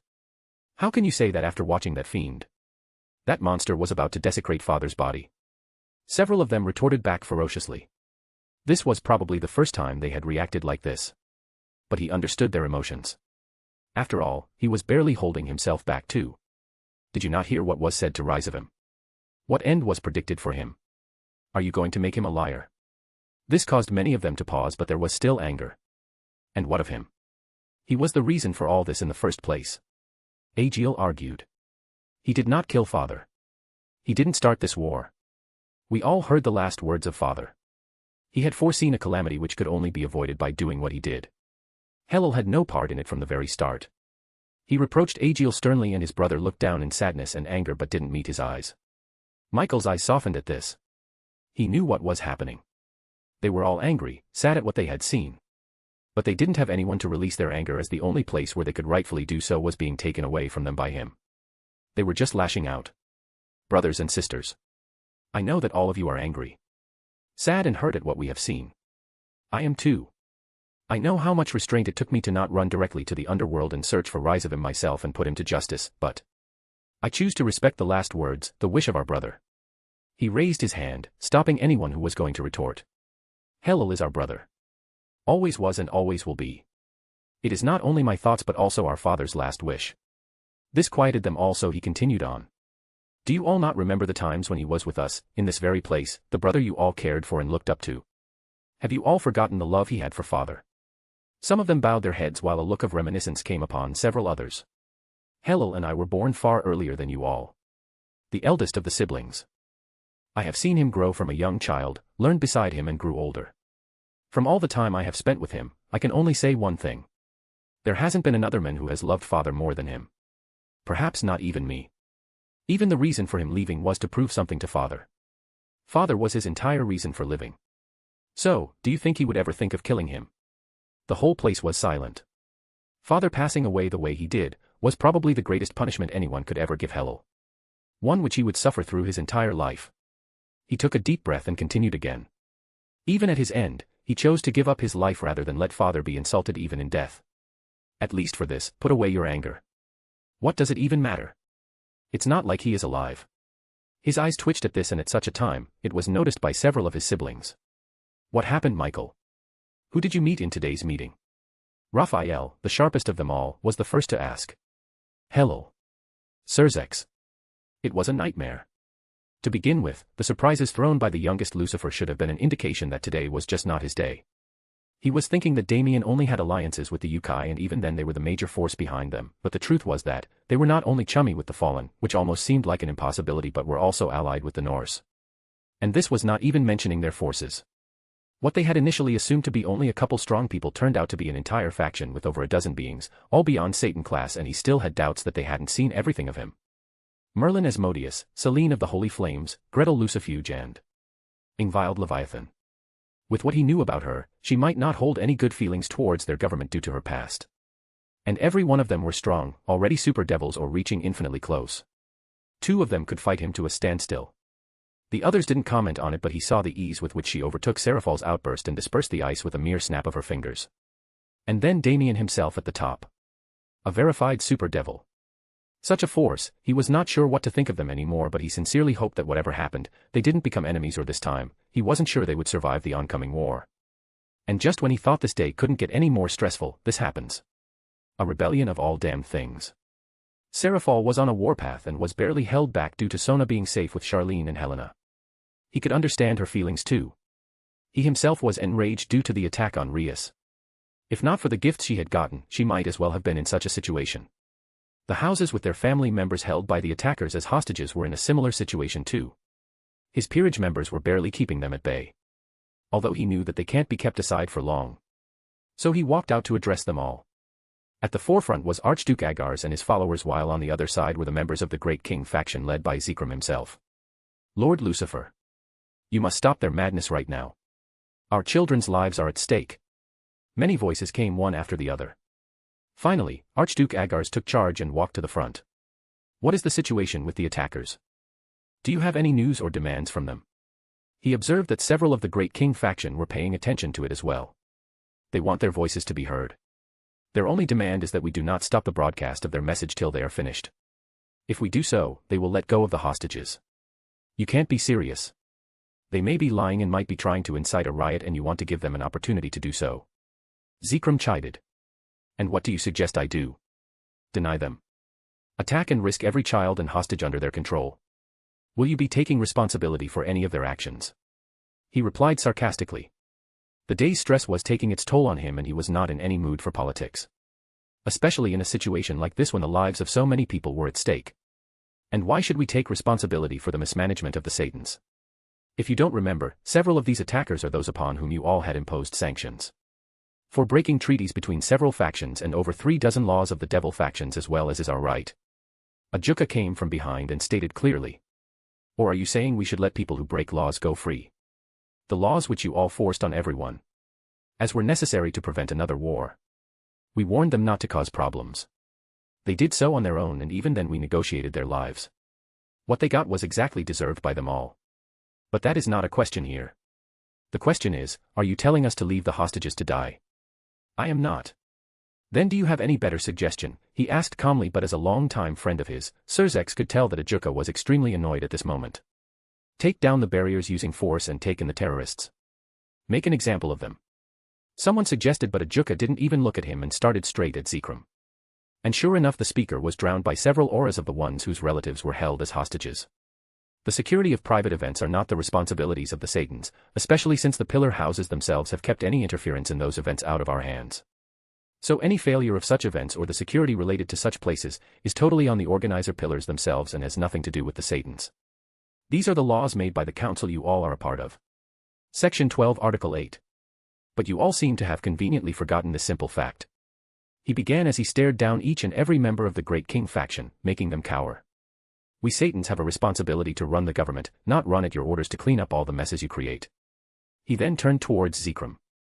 And as you quite conveniently pointed out that 2 of the attackers are those who were sanctioned by us, lawfully might I add, I would also like to point out, those very people had an 8-hour-long meeting with you 2 days ago and left your place quite dissatisfied.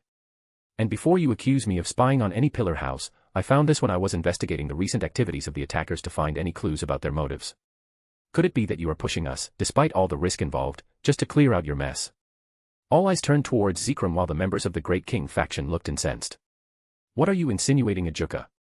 That would be Lord Beelzebub for you, Zekrom Baal. And I am insinuating exactly what you think I am. If you don't have any good suggestions, then I will have to ask you to sit there on the side and stop being a nuisance. We have work to do.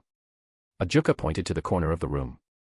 While in a normal situation he would have intervened from letting the matters escalate, this was anything but a normal situation. The fact that he doubted that Zekrom might have some hand in this whole fiasco was also a major reason for this. Ajuka, however, wasn't done. Oh, and by the way, I also came across another piece of information. 5 days ago, your butler had a meeting with 2 people working for a certain someone.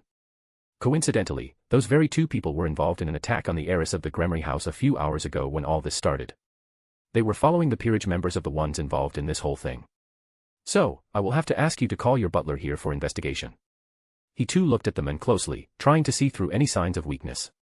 He had known that the reforms they were pushing through would sooner or later be challenged by the old devils. But if this was their way of attacking, then maybe he had really been too kind with them for far too long. Zekrom's face looked emotionless as his aura began to surge. Are you accusing me? But all this stopped midway as he was crushed by an icy cold burst of demonic power. The surroundings all froze as Serafal walked to the front. Yes. I am accusing you of being in cahoots with the attackers. What of it? Do you know who you are talking to, girl? I am talking to a potential criminal. She replied, her voice equally chilly. You all seem to have forgotten something very important here. We all sit in this position to ensure the peace of the underworld for our families. For this reason alone we bear with your idiotic tantrums. But today, that line has been crossed. If something were to happen to my sister today, I will personally be investigating this matter and I will be using every means I can, and if, in doing so, I have to kill a house or two, then so be it. It wouldn't be the first time we had to do so for the peace of the underworld. Serafal. He stepped forward to assuage her. Until things were proven, they still needed to keep their hands back just in case. What, Surzex? Are you stopping me? She retorted. She was beyond angry since the time she had received information about Sona being held hostage. I am not doing anything of that sort. I am just telling you to calm down a bit. Losing your temper at such a time wouldn't help anyone. He turned towards Zekrom. Please call in your butler. It would be the easiest way to dispel any doubts of the people. We need any clue we can, and if your butler has any possibility of being involved in this, then I apologize, but we have to question him. The other houses were by now divided into two groups. One which was surrounding Zekrom and glaring at them, and the others who were glaring at Zekrom, looking for any signs of deceit there. Very well, I will send for him. The men sensed that he was at a disadvantage and acquiesced. No. If he really is a traitor, then he might escape. Have your other peerage members bring him in. Serafal interrupted. Zekrom narrowed his eyes but still made the call. Will this be enough to satisfy you, Lady Leviathan? I won't be satisfied until my sister and every other child is out here safe and sound. Oh, and if your butler is to encounter any kind of accident before answering our questions, I will be taking you in for questioning personally. She added on. Now that I have done my part, might I ask what exactly do you all plan on doing to handle this situation? Zekrom asked Serafal. It was Ajuka who answered the question. No. Anything we plan will only be privy to us.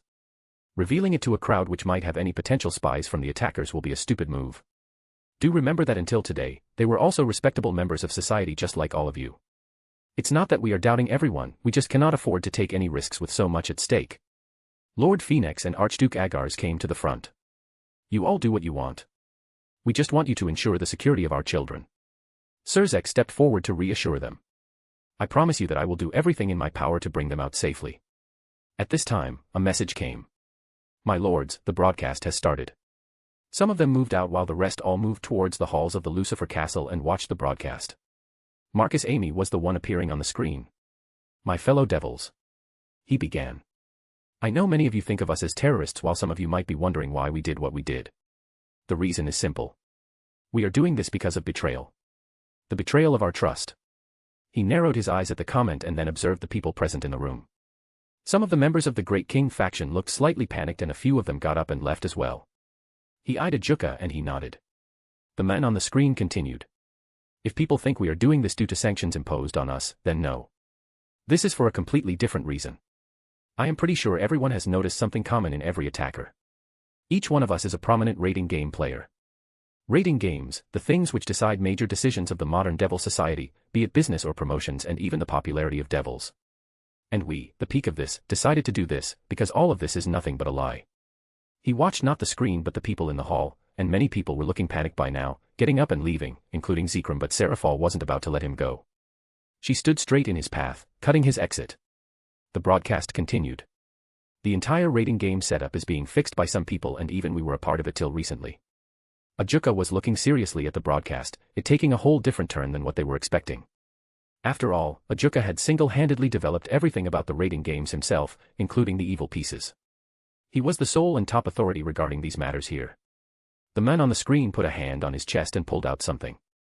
A chess piece. No. That was a king piece.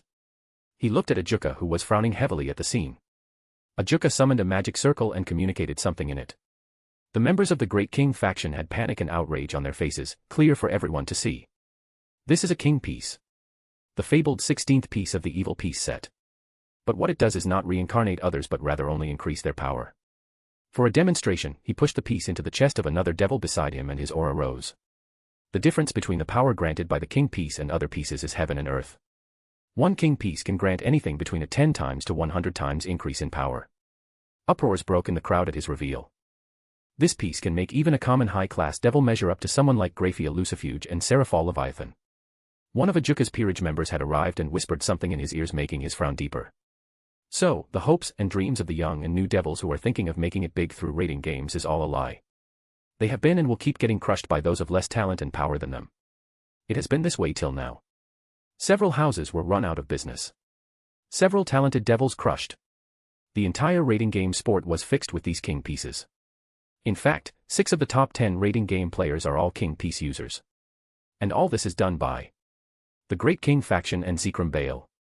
The crowd erupted. Liars. These terrorists. Several looks were thrown at the men who sat there unfazed. He merely looked at the crowd. Are you going to believe some random slander by a bunch of terrorists? And he was right about this. Even if they did doubt him, everything was circumstantial. They could do nothing with this information. And thus he looked at the broadcast, hoping that they would bring out some kind of incriminating evidence against Zekrom Baal. Sure enough, he got some good enough evidence. Now many of you must be wondering how something of the scale could remain hidden for this long. The answer is simple. Several people found out about it over the centuries, but they were all eliminated by the Great King faction. I myself killed half a dozen of such people. He stood dumbfounded at the reveal as the men on the screen continued. Some were killed directly while some were framed for some crime and executed.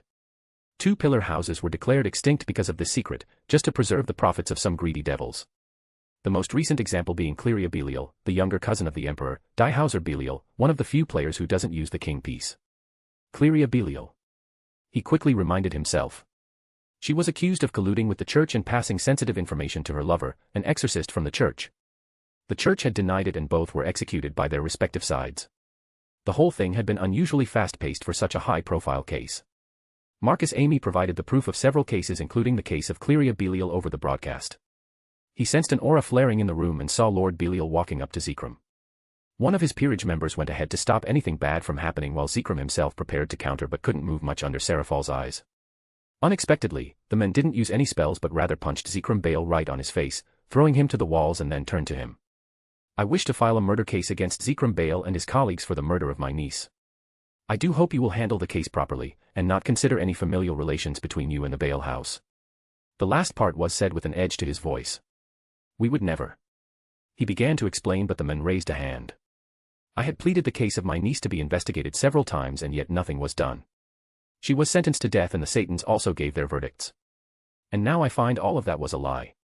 Don't tell me to believe you because I have no reason to. Prove yourself. Just like Lady Leviathan has broken all etiquette when her sister's life is at stake and I am sure you would have done something similar. He flinched at the accusation because somewhere at the bottom of his heart, he knew that the man was not lying. Someone at your position needs to understand that the lives of other people's relatives are also important. After all, the reason the previous Satans' descendants lost the throne was quite similar. Lord Belial. Ajuka tried interrupting. No, Lord Beelzebub. I am just stating facts. You people failed my niece and failed my house. I am in full right to say the words I did. He took a deep breath and addressed the men. I give you my word, Lord Belial, that I will find and personally punish each and everyone responsible for this, even if they are related to me. He added the last part looking at Zekrom, who merely narrowed his eyes. You are someone carrying the name of Lucifer. I hope you understand the significance of giving your word to someone. Lord Belial added before turning and leaving the scene. The reminder made a face appear in front of him as well as the words spoken by him. The current devil's government is a ship full of holes and I will not take my people onto a sinking ship. His attention was only diverted by Marcus Amy's words. And this is not the only skeleton in his closet. Today, we are going to unearth as many of them as we can before we get taken down and meet the same end as the ones before us. He suddenly had a very bad feeling in his gut, but the time didn't allow him to act on it as they had a lot of work to do. First of all, he ordered his peerage members to take Zekrom Baal and the ones whose names had come out to be taken in for investigation. Seraphal herself took care of this order. But it seemed as if they were not going to get any rest. The scene on the broadcast changed to a familiar place and all of them were attracted towards the screen again. Gretel. Cleria appeared behind her and began her report. Our people are in position to take over the next area. We just need the signal. She could sense the difference in the voice of the woman and it was understandable too as she was finally getting her name cleared. There was finally hope to see justice done by her. Do it. She gave the signal to her. Barriers rose up all around the area of the Bale estate as 3 king peace users and their peerage members rushed in. Their actions were being broadcasted throughout the underworld. Everything had been planned from the very start. The information about Zekrom Bale's butler as well as the meeting between Marcus Amy and his fellow raiding game player with Zekrom was revealed to Ajuka not by his investigation, but rather due to their manipulations. If Zekrom thought he was the only one who could play the old Satan faction and the current government against each other to reap the profit, he was dead wrong. Even the reactions of the other side was predicted and several measures were taken to keep them in check. Sona Citri was taken hostage to keep Seraphal Leviathan and other Satans from making any moves, but she was also under the protection of Charlene and Helena, and coincidentally all the cameras in the place were active to allow them to keep an eye on the entire situation to keep them from doing anything rash. They had even placed a couple of their supporting house heads among the crowd who fanned the flames against Zekrom during the meeting with the Satans, making them take action.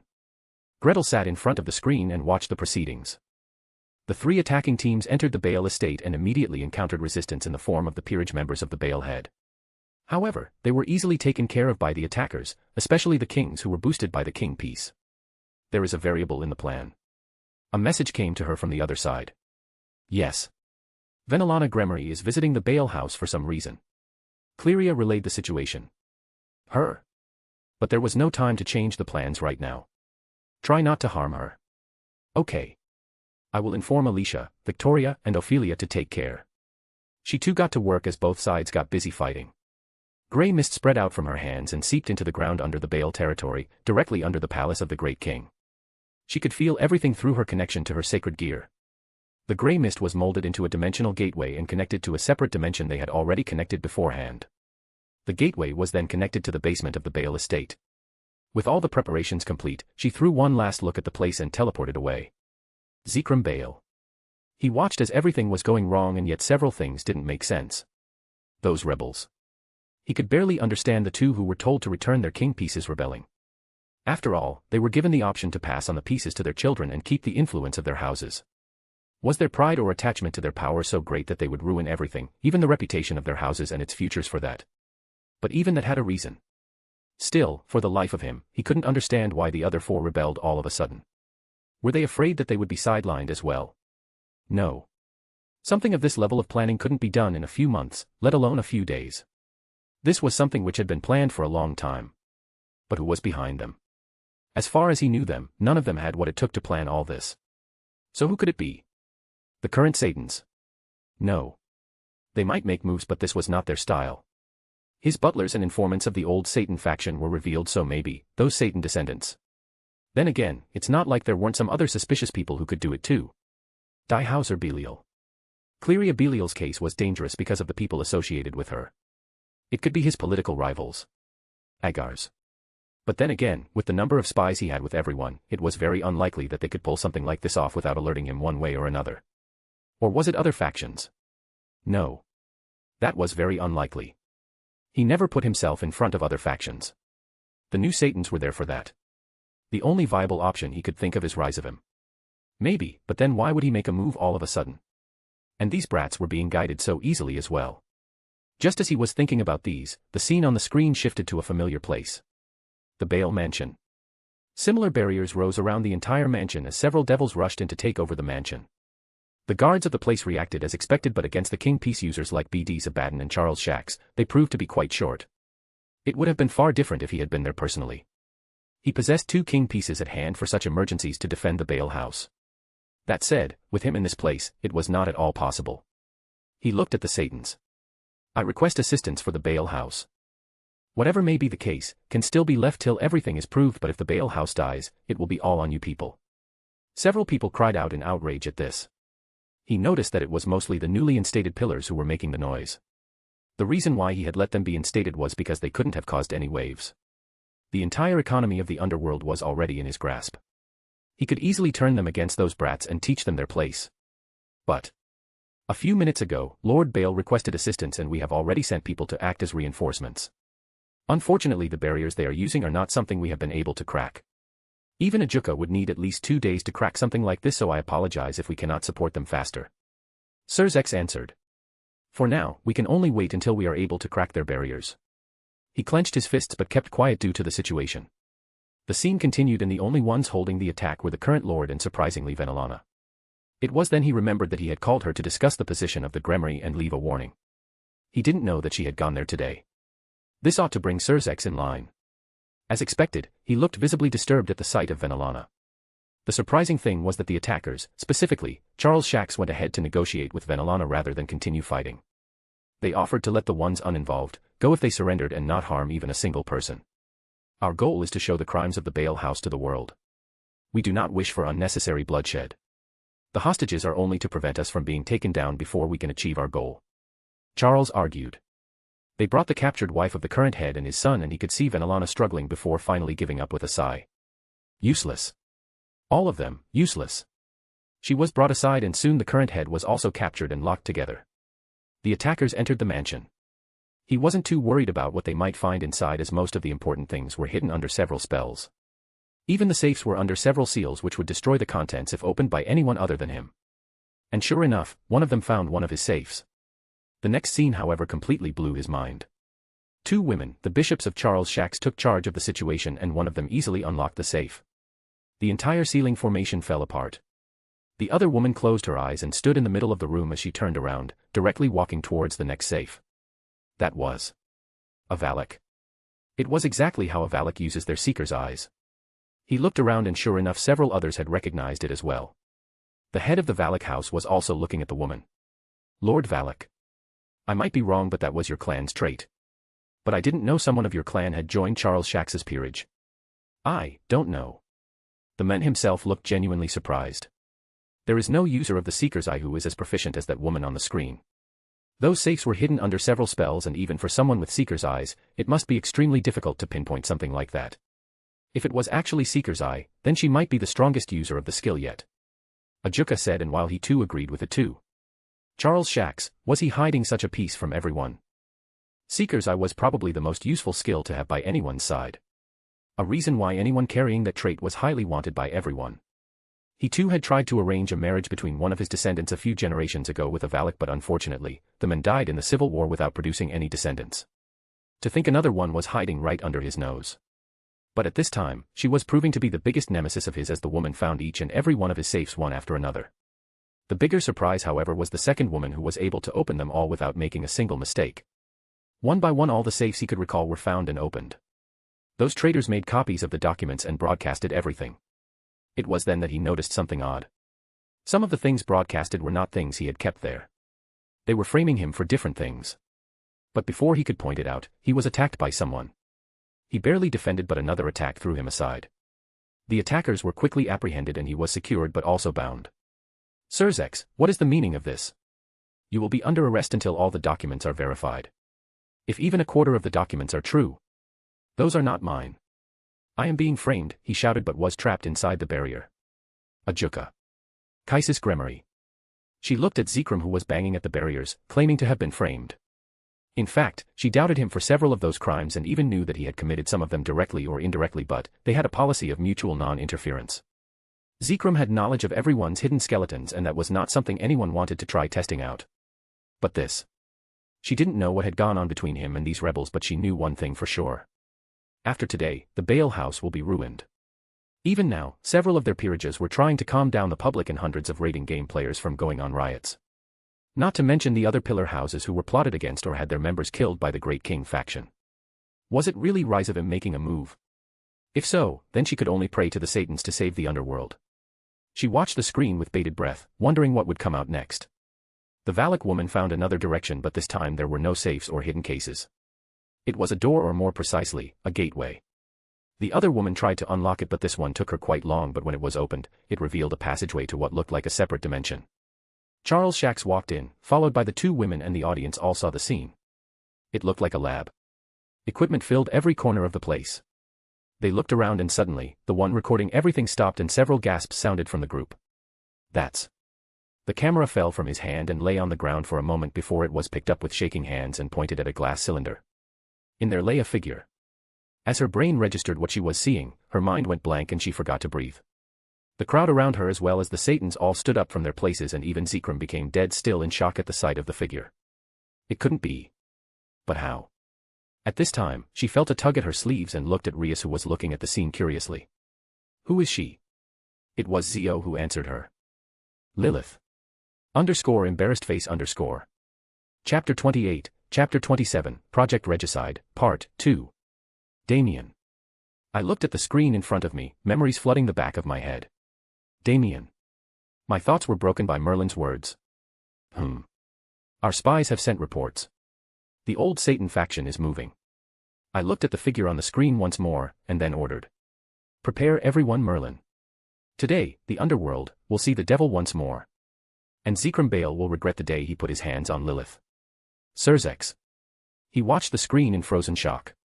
He was pretty sure that everyone was the same at this time. Everyone had forgotten why they had gathered there and what the situation truly was. Even the ones who had entered the place to attack were the same. Lilith. She was alive. And with Zekrom. The condition in which she was, however, didn't present a good picture. Lilith was the mother of devilkind. Her position was comparable to the original Satan's, even greater than the other three and comparable to Lucifer himself. There was a reason why they had named their capital city as New Lilith as a show of respect for her. While it was true that only two of the devils created by Lilith and Lucifer were still alive, it was not completely true. It was only true for pillar devils. There were still the others. A decent number of mid- and low-class devils were first-generation devils created by Lilith. They were all in high positions and held a lot of important posts and an immense amount of influence in the underworld due to their age and contribution to devilkind. And this was not even including those who had directly fought under them were still completely loyal to them. There were also the hardcore loyalists of the old Satan faction. All of these people would move all at once at this news. No.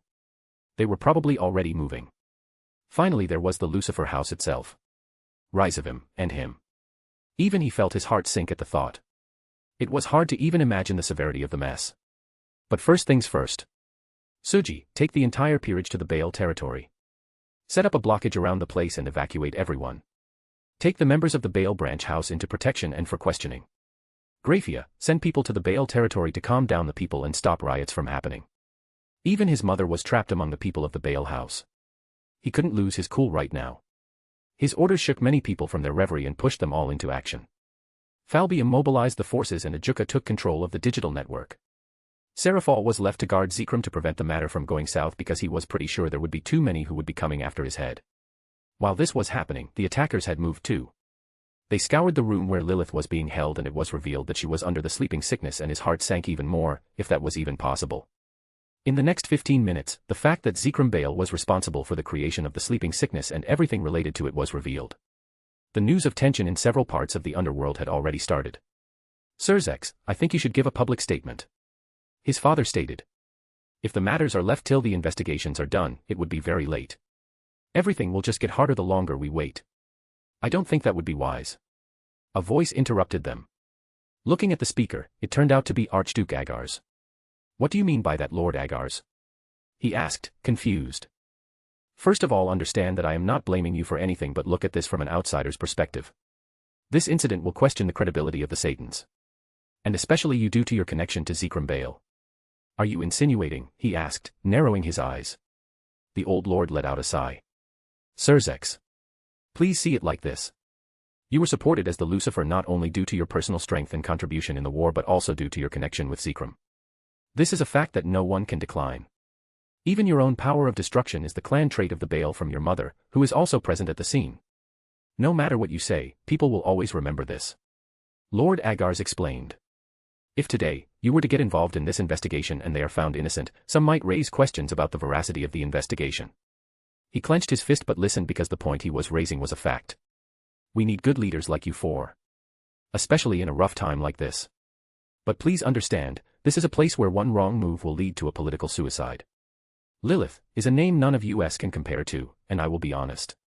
With the information that has been revealed, it is more or less sure that Zekrom is going to fall. I just want you to not get dragged into it. Let any of the other Satans handle it. You should go and suppress the riots instead. Make a public statement and then control the public. He looked at the men and then to the other heads of the houses. Looking at their gazes was a good enough answer.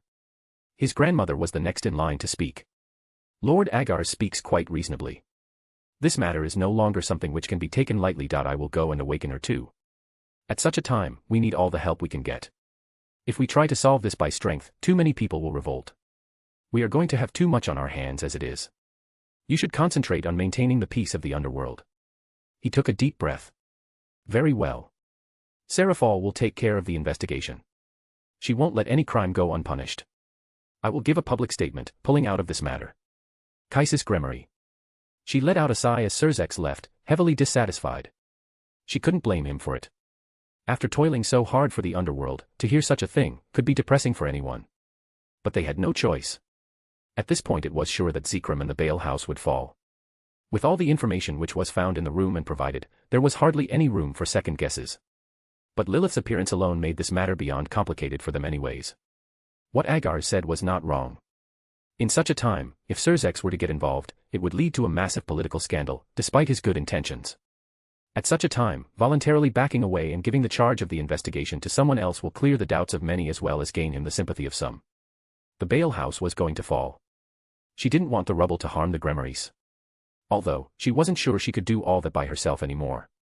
For something of this level, she needed to awaken her to personally appear and try to quell the matter.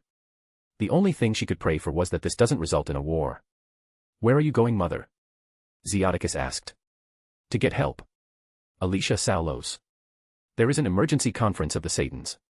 One of her subordinates informed her. As expected. They do need to make a statement. No matter how useless it would be in such a scenario. It was all taken into consideration when making the plan. What do we do, my lady? Nothing. We watch and we show the members of the Bale House what is being said. Tell me about the situation of the underworld.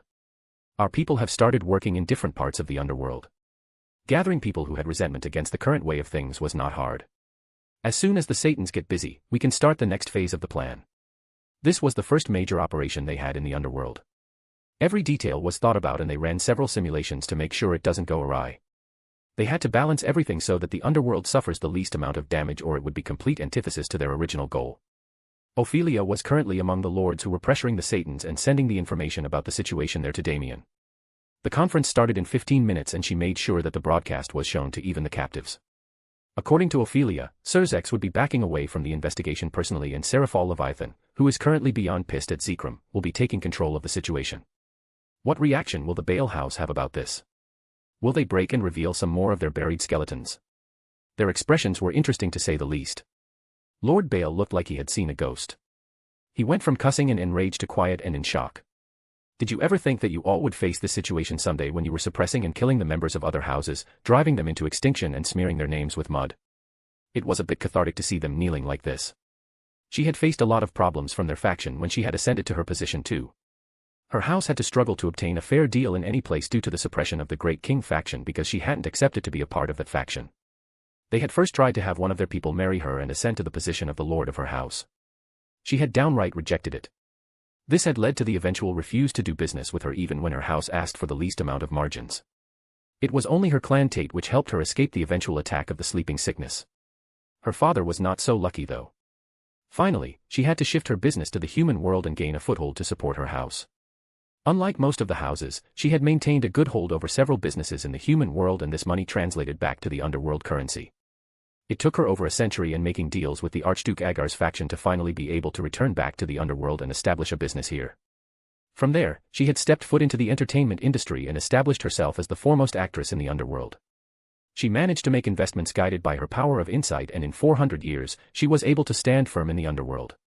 When she was marked by Damien, she found out the truth about the sleeping sickness and how they had attempted to attack her family.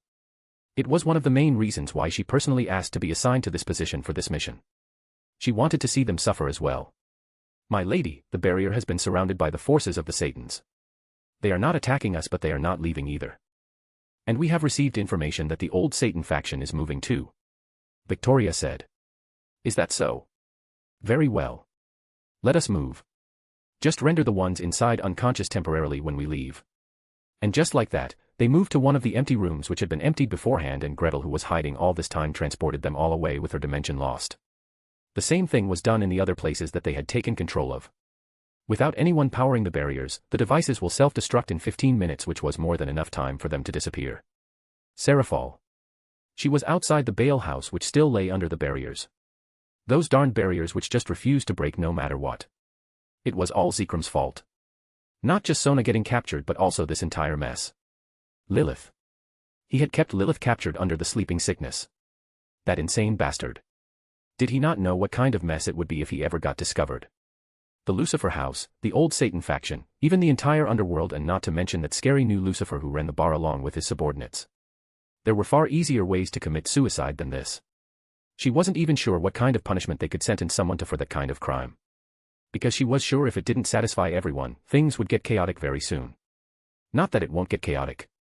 While she didn't like it that Surzex was told to leave the investigation to others, she understood the need for it, and also somewhere in her heart, she was a bit pleased that she will get to dig out each and every bit of information from the Bale family, by any means necessary. The only reason she was even working at such a time was because the attackers hadn't shown any kind of violence towards the hostages and that Sona was under the protection of Helena and Charlene. Even she was surprised by the power shown by those two. They seemed to be at least a Satan-class being from the brief display of their power. Right now everyone was tense as the video feed for all the locations were cut off. No one had any idea about what was happening inside. Just as she was thinking about what to do, the barrier to the place dropped. What? Were they testing her? Or was this just a bait? Right at this moment, she received a call from a Juka who was coordinating everything. Barriers had fallen everywhere. The hostages were safe. Behemoth. Yes, my lady. The barriers have fallen at other locations too. You go ahead and pick Sona up. Bring her back home with mother. As you command. He left instantly and she commanded others. Set up a perimeter around the place. Let no one in or out without my permission. For the rest of her period she ordered. Get in. Our first job is to secure Lilith and Venelana Gremory. Then collect the proof of the crimes. Make sure you don't leave anything behind. With the orders in place, she led the attack herself. But what met her inside first was something else entirely. Lord Bale, please cooperate with us. We don't mean any harm to you. If you had nothing to do with this, you will be safe. I promise this to you in the name of the four great Satans. Ha ha ha ha, do you think I'm a fool, girl? The Bale house is done for. After that accursed broadcast everything is over. If you all really mean no harm, then why isn't Surzex here? You have all given up on us because you just want a convenient scapegoat to slaughter. But I will not go down so easily. He roared. She prepared to attack but stopped at the sight in front of her. The gate behind him opened and there, Venelana Gremory lay captive by the peerage members of Lord Bale. She stopped her move immediately. Don't be foolish, Lord Bale. This will only make your position worse. Shut up. That bastard has everything because of the Bale house. His position, his name, his power, everything. And yet, he betrayed us at the first sign of trouble. Does he think he can leave that easily as we burn? Do you all think you can betray the great king and be happy?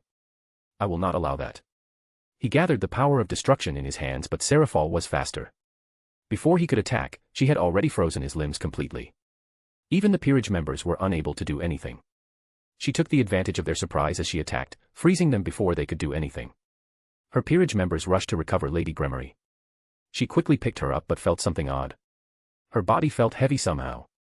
A pit formed in her stomach as she quickly checked her for signs of life only to hear a crackle behind her. Ahahaha, I knew it. I knew this would happen. Do you fools think you have won? Ha ha ha ha, I already poisoned her before bringing her out. She was already dead, ha ha ha ha. The property of the Bale will go down with the Bale. She threw a spell at him, knocking him out. Go and check if Lilith is all right. She ordered her peerage members as she held Venelana's body in her arms. Several spells all gave the same result. Venelana Gremory was truly gone. And she had thought things couldn't get any worse. When Surzex finds out, he'll. Thus she called the only person who could keep him in control at such a time. Ajuka, we have a problem. She ended the call and waited for them to arrive while she moved Venelana's body into a different room to hide her death from others. Thankfully, there was a barrier around Lilith's body. Those bastards had made sure that the barrier would break only after an hour. She couldn't even imagine the amount of shit they would be in if that madman had accidentally killed Lilith in his madness. One by one, the lords of other houses, be it pillars or extra demons, started appearing. Falbium was the first to arrive as he was nearby. The only ones left were Ajuka and the Gremorys. What happened, Seraphol? How is the situation of the hostages? He questioned. She merely shook her head in negative. He frowned. Did they take Lilith? If so then. Lady Gremory is dead. What? His words stopped in between, not realizing the situation. Lord Bale. He killed her before the barriers fell. She quickly led him to the place where her body was kept. Falbium checked her body before getting up and looking at her. How? She had already died before the barriers fell. Lord Bale admitted to the crime. I left him alive for interrogation. Surzex is out clearing the riots. He will. I have already sent a message to Ajuka. He will inform Lord Gremory about it. What about Lilith? He asked when he finally collected himself. She is fine. The attackers made a barrier around her before they left. It will last for an hour or so. Okay. I will order the area to be surrounded. Other lords will be coming here soon. See that they don't cause any trouble at such a time. I have sent for Charlene to help us to back us up. All right. But as if the whole world was turning on them. Falbium's peerage member came in running. My lord, we have a problem. They rushed outside at the message and sure enough a while later a magic circle appeared, but to her misfortune, it was not the one she was hoping to see. The silver magic circle disappeared and out of it came two people, and as if a signal was given, one after another magic circles started appearing above the sky. The old Satan faction had come. Leading the group was the monster whom they were taught since childhood to avoid. Rizavim Levon Lucifer. Behind him were the other Satan descendants. The area already had a few other pillar lords, but at such a time none of them stepped forward to face the monster. If they take Lilith. Falbium whispered. And what can we do in this case? Stop them. They have every right to take her away. Especially after the whole debacle. No matter their stance, she is still his mother, a member of her family. But he killed Lucifer. There is a chance that. Don't you think I know that? But what else can we do? It was like being stuck between a rock and a hard place. No matter what they do, they will be screwed. Why the fuck did Zekrom have to do something like that? Oyahahaha, little Citri and Glaciolabelas. Two of the little Satans are here guarding my mum. Is she well? I heard that a few kids were up for some mischief and watched the fun. Imagine my surprise when the comedy show turned into this. To think mum was alive all this time and just taking a nap. Zekrom has been quite naughty. His words were casual, but in all the time, he smiled, but the power he was radiating made it anything but a greeting. Say, did you guys know about this? We had no idea about any such thing. Falbium spoke, trying to clear the misunderstanding before anything. Liars. Do you think we would believe that? You pretenders, especially that abomination who dares call himself Lucifer is related to that traitor Zekrom. And you say they had nothing to do with it. A man beside him shouted. It took her a moment to realize who that was. Euclid Lucifuge. He looked completely different from before. She couldn't even recognize him for a moment. Zekrom Baal is being investigated for his crimes. Surzex has voluntarily given up the investigation to other Satans and abstained from taking part in it. We will give you a proper answer when the investigation is concluded. We don't want any fake investigation that you can just use to wipe out their crimes. We want him to pay for his crimes. He shouted. By this time several pillar devils had gathered in the place. The fact that they stayed at a distance and didn't intervene, just watching everything from a distance, didn't help either. Now Euclid. All that will come later. First, let's get my mum back. I have been missing her a lot. He turned towards her and asked. Where is she? Although it seemed like a harmless question, she knew that it was nothing of the sort. The worst part was that she couldn't resist even if she wanted to. Because she had no reason to. What he was asking for was nothing strange. She let out a breath. She is inside. There is still a barrier around her. I will lead you there. Go on then. She led them towards the barrier, praying in her mind that Ajuka would come as fast as possible. If things got worse, she didn't think she could manage things just between her and Falbium, considering they might have those strange artifacts Surzex had spoken of before. Falbium stayed behind to monitor the rest of the old Satan faction. A few minutes later, they were at the barrier. Thankfully it was still holding on. Now she only wished it held on till the backup came. Strange how in just a matter of half an hour, she went from wanting nothing, from wanting the damned barrier to disappear, to wanting it to stay. Go on, remove the barrier, he asked. I'm sorry, Lord Rizavim, but we cannot remove the barrier. It was put there by the attackers. Is that so? He walked up to the barrier and a massive amount of power burst out from him. He conjured a spell which made her feel that she would be downright erased if she were to get hit by it directly. She quickly made a barrier of her own. He attacked the barrier. The whole dimension where the room was shook. Her barrier cracked even when not being attacked directly. The surroundings were crushed. As the dust settled, she looked and saw the barrier around Lilith to be as it was, completely undamaged. Well, what do you know, you were telling the truth. I guess we'll have to wait then. He laughed, conjuring a chair in front of the barrier as he took a seat there. She let out a sigh of relief. Time passed. Each second seemed as if it was an hour. Around 15 minutes later, she felt another aura rising outside the dimension. Surzex. It attracted attention too, and a look of hatred appeared on Euclid's face. Did he? The aura, however, calmed down soon. Yes. He must have found out about Venelana. Sure enough. In just a minute, the members of Surzek's peerage came in as backup. Even Ajukas followed behind them. She finally felt an invisible load lift from her shoulder. Serafal. I am fine. She quickly stopped them from doing anything stupid. Surzeks. Lord Gremory and Falbium are there. She nodded. The atmosphere in the room just became more tense with Ajuka's presence. Maybe encouraged by Ajuka's presence, several other househeads also entered the place but maintained a distance to watch the show safely. Time ticked by. An hour later, as expected, the barriers came down. Rizavim got up from his seat and walked towards Lilith. She tried to interrupt, but Ajuka stopped her from interfering, and she realized what she was doing. Ajuka, however, intervened. We would like to check Lady Lilith for some verifications. There is still a chance that she could be a fake planted by the attackers. Preposterous. Do you want to cover for that abomination too? Euclid roared. Rizavim also paused and looked at Ajuka with a smile, and she had a very bad feeling about it. Go on. I will give you a minute. And no matter the result, I will take her with me. After all, there is only so much I can agree to after the grave negligence from your side. To think my poor mother was trapped in this place for such a long time. I want to take her home as soon as possible. And that's when she realized that they were trapped. He wanted them to check and verify her in front of everyone to cause even more chaos. Ajuka, however, was completely unfazed by them and quickly scanned the entire place. She is suffering from the sleeping disease, but there is nothing else wrong with her. She is Lady Lilith. Awesome. Then I will be taking her. Rizavim gleefully clapped his hands, and then he turned towards Ajuka. Oh, and I will be coming back for Zekrom. I don't care what you people investigate or find. I will be the one to deliver the final judgment. If he is found guilty, there will be a public sentence. Ajuka replied, not backing down. What? Rizavim questioned, narrowing his eyes. Lady Lilith is a member of your family, so I will not intervene if you take her, but the sentence of Zekrom Bale will be carried out in accordance with the laws of the underworld. They stared off with each other till Rizavim began to laugh. You can dream whatever you'd like to dream.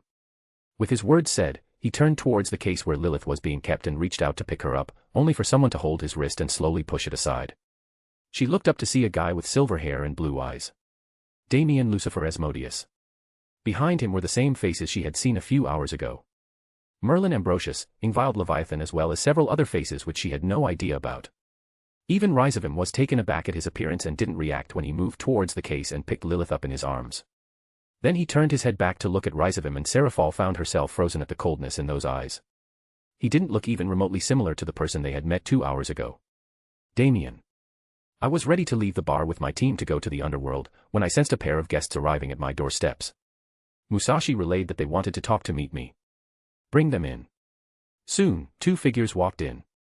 I would have thought that you would visit the Bale mansion instead of this place.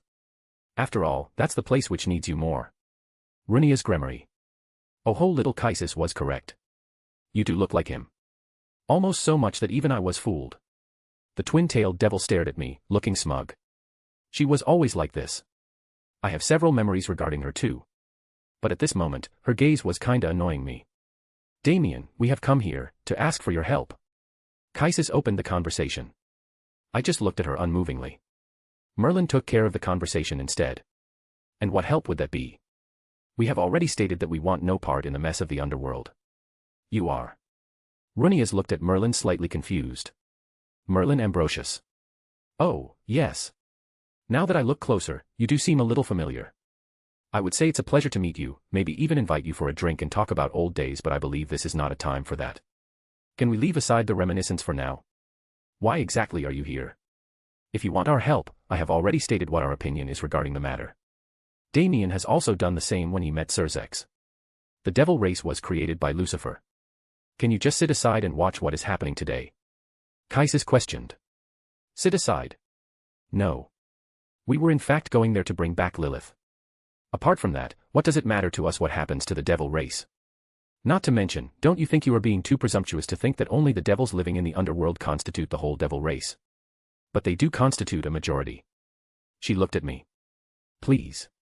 You are the only one who can stop this whole mess. Runias took the opportunity to throw her 2 words in. All right, let's get down to it. What do you want in return? You already have a pretty good team here, but joining with the underworld can provide them a stronger backing. With your blood and face, you can easily become the Satan Lucifer and no one would question it, especially with me backing you up. Aside from you, even the Leviathan girl and Merlin established the Satan clans once more. Evil pieces can take care of their human side. Quite a convenient piece of invention. So many things happened while I was asleep. I stopped her from her rant with a raised hand. Before anything, tell me something. This sleeping sickness, did you know that Zekrom had used this on Lilith? This is something I needed to know. My information was only about Zekrom, but I didn't know anything about her being involved or anyone else for that matter. Her face took on a serious expression. I had no idea she was even alive, let alone under the sleeping sickness. She replied quite sincerely. No lies. Well then, I had nothing to say about this anymore. Now to put her back in her place. All right. I believe you. Now on to the second part. To promise me the position of a Satan Lucifer. My smile grew feral as I channeled the side of Lucifer I had witnessed. Who died and made you the king, little Rooney? She almost recoiled at the sudden reply, taking back 2 steps in shock, her eyes wide open as her smug attitude disappeared. What did you? She began, but I interrupted. I don't remember you being so courageous when Leviathan had tied you up and hung you on top of the pits for destroying her wine collection in your drunken brawl. Tell me, do you remember the first words said to you all when you were created? She looked at me, muscles tense as her mouth opened, but no words came out. I warned you all of something that day, and today one of you did just that. Who are you? She asked, shaken. I was talking about the day they were all created. Something only Lilith and Lucifer know apart from the original pillar devils. My forces had gathered. Cleria had informed me just a moment ago, so I too got up and left, her question answered. 1 stunned and 1 confused devil were left behind as I walked out of the room. At that moment a voice sounded in my mind. Damien. Can you hear me? Please. I need your help. Answer please. It was Ria's voice.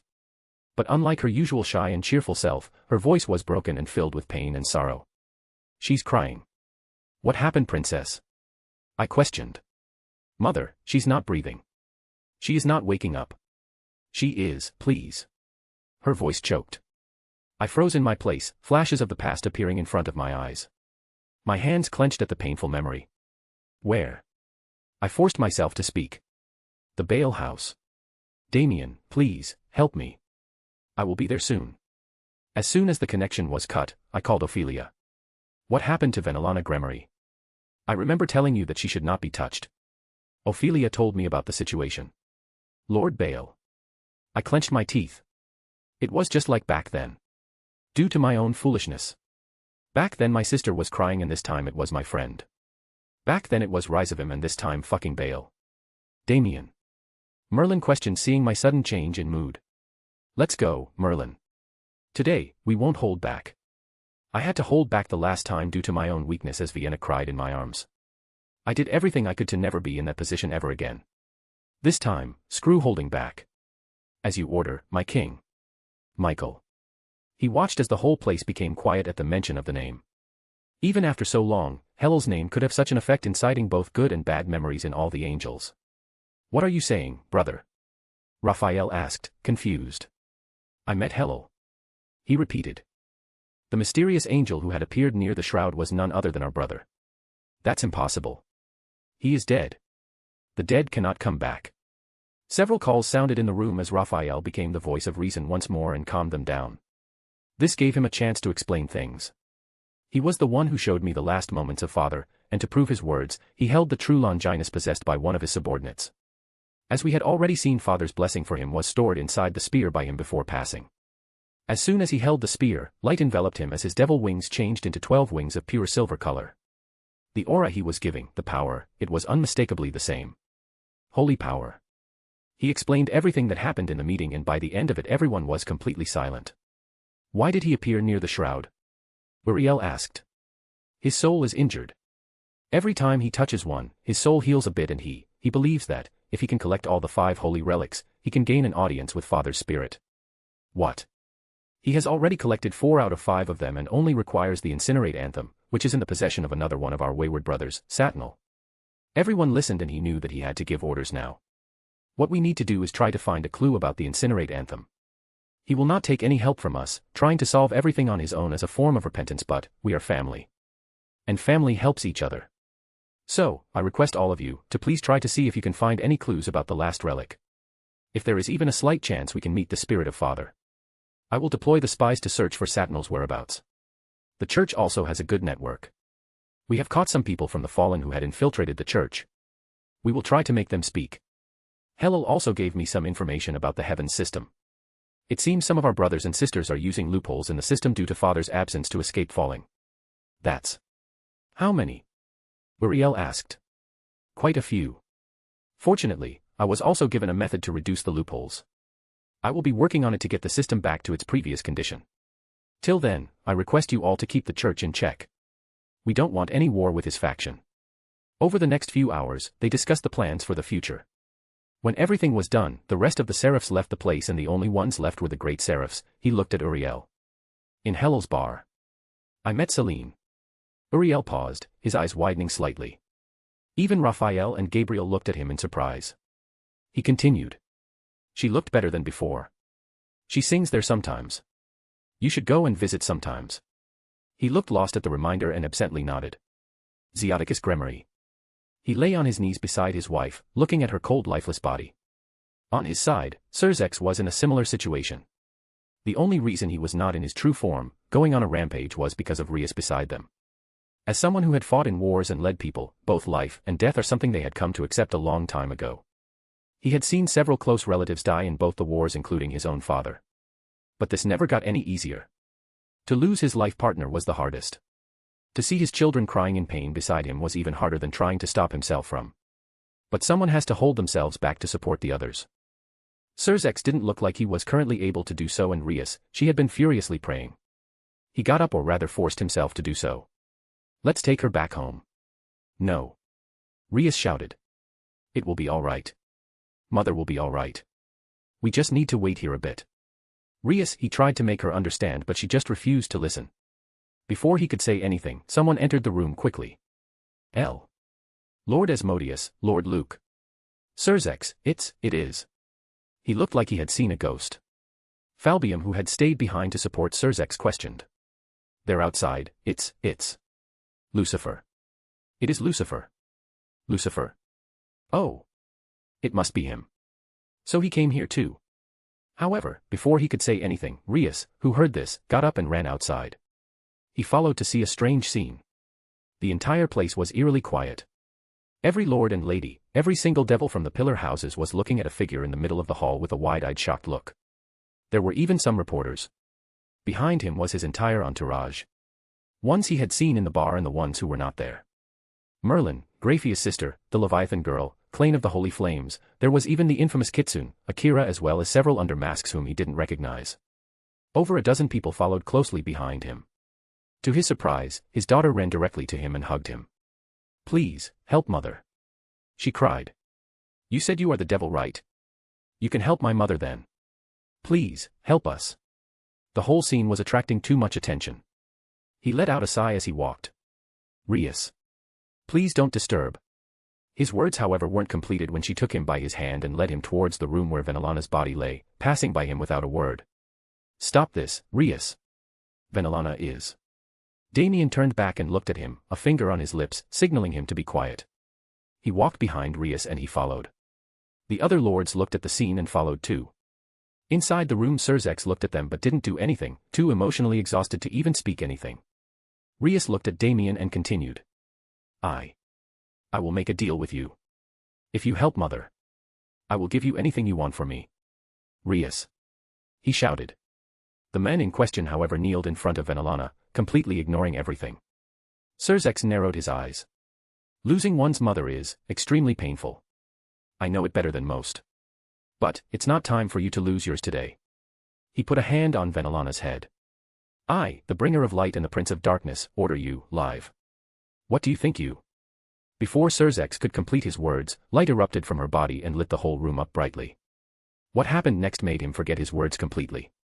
Gasps rose around the room while Serzex, who looked like he was about to attack, completely froze in his place. Several people in the room fell to their knees, heads bowed low, not even daring to look at the men. But his eyes were only focused on the figure of Venelana, which shook, her breath returning before she slowly opened her eyes. He walked forward, as if in a daze as she completely opened her eyes. Serzex. Rias. What is going on here? She whispered softly. Both the children hugged her and he too walked in to join, wondering if all this was real or he was actually dreaming. Sirzex looked up in shock and uttered only one word. How? I told you that I am the devil, and that I do not lie. You all just didn't want to believe it subconsciously. He whispered back lightly. And with his words said, he got up and began to leave. Sirzex quickly got up and followed, catching up to him and bowing deeply in front of him. I have no words to convey my feelings right now. Then don't. I didn't do it for you. But you did us a favor I don't think we can ever repay. If there is anything I can. Just stay out of this. Today, whatever happens, stay out of it. I have returned the life of her mother to the princess. It would be really sad if she has to lose a brother today. He hesitated for a moment before looking up resolutely. I promise.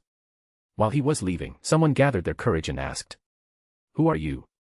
The man left the room, only leaving a few words behind him. I am who I am. Victoria Valak. She stood in front of their actual goal as several of their members worked furiously to complete the work. While there were other reasons like destroying the Bale House's influence over the underworld as well as punishing the ones who were involved in the whole mess with Lilith and Cleria. Alicia was out for blood too since she found out about the truth of the sleeping sickness. Victoria herself, however, didn't have any reason other than following orders. She was obviously thankful to both Ophelia and Master Damien giving her a chance so that she doesn't get sold off by her house to the highest bidder in the name of marriage. Right now, she was one of the strongest devils in the underworld, even though most people didn't know of it. She no longer needed to fear such a fate as she could decide her own future. So she wanted to help out those who gave her this chance. They needed to complete the work before the Satans became free and realized something was going on here. Her job was to find and remove the surveillance devices from the place with her clan trait. Diehauser Belial would assist her in this work. My lady, we are done with the preparations. One of Alicia's peerage members came and reported. According to Ophelia, Damien had reached the place too, which means that the Satans will not be moving from that place anytime soon. Prepare the illusion. We move at their signal. Yes, my lady. It was almost time for the true Project Regicide to commence. Damien. I walked towards the place where Lilith was being kept. On the way, I encountered some familiar faces. The idiot trio. It looks like they were done gathering their armies. The skies above the mansion were covered with their people being confronted by the armies of the underworld. Cruzari Asmodeus looked at me with hatred while Shalba frowned looking at me but kept his anger in check. Kateria, on the other hand, looked much tamer than before. Why are you here, traitor? Cruzari shouted. Do you think you can just come and go wherever you please? I was, however, not in the mood to argue with idiots today. Move aside. I am not in a mood to play around today. Who do you think you are to order us? Are you really that delusional to think that you can take on all of us, our armies, just with a bunch of half-breed trash? He barked, looking at Merlin, and I sensed Merlin frowning. I looked at him and nodded. All of my subordinates with Conqueror's Hockey let it roar together.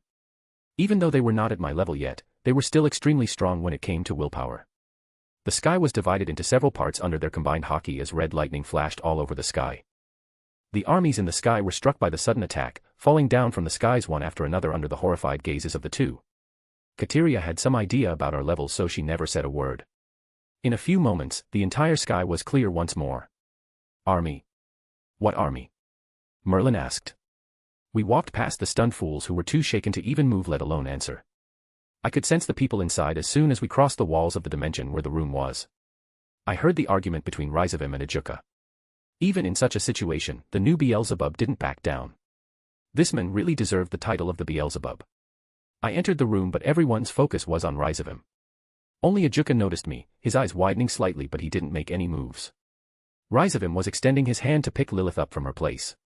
Several scenes flashed in front of me. Arya. Razvan. Gretel. Leviathan. Lucifer. Him. And before I knew it, I was holding him by his wrist, pushing his hand aside. The guy was not expecting me and was taken aback for a moment. I took the advantage of the situation to go and pick Lilith up. Recalling the last moments of Lucifer, I turned my head back and the words came to my lips on their own. Touching my Lilith's body, "You're not worthy, boy," I said icily. Rizavim took an unconscious step back, his hands protecting his eyes. In the middle he realized what he was doing and then realized the situation. His eyes widened as he looked at me as if he had seen a ghost. Embarrassed face. Chapter 29, Chapter 28, Project Regicide, Part -3. Damien. The silence in the room was deafening. A moment later, Rizavim realized what he did and his eyes widened. He was completely quiet as the gears of his brain turned. Then he started laughing. It wasn't a condescending laugh or even a sarcastic one, but rather he was actually laughing happily. Ha ha ha ha. He laughed crazily. I see, I see. So that's how it was, ha ha ha ha ha. To think that you. Ha ha ha ha. Well played indeed. He walked towards me. Merlin, Gretel, Ingvild. Yes, my king. If he takes another step forward, kill him. Oh yeah, ha ha ha, it seems you have learned jokes in the afterlife. Do you really think they can stop me? His question was answered when the combined auras of all three fell on him. While still a bit behind the madman himself, they could very well take an arm off him should any of them go all out. All three of them could kill any devil alive at this point. The entire dimension shook as I created a barrier around me, protecting Lilith in my arms. A frown appeared on his face as he realized their strengths.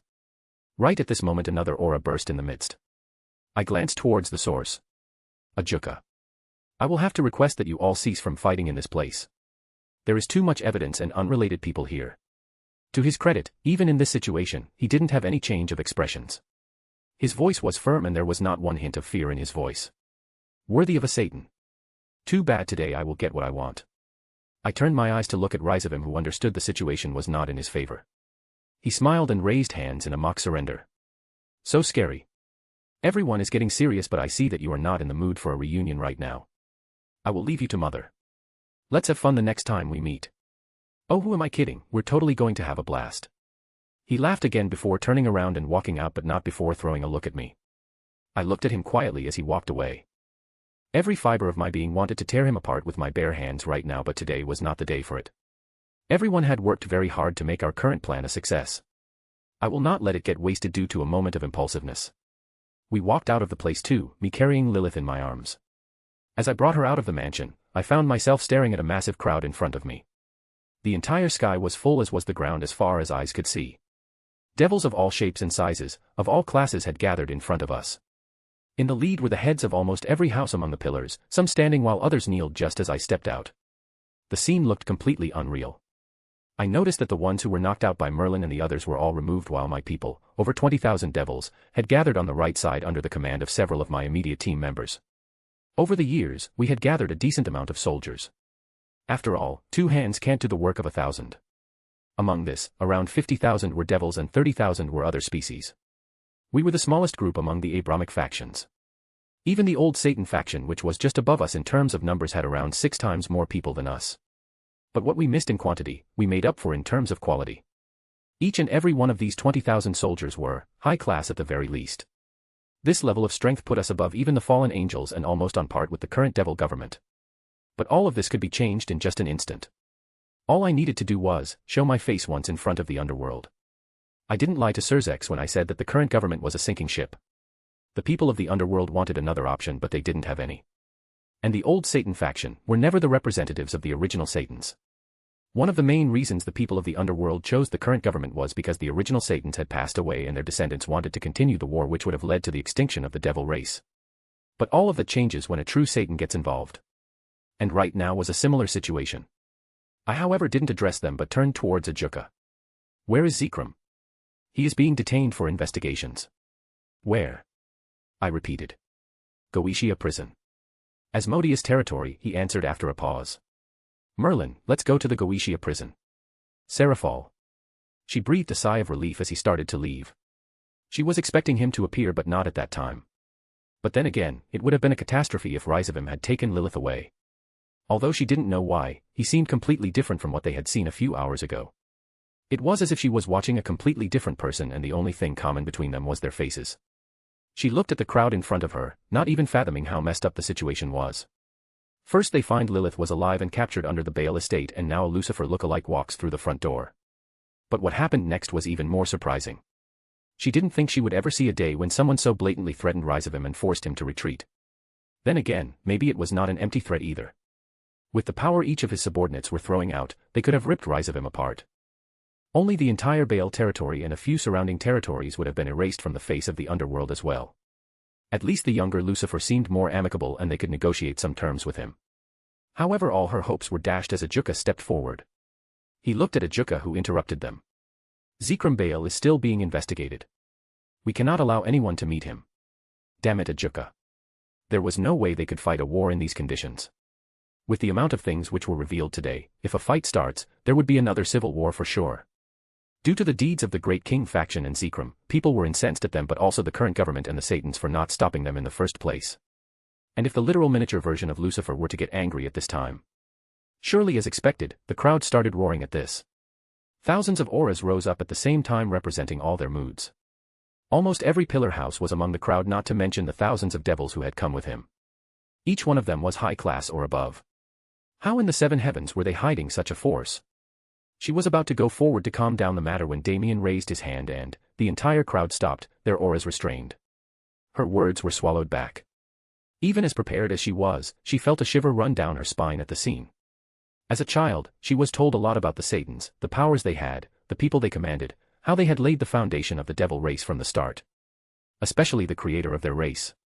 Her parents talked about him even centuries after his death with utter respect.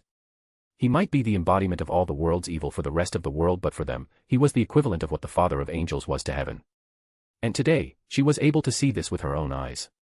To be honest, she had expected something like this before, but even in her wildest dream she didn't imagine it would be something like this. Just as she was going to go forward and defuse the situation, Damien looked back at Ajuka, looking utterly calm. She looked towards the sky as dark clouds started rolling over the skies as crimson-red lightning thundered all over the underworld.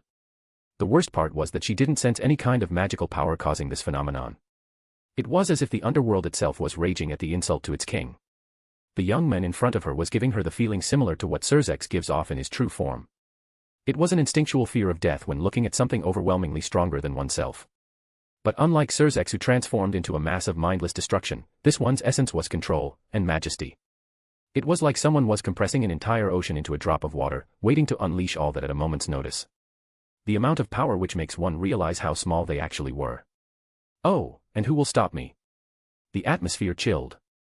Falbium quickly went ahead and explained. We don't wish to fight or stop you. We are just trying to keep the matter from getting any worse.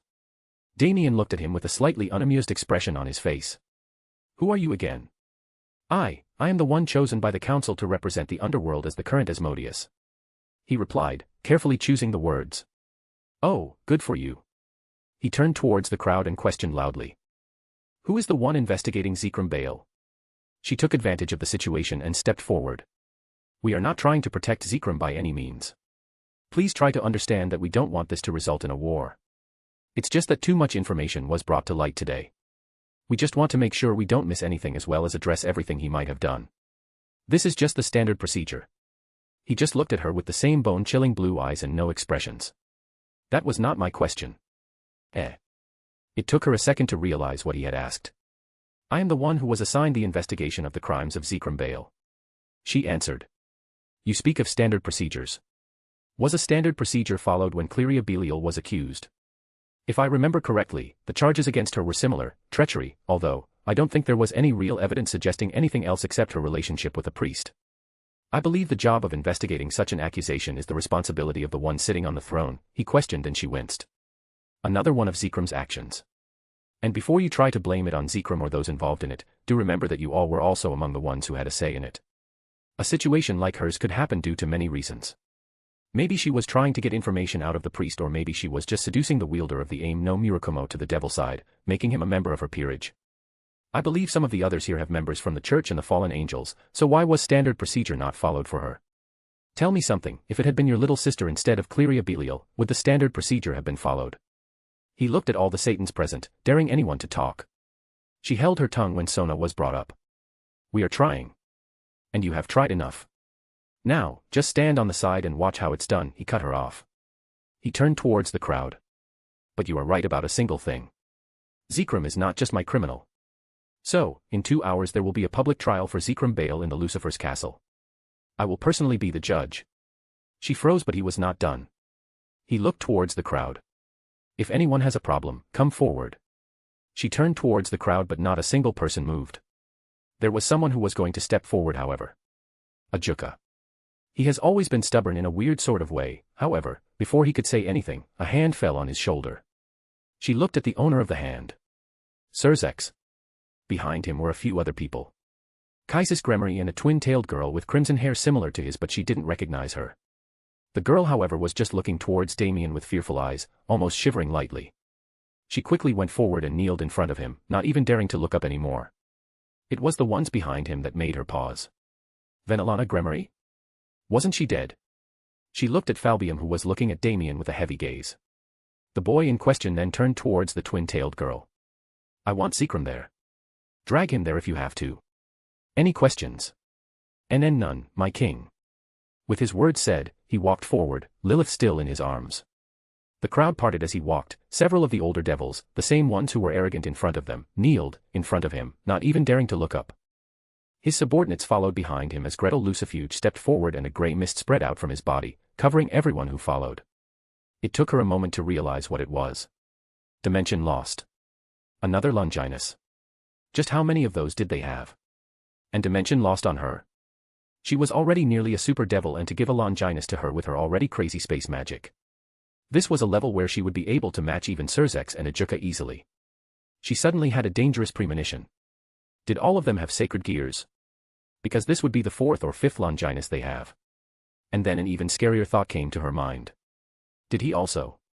She looked towards the men in the lead as they walked into the mist in horror.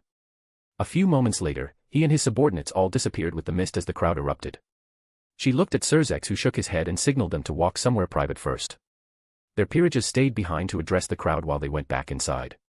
She first went and gave Venelana a light hug. She was still confused, but Venelana was a close friend to her family and has been like a family member to her since her childhood. Seeing her dead body had been tough for her too. Okay, what is going on? Not that I am unhappy about it, but how? I am pretty sure Lady Gremory was. And who is she? At last she pointed towards the girl with them. Ajuka didn't say anything but just watched from the side. She is Runia's Gremory, my ancestor. Runia's? The first Gremory? Another one of the old ones. But there were far more important things to consider right now. And Damien? What's the deal with Damien Lucifer? Is he role-playing as Lucifer to take advantage of the situation and take power? His attitude was. Surzek's face took on a complicated expression. The answer came from somewhere else. Mind your words, girl. You don't know what you're talking about. Runia's Gremory snapped at her. Seraphal was taken aback at the intensity of her words. She looked at Surzex questioningly. He answered nonetheless. Damien is a reincarnation. A reincarnation? But who exactly? Her words paused in between as she realized the meaning of the words, and a few seconds later the implications of the meaning, and a chill ran down her spine. At that point, only one word escaped her mouth. Fuck. Surzex. He looked at the expressions of his friends. To be honest, he was not sure his own was any better when he figured everything out. His mother's death had hit him harder than he ever thought it would. Perhaps the only reason he was able to hold his sanity was because Lord Bale was not in front of him and his family surrounded him at the moment, and him changing into his true form would have become a danger for them. After Damien's claim and the miracle he had performed, really, there were no other words for what he did. He too had been stunned beyond disbelief. As he collected himself, over the next few minutes, just as Damien had said, he tried to remember everything about him, and sure enough a few things became obvious. He had always insisted that he never lied, and that he was the devil. In fact, he had almost rubbed it in everyone's face, and yet, the thought was so out of the way, it never even came to him. Are you sure? But how can it be? Ancestor went to meet him to get his help, and he said things only Lucifer knew. But I wanted to confirm his words, so first I called someone who had been in contact with Damien the whole time. Azazel. Flashback. He waited with bated breath as the call connected. At this point, he didn't even know what he was thinking. The things which had happened in the last half an hour had made him question everything he had known yet. Damien was Lucifer. Not the descendant, but the actual Lucifer himself. He knew for sure that he was created by the old Satan faction from the blood of the two previous Satans, but this. The call connected and Azazel's voice sounded from the other end of the magic circle. I think you should be concentrating on the affairs around you rather than calling me at such a time, Surzex. This is a very important matter, Azazel. That it is. And I assume you are asking about Damien and Rizavim. Yes. Damien is. I think you are forgetting that he is an ally of ours. What makes you think I will give away his information? Not to mention, it wouldn't change a thing even if I did. It's a matter of life and death for my race, Azazel. I am not asking you for anything you don't want to say. But just confirm one thing for me. Is Damien actually Lucifer? Just how in Father's name do you all screw up this much? The guy wanted to live a life of peace for once. Sigh. We didn't know anything. But you are the leader and thus you have to take responsibility for this. For Damien, I sincerely hope you won't do anything to make him go back to being that monster again, because if you do, I might not make this a matter of the Grigori for the sake of my people, but I will certainly make it personal. As for the information, you should ask Odin. I won't tell you anything beyond this. I see. Thank you. What did he say, Sirzex? His father asked. He didn't answer but made the next call to Odin and asked the same question. Over the next half an hour, he talked to him and found out the real identity of Damien Lucifer. Odin didn't tell him anything about his faction or even his powers but just about his identity because the old God King had noticed the fact that he never hid anything. But even after all that, he still made one more call, this time to someone who wouldn't want Lucifer to return more than anyone else, Michael. Flashback ends. Did Michael confirm it? Serafal asked. The reason he called Michael was also because he couldn't lie. That's why the conversation with him was enlightening. He denied speaking on the topic at all. The only thing he said was that Lucifer never lied. So, either they all are lying or, the fools from the old Satan faction tried to create a clone of the devil and ended up creating the perfect vessel for him to reincarnate in instead. But how is that even possible? Devil souls don't reincarnate. That's what we have been learning so far. They just disappear. Serafal questioned. But Lucifer wasn't always a devil. Ajuka spoke for the first time since the conversation started. And even the way he became one is unknown, so, we don't know how things would have worked out for him. Although, there is a non-zero chance that they are just playing a game with us but that chance is too low for us to take any risk. He thought about it. We will see what he does. Remember, our main goal is the safety and peace of the underworld and the devil race. Anything else is secondary. Our actions will only be based on that. If he tries to start another war, we will confront him. Till then. The words were left unsaid but it was clear to everyone. But why are they not here yet? He said he will be coming to Lucifer's castle. Serafal asked. The one who answered this was his ancestor. Because this is not Lucifer's castle. The actual Lucifer's castle is in Lilith, not this place. It's the place where the 72 pillars and the extra devil clans were created. This place might have things similar to the old one, even a throne, but it's just an imitation. He is not the kind of guy to settle for an imitation. A look of realization seemed to dawn on their faces. Runia's Gremory. She walked down the dungeon stairs to the room where Zekrom was being kept. When she was awakened by Kaisis, she was not expecting such a big mess. He was keeping Lilith. To be honest, it was a bit odd considering how careful he was whenever trying to pull one of his schemes, but this was still too big to matter. Especially with him being back. Damn it. How could she have known it was not some 15-16-year-old brat and instead the actual devil? Especially with what Kaisis had told her about the boy. She had messed up badly. To think she would offer the position of Satan Lucifer to Lucifer. If this had been back when the rest of the pillar devils were alive, she would have been erased before she could even clarify things out. And if by some satanic miracle she managed to clear things up, she would still have been punished, just like Leviathan had punished her. A fact known by only the original Satans. Not even the other pillars knew of it. Not to mention the words spoken when they were first created. Those were the things not even the other Satans knew. Only Lucifer and Lilith knew. But she didn't need those to identify him. She knew the moment he started talking. His presence, it was nigh impossible to copy. So, if Zekrom was involved even slightly, which she didn't doubt he was, it was going to be very bad for him. Perhaps the only silver lining in all this is that he was the only one who could stop the situation from going to an all-out war or stop rise of him as he did. Kaisis opened the door of the place for her to enter. Inside the room, Zekrom was sitting with his eyes closed. His demonic power was sealed so that he couldn't escape the room. He opened his eyes when he heard the sound of the door opening. Have you come to watch me fall, Runias? He questioned. I think I already missed that. He rolled his eyes. She didn't ask him anything. They would get the answer anyway. So, what is it going to be? Hold me responsible for everything. Used as a sacrifice, a scapegoat to divert the attention and calm down the people. He spoke. Oh, stop playing a victim in this situation, Zekrom. They might not know, but I do. Even if all of those things were not done by you, most of them certainly were, but that doesn't matter now, does it? You committed the very last thing you should have. Lilith. He kept his mouth shut, not speaking anything. She scoffed. If you are worried that we are broadcasting this, don't be. We don't need any confession from you. You cannot fall any lower. All that's left today is for you to be judged. And who is going to be judging me? You will be judged by Satan Lucifer. Kaisis answered. Ha ha ha ha, Satan Lucifer. Fancying himself Lucifer now is he, Serzex, that half-pint brat. None of them answered. So, the allure of power finally did him in two. She pulled him out, Kaisis following close behind them. Up the stairs, Zeoticus was waiting for them with Venelana. They exchanged glances to Zekrom and his eyes paused at the woman for a few moments. You might call yourself a Gremory as much as you want, but you will always be a Baal. My blood. Venelana didn't show any change of expressions. She merely looked back at the men with an eerily calm gaze. Death could cause people to change. Her thoughts went to him. Did he change too? She looked at Zekrom and shook her head. Not that it would matter.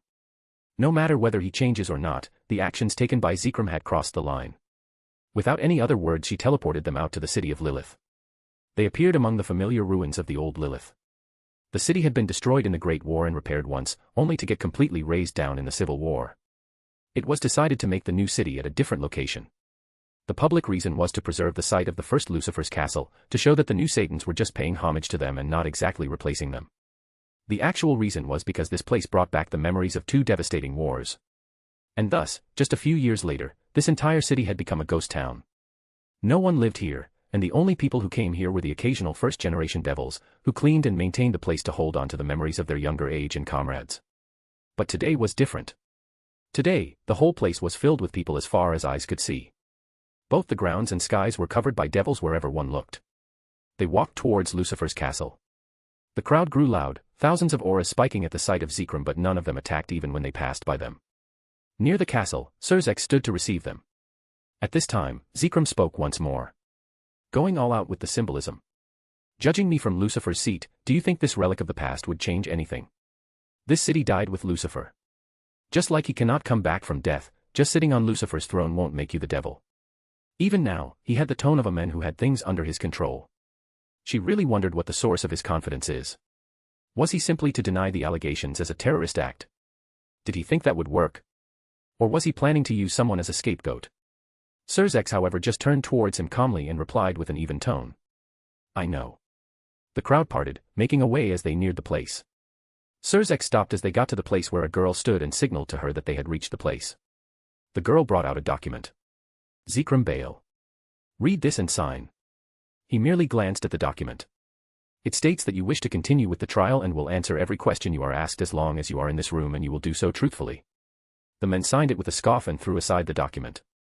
Let's get this farce over with. He said to Serzex. I am afraid it's not me who will be your judge today. What? He asked, looking confused for the first time. She, however, didn't give him any chance to gather his thoughts as she caught a hold of Zekrom's hand, making the men confused before she kicked his knee, making the men crash into the ground with a growl of pain. He looked at her stunned. I was ordered to drag you in. I cannot afford to mess up any more. Without giving him any chance to speak, she dragged him inside the room. After over 1,000 years, she entered the oddly familiar. The majestic walls of the hall were fractured in many places, the roof had been destroyed, leaving the place open to the elements. The only reason it was not a pile of dead and decaying mess was because of the barriers kept over it to preserve it. But despite all this, the atmosphere inside the room didn't change one bit. On either side of the room were 2 rows of chairs, each containing 36 chairs, a total of 72 chairs. Most of them were filled with the current pillar heads. The Gremory chair was still empty, probably left for her. At the head of the hall, just below the throne, were 6 chairs, each for the 6 houses of Lucifer. Currently only 3 of them were full, the Lucifuge girl taking the seat. The other 2 were the ones she didn't know, but from their looks, they seemed to be a Satanakia and a Nibiru's devil. Finally, on the top of a platform was a throne on which sat the devil himself. On his 2 sides were the Leviathan girl and Merlin. The scene reminded her of the days of the old where such meetings were last held. How long had it been since this was changed to the farce that was today's council? She left dumbfounded Zekrom, who looked as if he had seen a ghost, on the ground and stepped forward, kneeling on the ground. I have completed your command, my king. Good. You have done well. Take your seat. She bowed before going and taking the Gremory seat and looked at Zekrom, who had shaking stood up but was still looking at the throne as if in a trance. He, however, was not in a mood to give him any time. Have you forgotten basic manners, Zekrom? Or do I have to remind you how to greet your king? He spoke. The words seemed to have broken him out of his trance as he backed away a few steps, shaken completely. To be honest, she understood the feeling. Only Zekrom had messed up even worse. Kneel. Lucifer ordered. Zekrom, however, was still in a state of disbelief and didn't pay attention. Did you not hear me, Zekrom? I said, kneel. And no. This is not real. Do you think you can fool me with the disguise of an illusion? Who are you? Ajuka, Surzex, Seraphal. Colluding with the likes of them, he pointed towards Merlin and the Leviathan girl, to take over the underworld. Do you think of yourself as the king of the underworld? Do you think you can make me kneel? Dream on, kid. I would never, Arghar. His rant however was cut short as both of his legs, right till his knees were sliced off by 2 spears of black light. The signature move of Lucifer. He fell down to the ground, on his knees and tried to keep his balance as a voice sounded from the throne above. There you go. See, was it so hard? All you had to do was be a good kid and you could have spared yourself the unnecessary pain. Did this help wake you up, or do I have to give it another go? She felt a shiver down her spine. A non-zero chance, her ass. That mosshead brat didn't know what he was speaking. No way it was anyone else than him. Zekrom sat on the ground, swallowing his cries of pain and looked at the devil, his face pale, finally realizing how badly he was fucked. Now that we have the formalities out of the way, shall we begin the proceedings? Lucifer ordered. Merlin stepped forward and brought out a document. Zekrom Bale has been accused of 73 direct and 283 indirect murders of Pillar Devils and extra Devil clan members, provoking war between the houses of the Devil faction, manipulating evidence, framing innocents, bribery. The list went on and on. It was taken from the evidence they had received from his own home because she was sure that if they had every piece of information on him, the murder counts would have crossed 1,000 easily. Seraphal had put together the entire document in the 2 hours they were given. Creating and spreading the devil's sleeping sickness and using it against fellow houses of the underworld, and finally, attacking and keeping the mother of all devil, Lilith, hostage for over 1,000 years. Merlin read and stepped back. Lucifer looked at Zekrom and questioned. Tell me, Zekrom, did you kill or have those people killed? Yes. Zekrom answered and then looked stunned at the answer himself, his own throat to check. Don't be surprised. You did sign a magical contract that you will answer all the questions asked in this hall truthfully, didn't you? The contract was made by me personally. And you voluntarily agreed to it too. So let's not waste our time. Why did you do so? The contract. Was it a binding contract? Could he even make these kinds of things? She eyed him in disbelief. Over the next 20 minutes, Zekrom was forced to speak about every piece of crime he had committed over the years to remove his political and economic rivals. Some of the pieces of information were shocking even to her. The methods he had used to kill people were truly, by leaking information to the old Satan faction, fallen angels, and even the church to finish off anyone who had been an inconvenience to him. As she had expected, the numbers were far above what he had been accused of. The names of the targets were frightening too, including 6 original Pillar Devils who had been removed. She felt a chill run down her spine at the news. Some of the names received violent reactions from the Pillar heads, for example the death of the Barbados head, who was the father of the one representing the house. The current head was under arrest, being investigated after the reveal of the raiding games scam. He had removed the previous head and put the current head on the seat because the previous head didn't want to join his faction. The next question came. Were you, directly or indirectly, involved in the attack on Ingrid Leviathan, the granddaughter of Leviathan? He asked. The Leviathan girl beside him eyed Zekrom with a gaze that could kill. Yes. A massive aura burst out from the Leviathan girl before he commanded. Ingvild. Calm down. The aura disappeared as quickly as it had appeared. The girl took a deep breath and glared at Zekrom with a freezing gaze but didn't let out her aura anymore. Ingrid Leviathan was someone who was very different from the rest of her family. A friendly girl who preferred to stay out of trouble unlike the rest of her siblings who were violent brats who killed on a whim. Did you have her daughter, Ingvild Leviathan, infected with the sleeping sickness? Yes. Why? To have her recruited into a peerage of a member of the Bale house and merge the bloodline with mine and create a branch house. Just how many pits had he dug for himself? But now was not the time to worry about that because only one case remained. The whole venue became quiet, holding their breaths. His casual attitude, which he had adorned for the entirety of the meeting, disappeared as all expressions from his face faded away as well. Did you, directly or indirectly, infect Lilith with the sleeping sickness? Zekrom gritted his teeth, trying to stop the words but failed. Yes. And the entire crowd rioted. Almost every devil released their power, concentrating it on the downman who was crushed under the combined pressure. Be quiet. Lucifer shouted, raising his voice for the first time since the meeting started, taking the whole crowd by surprise. All their auras dispersed immediately. He stood up and walked down the stairs towards the center of the room where Zekrom lay crumbled on the ground, standing right in front of him. All this time his demonic power kept rising. It was beyond anything she had seen before, even rise of him. She had heard from Kaisis that Surzex was called the strongest devil, but was he stronger than him? The whole place started cracking when Merlin stood up and walked forward. Balance breaker. The whole castle and the surrounding area was enveloped in an expanding bubble as the area around them transformed into an eerily familiar place. She almost forgot to breathe at the familiar sight. It was the scene from the day the 70 pillars were created and he had addressed them with Lilith. "Do you remember this scene, Zekrom?" he asked, looking down at him. There was no answer as Zekrom had gone into a state of shock. The king looked towards her. "Do you?" She hurriedly stood up and kneeled. "Yes, my king. It is from the day the 72 pillars were created," she answered. The people around her all gasped at the information. It was understandable as this was the day the devil race was more or less founded. "Correct," he looked back at Zekrom. "And on this day, I told you all something about betraying the underworld and me. But it seems you have forgotten it. So let me refresh your memory." He picked up Zekrom by his neck, raising him above the ground. "I have delivered you unto this existence, and I can just as easily pluck you out of it. The choice was yours to make, and you, Zekrom, made the wrong choice." And with those words he flicked his wrist, snapping the neck of Zekrom Baal with ease and tossing the body. The great king of the 72 pillars of the underworld's devil race died with a look of horror still etched on his face. Lucifer looked around the room, staring every head of the house into their eyes. "Does anyone have any problem with my decision?" No one spoke a word. "I'm still waiting for my answer," he repeated, a bit louder this time. Almost immediately choruses of denial rang through the room. "Good." He next looked around the room at Surzex and the other three. Surzex Gremory, Ajuka Astaroth, Seraphal Citri, Falbium Glaciolabalas. Surzex walked forward and the rest followed. "You four have saved the underworld and the devil race from what could have been a dead end. For that I thank you.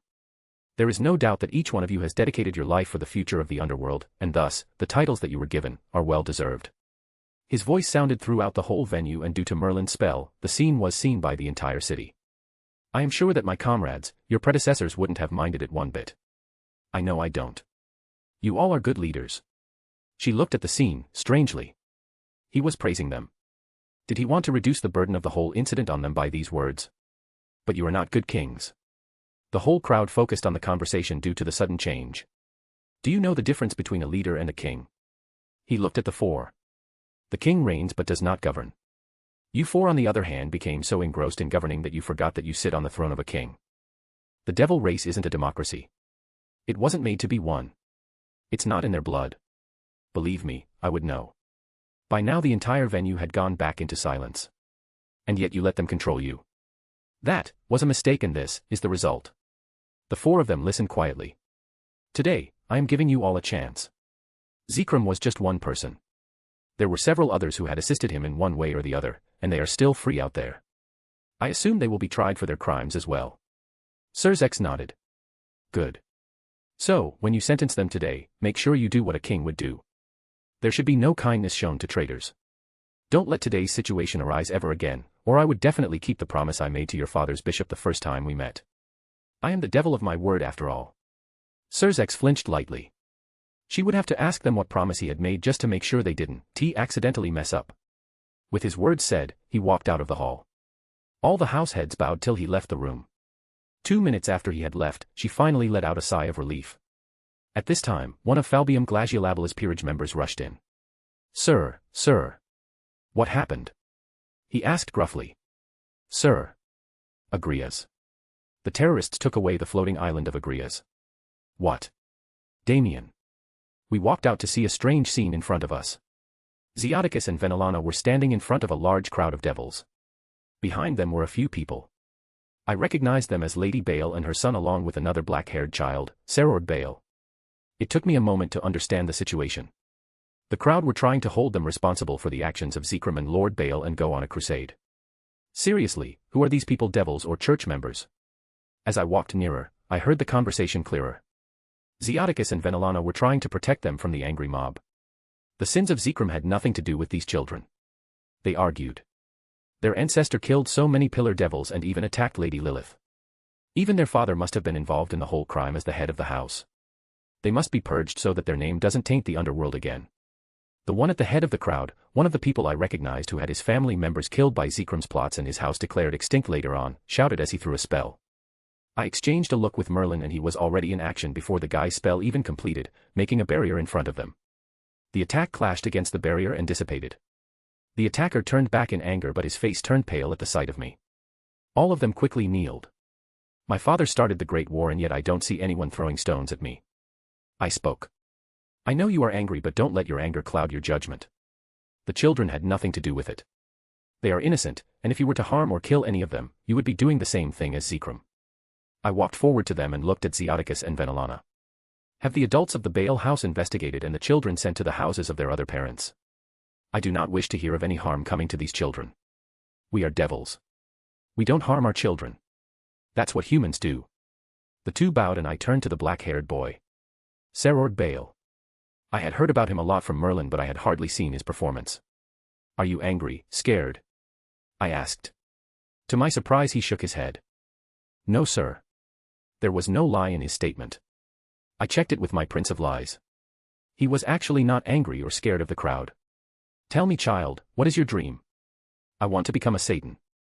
Several aggressive voices were heard as a reply to the proclamation. I raised a hand and the crowd stopped. With the stigma of your name, it will be nigh impossible for you to sit on one of those thrones. I said. But not completely impossible, right? No, not completely impossible. Then I will work hard to clear this name and win their approval. I stared right into his eyes and a bit of my conqueror's hockey seeped out, putting pressure on him. Do you know what you are saying, child? He didn't cower. Even when the pressure got heavier, he didn't back down and bore everything with gritted teeth, not saying a word. Slowly but surely, his own hockey was forced out, making sparks appear in the atmosphere. A clash of conquerors' hockey. I pulled back my aura as a smile came to my face. Good. Very good. In that case, work, train, become stronger and the day you win the approval of the underworld. I will personally crown you. Several murmurs and exclaims ran through the crowd. I put a hand on his head and walked by. A bit ahead, I saw Rias, present with her grandmother and Graphia. She saw me coming their way and ran up to me and gave me a tight hug. Thank you for helping me. You're welcome, princess. I didn't stay behind after that and all of us teleported away to our own base. Today's goal was already achieved. _X_. We stood in front of the huge island in front of us as Gretel and Merlin threw spells after spells at it to hide its existence from the rest of the world. The floating island of Agras. The only place in the world where agaricite, the material used for making evil pieces, were found. It was the actual goal of Project Regicide. I still don't believe this was your goal all along and everything with Zekrom Baal was just a distraction for this.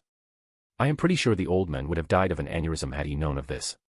Sean joked lightly. I mean everyone was assuming that destroying the Baal house and Zekrom was the Project Regicide. I looked at him oddly. Do you know what regicide means? I asked. The killing of a king, right? Exactly. So, if I consider killing him as Project Regicide, wouldn't it also mean that I consider him a king in the first place? Zekrom Baal was not a king. Just an idiot who thought too highly of himself.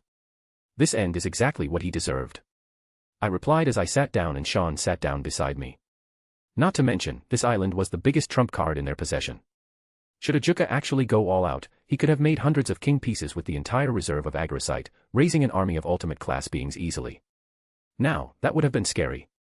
I couldn't risk that happening, so I removed it from the equation altogether. In life, the king represents the future and I just took away their future. This is a complete checkmate, the actual Project Regicide. I smiled. Let's see how they handle the situation now. _embarrassed face _ Chapter 30, Chapter 29, Interlude. Damien. How is her condition? I asked the scientists. The sleeping sickness used on her is a bit different from the rest.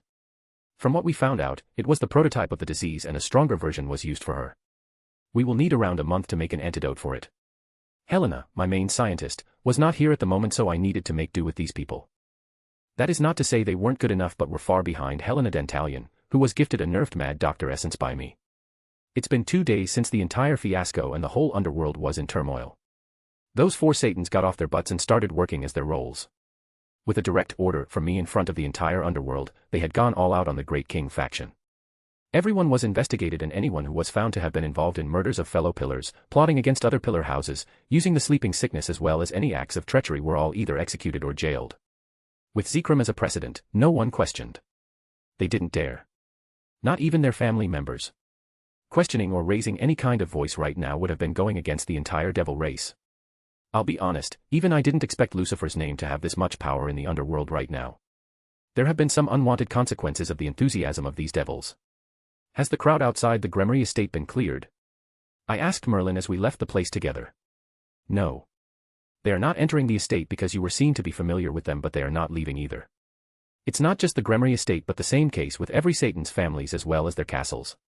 All of them wish to know where you are. Sigh. Someone will do something stupid if this continues. You should go and take care of this matter. Actually, take Gretel, Akira and Valerie with you too.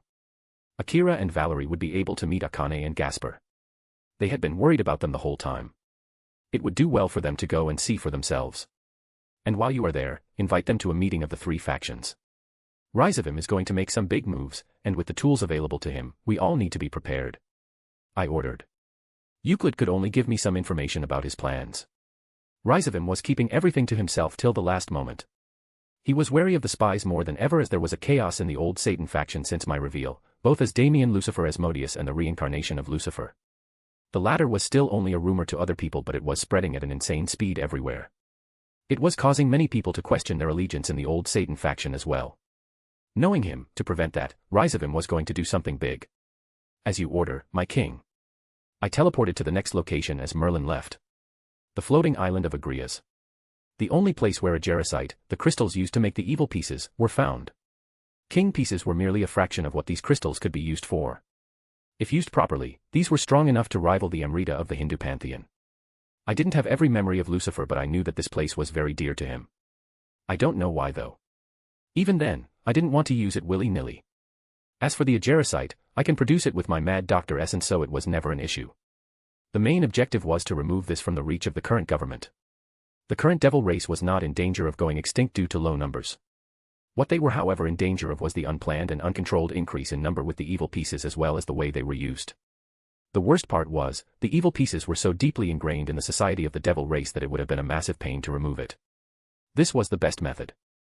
With this removed, they will be forced to work with what they have. One of the main reasons the reincarnated devils were treated badly was because many saw them as replaceable. If some of them rebelled, they could always be declared as stray devils and they could get a replacement for their evil pieces. Now, though, they will not have that privilege. Because there will be no new evil piece sets. The owners will have to keep their peerage members satisfied and in control to avoid such problems. Not to mention the decrease in the number of newly reincarnated devils will calm down the other factions. They wouldn't go as far as to attack us due to the show I had put up, but they will be reassured that their people will not be reincarnated against their wishes, and maybe not now but in a few centuries. It could improve the overall impression of the devil faction as a whole. It also removed a dangerous trump card from Ajuka's hand. We stored the island away in a separate dimension made by the balance breaker of the dimension lost, and then each of us had reinforced the barrier around the place several times over. For now, this place is better off left sealed. Surzex. He sat with his fellow Satans in the Lucifer's office. In front of him stood two people. Helena Dentalian and Charlene Glaciolabelas. Both of them had shown extremely high strength during the terrorist attack, taking down ultimate class beings with casual ease. Falbium had talked to his sister and found out that she was undergoing some secret form of training with Helena as a trial for an experiment. He just didn't know it was so effective. On testing, their power levels were similar to Graphia and Seraphal. In fact, Charlene was even stronger in terms of sheer demonic power alone. Almost twice as strong too. Helena had straightaway denied publicizing the method or even sharing it, stating it as a secret of the Dantalian house, and even Charlene was under a binding contract to not reveal it. Not that they would force anyone. It would be a catastrophe if these talents were to go to their enemies if forced hard. They were called here for a different reason. I am sorry, but I will have to reject your offer. I cannot join your peerage. I have my own research to carry on and my own targets to achieve. I cannot devote my time to other goals. Helena Dentalian said, looking at Ajuka. Yes. She was invited by Ajuka Beelzebub to become his queen. You can continue your work even as my queen. He offered. I'm sorry, but I wish to remain independent. She rejected. Sigh, in that case, would you like to work as the vice director of the Devil Research and Development? I am really honored that you would consider me for such a position, but I already have my own Bibliotheca Research and Development organization. It is affiliated with the Dantalian house and is also funded by several other houses. I am contract bound to not leave it. She answered after some hesitation. Ajuka let out a sigh. Well, it was worth a try. By the way, can a corporation be possible between our two organizations? I know that Devil Research and Development is a government organization, but Bibliotheca can be given a semi-government status. In return you can get investments from the government for your projects. She looked to be in thought. As long as the contract doesn't violate any of the existing contracts, I can think about it. Very well. In that case, I will have someone look into the contract. Ajuka replied. Okay. I will talk with other associates of mine. Finally, Falbium addressed them both. So, I understand that you will not be divulging the methods behind the training, and joining any peerages is out of question as you are the heiress, but you will have to participate in the rating games and show off your power. Charlene looked a bit confused, so Falbium explained. Right now, the underworld is in a precarious situation. We lost several high-level ultimate class beings, as well as many old devils were executed or locked up. The old Satan faction is moving, and probably the only reason they haven't launched an attack on us yet is because of the appearance of Lucifer. Yes. Many were still coping with the fact that the creator of their race was actually back. In fact, even the other factions are not attacking us because of the absurd show of power by him and his followers. It's just that, he is not really with us. The only reason he came out was due to Lilith, and we are not even sure he will return if a war was to start. Not that any of them had the courage to go and ask him just after all that mess. So, we need strong people to showcase their powers to keep the other factions at bay. For this reason, I would like you two to participate in rating games. Rating games? I thought they were being shut down for a while due to the disappearance of the Agrias Island and the Adrasite crystals. Helena asked. Have they been found already? He winced a bit at the question. Yes. The Agrias Island. It was a topic which had been the reason for their headache for the last 2 days. The rebels had teleported the entire island to some other dimension, and even Ajuka couldn't find any clues about their location. The search was still ongoing. According to the rebels, the island was the cause of all their troubles, and they were removing it to prevent such things from happening again. What a load of bullshit. They would obviously be trying to create more king pieces to plan another, bigger rebellion next time. The distribution of new evil pieces has been stopped. Rating games will still continue. Ajuka explained. Is there any news about the Agrias Island? We are still investigating. Ajuka replied, not answering clearly. I see. Can't you ask him for help? He could change other races to devils, so even the people outside want to see him. He could pacify them easily. If all the pillars ask him. Helena left her sentence unfinished. He shook his head. He has made it abundantly clear that he doesn't want to intervene in the affairs of the underworld, and we do not wish to disturb him. To be honest, the thought of asking for his help did come to his mind, but he held back. How could they? Especially not after such a blunder. His last appearance had already saved the whole underworld from going into a war, as well as the life of his mother. It was already something he didn't know how to repay. To ask for even more. They were not even sure if he would even agree to meet them. You all know where he is? Helena asked, recognizing his thoughts. He thought for a bit and nodded. We do. However, we are not to disturb him until he wishes to talk to us himself. I see. It's unfortunate. They discussed a few things and left a few minutes later. She really didn't budge. Sarah Fall said. We knew it wouldn't be so easy. If she has developed a method to make someone get to such a level, she wouldn't be revealing the secrets so easily. I even had a chat with Lord Dentalion, and even he didn't know anything. He was quite surprised himself at the strength of his little sister, but the man dotes so much on her that he would never ask her anything she didn't want to answer. She did say something about her investors. If we can find who they are, we could get something from them. Ajuka suggested. She is one of the foremost researchers in the underworld. Almost every pillar house has invested in her in one way or another. And someone who has invested in such a project will not be revealing the details so easily. But yes, there is a chance. Did you question the families of the terrorists? He asked Falbium. Yes. Each and every one of them is being investigated. We have questioned them individually as well as in groups, and none of them seem to know of anything. They did say that they had started behaving oddly after the Yukai incident and being captured in Kyoto, which was when the restrictions on them were imposed. Falbium answered. It could be. It could be the old Satan faction. Sarah Fall suggested. Yes, it could be, especially knowing what kind of a madman Rizavim Levon Lucifer is and his so-called game against Lucifer. He was actually one of the biggest suspects of the whole thing, but again, there was no way they could accuse him of anything right now. Zekrom and the Great King faction had made a veritable mess of the entire underworld even with its fall. The economy was in shambles all of a sudden, and while not to the extent it could have been due to Damien's appearance, no house dared to shut down their functioning, afraid to be the next Baal house. The sudden disappearance of so many of the old devils still caused a lot of problems. These problems were aggravated by the people wanting to know where Lucifer had gone and wanting him to return. It was not only the common devils, but the same was true for many pillar houses as well. Even now, a huge crowd was gathered outside their castles as well as the homes of their families, wanting to know his whereabouts. If it's really them, then we might have a way to cooperate with Dammy Lucifer against it. They were at odds and rise of him gaining such a card against him is not something he would want or allow. We can try to cooperate with him, she suggested. They had even considered that it might have been his own group which had taken away the Agrias island but given up on that thought immediately because it didn't make any sense. First, with Damien's identity, all he needed was to speak and the underworld would have placed the island outside his doorsteps. Second, with his ability through which he empowered Rias, he could reproduce the effects of king pieces beyond anything a Juka could. And thirdly, he was Lucifer. He didn't need any evil pieces to change others into devils. So ultimately, while it was convenient, it couldn't do anything which he already couldn't do on his own. At this point, they were reminded of the words of Kuroka, the sage. Why would the owner of an ant farm be jealous of the ant queen? Back then, they had all laughed it away at the young Nekasha's fanatical worship of her master or the natural pride and arrogance of a Lucifer, but now, looking at the current situation, he was forced to reconsider his thoughts. Just as he was thinking about these, there was a knock on the door. Yes. The door opened and a staff member came in with a nervous look. My lords, it's the aides of Lucifer.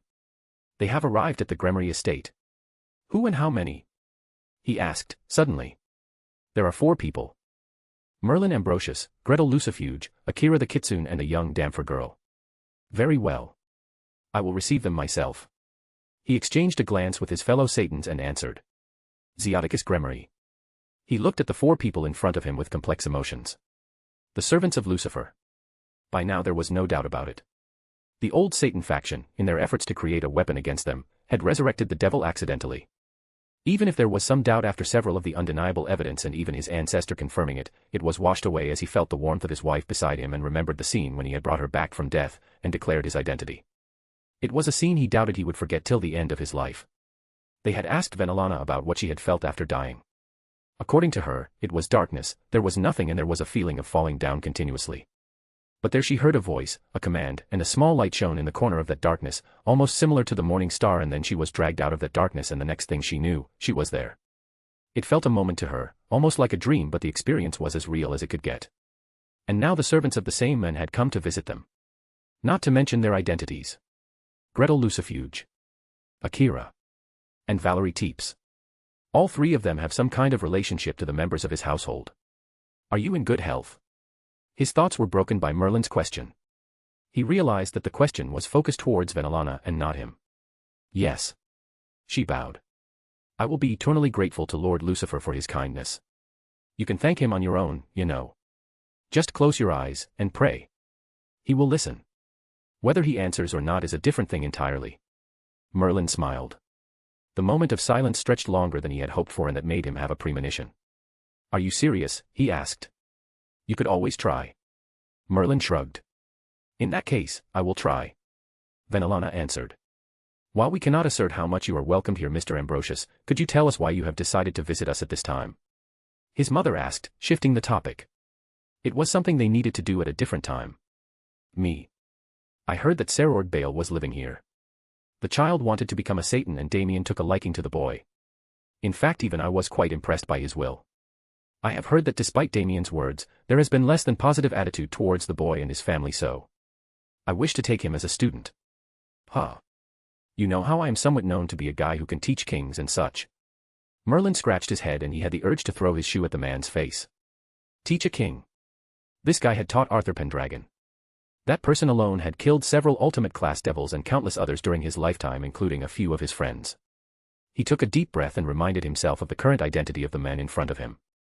Right now, he represented the Asmodeus house more than any other full devil of the Asmodeus house could do because of his master. He was still amazed at the fact that Lucifer had managed to recruit someone like him knowing their history with each other. Merlin continued, not caring about his inner thoughts. I wish to train the guy because I believe he can bring about a great change. Is this the will of your master? His mother asked. Damien. No. He doesn't have anything to do with it. It's just my own personal wish. Damien just wanted me to come here and calm down the crowd who were making noise outside. He's worried that Rizavim might use this opportunity to incite the people and start a war. Would be a waste when he went through so much effort to stop one just a couple of days ago. Yes. That was a terrifying thought indeed. And while I'm at it, I decided to bring the rest with me to meet their family members, at least who wanted to meet. He quickly corrected himself at the glare thrown by Gretel Lucifuge. They looked at the last 2 members who were standing quietly behind him. Rias. Yes, father. Take them to meet your peerage members and show them around the house. Graphia, please accompany them and see if they need anything. He ordered. Graphia threw a fleeting glance towards Gretel but agreed quickly. Merlin also took the chance to look at the silver-haired young woman on his side. Please accompany them and see that they don't get rowdy. I mean, it would reflect poorly on Damien if they didn't behave properly, he smiled and added at the end, making her glare harder. She nonetheless bowed slightly towards everyone and followed. As they left the room, Merlin let out a breath finally. Phew, Gre-chan needs to relax a bit. Always so serious and scary.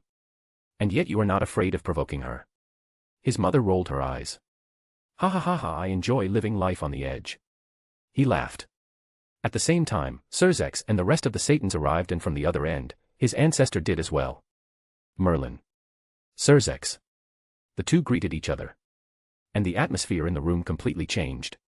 I am here with a warning from my king regarding the current circumstances. Seraphal. Warning. Serzex asked as they narrowed their eyes. To explain everything, let's take a bit of a history lesson, shall we? Great. Another lesson. Agria's island held a very important place in Devil Society even before the Wizkid over here invented his special chess pieces. Do any of you know why? It was the place where the previous Satans had their labs. Ajuka answered in a monotone. Bingo. There are a few more reasons. But let's understand something right now. Agria's island held the power to overturn the Great War and give the Devil side a chance of victory even against the father of the angels, and yet, none of the four Satans, even in the desperation of losing their lives, used that method. Merlin said in an ominous tone. Any guesses? Create an army of king pieces or similar artifact users. While that would have certainly won them the war, all other factions would have turned against them at that very moment, fearing such power, and wouldn't have stopped till the devil race was completely extinct. It was one of the reasons I never created any more of them. Ajuka replied. You created? Ha ha ha ha, no dear. You didn't create them. Did you? Merlin asked, with narrowed eyes. Are you saying that I'm lying? I am saying that while they might have certainly come into existence from your hands, you didn't create them. Am I wrong in saying that? He repeated with a smile. The two sides exchanged gazes with each other. They were created accidentally. Ajuka accepted. I never recreated any after those. Well, that's what Damien guessed. What exactly are you insinuating here, Merlin? Serzex asked. I am saying that while it was for the sake of the devil race, you all should still have been careful when dealing with things on Agrias. It was something feared by even the four Satans, so much so that they had it sealed and all secrets of its whereabouts were kept only to them and the 6 clans of Lucifer, all of whom had died in the Great War. But it seems someone else was able to find them too, and to make matters worse, they have found their way into the hands of Rizavim. What exactly are you talking about? Serzex asked. The Malbranche. What? The details will be explained by Damien himself, but for now understand that they were artifacts created by the four Satans based on the sacred gears. Sentient artifacts rivaling even the Longinus's. They were called demonic arms. But the Satans feared their power, so much so that even if they won the Great War with their power, there wouldn't have been anything left of the world, as they would have rampaged and destroyed everything regardless. The artifact you saw on Euclid, it was a mere replica of the weakest among them. He said, looking in Serzex's direction. It was then she remembered about the Romania incident and the weapon Serzex had reported to be in Euclid's possession, which elevated his powers a lot. And they were made from the crystals of Agria's island. Agricite. Fuck. So Rizavim can. Assuming he has the island, yes. He could create more of them. He must have the Book of Lucifer, so he might have some clues. But even if he couldn't create more, there were already 12 of those, and they are in the hands of Rizavim from what we have seen of Euclid. Damien has been trying to find their whereabouts, and while he is sure that they are with Rizavim, he doesn't know their exact location.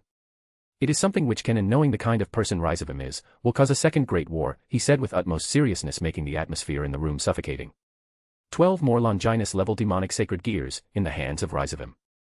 Even the thought of such a thing made the entire Baal debacle seem like a piece of cake. Thus, in 2 weeks' time, my king, Damien Lucifer Asmodeus, has called for a meeting of the leaders of the 3 factions to discuss this matter. I, on behalf of my king, am here to deliver the message. Merlin said. A meeting of the 3 factions? Yes. He doesn't want any more wars among the 3 factions, and we believe that the current leaders of the factions don't want the same either. The venue is the 733H bar, 2 weeks from now. Azazel. A meeting of the 3 faction leaders. Shemhazai asked again, making sure. It seems to be the case. Those old fools really did mess with the wrong person. Lilith. Her of all people being kept as a prisoner. I really thought Damien was going to start a massacre back then. He did the same. In fact, he had moved a large amount of forces to the borders of the Devil territories to prevent any invasions during such a time if a war were to start due to that mess. But the ending was not something he was expecting. The broadcast showed everything on the scene. From the appearance of Rizavim to the arrival of Damien along with his subordinates. The show of power which casually took down the entire old Satan faction forces in a moment. He had heard about the power twice before this, once during the Kyoto debacle and the other during the Romania incident, and seeing it in action just made it even more intimidating. And Damien was not the only one who could do so. Even his subordinates were the same. Had he devised a new spell or even a new system of magic? Really, even reincarnated, this brother of theirs always left him in awe with his talents. But even so, how could they even fight such enemies? They were clearly all stronger than even him, had Longinus's, and now even numbers didn't work on them. He shivered at the thought of what would have happened if father knew of this magic when he was alive. Maybe only a fraction of them would have been left compared to what they were now. There was utter chaos among the Grigori, both among the cadres and the lower ranks at the appearance of Damien 2 days ago. Some didn't dare to go out of their houses and returned back to the Grigori headquarters from all over the world, while some wanted to start another war right at that moment, but everyone quieted down at the display of power from him and his forces. Even more so, seeing his reputation and command over the Devil race even now, with a single appearance, was a sight to behold. It was quite similar to what his father would receive in heaven if he were to return back right now. But the surprises didn't stop there. Those rebels had stolen Agria's island. At first, he had laughed at the audacity of the rebels and in Schadenfreude. It was about time someone removed their magic stone quarry. But then, realizing just what those crazy bastards had in their hands, increased his tensions even more. Especially considering the newly revealed information. The king pieces. And now Celine came and dropped this invitation. But maybe this was exactly what they needed. A discussion about how to deal with the large amount of information that had been revealed and what steps to take moving forward. Tell him that we will be there. He replied, looking at Celine. She nodded. One moment he was enjoying a drink, reminiscing about the old days, and another moment, he had to worry about preventing another great war. Seriously, screw Zikram Bale. Maybe he should have had that guy ambushed and killed despite the heavy casualties back during the Great War. Sean. Seriously, why did the boss have to send us to this place? He complained to himself as he walked towards the city in front of him. I mean, there are very few options when you think carefully about it. The shorty with him shrugged. Teacher was sent to the current government with the others due to the chaos going on there. He is obviously the most adept in handling those situations compared to, let's say, Lady Gretel or even Lady Ingvild. The former is not good at communicating in such situations, while the latter would have been sucked into the flow by the people due to pitying them. She is too kind-hearted. Miss Celine was sent to the fallen angels as an obvious choice.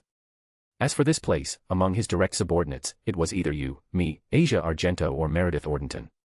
The last one is too young, and Miss Asia would have been a slap to the face of the church. I don't think the boss would mind slapping them. If anything, he would have purposely done that and even stood on the side to watch their reaction and then taunt them. He shrugged. And Miss Asia would have the same problem as Lady Ingvild. She is just too kind for her own good. Well, I can agree on that. Anyways, having the heir of the Pendragon family guide my way would certainly make things easier. I wouldn't count on that. My father made it quite clear that I wouldn't be allowed back in the family if I followed Merlin against his will. The same was the case for Lei Fei. The church would be informed about it too. They will know exactly who we are because your face was identified by the ones following Lord Michael during the last meeting too. Ah yes. There was that.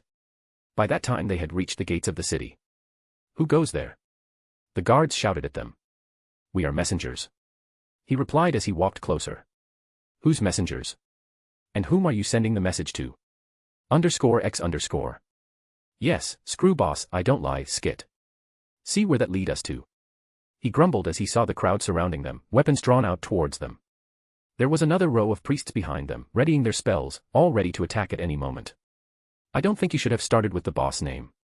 Little Arthur said as he drew out the holy sword Caliban and took on a stance, covering his back to protect against any surprise attack. Oh yeah. I guess it was a point I didn't consider. My bad. He shrugged. Hand back the sword. It is the property of the church. Filth like you who follow the devil himself don't deserve the honor of wielding such a blade. Do that and we will make your death painless. The one in the front, a guy with a holy sword, said, eyeing Arthur's sword. The greed in his eyes was clear to see. Really?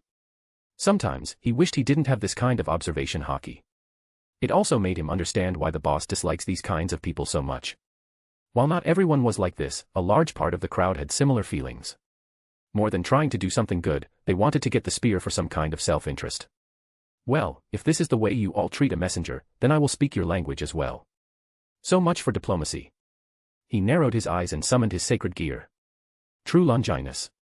A holy aura fell on the entire place. He infused his magic into the spear and slammed the stub end of the spear on the ground, sending a shockwave around the place, throwing all of them away from the force of the attack.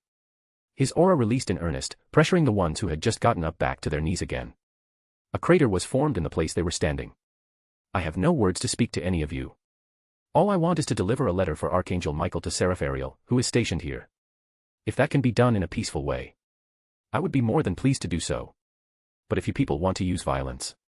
He used the spear to take on a stance. Then I will reply in kind. The entire crowd was stunned at the appearance of the spear. Many of them were enraged and wanted to attack them even then but were held back due to his aura. There will be no fighting. A voice came from a distance. He looked around to see a familiar gigantic-looking man walking forward with some others. Vasco Strata. He was followed by the upcoming exorcist and the so-called trump card of heaven, Dulio Gesualdo. Behind them were a few other famous names. Edward Griseldi, Griselda Corda, and a few other names. They saw his spear and even Arthur's sword and their eyes narrowed. These ones, however, didn't have greed in their hearts. It was something different. You are. Vasco looked at him. My name is Sean Collins and my companion is Arthur Pendragon, he announced, earning several murmurs and surprised looks at the little guy's identity. We are messengers of our Lord Damien Lucifer, bearing a message for Archangel Michael. We simply wish to hand over the letter to the seraph stationed here. He continued. The newcomers except Strata tensed at the name of the boss too but didn't make any overt moves. I see. I will inform Lord Ariel of it. Vasco replied. But Cardinal Strata, they have the holy sword and the spear with the lords will with them. The greatest treasures of the church and they serve him, how can we? That is not on us to decide. It is a decision for Lord Michael. Our work is to inform him. I will convey the news of their arrival to Lady Ariel. That won't be necessary. A flash of light descended in front of them as a massive holy aura washed over the surroundings. When the light disappeared, there stood an angel with 10 wings. A seraph. Ariel, the angel of nature. The entire crowd quieted down with the arrival of the seraph.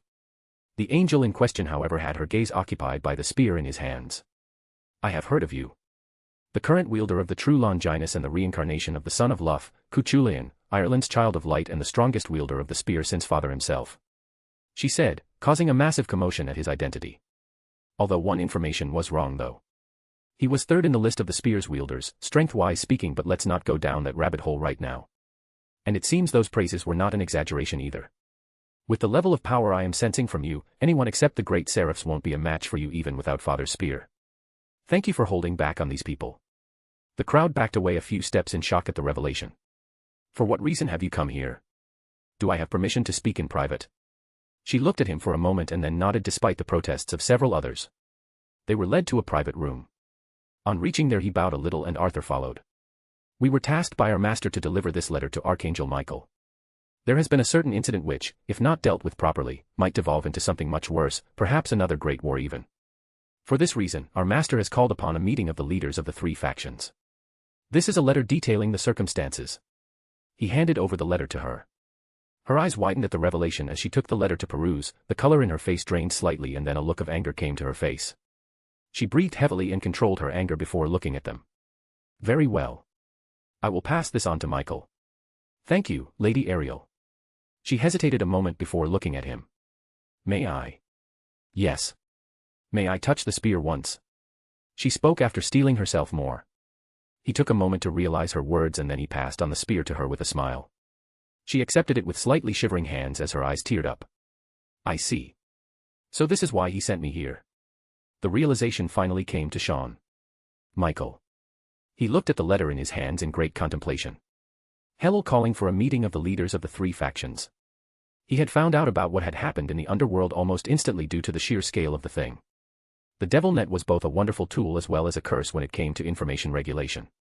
To think Lilith was still alive. He could only imagine the fury of his brother at seeing Lilith in such a condition. And to make matters worse, Rizavim of all people was trying to retrieve her body. Knowing Hell, he had alerted Heaven to be ready for a possible war if things escalated. The show of power by him and his subordinates had only served to increase his fears but, in the end, His brother had surprised him once more. The fact that he was here reading a letter and not preparing for a war was already evidence enough of the extent to which his twin brother had changed. On the very same day Serzex had called him to ask about his identity. He didn't reveal anything directly, but he knew that his former identity would assist Damien in his work there, so he gave Serzex a hint. The new Satan was smart and caught on to his words. Thankfully, things were resolved peacefully, well, as peacefully as they get done in the Devil Society. He sent Ariel to keep an eye on the church so that they don't do anything foolish at such a sensitive time. And he was right in doing so because, the next morning, one of his subordinates, the reincarnation of the Irish demigod and the son of Luff, had appeared outside the Vatican and passed on a letter to Ariel, who was stationed there. It had caused quite a ruckus in the Vatican when a man walked directly to the main church with the true Longinus in his hands. The entire upper echelon of the church had gathered. Thankfully Vasco Strata had recognized him from the bar and hurried forward, diffusing the situation before it spiraled out of control. Ariel was informed almost immediately and she went ahead to meet him only to receive the letter. She had been quite emotional when she had handed him the letter. He could imagine the reason for it though. He looked at the letter once more. "What will you be doing, Michael?" Raphael asked. "Another great war. There is no way such a thing can be allowed. It was Father's last wish.